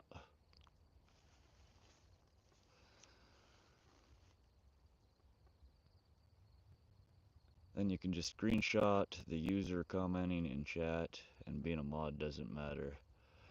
Yeah, I mean, for the most part, I don't need a whole lot of mods in my room. I modded a handful of people that I'd been joining their live streams from well before I started live streaming.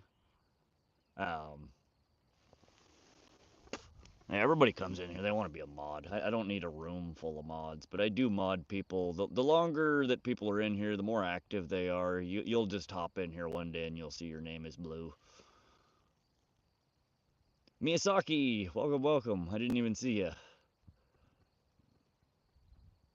Now I found the correct channel for you, SoCal subscribed. Yeah, SoCal's is a tricky one to find. There's so many people with similar usernames to his. I haven't night fished since 2019. I love night fishing. Night fishing is one of my favorite things to do. I do need a little bit better lighting setup though, and I need to start bringing some frickin' campfire wood. Might have missed your comment above. Oh, let me see. YouTube letting you do the actual Google handle now. I guess people will get upset about being a mod or not. What do you mean they're letting you do the actual Google handle?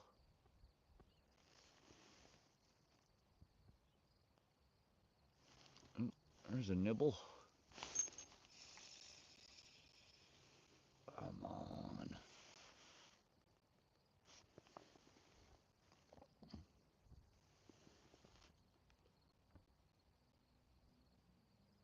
Once you get more subscribers, you may need more mods. Yeah, so we have had at times we've had well over 200 people in the room at times, and it does get super chaotic, and that's when the mods really are helpful.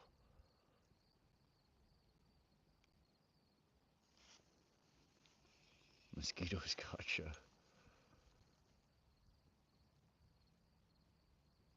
Let's just hope we keep the jerks out of here and trolls. We'd be all good. Yeah, we have by and large a really chill group of people that hangs out in chat here on the live streams. When you get 200 plus people in the room, there's always inevitably going to be a handful of spammers and trolls. And that is definitely, you're right, that's when it's more important to have mods.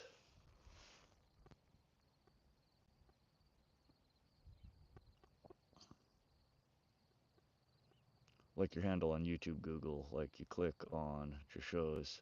Oh, okay, okay. I see what you're saying, JK. Oh, Benny, welcome back.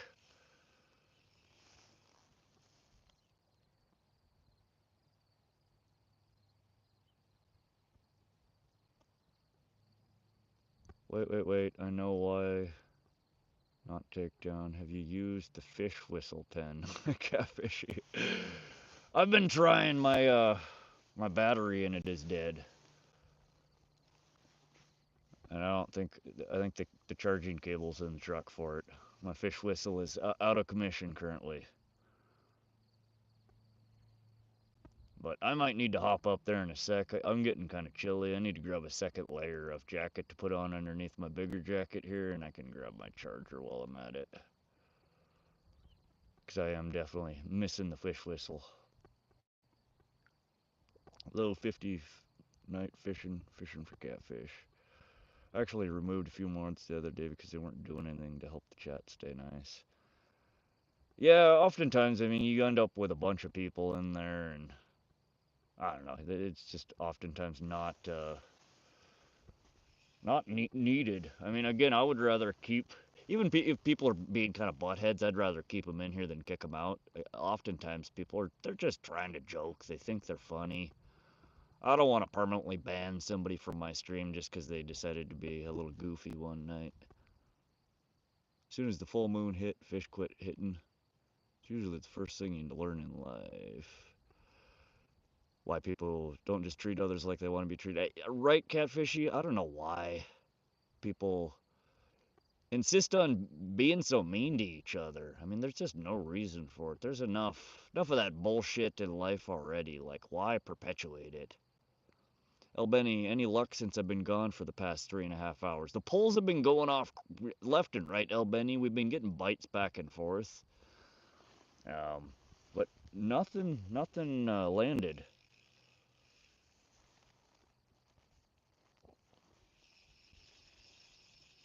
Alright, we're gonna pull this guy in, check the bait. I don't think there's much of anything left on it.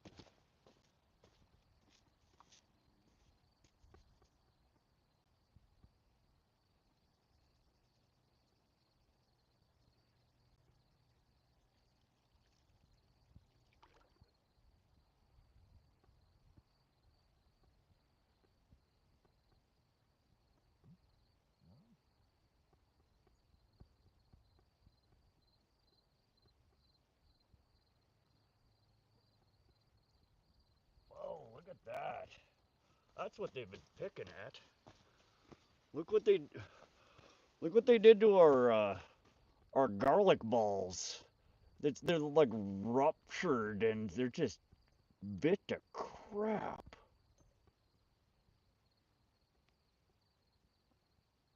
They like the garlic balls. We have worm on the other one still. The power bait's gone, but we still have a little chunk of a worm. They did a number on it.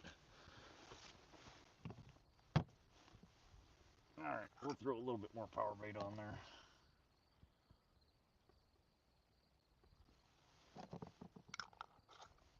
Gotta just be bait fish hitting these. Just pecking away at them.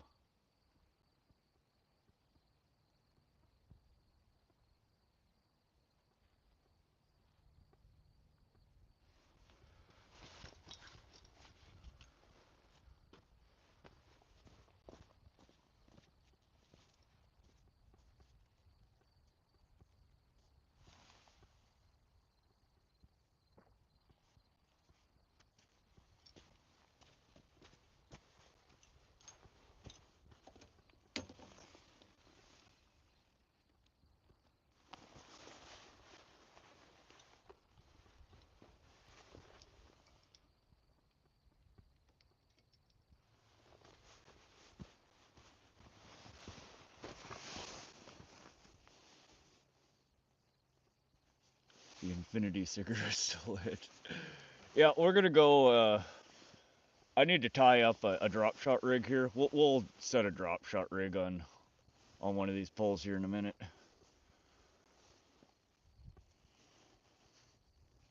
Use a tiny mosquito hook on one, a regular hook on the other, see what's out there. We could do that too, SoCal.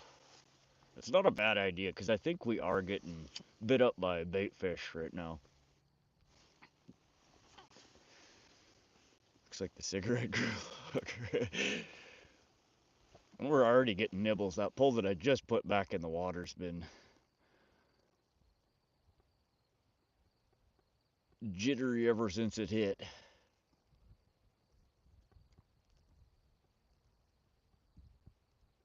My line took off like it was a shark. See, that's what I need. That's what we're missing. We need a good, solid fish on the line. Alright, let me get my rigging. In fact, I might have a drop shot rig tied up. Let me check my bullshit box here.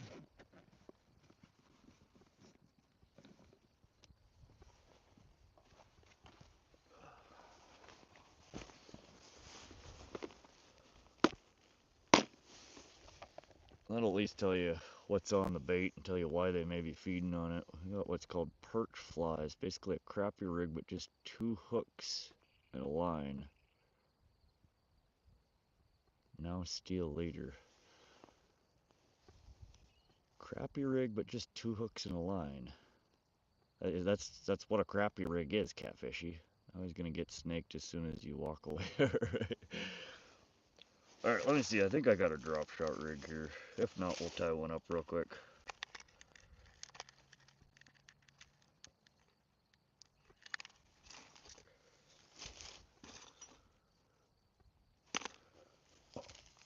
I move it to my boat? Where the hell's my drop shot rig?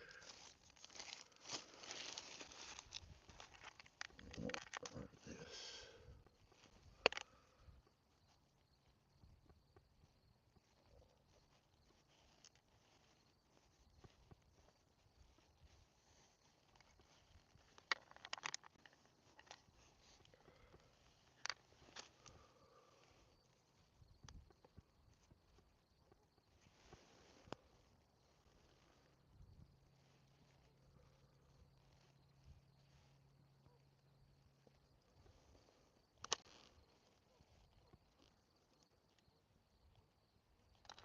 $67 fishing. Welcome to the stream. Appreciate the sub there, buddy. Good luck. Appreciate that. We're getting all kinds of hits today, but nothing seems to want to stay on the line for us. There we go. There's a drop shot rig. Way too big of a hook, though. Yeah, we'll tie a new one. That's too big.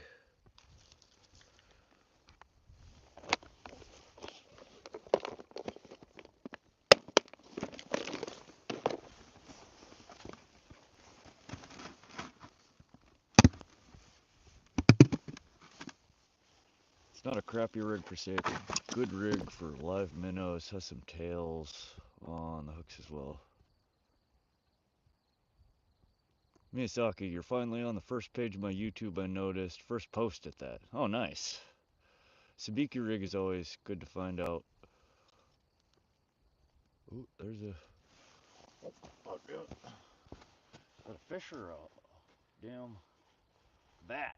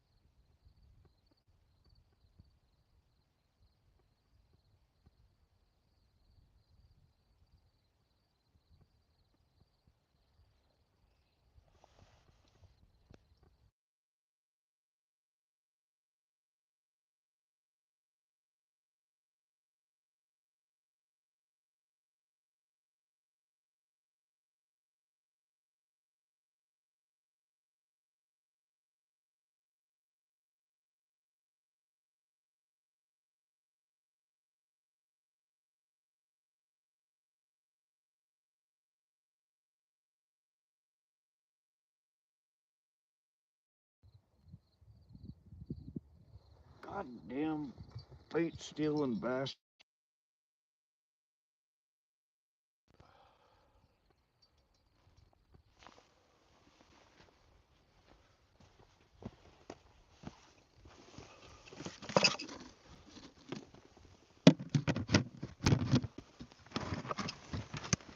Yeah, I've never used a sabiki rig, SoCal.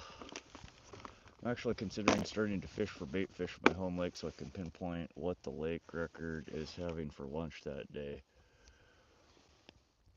Have you ever tried just throwing a fish trap? Yeah, that'd be easier than trying to fish for the little bastards.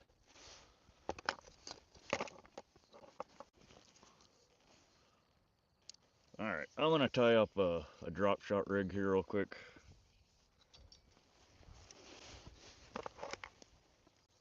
Of course, as soon as I try to do something else, we're gonna get bit constantly.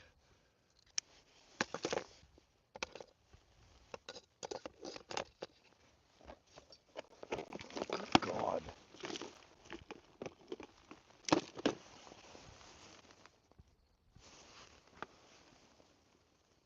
Fish river systems a lot, so usually the basics work.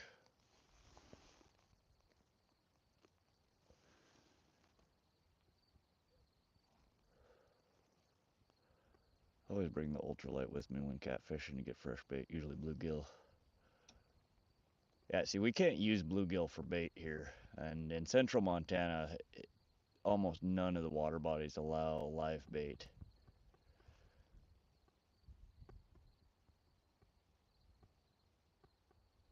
Oh, fair point. Yeah, I've got just like, I get a 12 by 12 by 18 inch fish trap.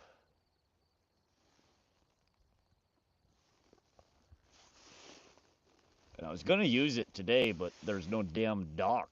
The water level's down so high, I didn't feel like throwing it into, not even cut bait. Like, so type, SoCal, type dot baits, B-A-I-T-S. I need to list out the different cut baits that we can use here in central Montana.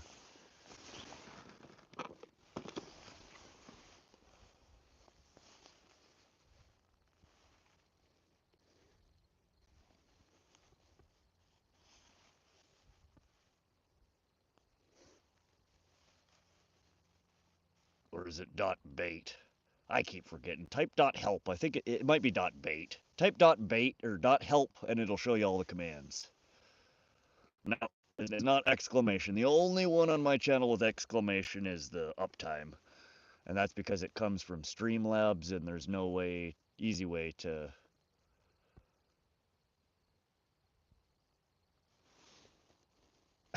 Everybody's trying it. So most of the commands are mods only. I need to change that. I need to just open them up to everybody. SoCal, type dot help.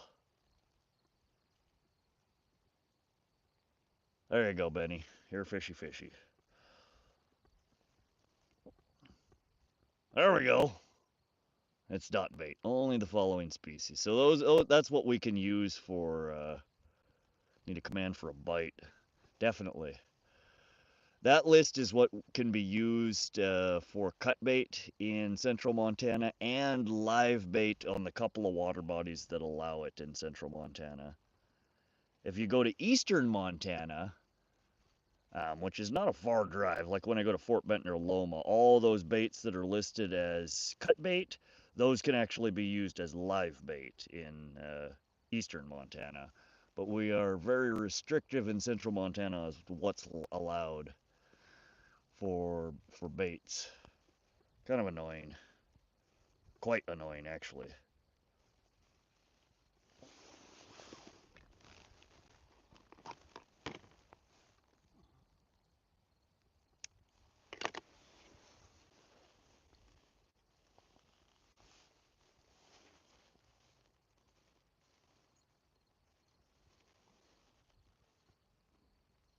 Find it odd that state laws are so split up. Well, that's what's so, it's so crazy here in Montana because eastern Montana fishing regulations are super, super relaxed compared to western Montana or central Montana fishing regulations.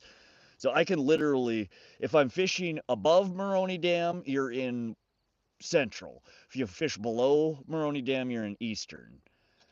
You can fish with 6 poles and 6 hooks per pole as soon as you get below Maroney Dam. You go above the dam, it's 1 pole, 2 hooks. Is live bait only in rivers still in eastern Montana? I know it was when I lived in Billings. So it's not open across the entire eastern Montana. Missouri River from Maroney Dam down is you can fish live bait, but there's a ton of water bodies in eastern fishing district that allow live bait. Fort Peck, um, Nelson, the dredge cuts, all that stuff allows live bait. Right rod, left rod, right rod, they're both nibbles back and forth. None of these are solid bites though. I'm trying to tie up this damn drop shot rig. I'm just kind of ignoring all the little bites right now.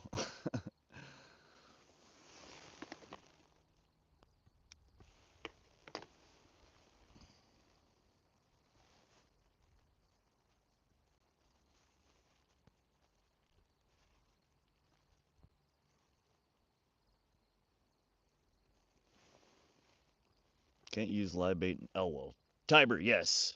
Tiber is one of the few in central Montana that you can use live bait. I've only ever fished Tiber once. Tiber's one of those ones that it gets super sketchy when it gets windy.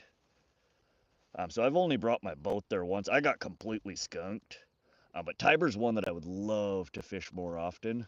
I really, really would like to learn that reservoir.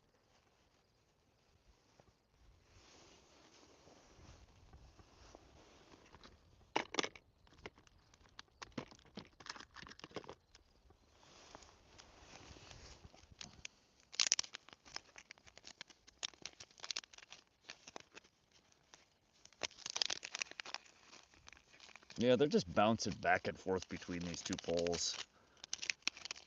And I'm not sure if it's the rigging, the extra rigging, or if we're just, again, because I fished the whole last 2 times I was here. I fished with the high-low rig the whole time. I caught 6 trout each time I was here. So I think we're just on a bunch of bait fish because the reservoir level is so low.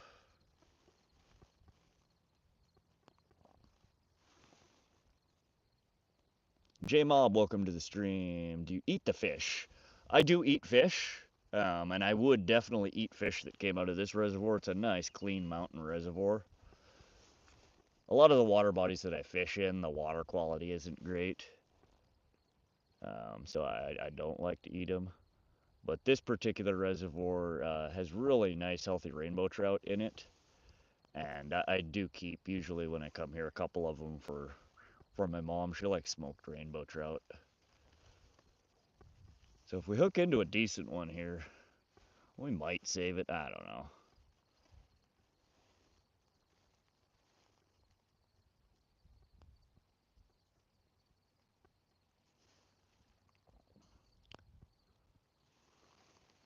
Petra to Tiber.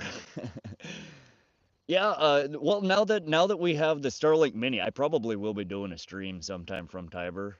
I really wanted to do a Pishkin one first because so many of the people that have been loyally coming into the room here, they've been waiting for some good fish to be caught, and I've been pretty disappointing so far on live stream fish caught.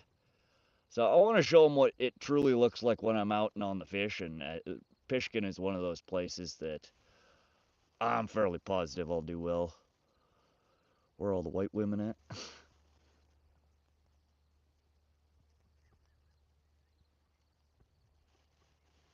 Alright, a sec here, guys. I'm almost done with the drop shot rig here.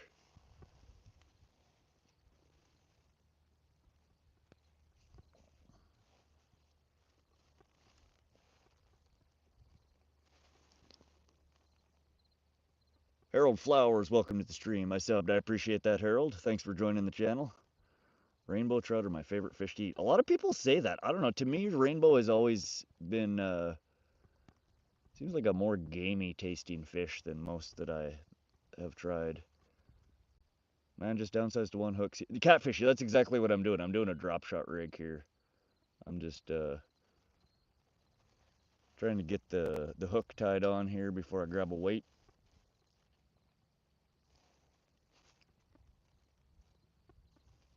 Yep, that's what we're switching to on one of the poles, catfishy.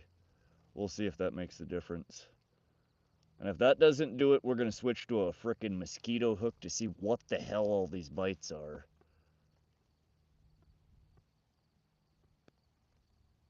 Because I suspect it's either too big a hook and too small a fish, or the trout are just not digging all the extra rigging that we have. Redacted, redacted, still at it, always, my friend.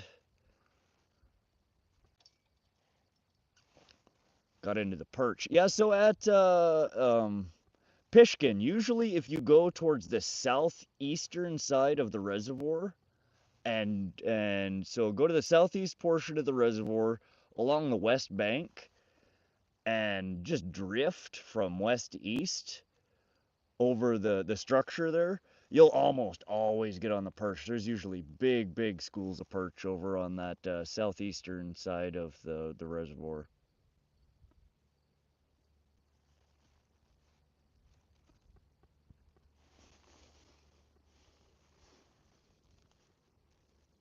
Rainbow's good, stuffed with lemon, onion, and salt. Yeah, they're still good. I still enjoy them. They're a more. I prefer a much less fishy tasting fish. Trout to me are just a very strong tasting fish.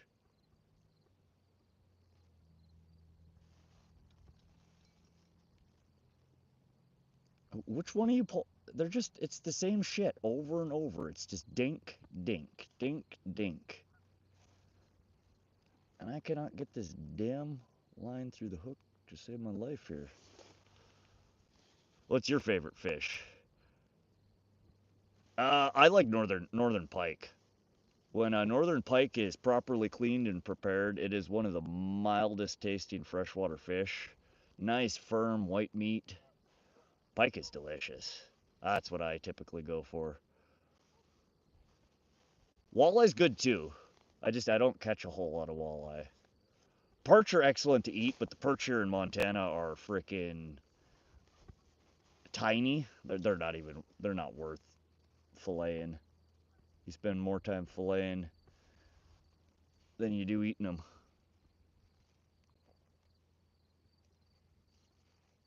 Soak trout in milk to remove the fishy smell and taste. I've heard that, Big Homer. I've never actually tried it. Milk, buttermilk. I just know with the northern pike, when you prepare them properly, you don't need to do all that crap.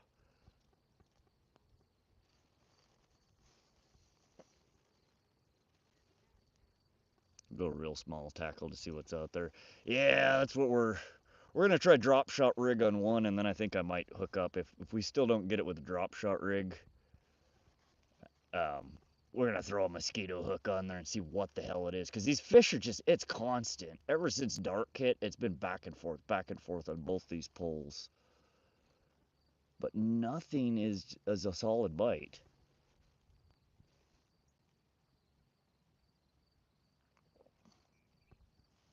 A perch on Lake Michigan or jumbos, you'll see guys getting 16-inch perch. Oh god, yeah. See, that'd be a good sized perch to eat.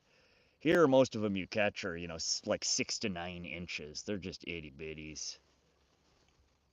They're in a lot of the lakes and reservoirs, but they're so small.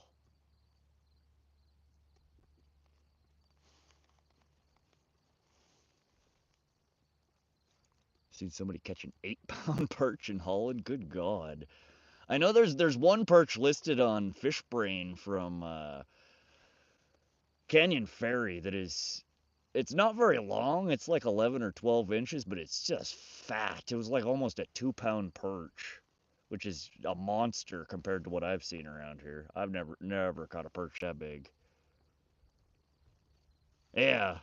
No, we streamed from there 2 weeks ago.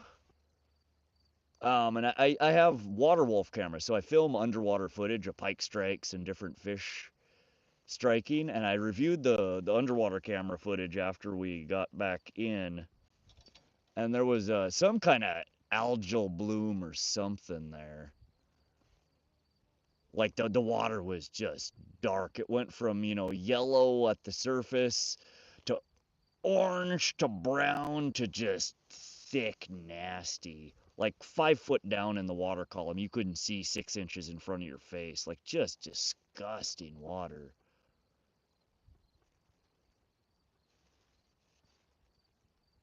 Yeah, that right pole, I think they're just pecking away at those garlic balls down there. And I still can't, I don't know what the hell my deal is here. I cannot get this damn thing through the... Oh, good Lord. We're gonna ghetto this. Should see European perch. 10 to 15 pound perch? Good God. Huh. Yeah, they don't get that big around here. That's a crazy perch.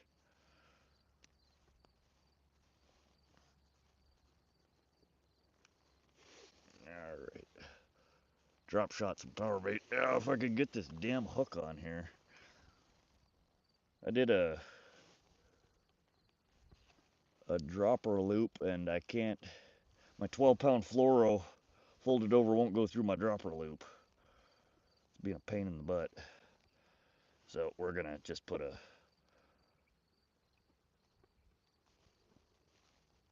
snap on here and call her a day.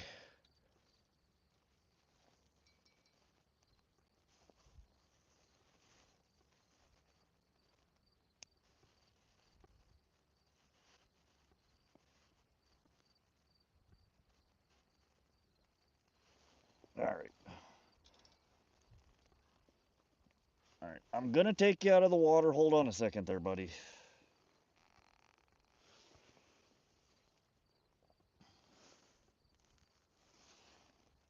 All right. Let me get a sinker here. In fact, that will work. There.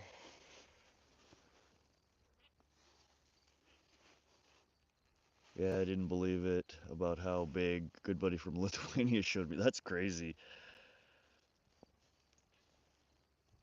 Is it a? I assume it's not a yellow perch. It's a different kind of perch.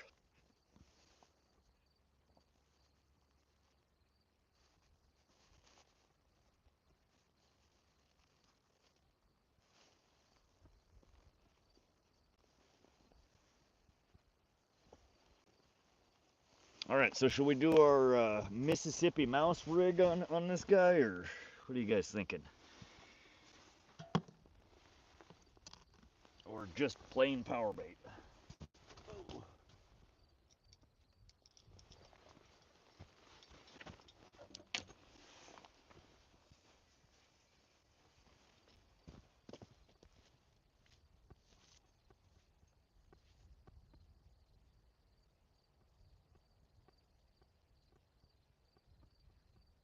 God, I need to lube this poor reel. I've not cleaned or lubed this all season. She's getting a little ratty. Oh, there went our power bait. So they weren't touching the power bait. Yeah, they're picking the crap out of these garlic balls. Whatever it is down there that keeps biting at it. These garlic balls are no longer balls. They're just like erupted. Just eating the crap out of them. So that's actually what I think I'm going to throw on the drop shot rig there.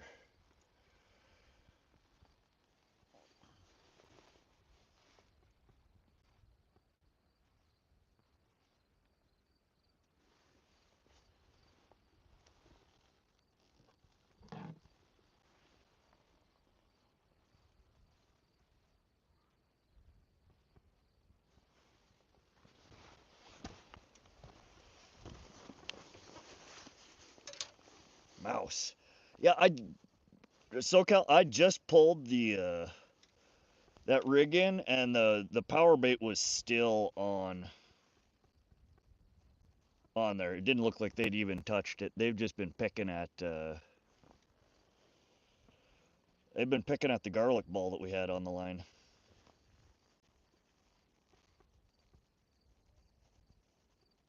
Colby just woke up a minute. Good night, man. See you next stream. All right, Colby, get some rest. Nick Mildrew, welcome to the stream. Like how you and Nick highlighted my name. You just so type at and then the name, and it'll autocomplete it for you.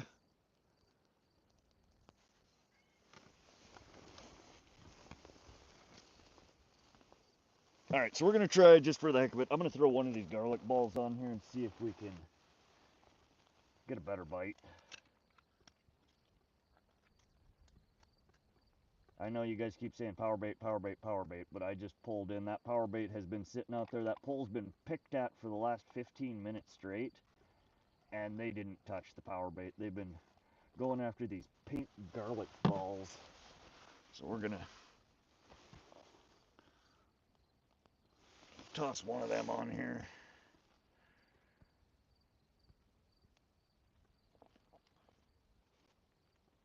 Let's see if that does it.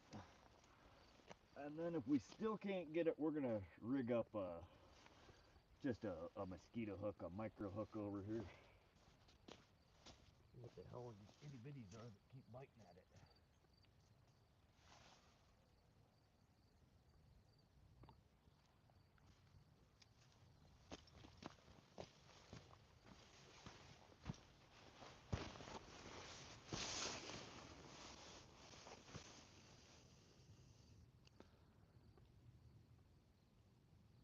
Oh, Petra, thanks for reminding me. Yeah, I keep forgetting that I got my dang microphone charging here. It's no longer blinking, so I'm gonna get the phone plugged back in and get my mic back on me.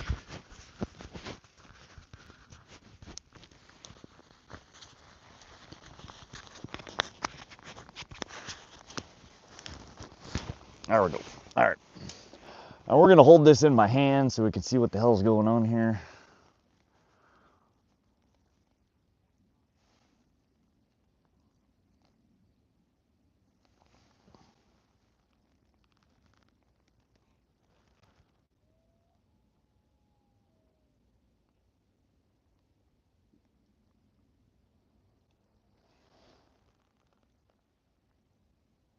Actually, let's put this in the pole holder. Let's rebait that other pole. That one got hit a bunch too. I suspect the bait is completely gone on that other rig.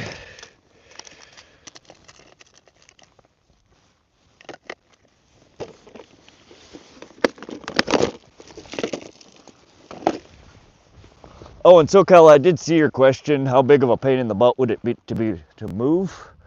Not super big, but I don't think we need to move. We're getting tons of bites. We just need to figure out what the hell these are.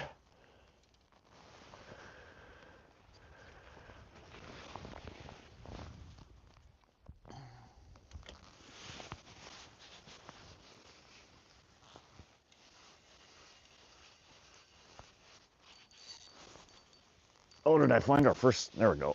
Thought we got snagged. We're hung up on something there for a sec. And yeah, as soon as I hit the water, we're still getting nibblies on that other pole.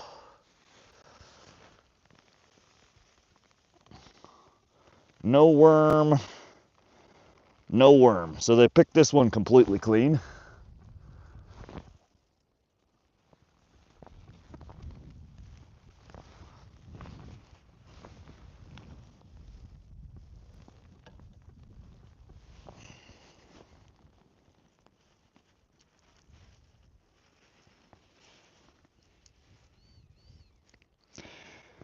I think we might swap one of these hooks out for just a micro hook and see if that changes anything.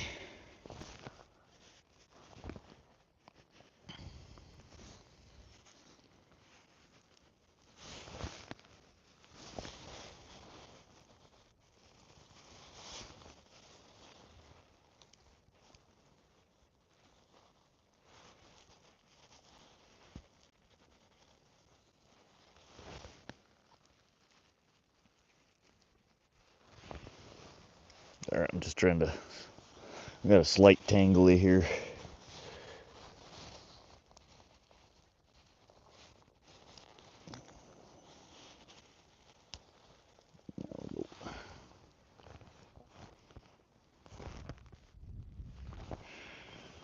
All right, we're gonna throw a micro hook on this top guy here.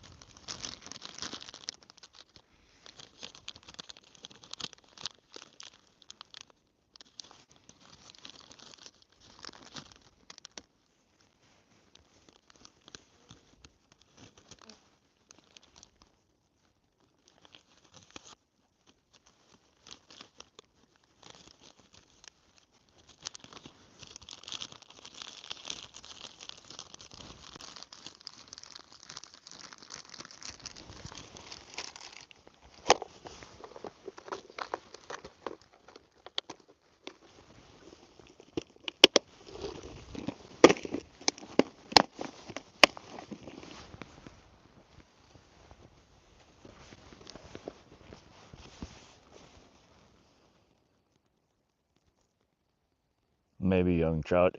Yeah, I don't know what the hell else would even be in here. I know that they drained the water level way down. I don't know if that means like they drained like dry Like if that killed off all the other bait fish that are in here or not. But whatever it is, I suspect it's just we're getting bit up by little stuff. Bite? Was there? Flash is fishing. Sup, brother? Unlucky day of fishing for me again. Lost 2 big fish right at the bottom of Holter Dam. I think one was a big walleye. I got my carbon rod today, though. Not going to be losing anymore. Heck yeah, dude. I think you'll like the carbon. Sorry to hear you didn't have a good day out there, though, buddy.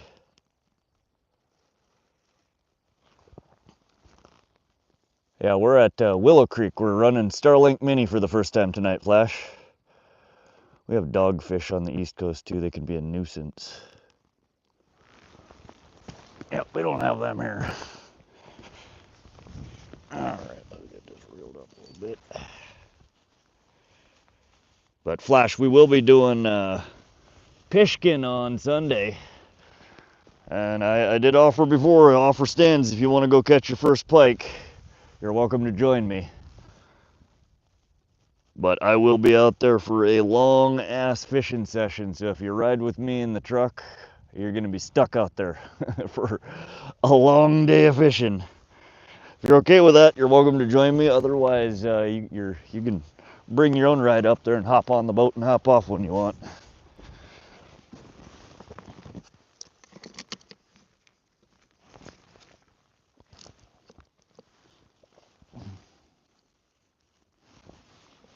All right, I'm gonna throw a crawler on one hook here and then something on the micro hook, I'm not sure what. Catfishy, hey Rod, C Montana is on me and wife's bucket list.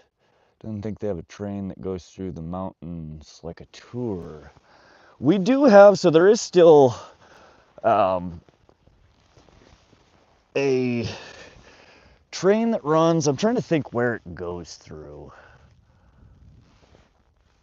It doesn't go all the way to Great Falls like where I'm at. It stops. Oh God, it's been so many years since I rode it.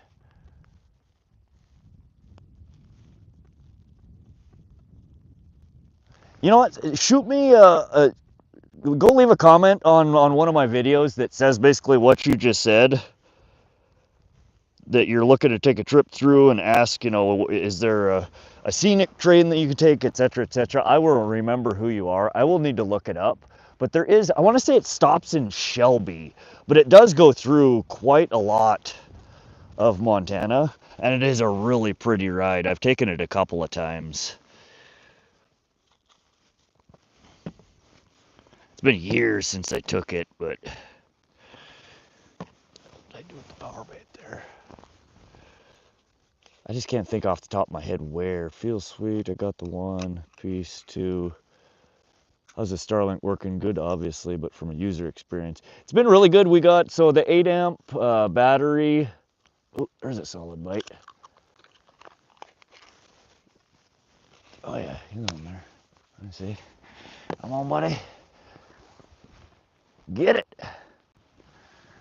The 8 amp battery, the first one lasted us just under 5 hours. We're getting pretty close to that. Somewhere around 11:30, 11:40, I think this current battery is going to crap out. But it's been really good so far. We were able to transition from when the first battery died, the stream did die.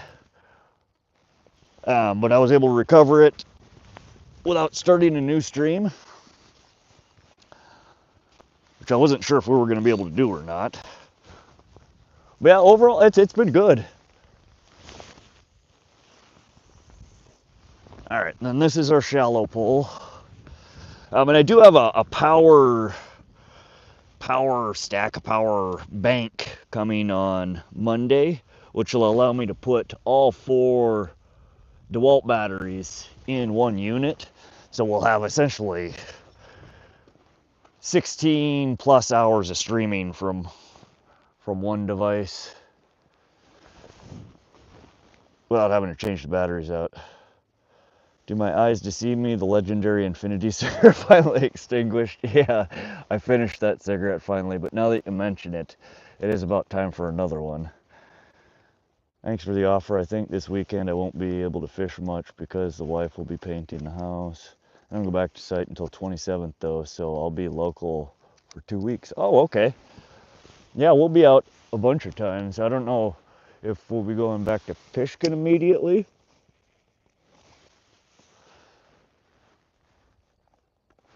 All right.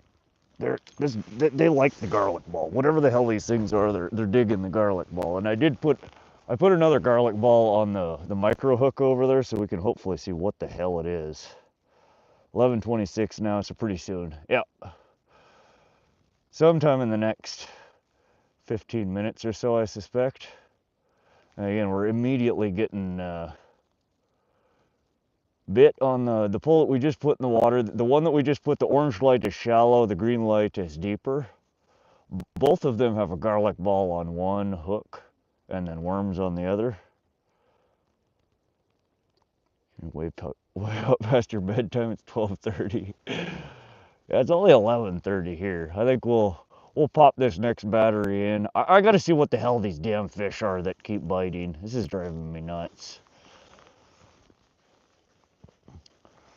You ever go for Arctic grayling at Tunnel Lake? I've only tried once at Tunnel Lake for Arctic grayling. That's where I ended up catching, it's either a cutthroat trout or a west slope cutthroat trout. I don't know how to tell the difference between the two. I wasn't able to get the grayling to bite. But I'd love to go back up there and try sometime. UFO above the lake? No, I don't see any UFOs. Either way, I got my new rod for bigger fish, so I'm prepared now. Heck yeah, dude. What reel did you end up putting on there? Ooh, there's another nibble. There are a few train trips through Montana. Google has a few options. Order some sabiki rigs on an ultralight. I wasn't either. I need to bring my fly pole out there. Yeah, I've talked to a few people who have hit up Tunnel Lake numerous times trying to get onto the grayling. Nobody seems to be able to get them from shore. The only person that I know that said that they actually got one out of there was in a canoe more towards the center of the lake, the deeper part. I think Arctic grayling are kind of like salmon and lake trout. They're more temperature sensitive. And I think they might be down towards, if you look at a depth map or, you know, a bathymetric map of Tunnel Lake, it's just a big bowl and it gets progressively deeper and deeper towards the center, almost like a funnel. And I suspect that the grayling there might be hanging more towards the deeper center part of the lake. But I caught one cutthroat trout while I was there, and the guy that was next to me was pulling in itty bitty cutthroats one after another. There's another spot over in the mountains kind of by Helena, though, that I have seen. One guy on Fishbrain was catching the crap out of them.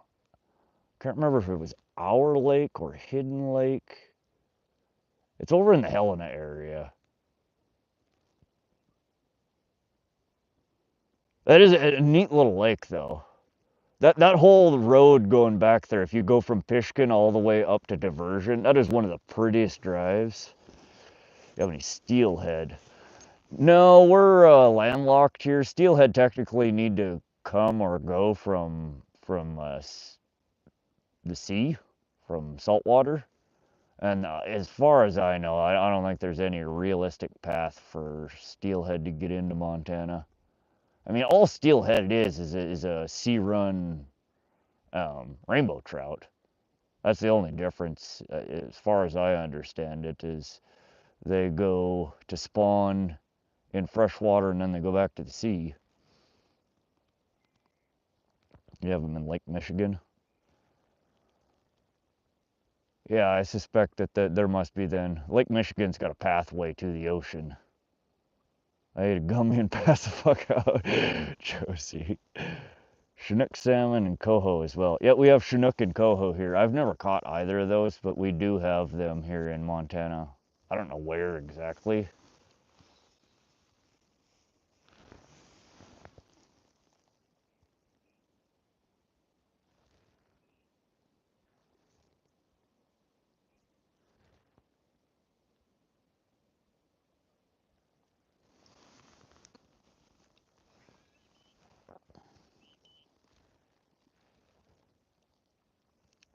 They adapted them in the 60s to help with the baitfish population. Interesting.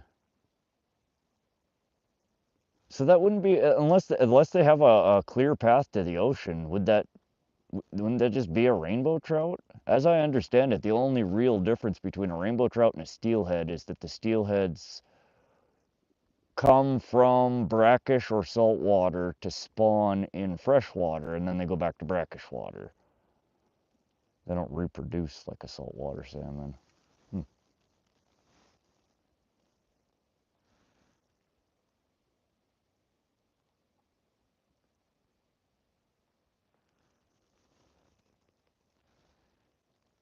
Yeah, I don't know. Fish brain tells me all the time when I catch rainbow that it's a that it's a steelhead, but like I said, I'm fairly certain there's no such thing here in Montana. We have no feasible route to get into the ocean.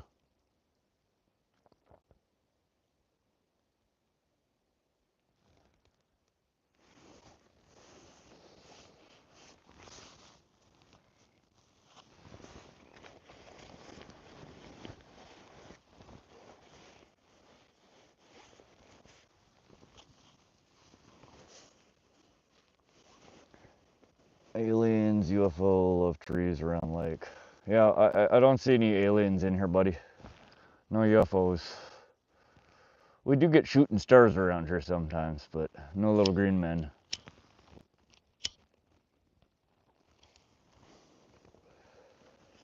I'll be coming into shore once the lake flips. What do you mean by the once the lake flips? What does that mean, Catfishy?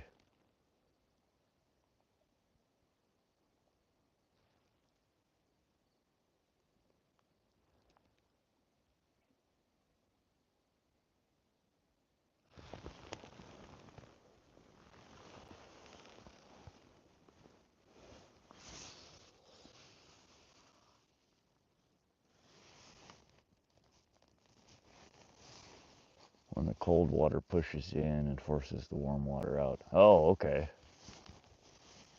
Yeah, I've never heard that term before. I don't think our lakes do that. Maybe they do. I have no idea. We call it lake flipping. Happens when the temp drops. Interesting.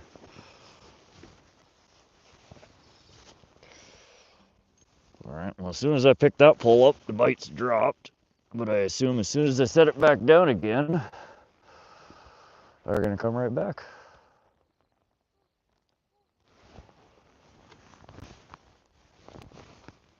But guys, I'm gonna go hop up to my truck real quick and grab my charger for the vape and another jacket because I'm a tidbit nipply over here.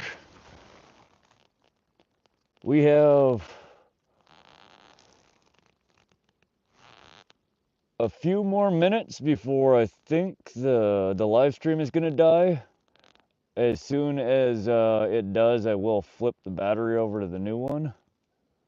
But I'll be right back, guys. I'm gonna hurry up there. If you do get a loading icon or something, I will be right back. I just have to swap the batteries. But I'll be right back, guys.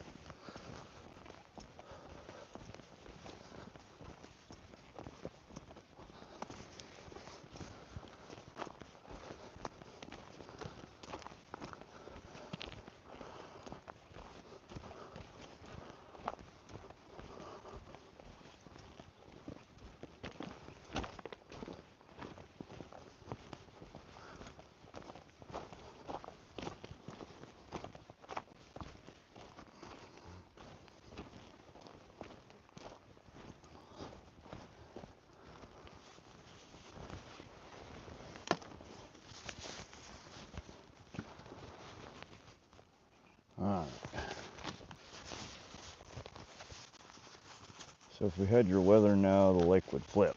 Oh, okay.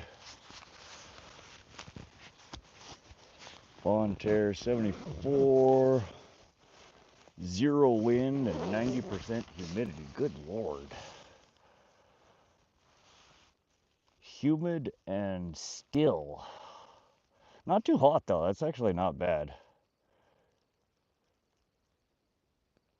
You good with a cast net? No, I have never. When I spent some time down in Florida as a teen, when I was 17, 18 years old, with my brothers, and we all tried the cast net. None of us could figure out how to use the damn thing. I switched my jacket here. We're getting nibblies on both those lines. I have to put on a thicker jacket here. Getting cold. Not too bad for me. I'm sissy when it's 60s and I'm cold. Josie type dot weather space Augusta, Montana. Augusta. That's where we're at right now. And I'm putting on a second jacket.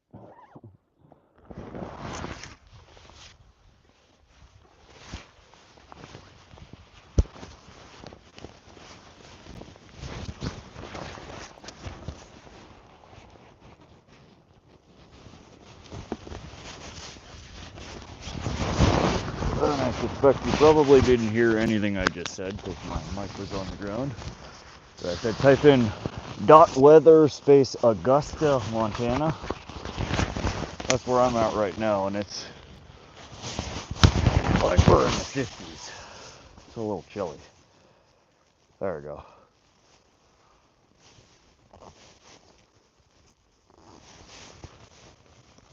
We're still getting lights on both of those damn poles. Oh, there's a cool down on it, so it only works once every 15 seconds to keep people from spamming. You might need to wait a second there, Josie, because Catfishy just typed it.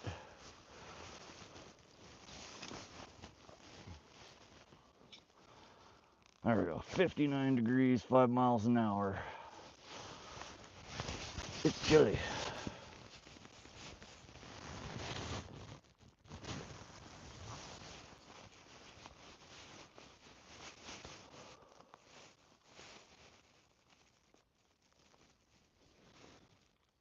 Not super cold, but cold enough that my one light jacket was not enough.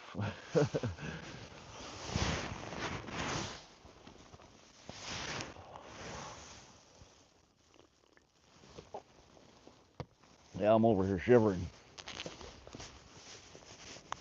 Next time I go night fishing, I need to remember to bring some wood so I can start a fire. Oh, these fish are driving me crazy.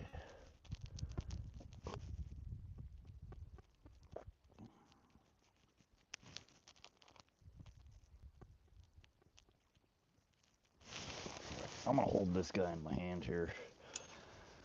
We're gonna catch one of these damn fish.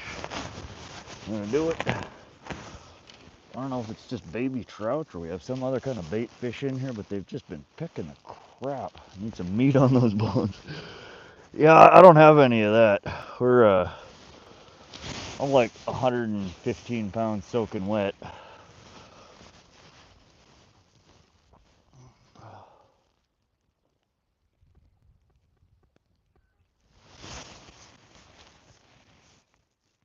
I get pretty chilly pretty easily.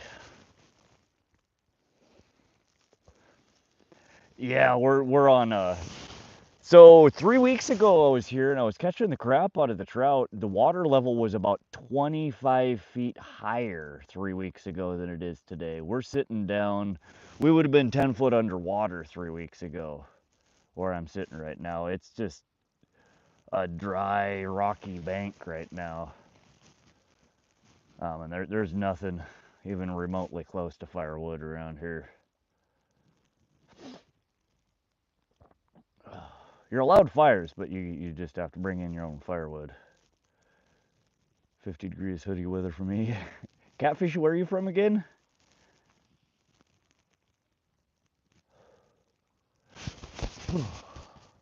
Now 50's a little chilly. I spent too much time in Southern California. I lived there the last 13 years, so coming back, well, not the last 13 years, but 13 years prior to moving back to Montana. So I got kind of spoiled when it comes to warm, nice weather. Okay, Chicago. Yeah, you get nasty winters over that way too.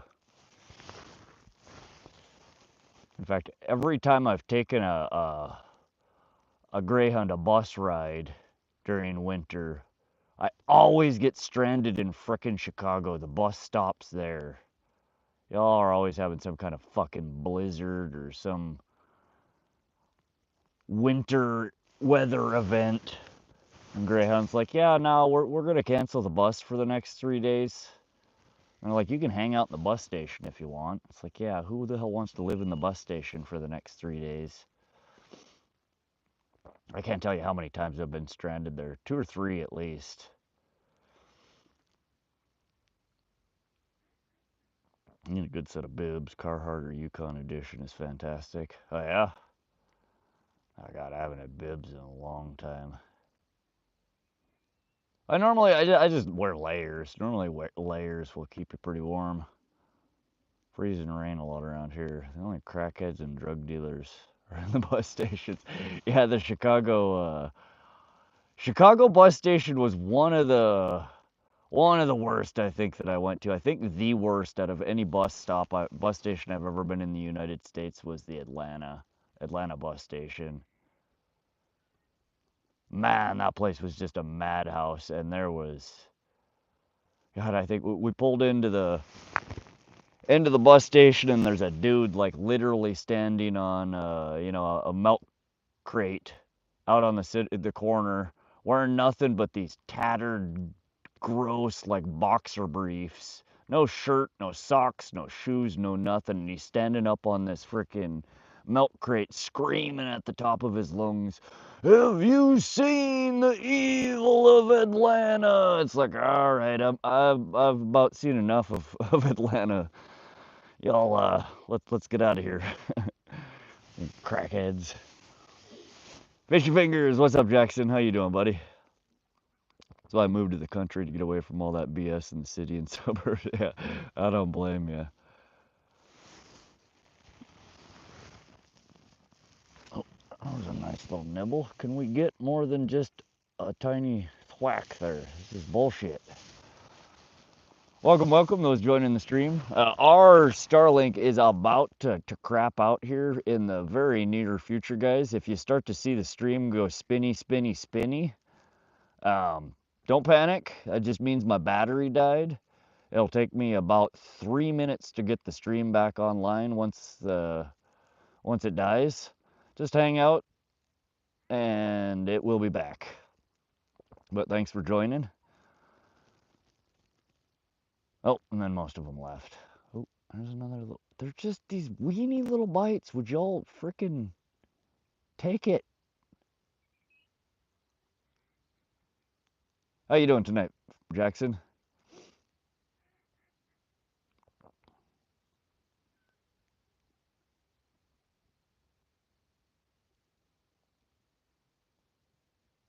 I should actually be holding the other pole with the micro hook so we can see what the hell keeps biting on these things.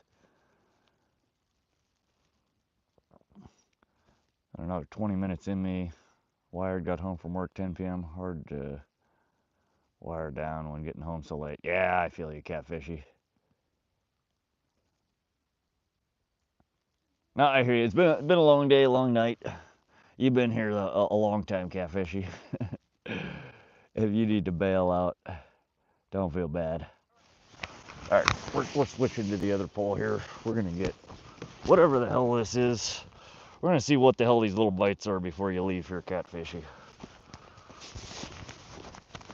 And I think this micro hook here's the ticket. Oh, we're just gonna get a hook set. Woke up for a few minutes. Right on. Well, welcome. It's either this or Trailer Park Boys. See, as soon as I set the damn pole down, what is this shit?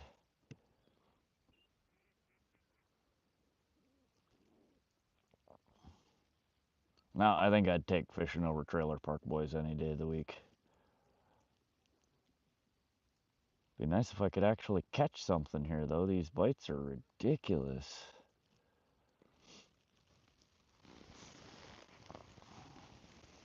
Again, I'm holding this other pole over here. We got that's like a size 6 or a size 8 hook. A pretty small hook on this guy with a chunk of the garlic ball, which is, I think, what the other pole's been hitting on constantly here. It's comical. This is ridiculous. It's just non-stop bites, but I can't get anything to do more than just nibble at it. Oh, there's another little nibble. They're just short, quick little smacks, and then they're gone.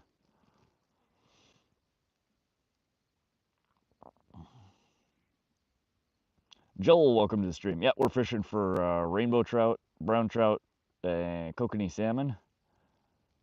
Something keeps hitting our lines here, but I can't get a hook set to save my life. I think we're just getting hit by little bait fish or possibly just baby trout. No, if it were turtles, it'd be much more distinct bites. These are just short, quick little whacks at the line, and it's constant, back and forth, both poles.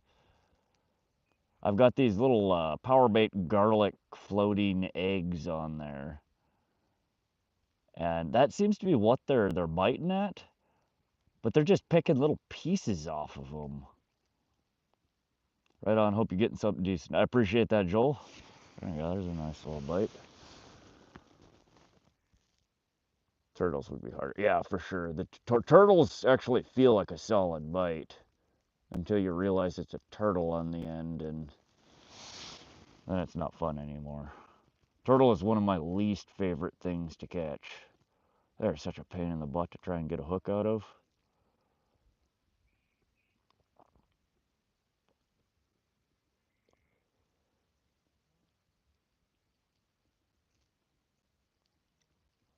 I strongly suspect this is either baby trout or some other fish that's in here.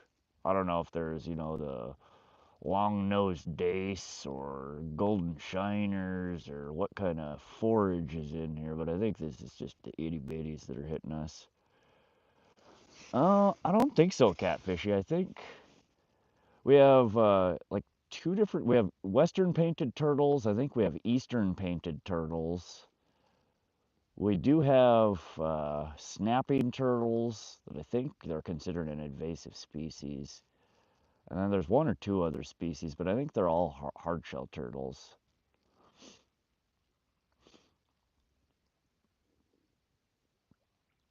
Most of the softshell, I think, are down in southern U.S. I could be completely wrong, though.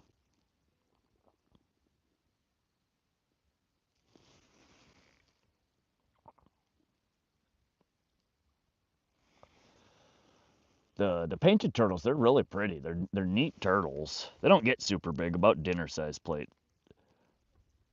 plate sized. But oh, do you? Huh. Yeah, I always thought that the softshell turtles were more of a warm weather southern species. Guess not. Simba pulling an all-nighter. Yeah, the second battery is about to die out here anytime within the next 10 minutes. The stream's probably gonna crap out, I suspect.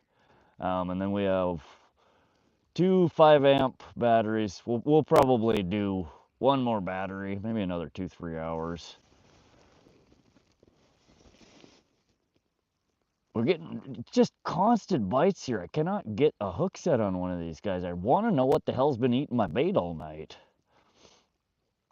Still only one yet, Dave. We have a drop shot rig, so just a very basic rig on the right pole, the green pole there. That's your pole. Right there, buddy. Right there. And the second pole here, we still have the high-low rig, but we have a mosquito hook on one of them. I think we're just getting bitten up by itty-bitty fish. I'm trying to get a hook set on the mosquito hook here.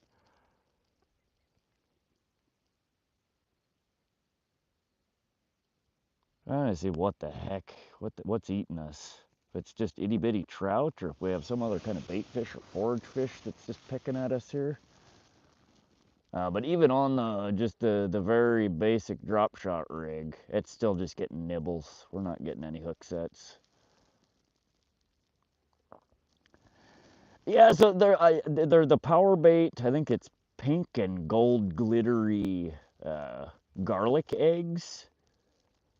And ever since I put those on, it's just constant the bites. Whatever it is down there really likes them, but they're just picking little tiny pieces out of them. When I pulled it out of the water, it's no longer a ball shaped. It looks like cauliflower. You know, it's like more like popcorn. It's exploded. But yeah, they definitely are enjoying them.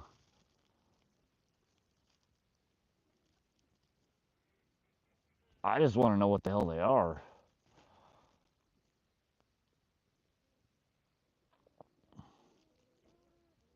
See, there's another little tug. Dave James crawfish.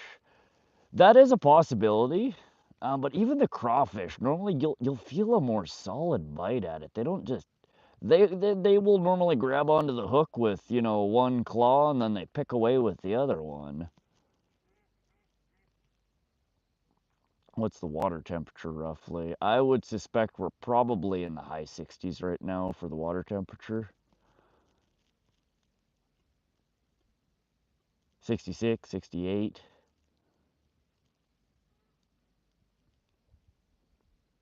Maybe slightly cooler, but probably not much. They've drained a lot of water out of here, and we've had a hot past few days.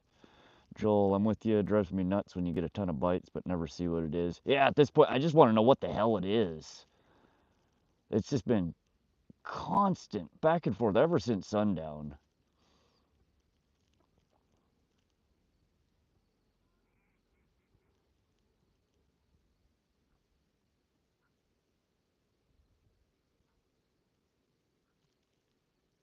We'll get one here. If I have to throw nothing but a single mosquito hook out there just to see what the hell's going on, we will do that.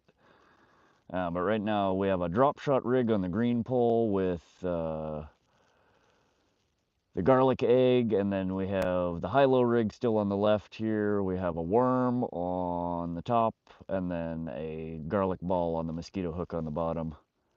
You ever throw moonshine spoons? I haven't. I actually just ordered one of those the other day. I haven't got it in the mail yet.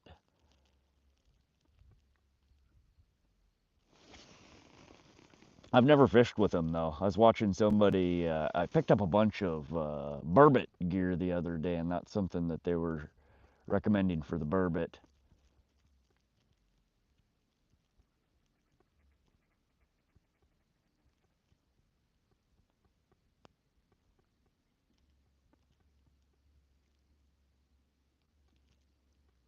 You killed a salmon on them. Oh yeah? Trolling or jigging? I assume jigging, but another nibble.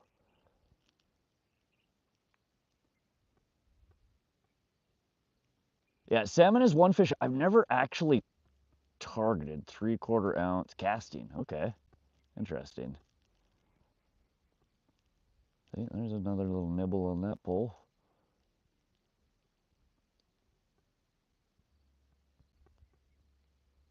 No, I've never actually specifically targeted salmon. I normally, when I catch the kokanee, it's usually a bycatch when I'm, you know, trolling for rainbow trout.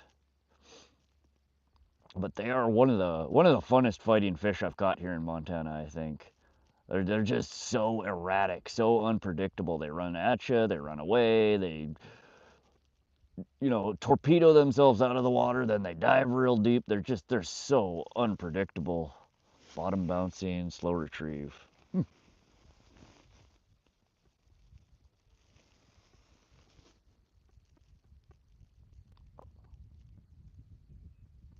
know, there's a couple of quick nibbles in succession. A 30 to 35 inch northern on the moonshine. Oh yeah, northern bite on everything. In fact, I was up at Pishkin Reservoir a couple of weeks ago fishing for pike, and I've always caught pike when I go there. I've never caught a rainbow trout or a salmon, and I know both of them are in that reservoir. So I started running on one pole my trout worm harnesses, and I had, a dodger. I was trying max flashlights, all my different trolling gear that I normally catch rainbow at every other spot I troll for rainbow. Man, those goddamn pike would not leave my trout rigs alone. I caught more pike off of my trout rigs than I did the crankbaits that I'd been using for the whole rest of that day. They beat the holy living crap out of all my worm harness rigs that I'd tied up. Kind of irritating. King salmon tend to hug the bottom, at least here in the big lake. Yeah, so Lake Michigan, those are big lakes over there. I would imagine you have pretty deep bottoms. How deep are you fishing for them there?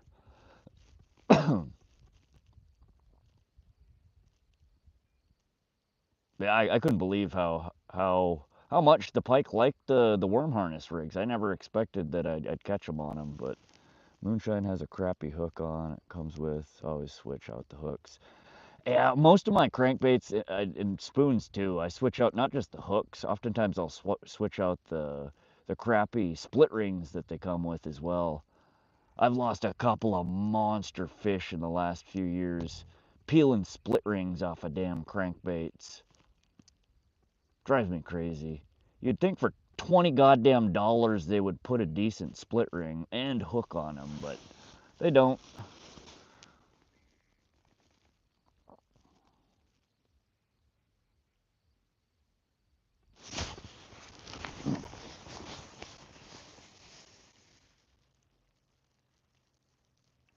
Well, seems like we got a whole school of whatever the hell these are that swam through.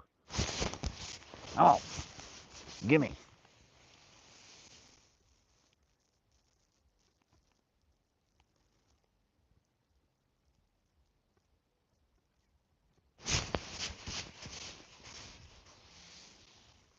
I want to catch, what are these?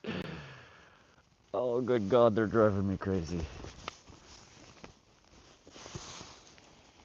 You holding the rod now? Yeah, there's some goddamn fish is just constantly biting at both of these poles. I got a micro hook on here. I'm trying to figure out what the hell is biting. I say to the woman, you want to see my rod, all right? Welcome to the stream, T-Bone. We do 20, 30 foot usually, but they get them trolling in 200 to 300 feet. Oh, yeah, so they're down rigging. They're way down there. I'm trying, Mia. I am really trying. They've been driving me crazy ever since sundown. We've been having basically constant bites since about 10 o'clock. So the last 2 hours.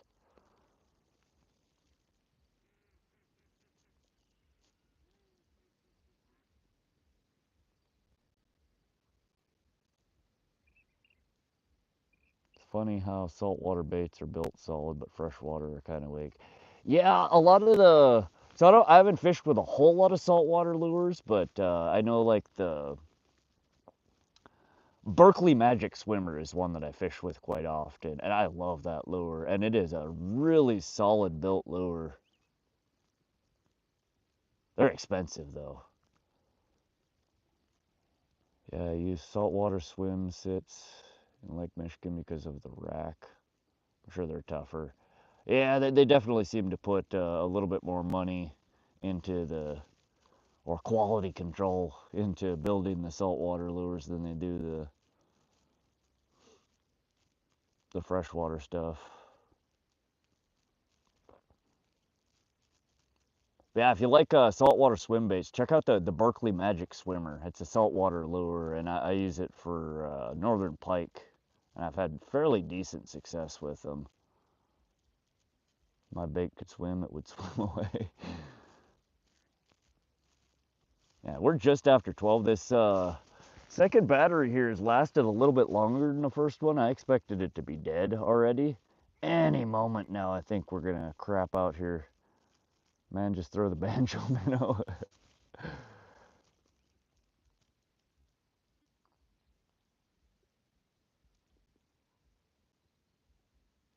like a leech. Nice.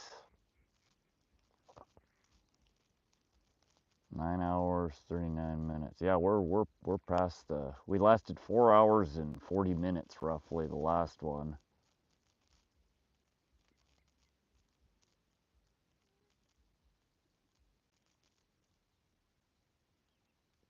So that'd be what? 8 hours, 20 minutes, and we're at. No. 9 hours, 20 minutes, and we're at 9 hours, 39. So we've lasted 20 minutes on this, 20 minutes longer on this one already than the last one. So solid 5 hours. Yeah, it should be dying any minute now, I would think.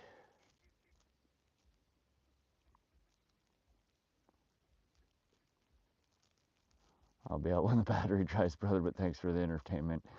Anytime. Thanks for coming to hang out, Catfishy. You're welcome to come back anytime. Again, we'll be streaming, I know for sure on Sunday I'm going to be going to Pishkin. But we might stream tomorrow or Saturday as well. 9 hours stream. Oh, that's nothing, T-Bone.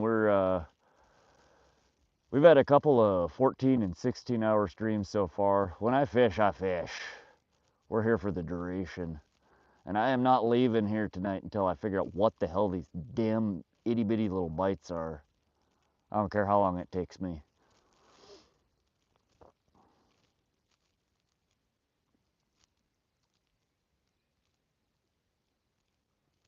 I just need to get one good hook set on these little bastards. I'm half tempted to throw a frickin' bobber rig out there with this mosquito hook. Caught any blunt nose minnow?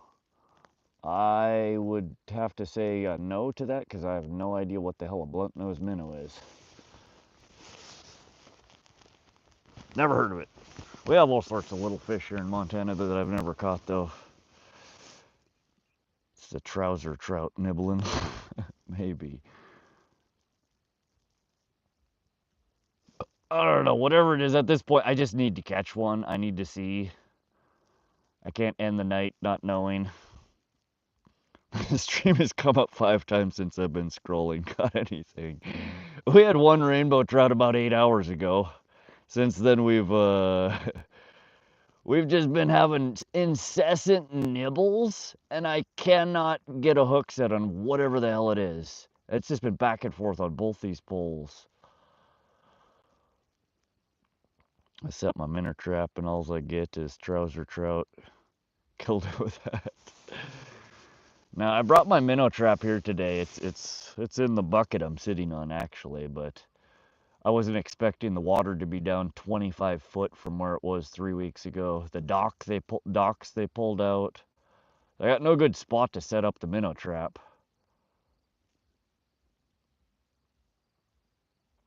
How many batteries you got left? Got an inverter in the truck to charge them, right? Yep, I do have I have an inverter. We have 2 batteries left. Actually 3 batteries. A 5 amp, and a 4 amp. It doesn't seem like it's going to be a great night fishing here, though. We'll probably stick around for however long the 5 amp lasts. Probably 2.5 hours, 3 hours. Unless we start getting bit by something that's going to do more than just nibble. Ladies and gentlemen, going to be a long stream. If we could get on the fish, I would stay here till the batteries run out. Rainbows are definitely fun on ultralight. Yeah, we're on medium light fast action. That's about the lightest pull I don't ever go for a straight ultralight. Where are you fishing? Jay Birday, we're in central Montana. This is a reservoir called Willow Creek Reservoir. It's right outside of Augusta, Montana on the Rocky Mountain front.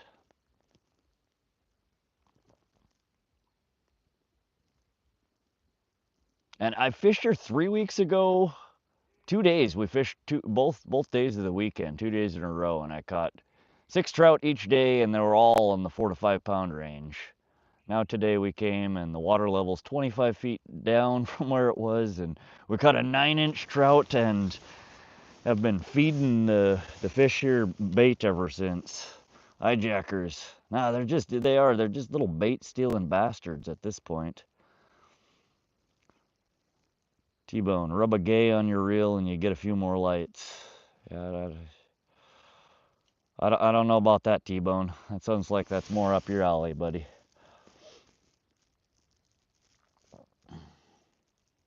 I'm still having fun. I love fishing whether I'm catching or not. It's just driving me crazy at this point. I want to know what the hell it is. If it's baby trout or if there's some other kind of forage fish in here that's harassing me. I'm not homophobic, but the little bait stealing bastards. No.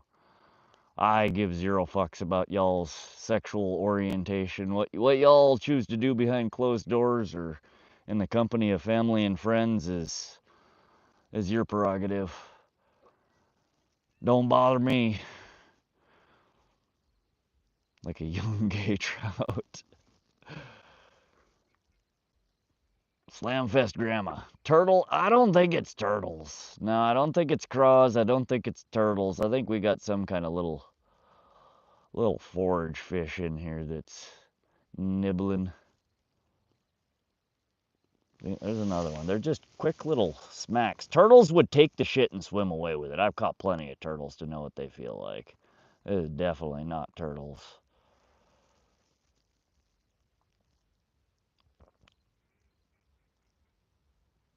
I apologize. I just have no love for Nancy Fish. This is where the sabiki rig would help. Yeah, I've never fished a sabiki rig. I'll have to check that out. Normally when I get itty bitty little bites like this, I throw a bobber on. I throw, just a clip bobber on whatever distance down I think they're at, and I throw a micro hook and a worm, and we pull them out. And that is one thing we have not yet tried tonight that we might have to do that. Bluegill, yeah, that's normally what does it. I don't think there's bluegill in this water, though. That's what it feels like, though, is just itty-bitty little pecks, just like a bluegill would. But even them, they will set the hook on themselves on a... Man, I catch them itty-bitty little bluegill on, like, 2-aught bait hooks. And we got a micro hook. We'll have to try that. If we can't get one on the micro hook here on the high-low rig, we'll go micro bobber rig here in a little bit. I think that's a pretty surefire way to figure out what the hell's going on here. Oh, but let me grab and charge the old fish whistle here, because maybe that's the problem too. We have not blown the obligatory fish whistle yet.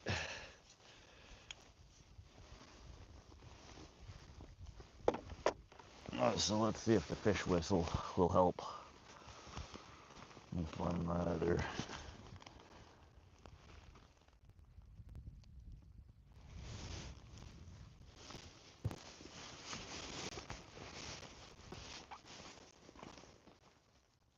Appreciate the sub there, Jay Birdie. Birday. Nano micro fish whistle. Yeah. You need a fish bullhorn tonight. Yeah, let me charge the old fish whistle here. We'll see if that's what we're missing.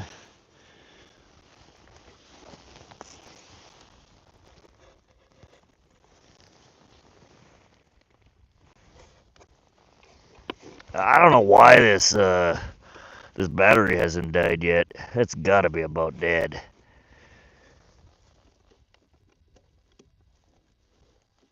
I'm guessing it's because of the cooler temperatures, maybe.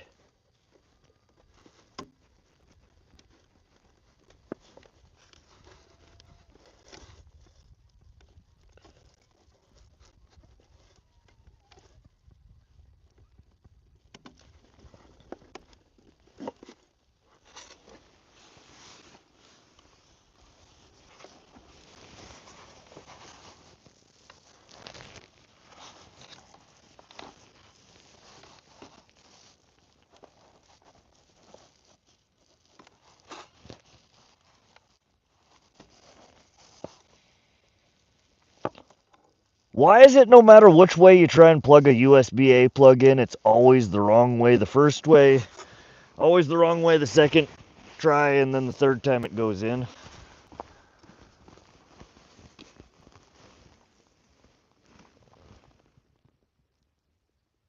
I say if it smells like trout, throw it out. Or just take a shower. Slamfest Grandma might have taken your bait. Possibly. I don't know. The bait that they've been biting on are these little power bait garlic floating eggs. And they've just been picking at them. Pick, pick, pick. They don't seem to take them. So whatever it is, it's got to be small.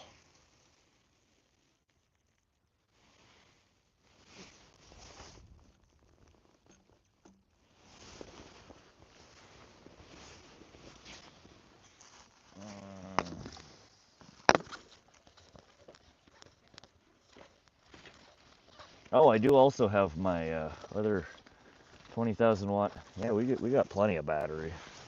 We could stream for another 12 hours if we could convince the damn fish to bite. Well, I guess we don't have to convince them to bite. They're happily biting, nibbling.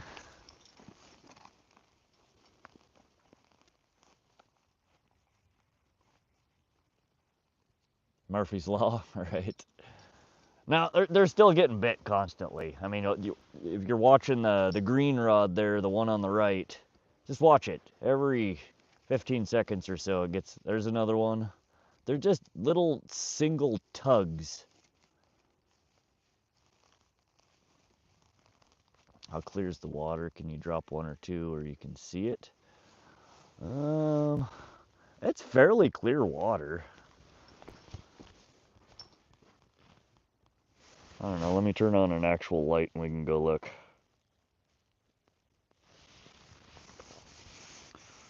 We'll take you guys down here.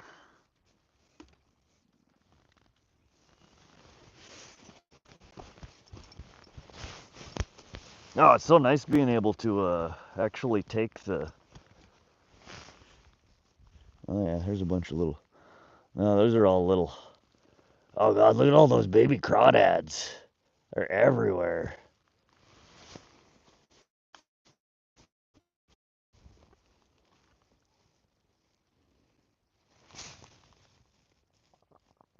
Weigh as much as your hook. Yeah, them are some of the ittiest bittiest little craws I've seen in a long time. Look how small they are.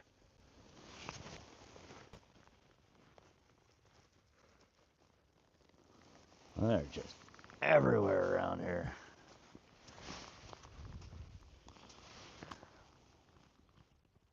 But yeah, SoCal, it's so shallow until you get out about 25, 30 feet. I mean, I could probably walk out 20 foot and be, you know, as deep as my, like, knee deep or less.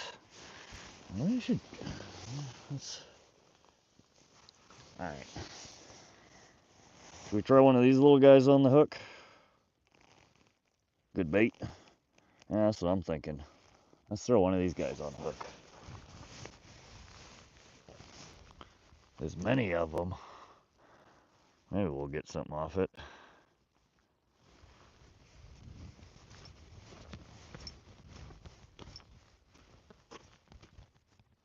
Alright, so...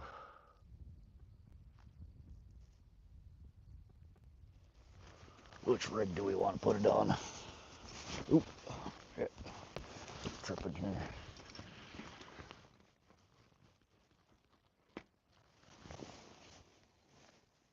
$3,000% toss one on. Alright. I'm gonna get one of these rigs out of the water. Guess we'll do it on the... Guess we could do it on the drop shot rig.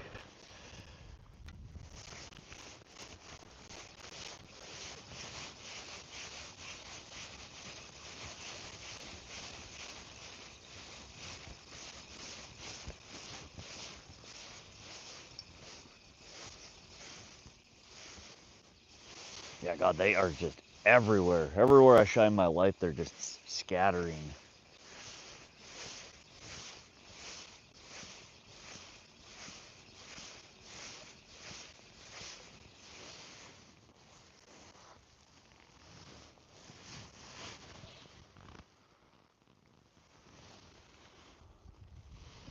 And yet we still have the garlic floating ball here is just chewed crap like the last one.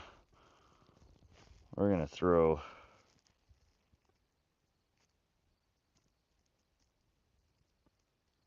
a sticker through the tail here, and oh yeah, oh that's nice. I like that. God, he's just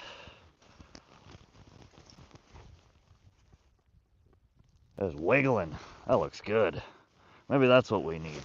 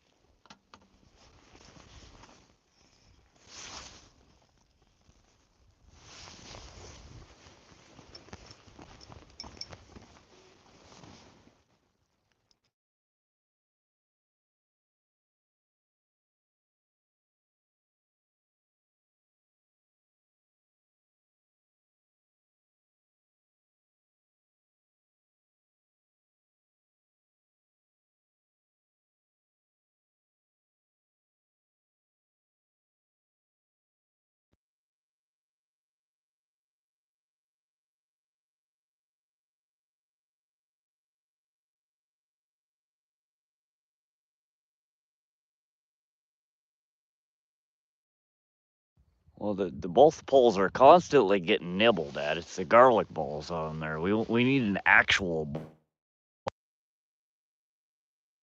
balls that they've been giving us. Oh.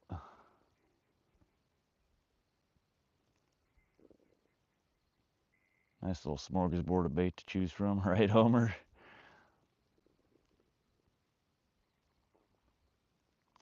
Yeah, they're nibbly, nibbly, nibbly. We need an actual bite here, though. I don't know, let me get this guy back in the rod holder and we'll hold that other one. See if we could get a hook set.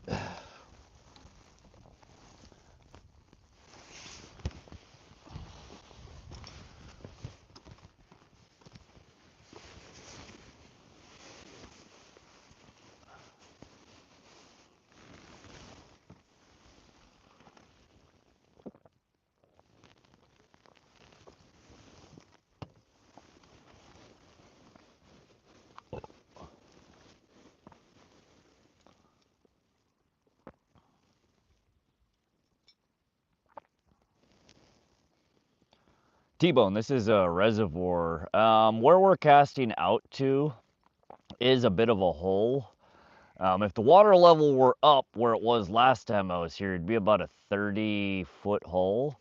We're down 25 foot almost, is what I estimate from the depth of what it was 3 weeks ago in this reservoir. They've dropped the water level way, way down. So we're 5, maybe 10 foot in that hole. But it's, less than knee deep walking almost all the way out there. It is super shallow up until there's a drop off. The direction where I cast it, there is a drop off. I don't know. I almost should have went to the bay area over where it gets to be about 60 foot when the water's up. It's just a pain in the butt. I wouldn't have been able to bring most of my gear down there. It's fairly treacherous. Thanks for streaming, man. Feels nice Montana fishing. I love the streaming, and it's a pleasure to have you guys hanging out here while I fish.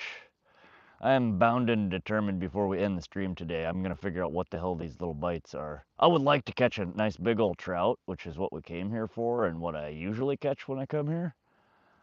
I don't know. I think with the water level so low, that's weird. Oh, it's a big lake in size, but not deep in most places. Yeah, so there are deeper parts of this lake. And again, where I'm sitting right now, where this camera is sitting, 3 weeks ago we'd be, 10, 15 feet underwater right now. They've literally drained that much out of the reservoir in that short period of time. So we're in you know, ankle to knee deep water for quite a ways. Rank Rodeo, welcome back. I'm in Florida night like this and not knowing what's down there. Toss a cast net. Yeah, I don't have a cast net, and even if I did, I don't know how to throw one. Drought's in effect right now. Now we're definitely fire season this time of the year. Very dry around this area, but no actual drought. Rank Rodeo, we've not had great fishing today. We are getting bit like crazy, but nothing. I think it's just itty bitty little fish that are biting at our low water level. Yeah. Now we're just getting little fish nibbling at our lines. It feels like. We just caught a baby crawdad and threw her on the line here, though. See if that'll coax something a little bigger into biting. That's what you need, the RC boat that launches the bait. Right, Catfishy? That'd be nice if we could just fly on out and drop our bait into the deep spot. God, that'd be nice. Are there sucker minnows there? In this part, I don't know what the forage fish are in this water body. They drained this water body about 3 years ago to do some work on the dam here, and have subsequently restocked with rainbow trout, brown trout, and kokanee trout. And the trout have gotten quite large. There's 4 or 5 pounders pulled out of here quite commonly. But I don't know if when they drained it, like if they drained it like dry drained it, or if there was some water left that would have allowed the, you know, the suckers, the long-nosed dace, the gold eyes, all the little forage fish to survive. I would imagine it probably did. Ooh, there's a decent white. That was more than just these nibblies we've been getting. Something found our crawfish, crawdad. I don't know if it's still on there though. We might have to go catch a few more of them. Alright, we're picking this up. We're going to hold this one for the duration. I still can't believe this stream is still going. This battery's a champ.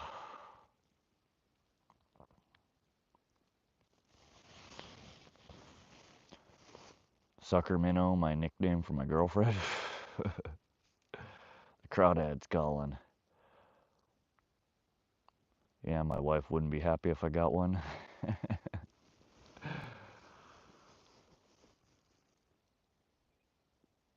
No, I've thought about picking up an RC boat. What I would really like to get, but they're ridiculously expensive, is an underwater drone. I want to get a wireless underwater drone. Now that would be cool. Then we could just go exploring.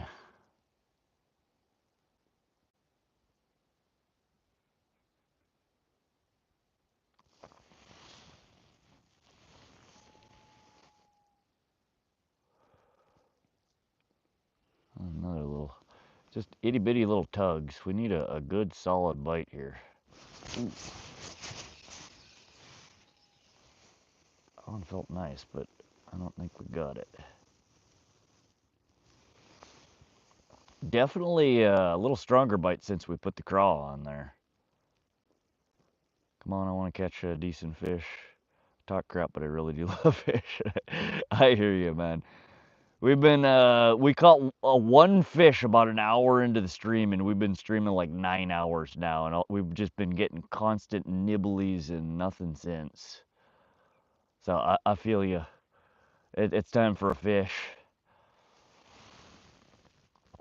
We'll look for the schools and drop a bait in the middle. Yeah, we could go do some exploring around the shoreline here. I don't want to go too far because I'm pretty sure any moment now the battery on the Starlink is gonna die, and I'm gonna need to swap it out. So I don't want to go too far and kill the stream.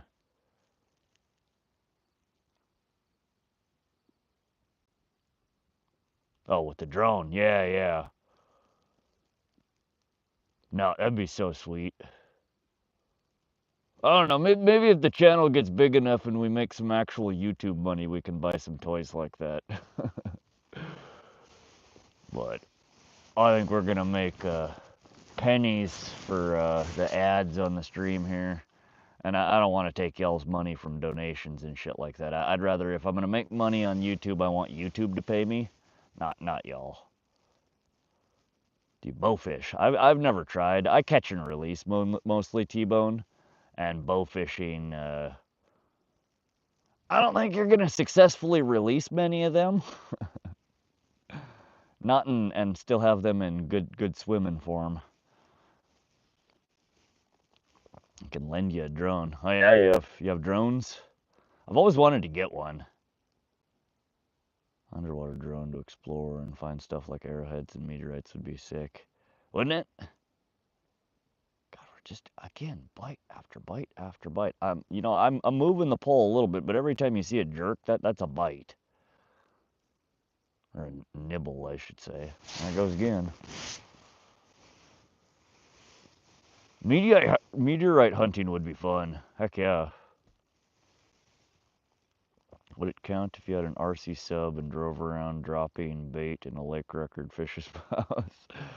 I don't know. Ooh, ooh. Yeah, we got a school of something that's swimming through here. Both these poles are just getting tappy-tappied. Oh! I feel like I just need to constantly yank on both of these poles and I might get lucky and put a hook in one of them. They like the local cousins. Oh, cuisine. There we go. Welcome to those joining. We are still out here trying to catch a big rainbow. We're fighting off a rash of just itty bitty little bites here. I'm trying to figure out what the hell it is.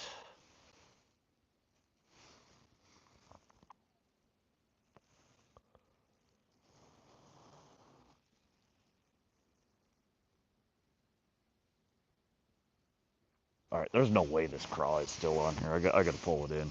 I think whatever hit that craw that first time, I think probably smacked it and got it out of there. But let's see.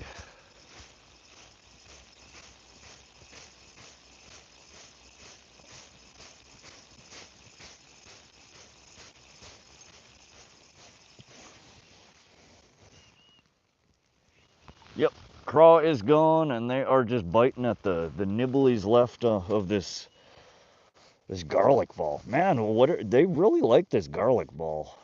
Let's snag another one of these craw and get her on there. There, fishy, fishy, fishy.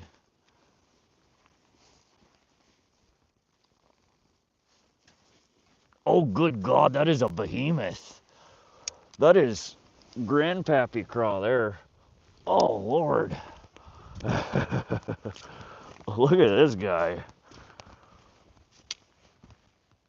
It's Brutus.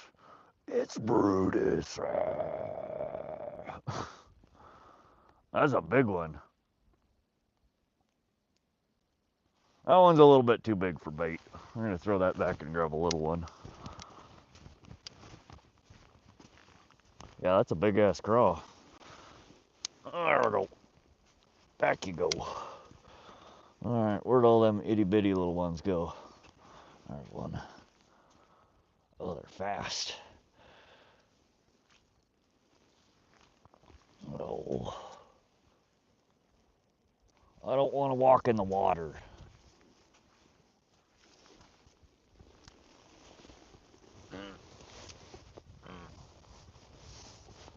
Oh, we missed it. Yep. There's so many of them, but they're so fast.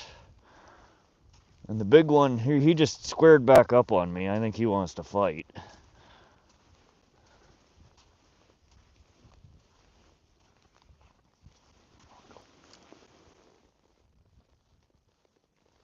Oh, damn it. Oh, damn it. Missed that one too. God, these little ones are fast.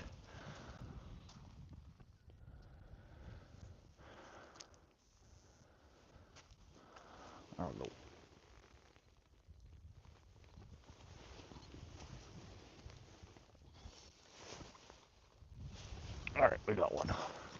Oh, here we are, running into the damn line.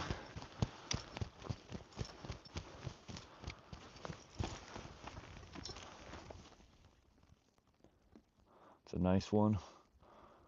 Rank Rod. My girlfriend is from Montana. Oh yeah, Rank Rod? Or Rank Rodeo? We're about in Montana. So we just got another little itty bitty craw here. His tail would be on a small treble hook. Is that how you fish the bigger ones? You just peel the tail off and use it?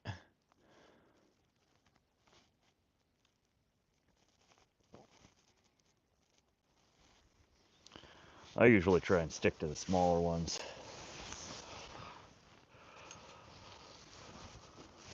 Alright, we got a baby craw on here again. That last one did not last long at all. But that was the bigger hit. I think we might be on the money here. Maybe if we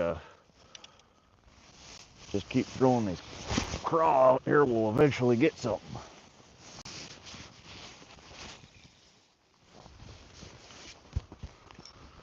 Reeling the slack here.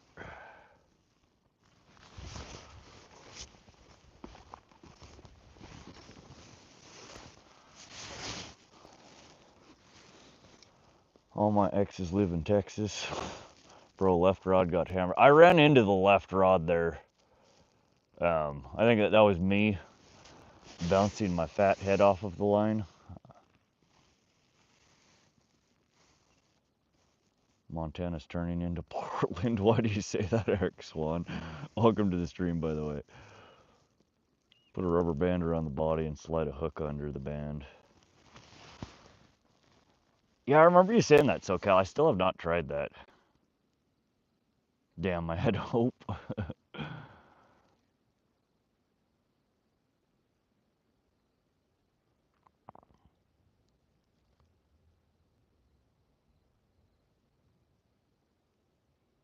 You got the second batteries going on.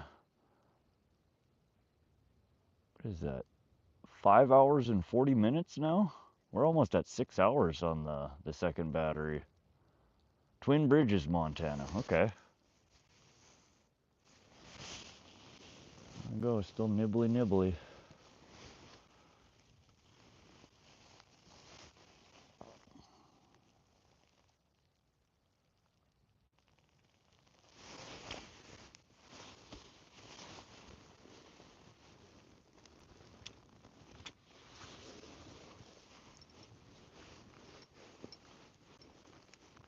They say open the belly of the first one you catch and you'll know what they're eating. Yeah, so Slamfest Grandma, I do that on every fish that I harvest. That's the first thing I do after, or as I'm opening them up, I open the belly up. And last year and the year before, basically every fish that I opened up, their bellies were all full of craw. The rainbow trout that I got from here 3 weeks ago, 4 weeks ago, bellies were full of snails. Tommy Stam, welcome, welcome. We're doing good. We're a little irritated at the moment. We've been getting hit constantly, but cannot get a hook set. There's something harassing our lines here, and I just can't figure out what the hell it is. Yeah, I was really surprised when I opened up the trout from here 3 weeks ago. I was expecting to see a belly full of craw like I see everywhere else. And not a single craw in them. They were full of snails, which I've never seen. I'm frustrated here for you. All right. Getting ready to go fishing myself today. Nice, Tommy. I know you had, I think you had mentioned in one of the other streams that you hadn't had a chance to go fishing recently. Is that you? Or is that Danny? I get you and Danny confused sometimes. No, maybe that's Danny the Stinger Manny, not you.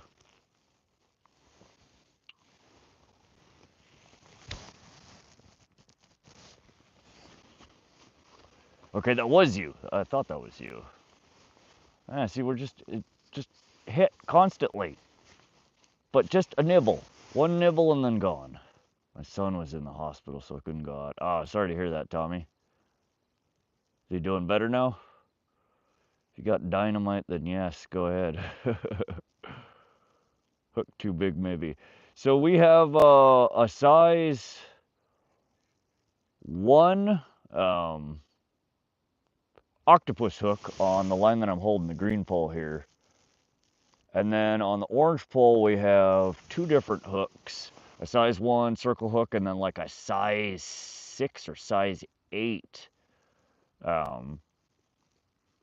circle hook. It's just an itty bitty little thing, little micro hook. Trash Panda, how you doing? How you doing? He is all right. Glad to hear that, Tommy. Wound up fishing this morning and had a fish spit a hook out and stabbed me in the stomach. Oh, God. That's rough.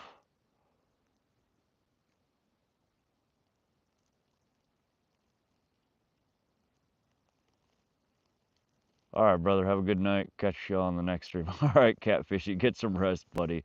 I will be sure, when we figure out what the hell these itty-bitties are, I'm going to post on the community post that I made on my page here today announcing that I was going to stream from here. I'll make a post on the community page showing what the hell we ended up figuring out what's in here. I'm not leaving till we figure out what the hell is biting. Joel. All right, Joel, thanks for swinging by and hanging out. Y'all have a good night. Again, I will post on the community page when we figure out what the hell these itty-bitty bites have been. And also, we will be live possibly tomorrow or Saturday, but for sure on Sunday at Pishkin Reservoir. Be sure to hit us up and come fish with us on Sunday. Raccoon don't let fish. Do you like that? Oh, he's got a brain disorder. Oh man, that's rough. Probably that lobster you pulled out of there if he's taking your bait. No, they're quick little strikes. It's got to just be itty little bait fish of some sort.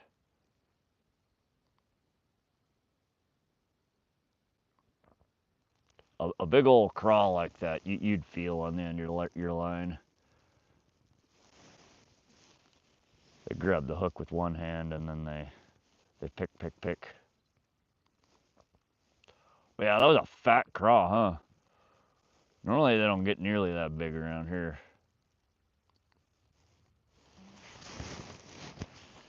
What are you using for bait? So we have on the hook we're holding right now, the green pole that I have in my hand right here, we have the remnants of a pink garlic power bait floating egg.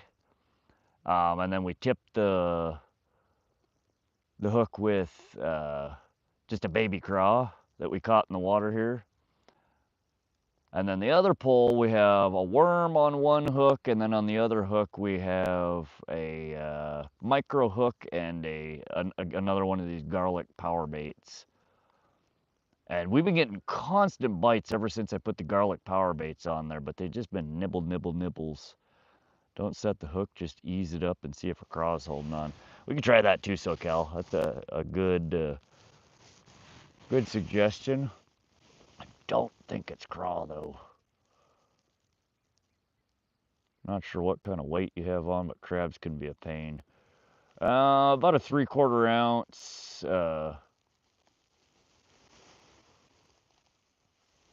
3/4 ounce weight on the end of these. Pretty heavy. Just so I can lob her out there. But give me a sec here, guys. We're going to ease it in, like SoCal said, and I'm going to see if there happens to be a stowaway on the end of the line here that looks like a craw. I mean, I've caught a bunch of craw in the past, and they never feel like this. I suspect it's just itty-bitty little bait fish. I'm about to grab that micro hook, throw a bobber on, and toss her out there. See if we can get to the bottom of this mystery here.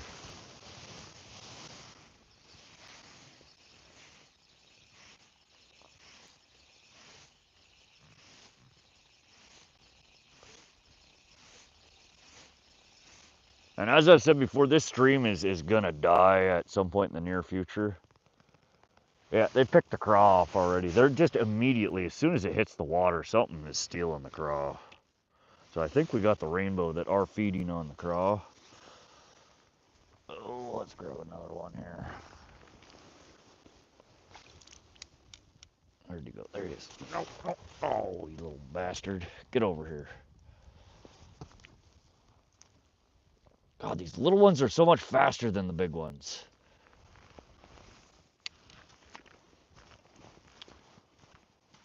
But I'm pretty sure this camera's gotta, or the Starlink is gonna die here in the near future.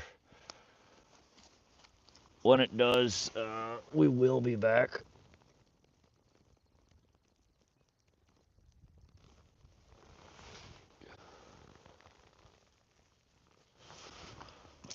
Get over here.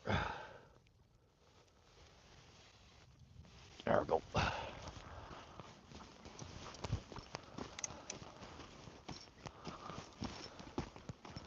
Every time I come back to the camera, I expect that it's gonna be dead, but it's not. You want to get crabs, use a triple hook. 90% of the time they'll get stuck on the hook. Yeah, I did. I've caught a couple of the crawdads on my crankbaits the last time we streamed from the Sun River. Yeah, we just have, oops, just a itty bitty little crawl on the end here. So I've been rigging them just through the back tail. But there's just a little chunk of that pink garlic power bait left on there. And once the craw's gone, they are all just biting the crap out of the remnants of the power bait, but nothing will take it, like commit to it. They're just pick it away.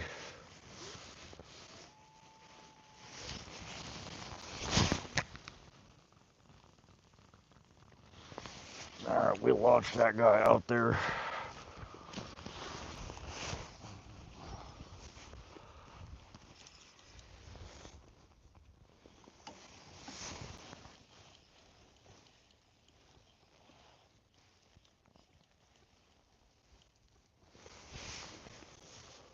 As he just immediately, it gets hit.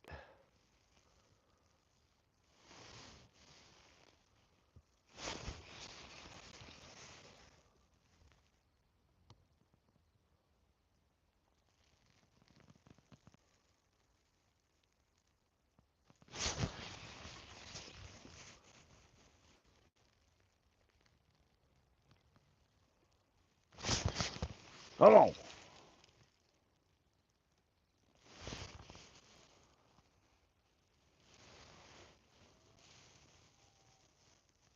I don't know if my mic picks it up, but there's coyotes out tonight howling.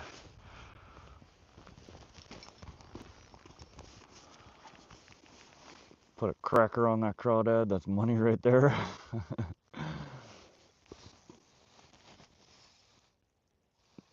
I ain't trying to eat the weight, it's the hook. It's a nice cam and mic setup. Thanks, Jay Birthday. Yeah, we're running it's an iPhone 16 Pro for the camera. And they do actually, it's a pretty decent camera setup. And the mic, we're running the DJI Mic 2 Bluetooth mic. And I've liked it so far. It's a little unstable at times. The Bluetooth connects, disconnects, but overall it's been a really, really nice mic.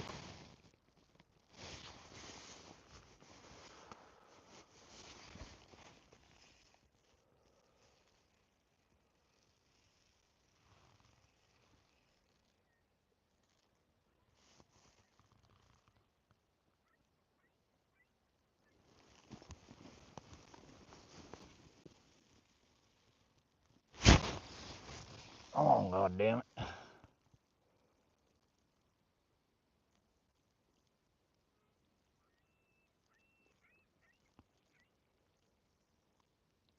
that other pole's been basically dead for, I don't know, it's still got, I guess, getting some nibblies on it. Well, there you go. there it went. It just nibbled again. I was gonna say I think the garlic ball's gone off of it, but maybe not.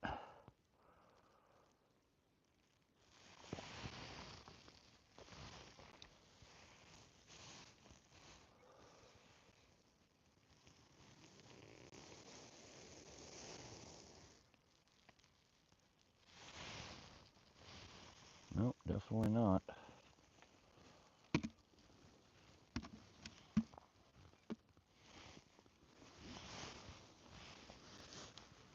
Alright, I need a drink here. And then I'm gonna check on the fish whistle here.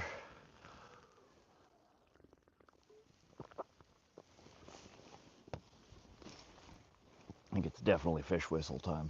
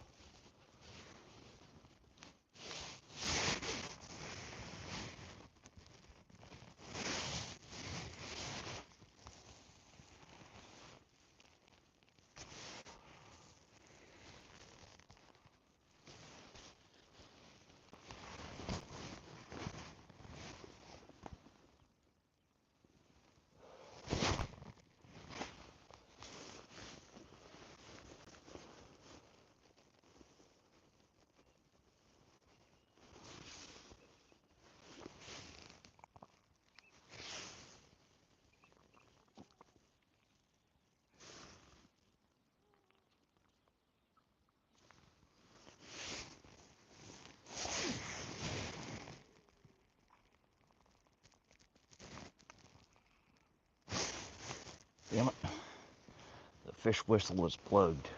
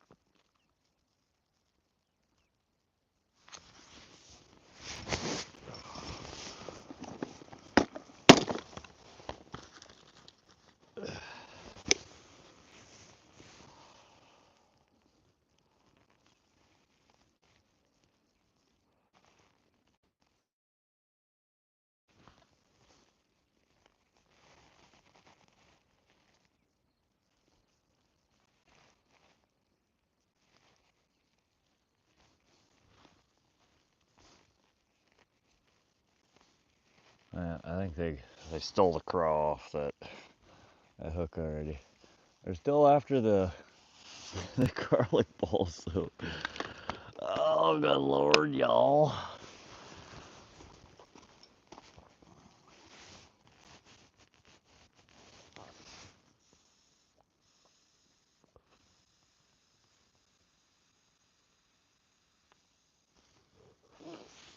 Alrighty, fish whistle is operational. Let's get some.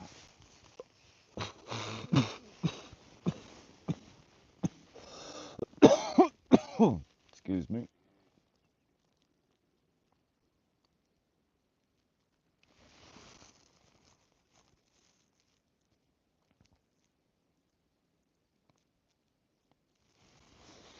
Come on, fishy. This literally is getting ridiculous at this point. I have never been bit so many times and not caught a fish.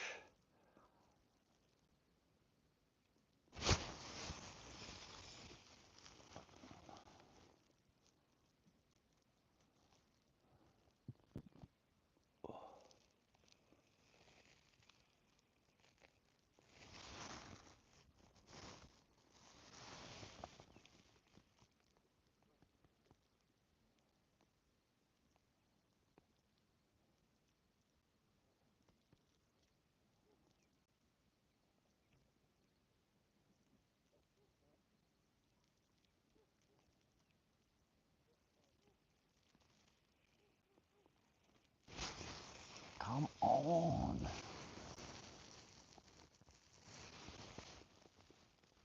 All right.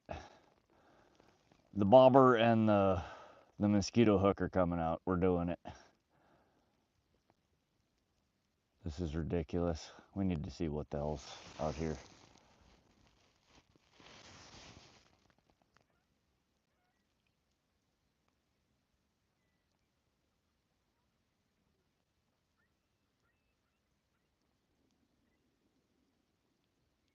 You know, I don't even need the bobber. I'm gonna bring in and take this size 1 circle hook off and we're throwing a itty bitty little treble on there. I think I got a micro treble.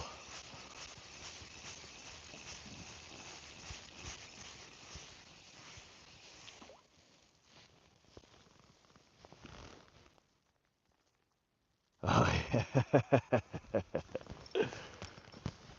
Look what's left of this craw, guys. I'm gonna get this.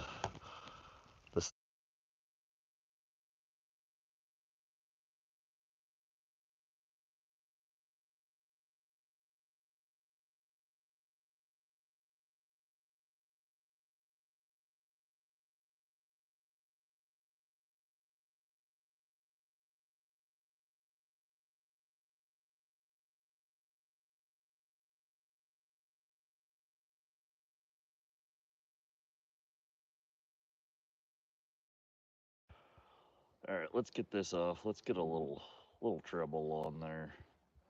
If nothing else, just so we can see.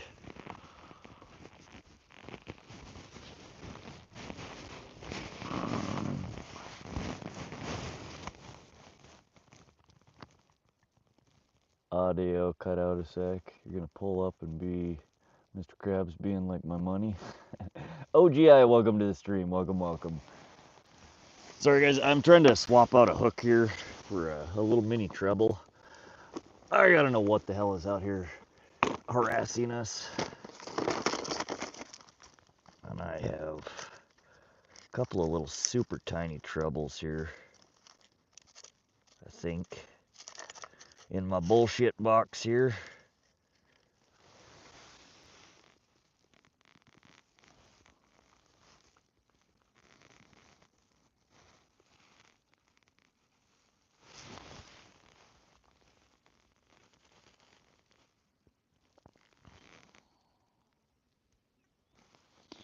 Alright, this one, I don't know where I got this hook. I found it somewhere. Little tiny treble hook with got a spring wrapped around it. We'll just leave the spring on there.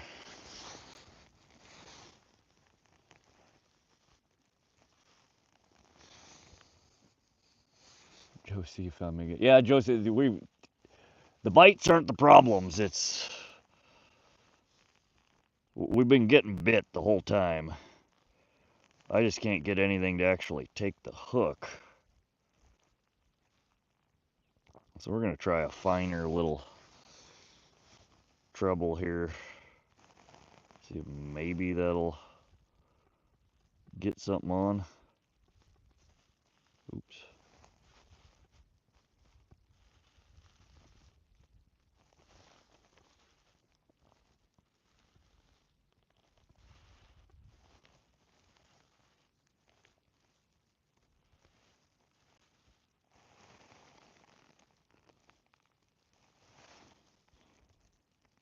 Yeah, that was a pretty fat craw.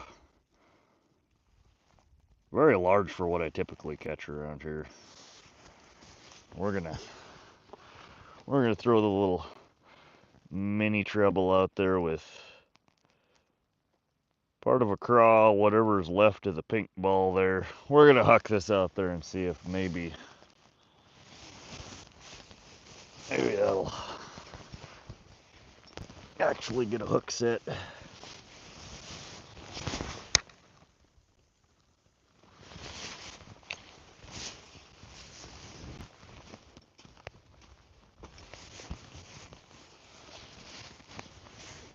And we're also I'm gonna bring this other rig in.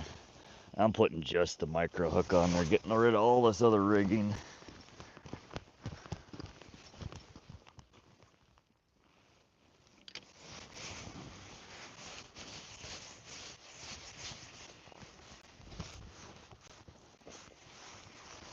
I can't believe this Starlink is still up.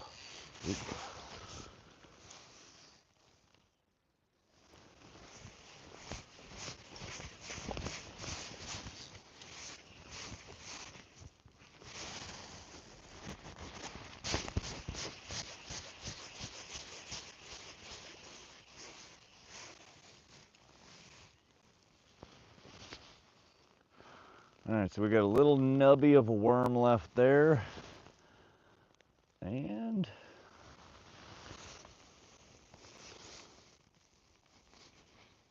okay, so that's interesting. This garlic ball is almost untouched. That makes no damn sense.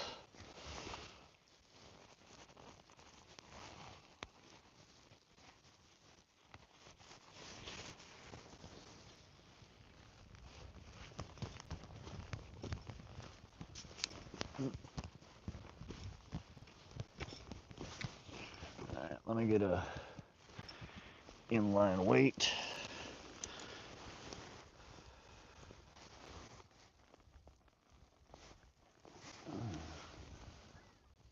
Bite, bite, bite. Go ahead, hook yourself. We're not playing this game.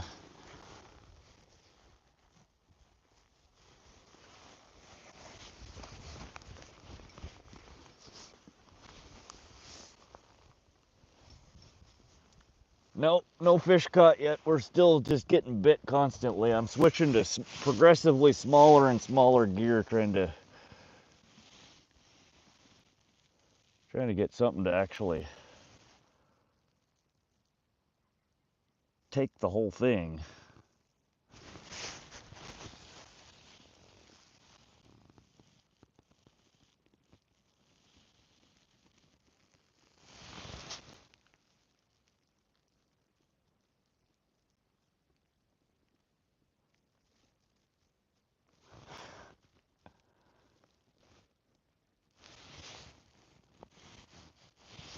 One mini lobster. There we go. We reset the count there. That fat craw, I guess that definitely counts. That was a behemoth. That was granddad craw there.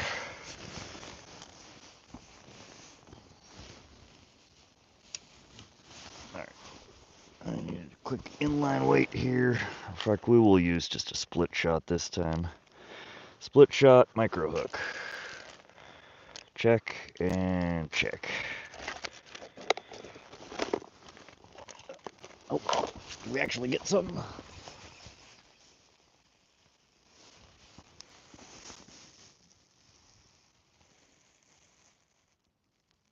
Damn it. Yeah, still nothing. I saw that. That looked like something was actually hooked, but when I went to bring her in, there ain't nothing there. They are trying real hard to get that garlic ball off of there. Whatever they are, they're freaking persistent. I'll give them that much.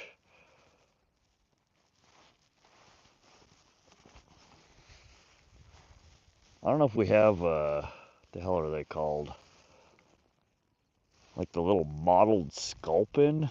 I wonder if that's maybe what it could be.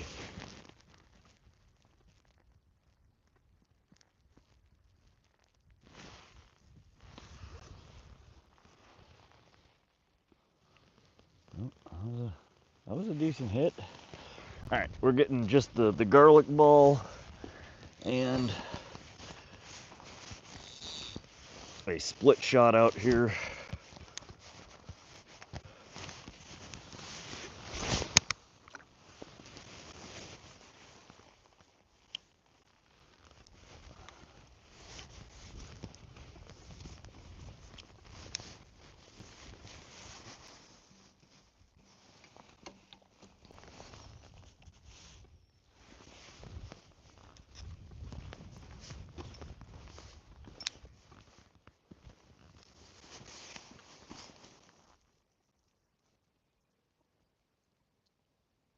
My boy can't look away for a second.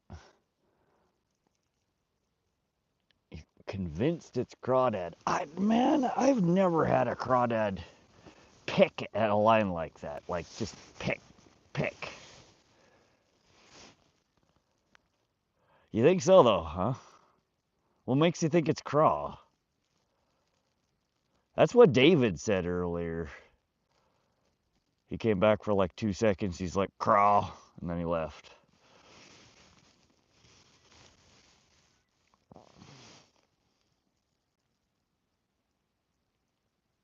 But picking at other craw?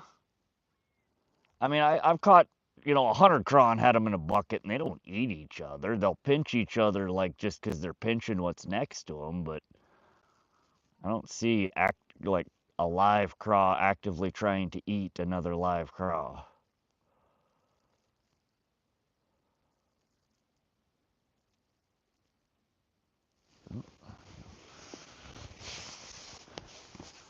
There's micro hook and the garlic ball there. Night fishing. What's up, Pro Bagel? Yeah, we're still at it. The way they're picking at the baits, live craw will eat smaller ones. Yeah? Ah, that's weird. That's interesting. I mean, I've caught. We used to fill, buckets or coolers full of craw. I've never actually seen one eat another one. I mean, they bite at them, pinch at them because something's in their space.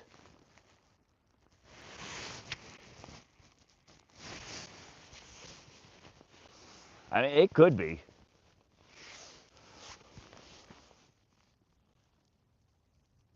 I just feel like something's bringing the line back towards me.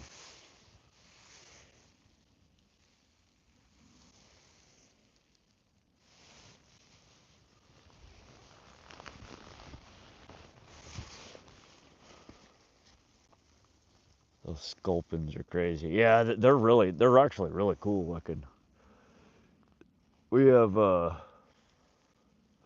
apparently a unique species of sculpin here in Montana that they recently reclassified. They've apparently always called them mottled sculpin, but there's something genetically different about them, and they've renamed them their own species sometime in the recent past. They're Rocky Mountain sculpin.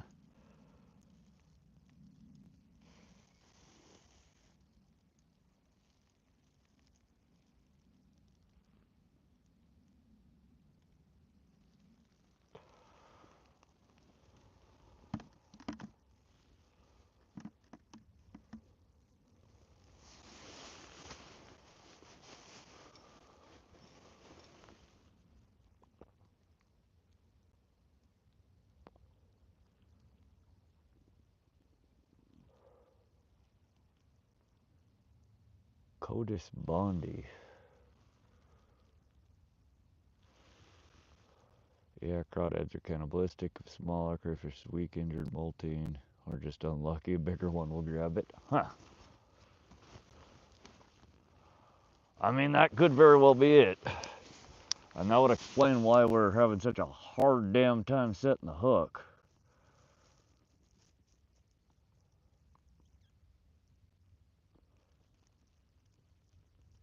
Looking at Montana fish guides. Yeah, we have some pretty cool fishing here in Montana. And there's actually, every time I look at the fish guides in Montana, I see something, I spot something that I never knew we had here. There are so many different little species of fish.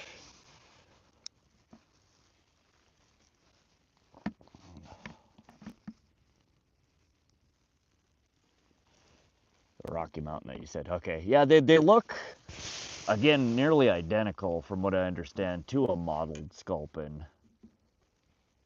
Which is historically what they've referred to them as, but they just recently reclassified them as their own unique species.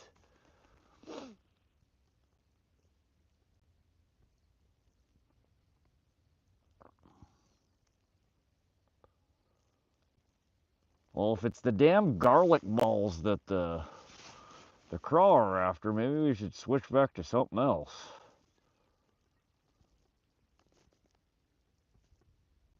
Find a bobber and suspend a bait. That's not a bad idea either. I was considering that. In fact, I could do that right here. Let's do that with this guy. I think I launched our freaking split shot off the end here when I cast it. Yeah, split shot gone. Let me find my inline weight and we'll throw a bobber on there. Switch the presentation up a bit here, get off the bottom.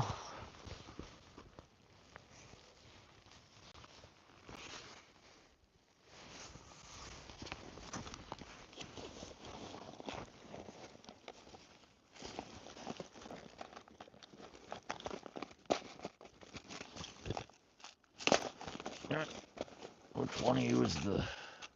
Nope. I'm gonna grab every one. Why is it always the last one?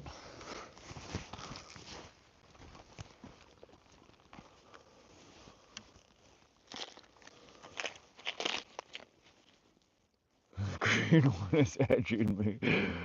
It's been doing that for hours, Sebastian. We cannot figure out what the hell. SoCal's convinced it's crawdads, and he might be right.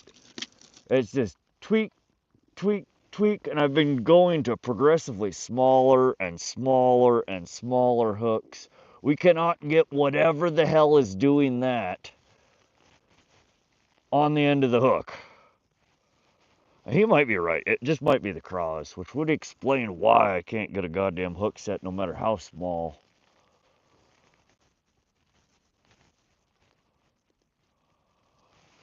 Driving me absolutely batty though.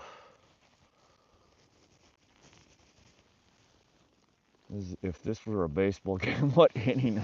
I don't know, man.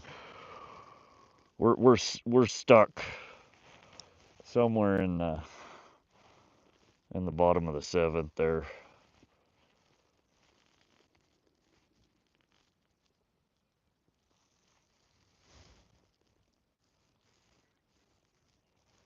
Whatever the hell it is, it really, really, really wants the garlic ball that we have on there. They will not give up.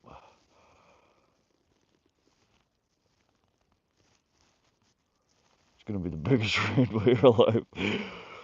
Man, if I caught a massive rainbow off of just itty bitty little bites like that, I don't even know what I would. Oop, we lost a light. Where'd my light go?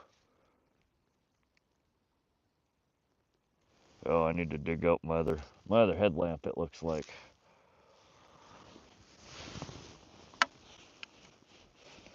I hope so. I would be very happy. That's what we've been shooting for all damn day here is one decent bow.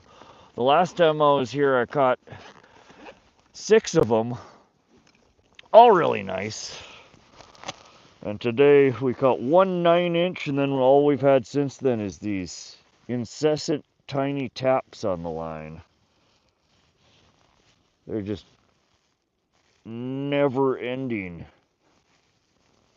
It's like phantom bites though, because there's never anything on the end of the line. But we're gonna switch to a bobber rig here real quick with the garlic ball. And if that doesn't get hits, we'll know it's a whatever it is on the bottom. Oop. Oh, good God, that is a beauty of a wind knot. I think I should get a... Do I win a prize? Look at that. Now that's a wind knot. How is that even a thing? Wow.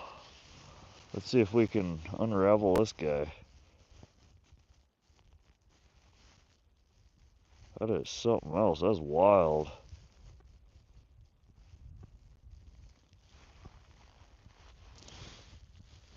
Oh God, we got multiple going here. Let's see if we can get this rat's nest out without cutting. We might just have to cut this guy.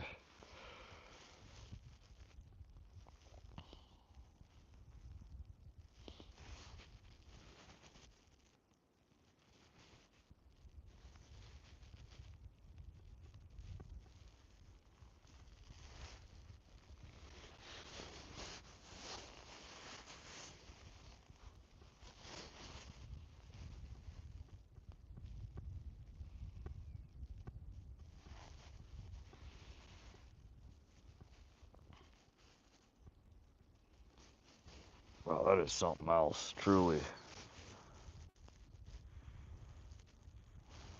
I'm honestly quite impressed.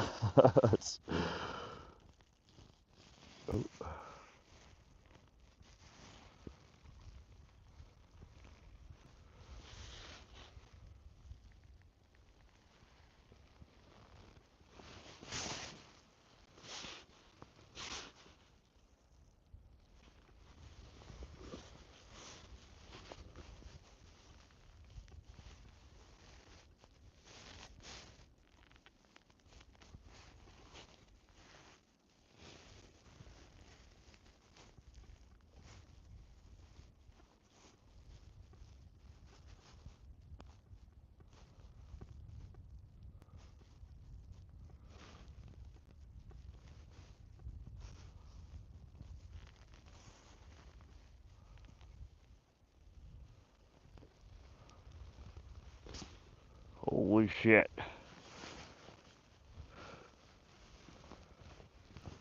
Wow.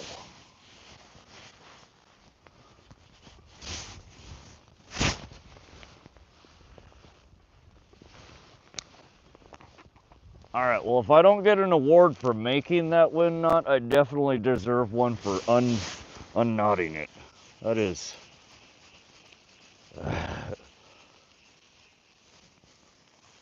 that is something else. I just unraveled that shit. All right, let's see if we can get it out there without breaking something this time. Oh, now what did I do? Now I got it wrapped around the end of the pole. Yes.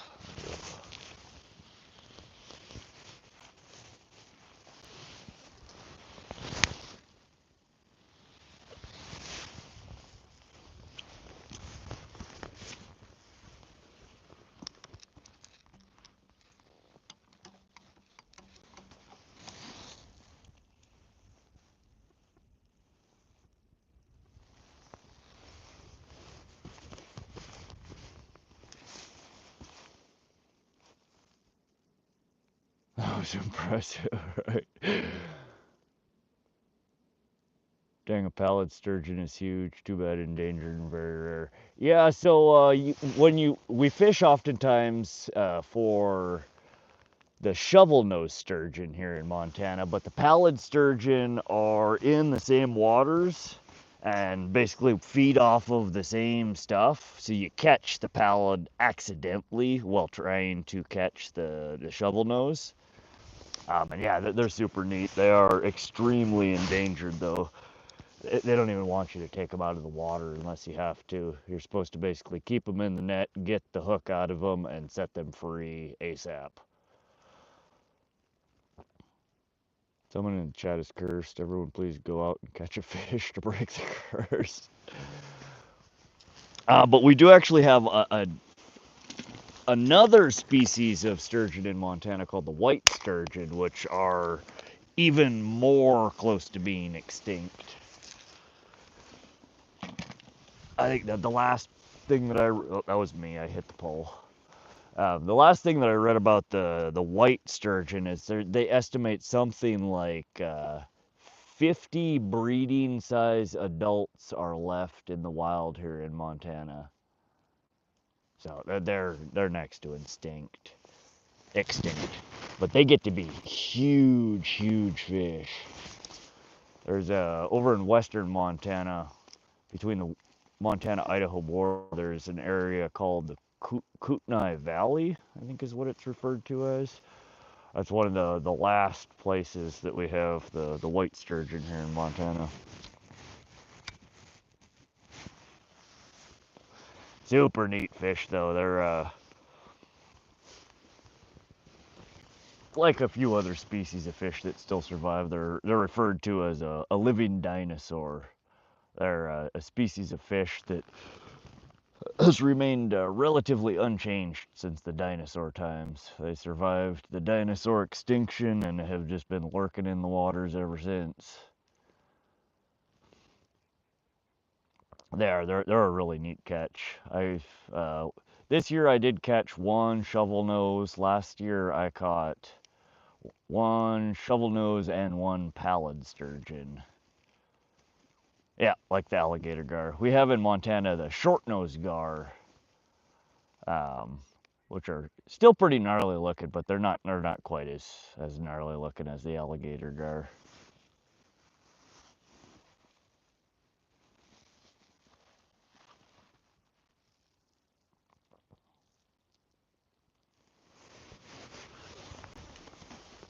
All right, we got a bit of wind that's bringing this slightly closer and closer to me. So we're gonna hold on to this guy here. You'd think that there'd be some sort of breeding program to boost the population. Kootenai River at the falls is one of the most gorgeous places I've fished, but only caught like 3 rainbows and 1 whitefish. Yeah, I've never fished it, Sebastian. I'd love to head over that way though. I always wanted to catch a white sturgeon until I read that they're basically borderline extinct. I'm like, yeah, nah, that'd be a cool fish to catch, but I really don't want to contribute to it going extinct. So you would think there would be some sort of breeding program to boost the population. Yeah, SoCal, I don't know. I would imagine there are, efforts to do so. I don't know what can be done. I think a lot of the natural conditions. Ooh, I think the bobber's getting hit here. The conditions that are required for them to breed are changing. Water temperatures, water qualities, the amount of water flow. I think that's one of the things that's super important with them is the flow of water. And we have so many things that are tapping the water sources these days that certain things like I don't know how realistic it is to change those. Yeah, I mean, what'll end up probably happening, it's going to be one of those species like the panda that they're going to largely not exist outside of captivity. We'll have aquariums and things where we're able to successfully breed them and piecemeal try and reintroduce them to the wild in places. But I think it's just, the planet, the environment which they require in order to thrive has pretty much come and gone. And this goddamn pole. Whatever you are. Alrighty. I think we're back. Can y'all hear or see me?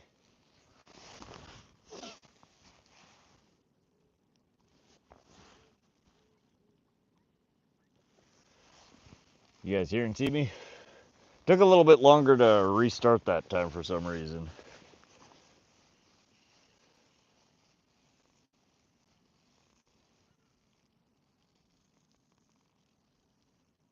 Alright, cool. Thanks, guys. Yeah, I had to unplug and replug it back in. It wasn't connecting to the satellite. So that one took about 5 minutes instead of the 3 last time. So not quite as seamless. But we should be back. We're on a 5 amp battery. So if the 8 lasts 5 hours, we're looking at somewhere around 2.5 hours or so. So that'll be 4 a.m. or so.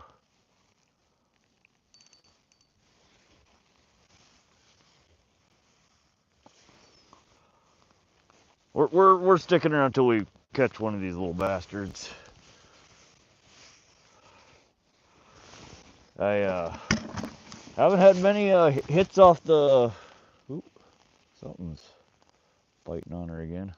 Haven't had anything off the bobber rig yet, so getting it off the bottom is getting rid of whatever it is that's biting it. So you and Dave might be right. We might just be running into freaking craw.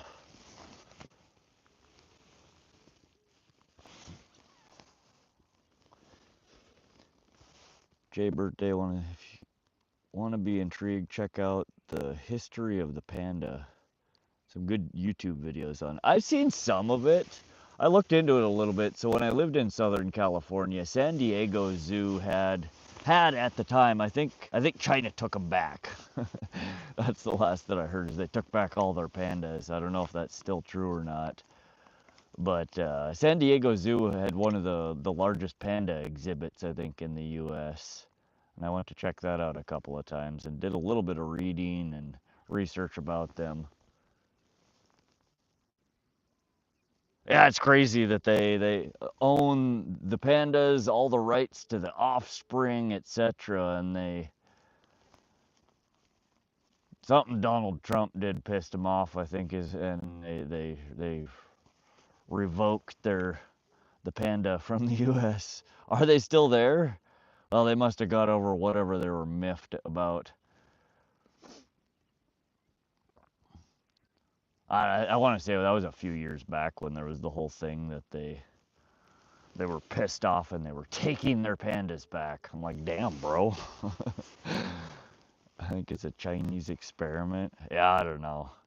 I have no idea how those creatures have continued to survive. They are such dumb animals. They're super cute. I mean, don't get me wrong, but they are like they're like the dodo bird. Like they're just it's amazing that they lasted as long as they did.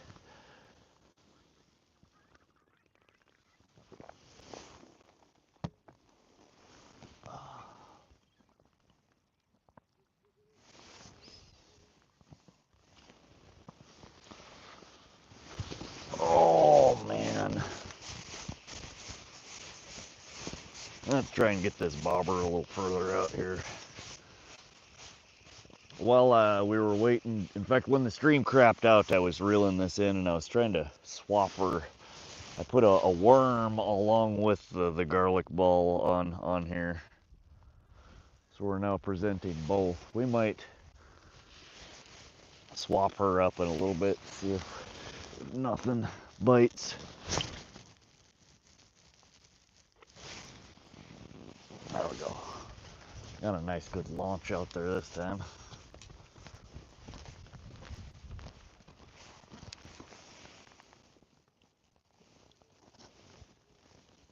You ever check out the wall and it's not the parts the regular tourist spot a lot is dilapidated, crumbling. Weirdest part is it looks like it was built to keep people in, not Mongols out. Yeah, the sections you see in the movies and on TV and documentaries are the parts that have been actively maintained and largely repaired over the centuries. But you're absolutely right. It is such a huge structure that much of it is destroyed for all intents and purposes. All right, was that a fish or a bat? Oh, that might be a fish. We might have a bite.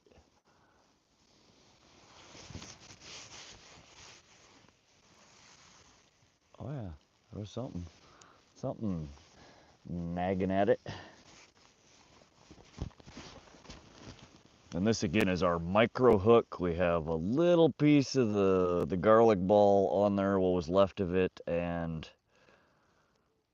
just a little segment of a night crawler. The part keeping out, you can literally jump over the wall. Yeah, I don't know. I've watched and read some stuff about the wall over the years. I've never heard that or seen what you're referring to that looks like it's trying to keep people in rather than out. Never received a shipping number, just an order placed. Josie, it wasn't, I don't know, it was like 2 or 3 days ago. It was the day he was making your order. He had a whole batch that he shipped out because he said he shipped out some goodies for me as well. Yeah, we're definitely getting some nibbles there. And yesterday he said some of the people were saying they got it. I checked my mail today. I didn't have anything in the mail yet. But I would expect, I think you're closer to him than I am. So if you haven't got it already, you should probably be getting it tomorrow. Should have USPS notification. Anyway, I'm going to sleep night. Very cool channel. Look forward to fishing ventures. All right, Jay, happy to have you in here. Had a pleasure speaking with you tonight. Come hang out. We'll be live either tomorrow, Saturday, or most definitely on Sunday. You want to see some real action, come on Sunday when we're hitting the pike waters. This trout fishing here's for the birds. I appreciate that. We're gonna get something out of here. We're not leaving until we get another fish on the end of the line. That or we run out of batteries.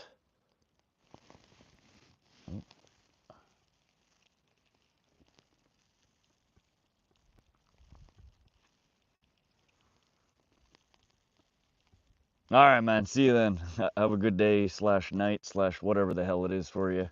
We'll see you around, buddy.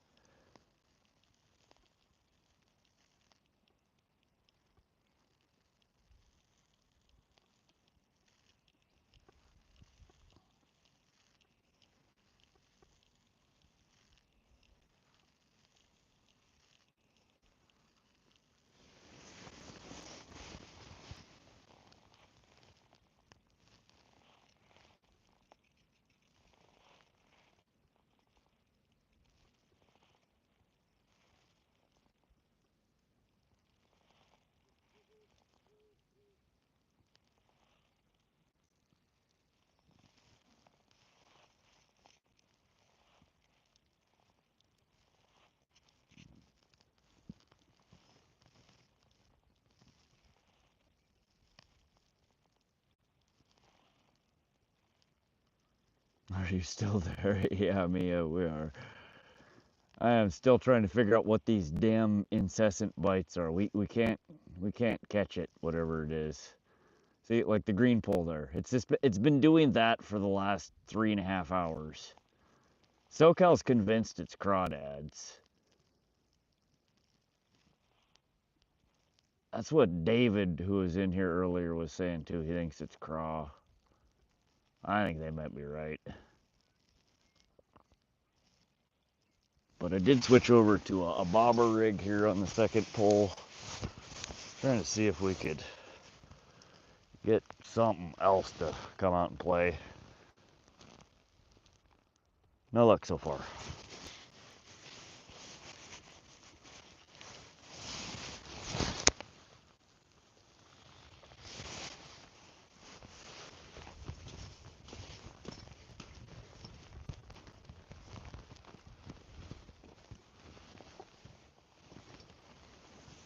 It's a spirit telling you to go home.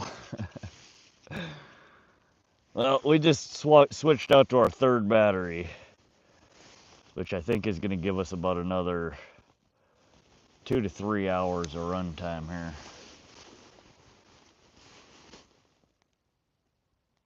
It is SoCal. Not quite as often, but yeah, when I have it in my hand and I'm slightly dragging on it, I am still feeling small tappies on it.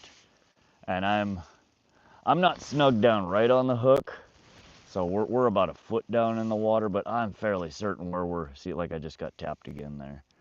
Where we're sitting at in the water, this is sitting at least a couple of feet off the bottom.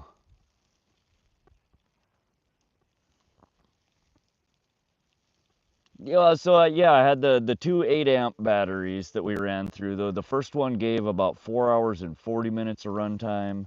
The second one had closer to 6 hours of runtime, and we just switched to the third, which is a 5-amp hour. So a little over half the size of the other one. So we'll get 2.5 hours of runtime maybe out of it. And we just switched to that like 10 minutes ago. So we have, about 4 a.m. or so is I think when this battery will die.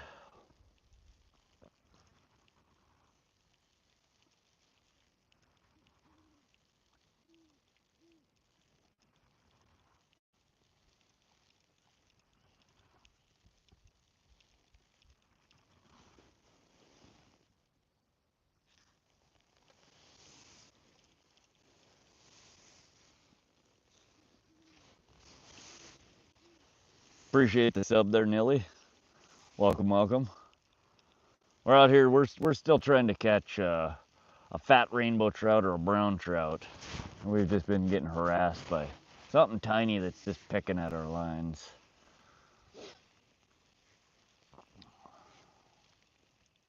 Walk 30 feet left or right and cast there. See if the taps keep going. Yeah, let me do that with this, the bottom rig that we have over here.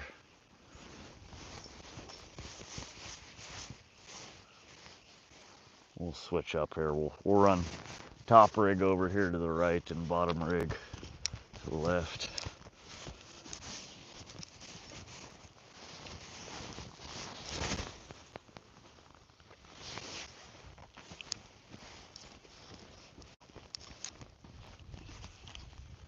That shit is driving me crazy. No, we're done. Rip over shit.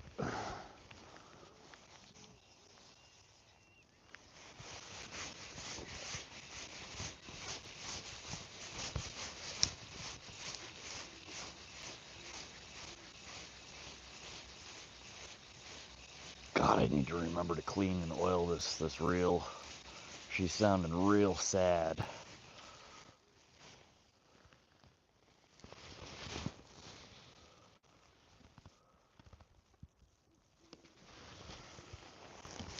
Alright, well, our craw is gone from this one. It's just the remnants of that garlic egg. Alright, we're gonna wander over here a little ways and cast her back out.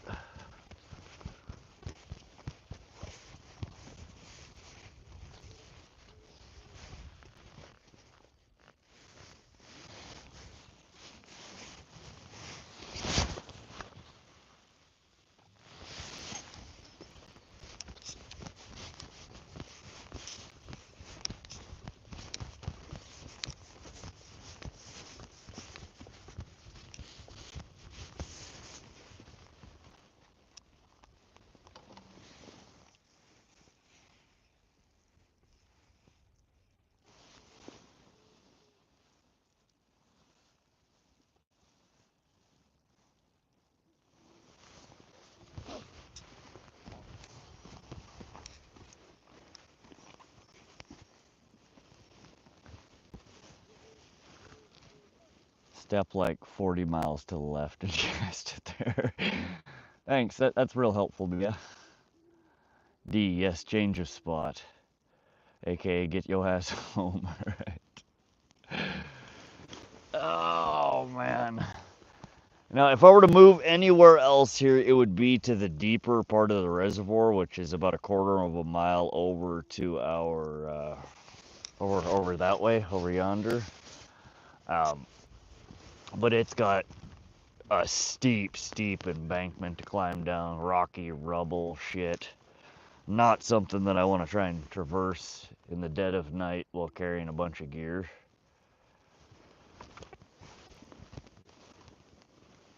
Dwayne Jones, I tried fishing the York Creek, but I didn't know how to get back.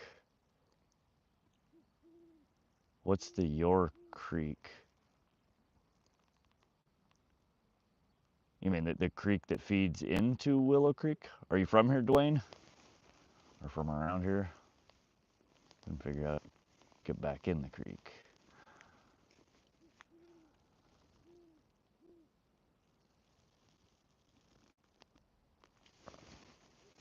Oh, okay. Yeah, I'm not super familiar with Willow. I've fished it. This is the third time I fished it this year. I was here 3 weeks ago-ish. Oh, there's another nibble. And the water level was about 25 feet higher than it is right now. And I just fished off the dock and was catching fat rainbows the whole time I was here. But I came today and the dock is gone. The water level is super low. And we caught one small rainbow the first hour that we were here, but ever since then we've been getting just tiny bites and no hook sets on anything. But I'd have to look at a map. I don't know offhand where Willow Creek actually is that feeds in here. I think it's to the west of here, so to our left on the camera. Not entirely sure though. But yeah, SoCal, so we're over about 35 feet to the left of here. I just recast, and it looks like we're getting the same crap. These just little tiny pecks. That's where that left pole, the green pole, is now. The right pole is our bobber rig.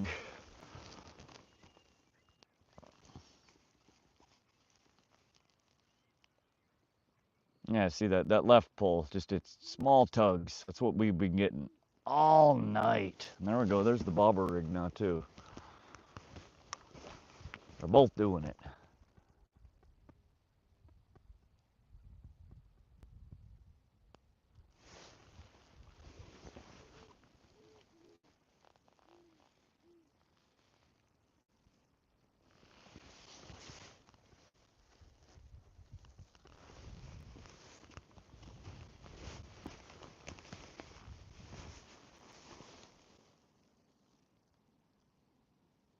Tried going back there, but there was multiple houses, couldn't find it.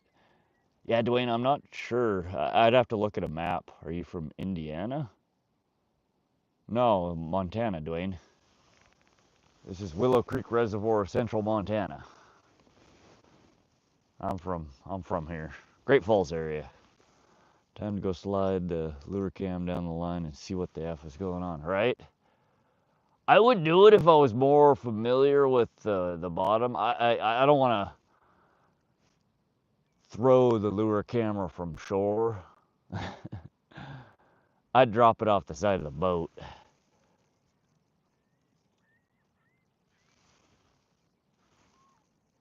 Y'all you fish the Yellowstone River. I never have, Mad S. I would love to. I'm in central Montana here. Montana is a very big state. Like your fishing content. I just subscribed. Appreciate that, Dwayne. Glad you enjoy the content. Yeah, we live stream here 2 to 3 times a week, usually. We will have another probably marathon live stream on Sunday. I'm going to go up to Pishkin Reservoir here in central Montana and do some pike fishing. And we usually do pretty well on the pike up there. So if you like live streams, you like pike fishing, make sure to hit that bell so you get a notification, and we'll be live pretty early Sunday morning doing pike fishing. We might do a stream tomorrow or Saturday, but I haven't decided yet.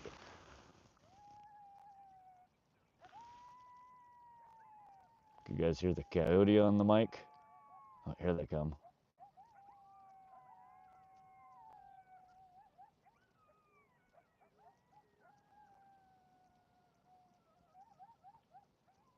I don't know if the mic picks that up or not. Can you guys hear the coyote?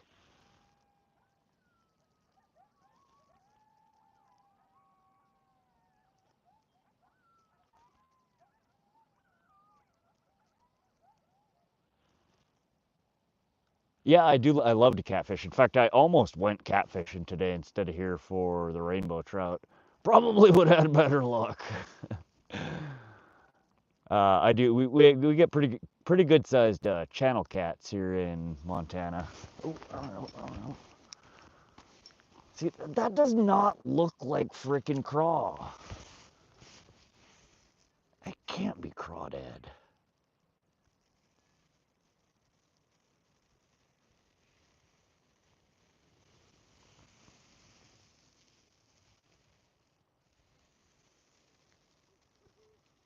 We're gonna just very slowly and carefully bring this guy in.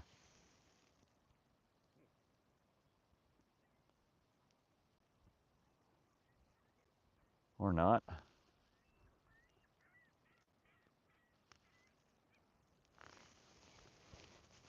Now, pike fishing, that's my favorite target species, and that's what I fish for the most often here in Montana, is northern pike. So yeah, if you like pike content, you'll love our upcoming live streams. My dog's looking around for him. James Slabberts, hey man, how's it been going? Didn't think you'd still be here next day for me. Stream started last night. Yeah, welcome back, James. We're still here. We're playing around.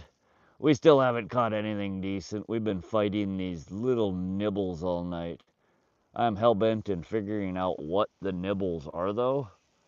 I don't think it's trout. We've got a couple of viewers here that think it's craw that are messing with us, and they might be right. Doesn't quite look like a craw bite, though. Miyazaki says, what the hell? Oh, are you hearing the coyotes, Mia? I'm going to go fishing on Monday. My dad is off work Monday, so me and him are going to go catfish on Monday. Nice, Dwayne. What kind of catfish do you fish for there? You go bass, pike, muskie, bluegill, catfish. Cast out a spinner or small rapala. We could try that, Matt. At this point, I don't know. Our bottom rig is getting hit constantly, but we can't set the hook on anything. The bobber rig has been getting tossed around a bit too, but again, no solid hook sets. I'm using micro hooks here. We've gone down to the smallest of the small that I have in my tackle box tonight. Tried to see if it was just bait fish or what.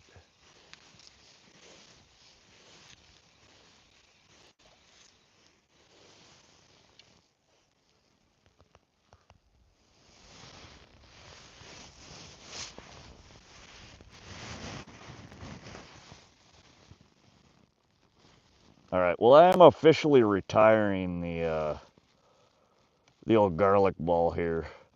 We started getting tons of hits on it, but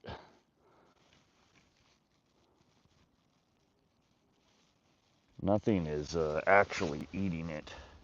We're gonna throw some power bait on this guy and launch her back out, switch her up for a few here.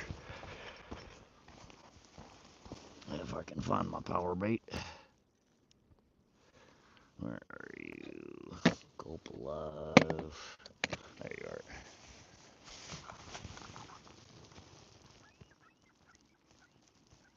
Catch them and use them for bait. Yeah, we actually did. I had 3 baby craw on as bait so far, and they all 3 got snatched pretty quickly. Which again, what makes me think it's not the damn craw that are biting. But I don't know. But I have this little micro treble hook on here now. We're gonna throw some power bait on here, toss her back out, and see if maybe something besides the little pecking fish. Just have that guy right there. I'm gonna see if we can get something else to play. I'm not leaving till we catch another fish. This is irritating me.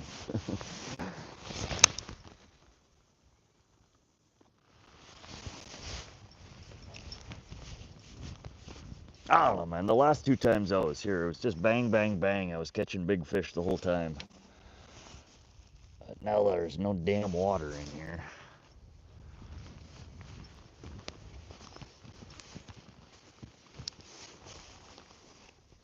What about something flashy that moves? So we did. I need to dig through my tackle box. I need to find something else with UV on it. Did you use bluegill? No, you can't use bluegill here in Montana. James, maybe just luck. Maybe. Thank you, SoCal. Yeah, if you read there what Nightbot just posted, that's the species that can be used as cut bait.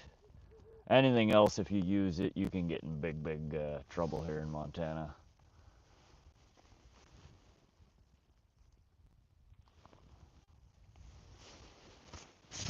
I'm gonna blow the old fish whistle here again, see if that helps.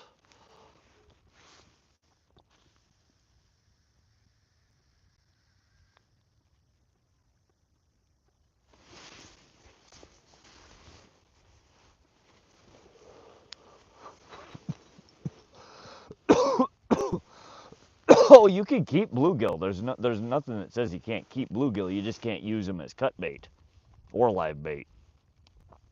People keep them. You're not supposed to transport them live, which is a big, big penalty that people do all the time, not realizing it's highly illegal and carries quite stiff penalties if you're caught doing it. But most people keep those tiny little bluegill and bring them home and attempt to fillet and eat them. That, or they end up in people's fish tanks. But it's not allowed to transport them alive here in Montana without a commercial fishing license. Oops, I just bumped the cart there. But yeah, people break the laws all the damn time.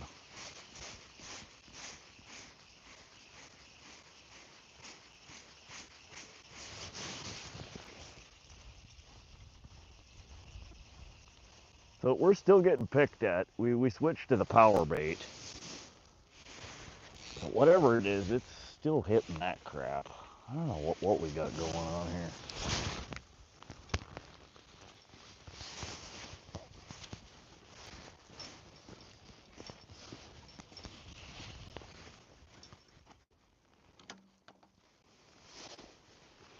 We should have went catfishing, chat. That's what we should have did tonight. A girl's rock. Welcome to the stream. What's the worst fishing penalty you can do around there? Transporting live fish from a water body is one of the stiffest penalties. They recently raised it, and it's quite substantial now. You can get, I want to say I'm talking completely out of my butt here. It's something like a $50,000 fine, up to 6 months in jail, and potentially losing your fishing and hunting rights forever.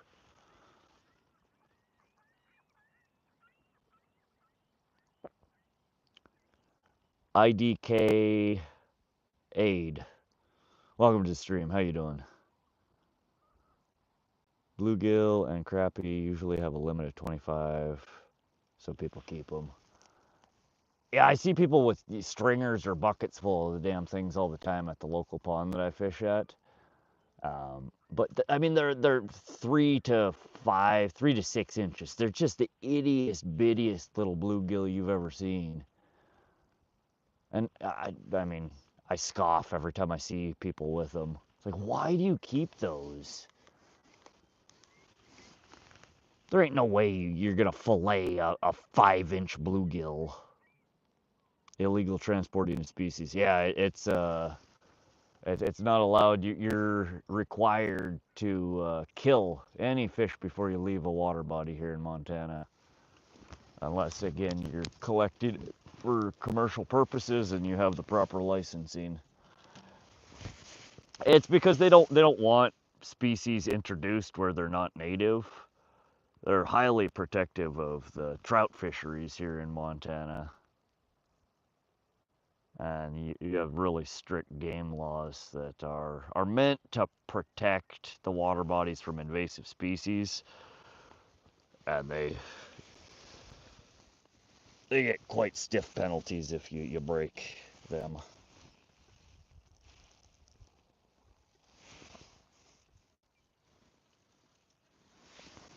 These are driving me crazy. I mean, it's just the moment I set the pole down, the bite's back. But it doesn't matter how many times I set the hook, there's never anything there. We're on like a size 8 treble here, you know, size 10. It's just a dinky little thing. And they're hitting the garlic power bait balls, the power bait, the worms. It doesn't matter what I throw out there. It's just constant.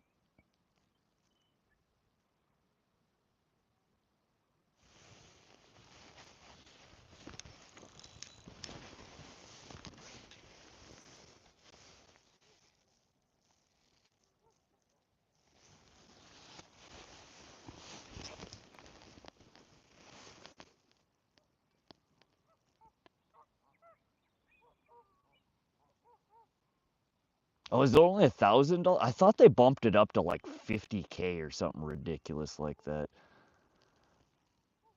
But yeah, 6 months in jail and revocation of hunting and fishing licenses. Appreciate it, Dwayne. Thanks for swinging through. Glad you liked the stream. Yeah, come check us out on Sunday. Will probably be our next big stream.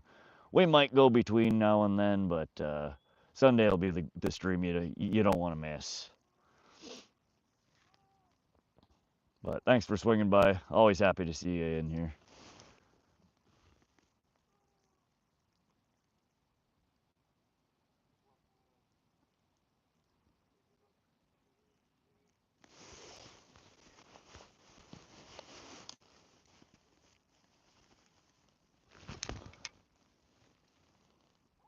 Thanks, Dwayne.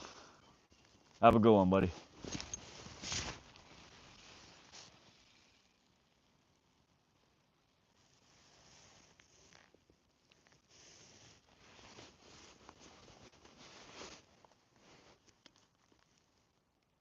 James, I've been wanting to ask, what's your name?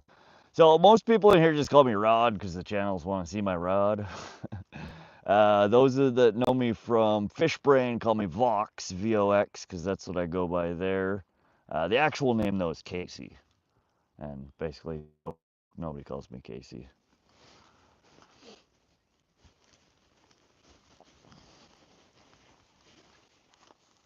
Most platforms online, folks refer to me as Vox.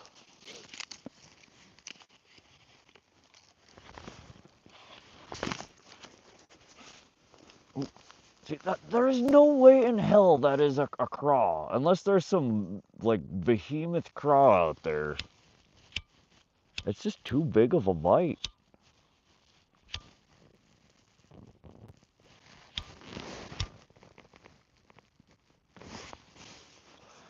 Got some ghost-ass species of fish in here. Phantom fish.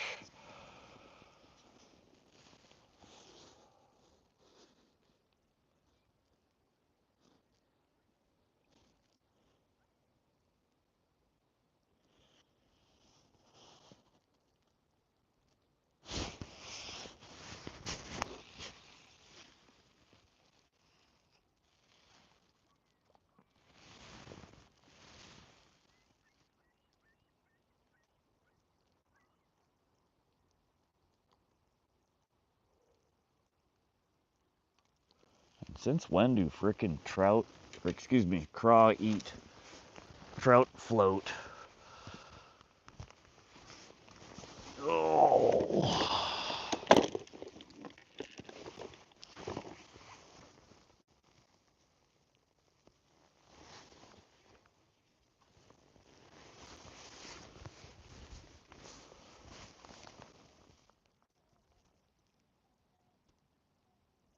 How did you pick the name Vox? You've been streaming and making videos for a while. I don't know where Vox came from. I've been using it for years. I've been streaming, yeah. I've been streaming since streaming was kind of a thing. I've been on the internet for way too long. I did just recently start this YouTube channel, though. I used to stream back in the day doing music content and some other stuff. But I started the fishing channel about 3 months ago, a little less than 3 months. And we've been streaming live for about 6 weeks, maybe a little bit longer. So it's a brand new channel, brand new thing for me. I fish so much, and I like fishing, and I like watching fishing videos and fishing streams. I figured for as much as I fish, I might as well just start a stream, see if people will watch. And surprisingly a large number of people following and coming along for the fishing trips, which has been really cool, really fun.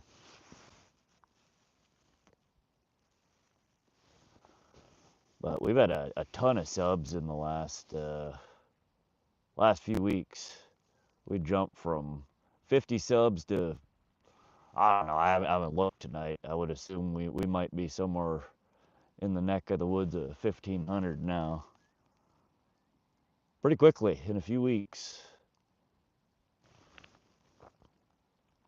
All I know is I'm having fun. I like streaming, I like fishing, and been a really cool group of people that have been coming and hanging out in all the streams.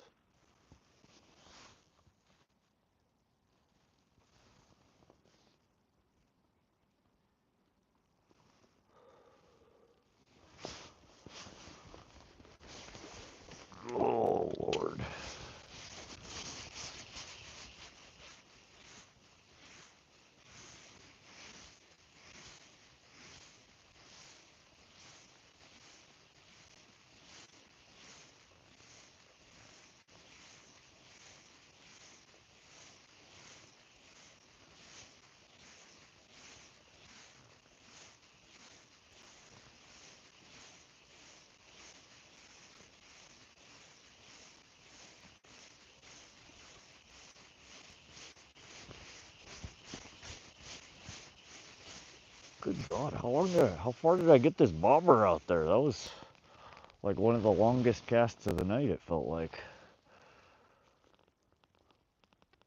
Well, we still got worm and our garlic ball here.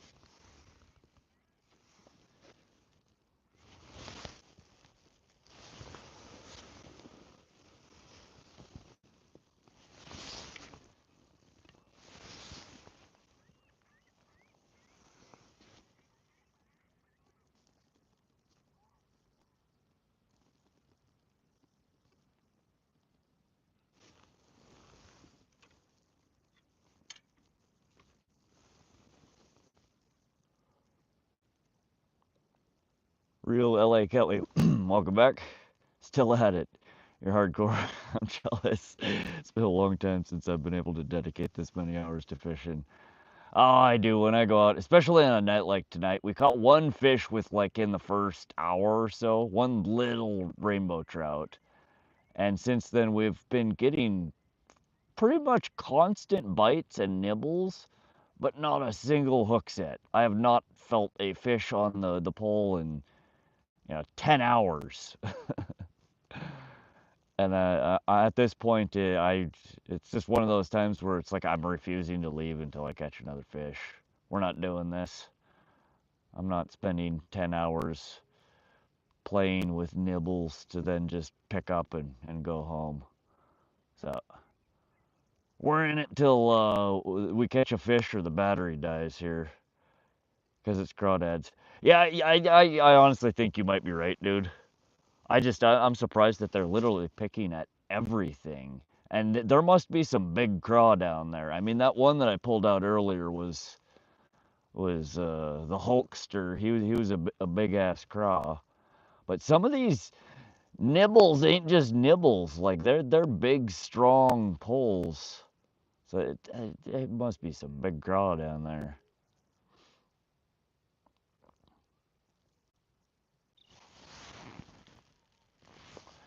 I don't know, and they're biting at the worms, the power bait, the garlic balls, I mean, they're just biting at everything. What is something that a craw would not bite at that a fish would? Balls of fire? Do we need to throw the balls of fire on there? Fireballs, balls o' fire. I think that's what they're called.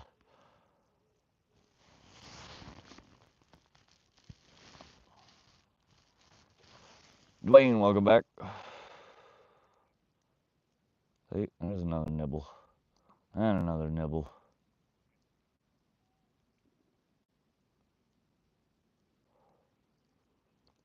It's just so weird. The last two times I was here, none of this. I mean, it was trout, big rainbow trout. We didn't have craw pecking at my line the whole time. Nothing else interesting. Two glowing sticks in the dark is more interesting than the entirety of the rest of YouTube.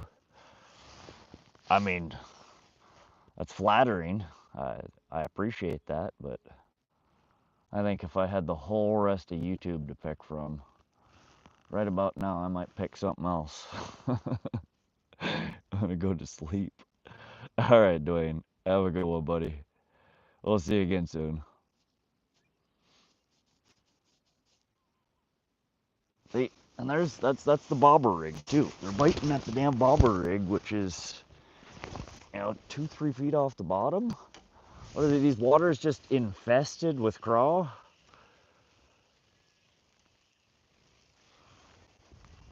I don't know, I guess lowering the water in here might have really shaken things up. I mean, again, you think about just the sheer volume of water that it would take to drop a reservoir like this 25 feet. That's a lot of water they let out of here. Sometimes biting waves, just pecking until temp or air pressure or something triggers them for short feeding. Yeah, this has been for the last 4 hours straight. Since it's about 10 o'clock, 9:30, just constant back and forth, both the poles, both bottom rigs and top rigs. We've went from size 1/0 hooks down to size 1 hooks to size 4 hooks to size 6 hooks. Now I'm running like a size 8 treble. Just going smaller and smaller and smaller. We're still just constant bites. Nothing's taking it and running. They'll eat anything they can get in their mouth. All right. Did you take a picture of the fish earlier? No, I didn't. We showed the camera. I'll have to grab a screen grab from the live stream.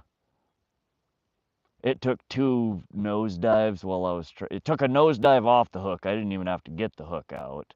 I picked it up, I showed it to the camera, and it then wriggled free again and took a nosedive. So at that point we gave another quick glimpse to the camera and set her on her way. See, like that. That was a big bite. That is a craw. That's insane.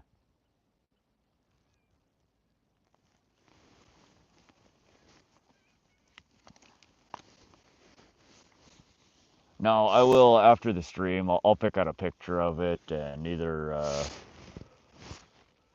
I'll either timestamp it in the video so people can find it afterwards when they rewatch the live, or I'll pull a short clip of it out and make a short. I was gonna say, see if it looks like it. Oh, how would I tell from a picture if it was picking craw off the bottom? I don't have X-ray camera. I can't see in its belly. I mean, is it gonna have a scraped up belly, or are there gonna be signs of it fighting with stuff if it's been eating craw? I've never really paid attention to that. Beat up lips, okay.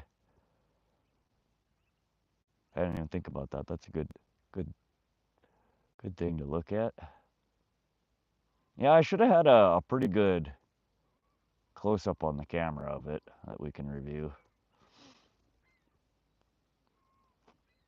But like I said, I saved two rainbow trout the last time I came out. 2 of them didn't want to swim away, so we put them in the freezer to smoke for my mom. And there was no craw in either of their bellies. They're big fat fish, and they were full of nothing but little snails. Just itty bitty little snails. But that's what their bellies were both packed with. But for as much craw as in here, you'd think they'd be pulling frickin' craw too. That was a fish. I would switch one rod to slip sinker and slack line. They're just picking you apart. Let them run off with it.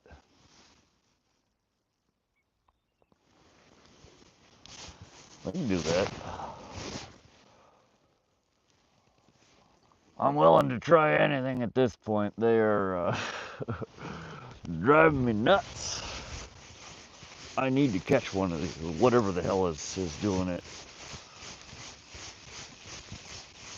I don't know. We've had lots of little picks and pecks here and there, and I think SoCal and David was saying earlier too. He came in and said one word craw and then left again. That's what he was convinced it was. And SoCal's been shouting craw for hours now. But some of these, some of them, I mean, there are big craw in here. We pulled out a chunker that I snagged because we were using baby craw for bait earlier that was getting hit. Yeah, let's throw a sliding sinker on here and Go back to our bait hook. And we'll try what you said. We'll just slack line it and see if one actually runs away with it.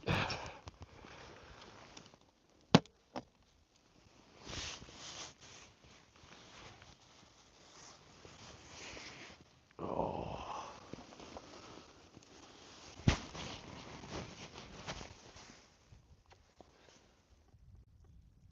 I know bass feeding on craw will look like they have been smashing their lips into the rocks picking out craw.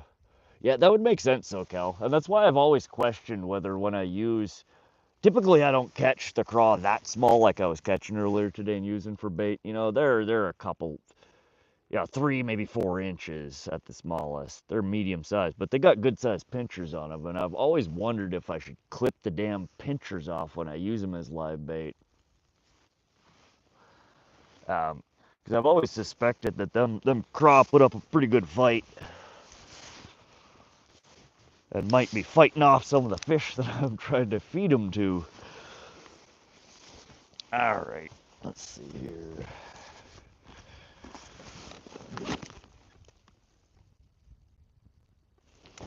So let's do this the quick and dirty way. We're gonna, instead of cutting off, since I got a swivel and a clip on here already, what I'm gonna do is just throw a clip on the line and hang a sinker from that. And we'll just make a makeshift slip sinker.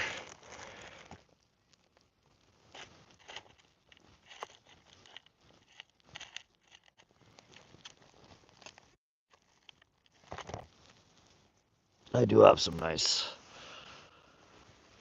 sinker sliders, but I don't feel like trimming something off here. Let's just try this out real quick.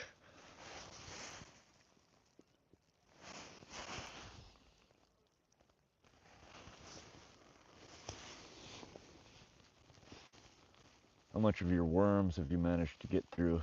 I'm still working on the first canister of worms that the people next to me gave. I still have 3 cans in my cooler here. I brought a ton of worms because I went through a ton of worms the last time I was here, last 2 times I was here. But we've been trying so many different bait combos here that I haven't went through very many of the worms.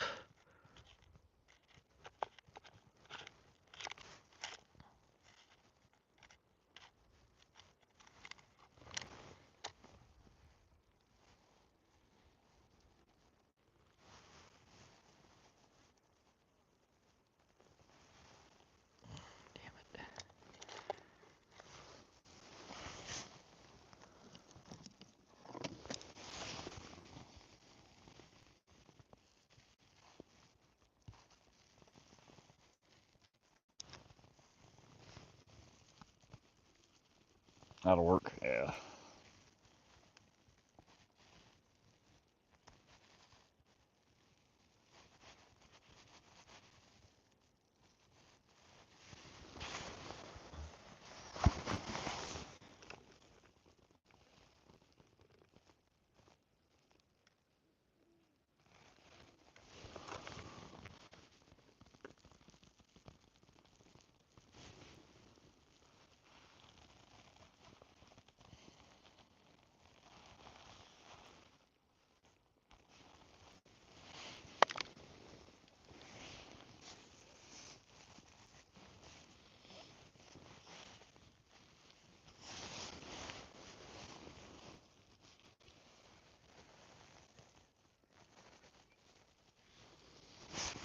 Alrighty. Clip.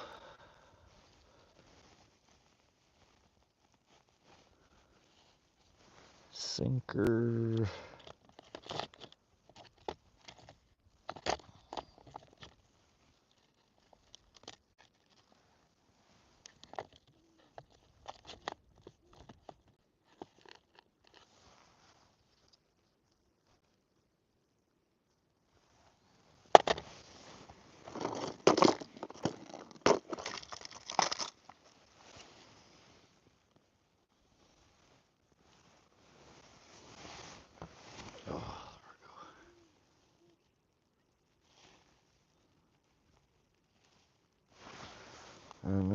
throw back on.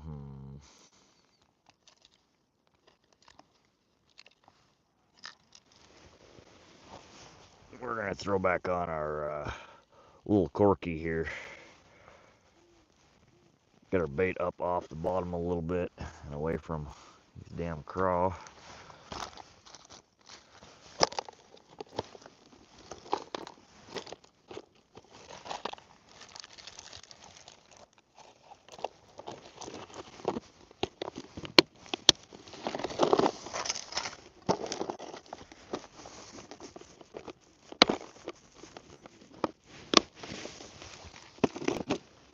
Alright, we're gonna go back to our original worm here.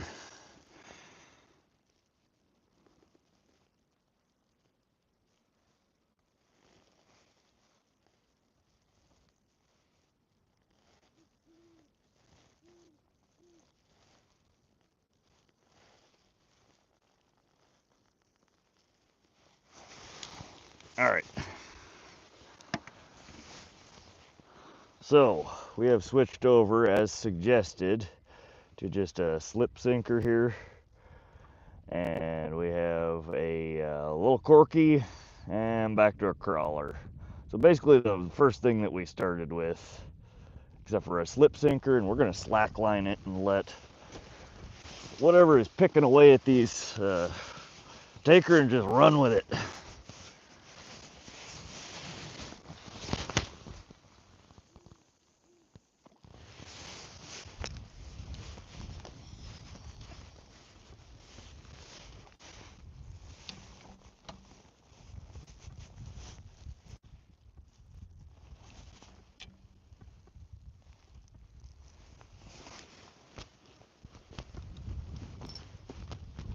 And then this other rig over here's got a bobber. We're gonna get that one recast back out. That'll work. How much you want?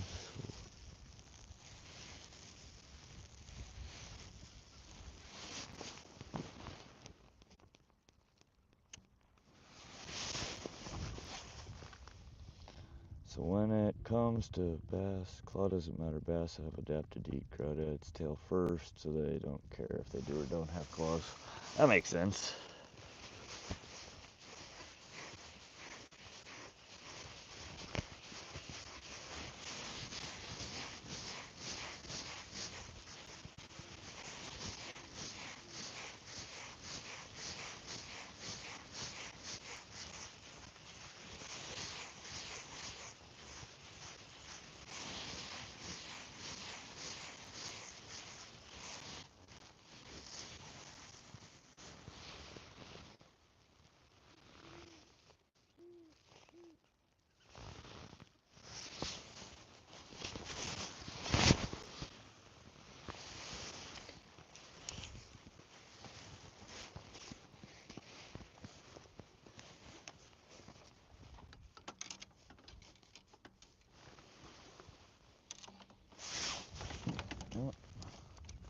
Knock it off. Get in the pole holder. There you go. Good lord. Alright, so left line is, oh, stepping on shit. Left line is slacked. We got the slip sinker on there. Right line is a bobber with a worm. So we're fishing top and bottom here. Again, one of them, the bobber's got the worm and the garlic ball on it. The bottom rig just has the worm.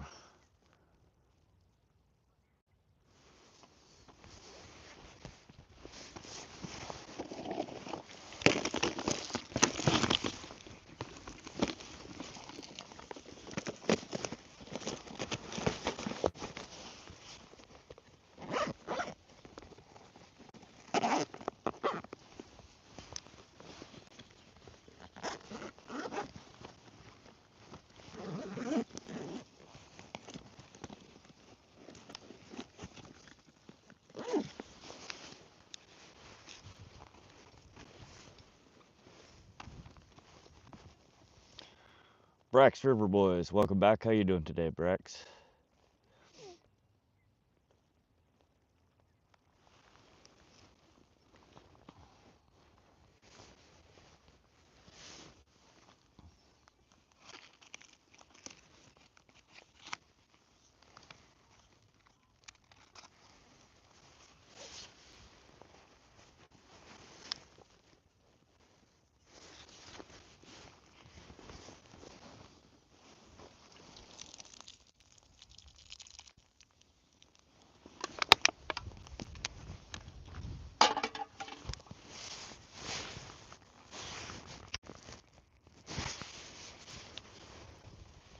9:30 in the morning, and I'm watching you.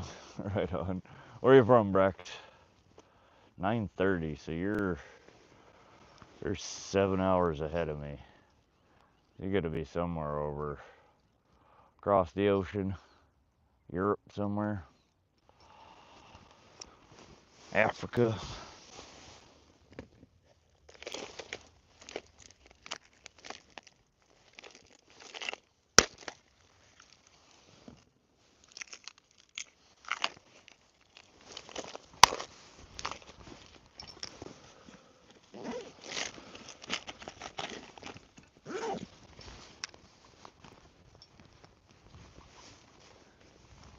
England, all right.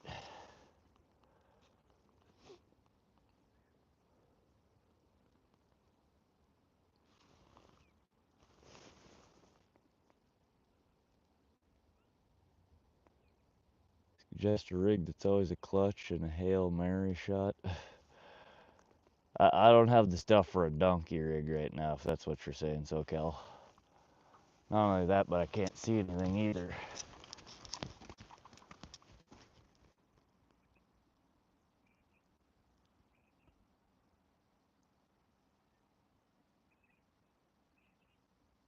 You ever had a rainbow trout bite on that?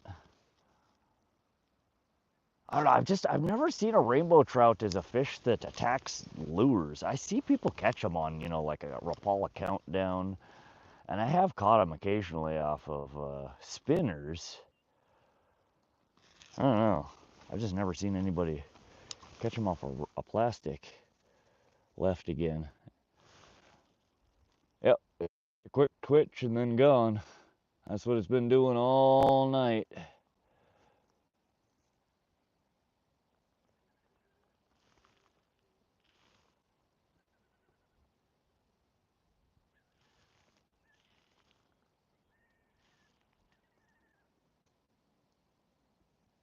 Certainly not African. All right. Ah, no, I was just going time zone somewhere. Uh, Across the ocean, across the big pond.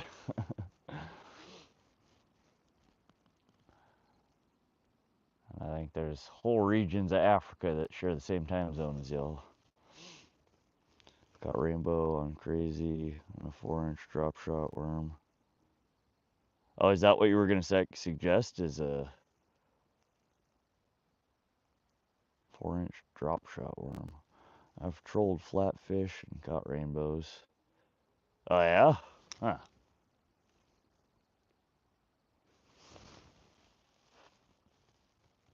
Yeah, no, I assumed it. SoCal, one of his favorite rigs is the donkey rig. I've tried it a few times. I still have not managed to get anything to bite off of it.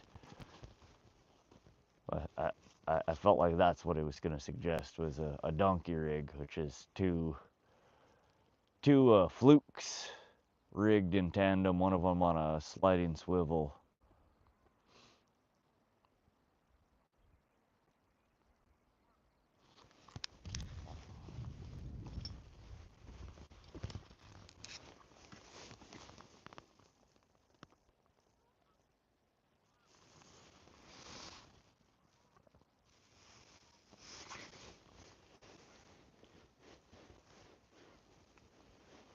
Yeah, we ran drop shot for a good while there. We were just running. I mean, we ran, first of all, the worm off of it, then we ran the garlic ball. Oh, pretty much everything we put in the water tonight's got bit.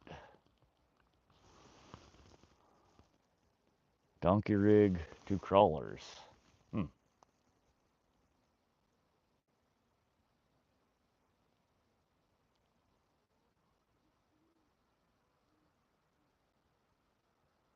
I don't know. At this point in the night, I don't have the energy to be out there casting and retrieving.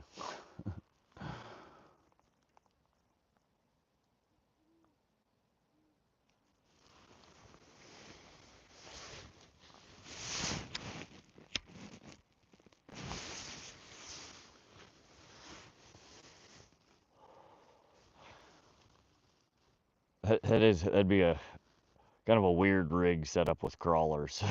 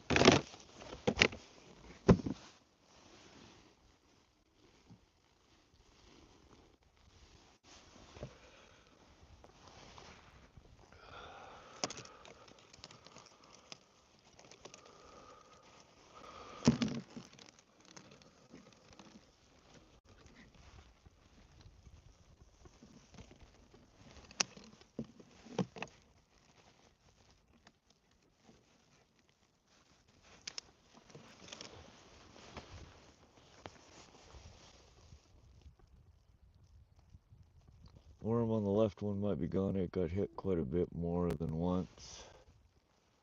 Yeah, we can pop that one in and check on it. Just trying to untangle the two high-low rigs I took off of here. I need to switch to my other headlamp. This one, the battery, I didn't fully charge.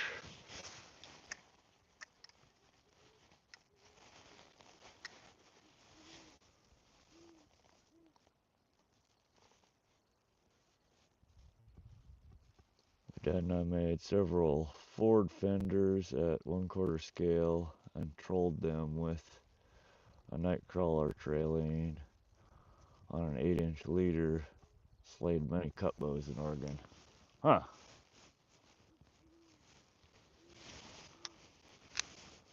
Yeah, I've never caught a cut bow while trolling. Rainbows, browns, salmon.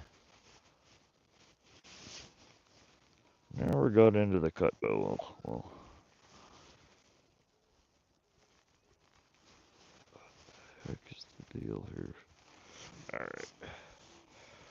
Let me get my other headlamp. I can't see a damn thing here, and the battery on this one is toast.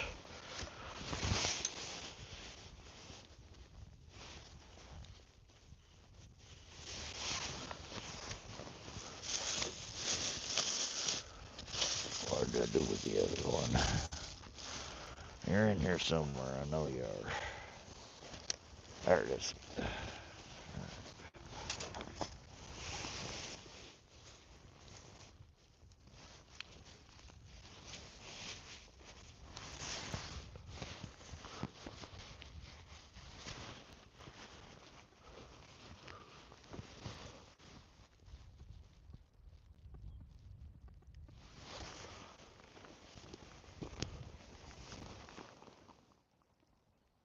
The water is that low, that fast, it may just shut off. My lake was off like a light switch when it got lowered. Yeah, I mean, that's always possible. We did catch that little one right after we got here, and the people that were fishing when I showed up said that they were biting real good earlier in the day. But they did just say biting real good. They did not specify that they caught any. So they might have been dealing with the same peck, peck, peck crap that we've been dealing with all night. I don't know. I suspect that they're probably out hiding in the deeper portion. That just unfortunately is not. I need to go scope it out in the light over there again sometime and see if there's maybe a better spot to set up over by the deeper water.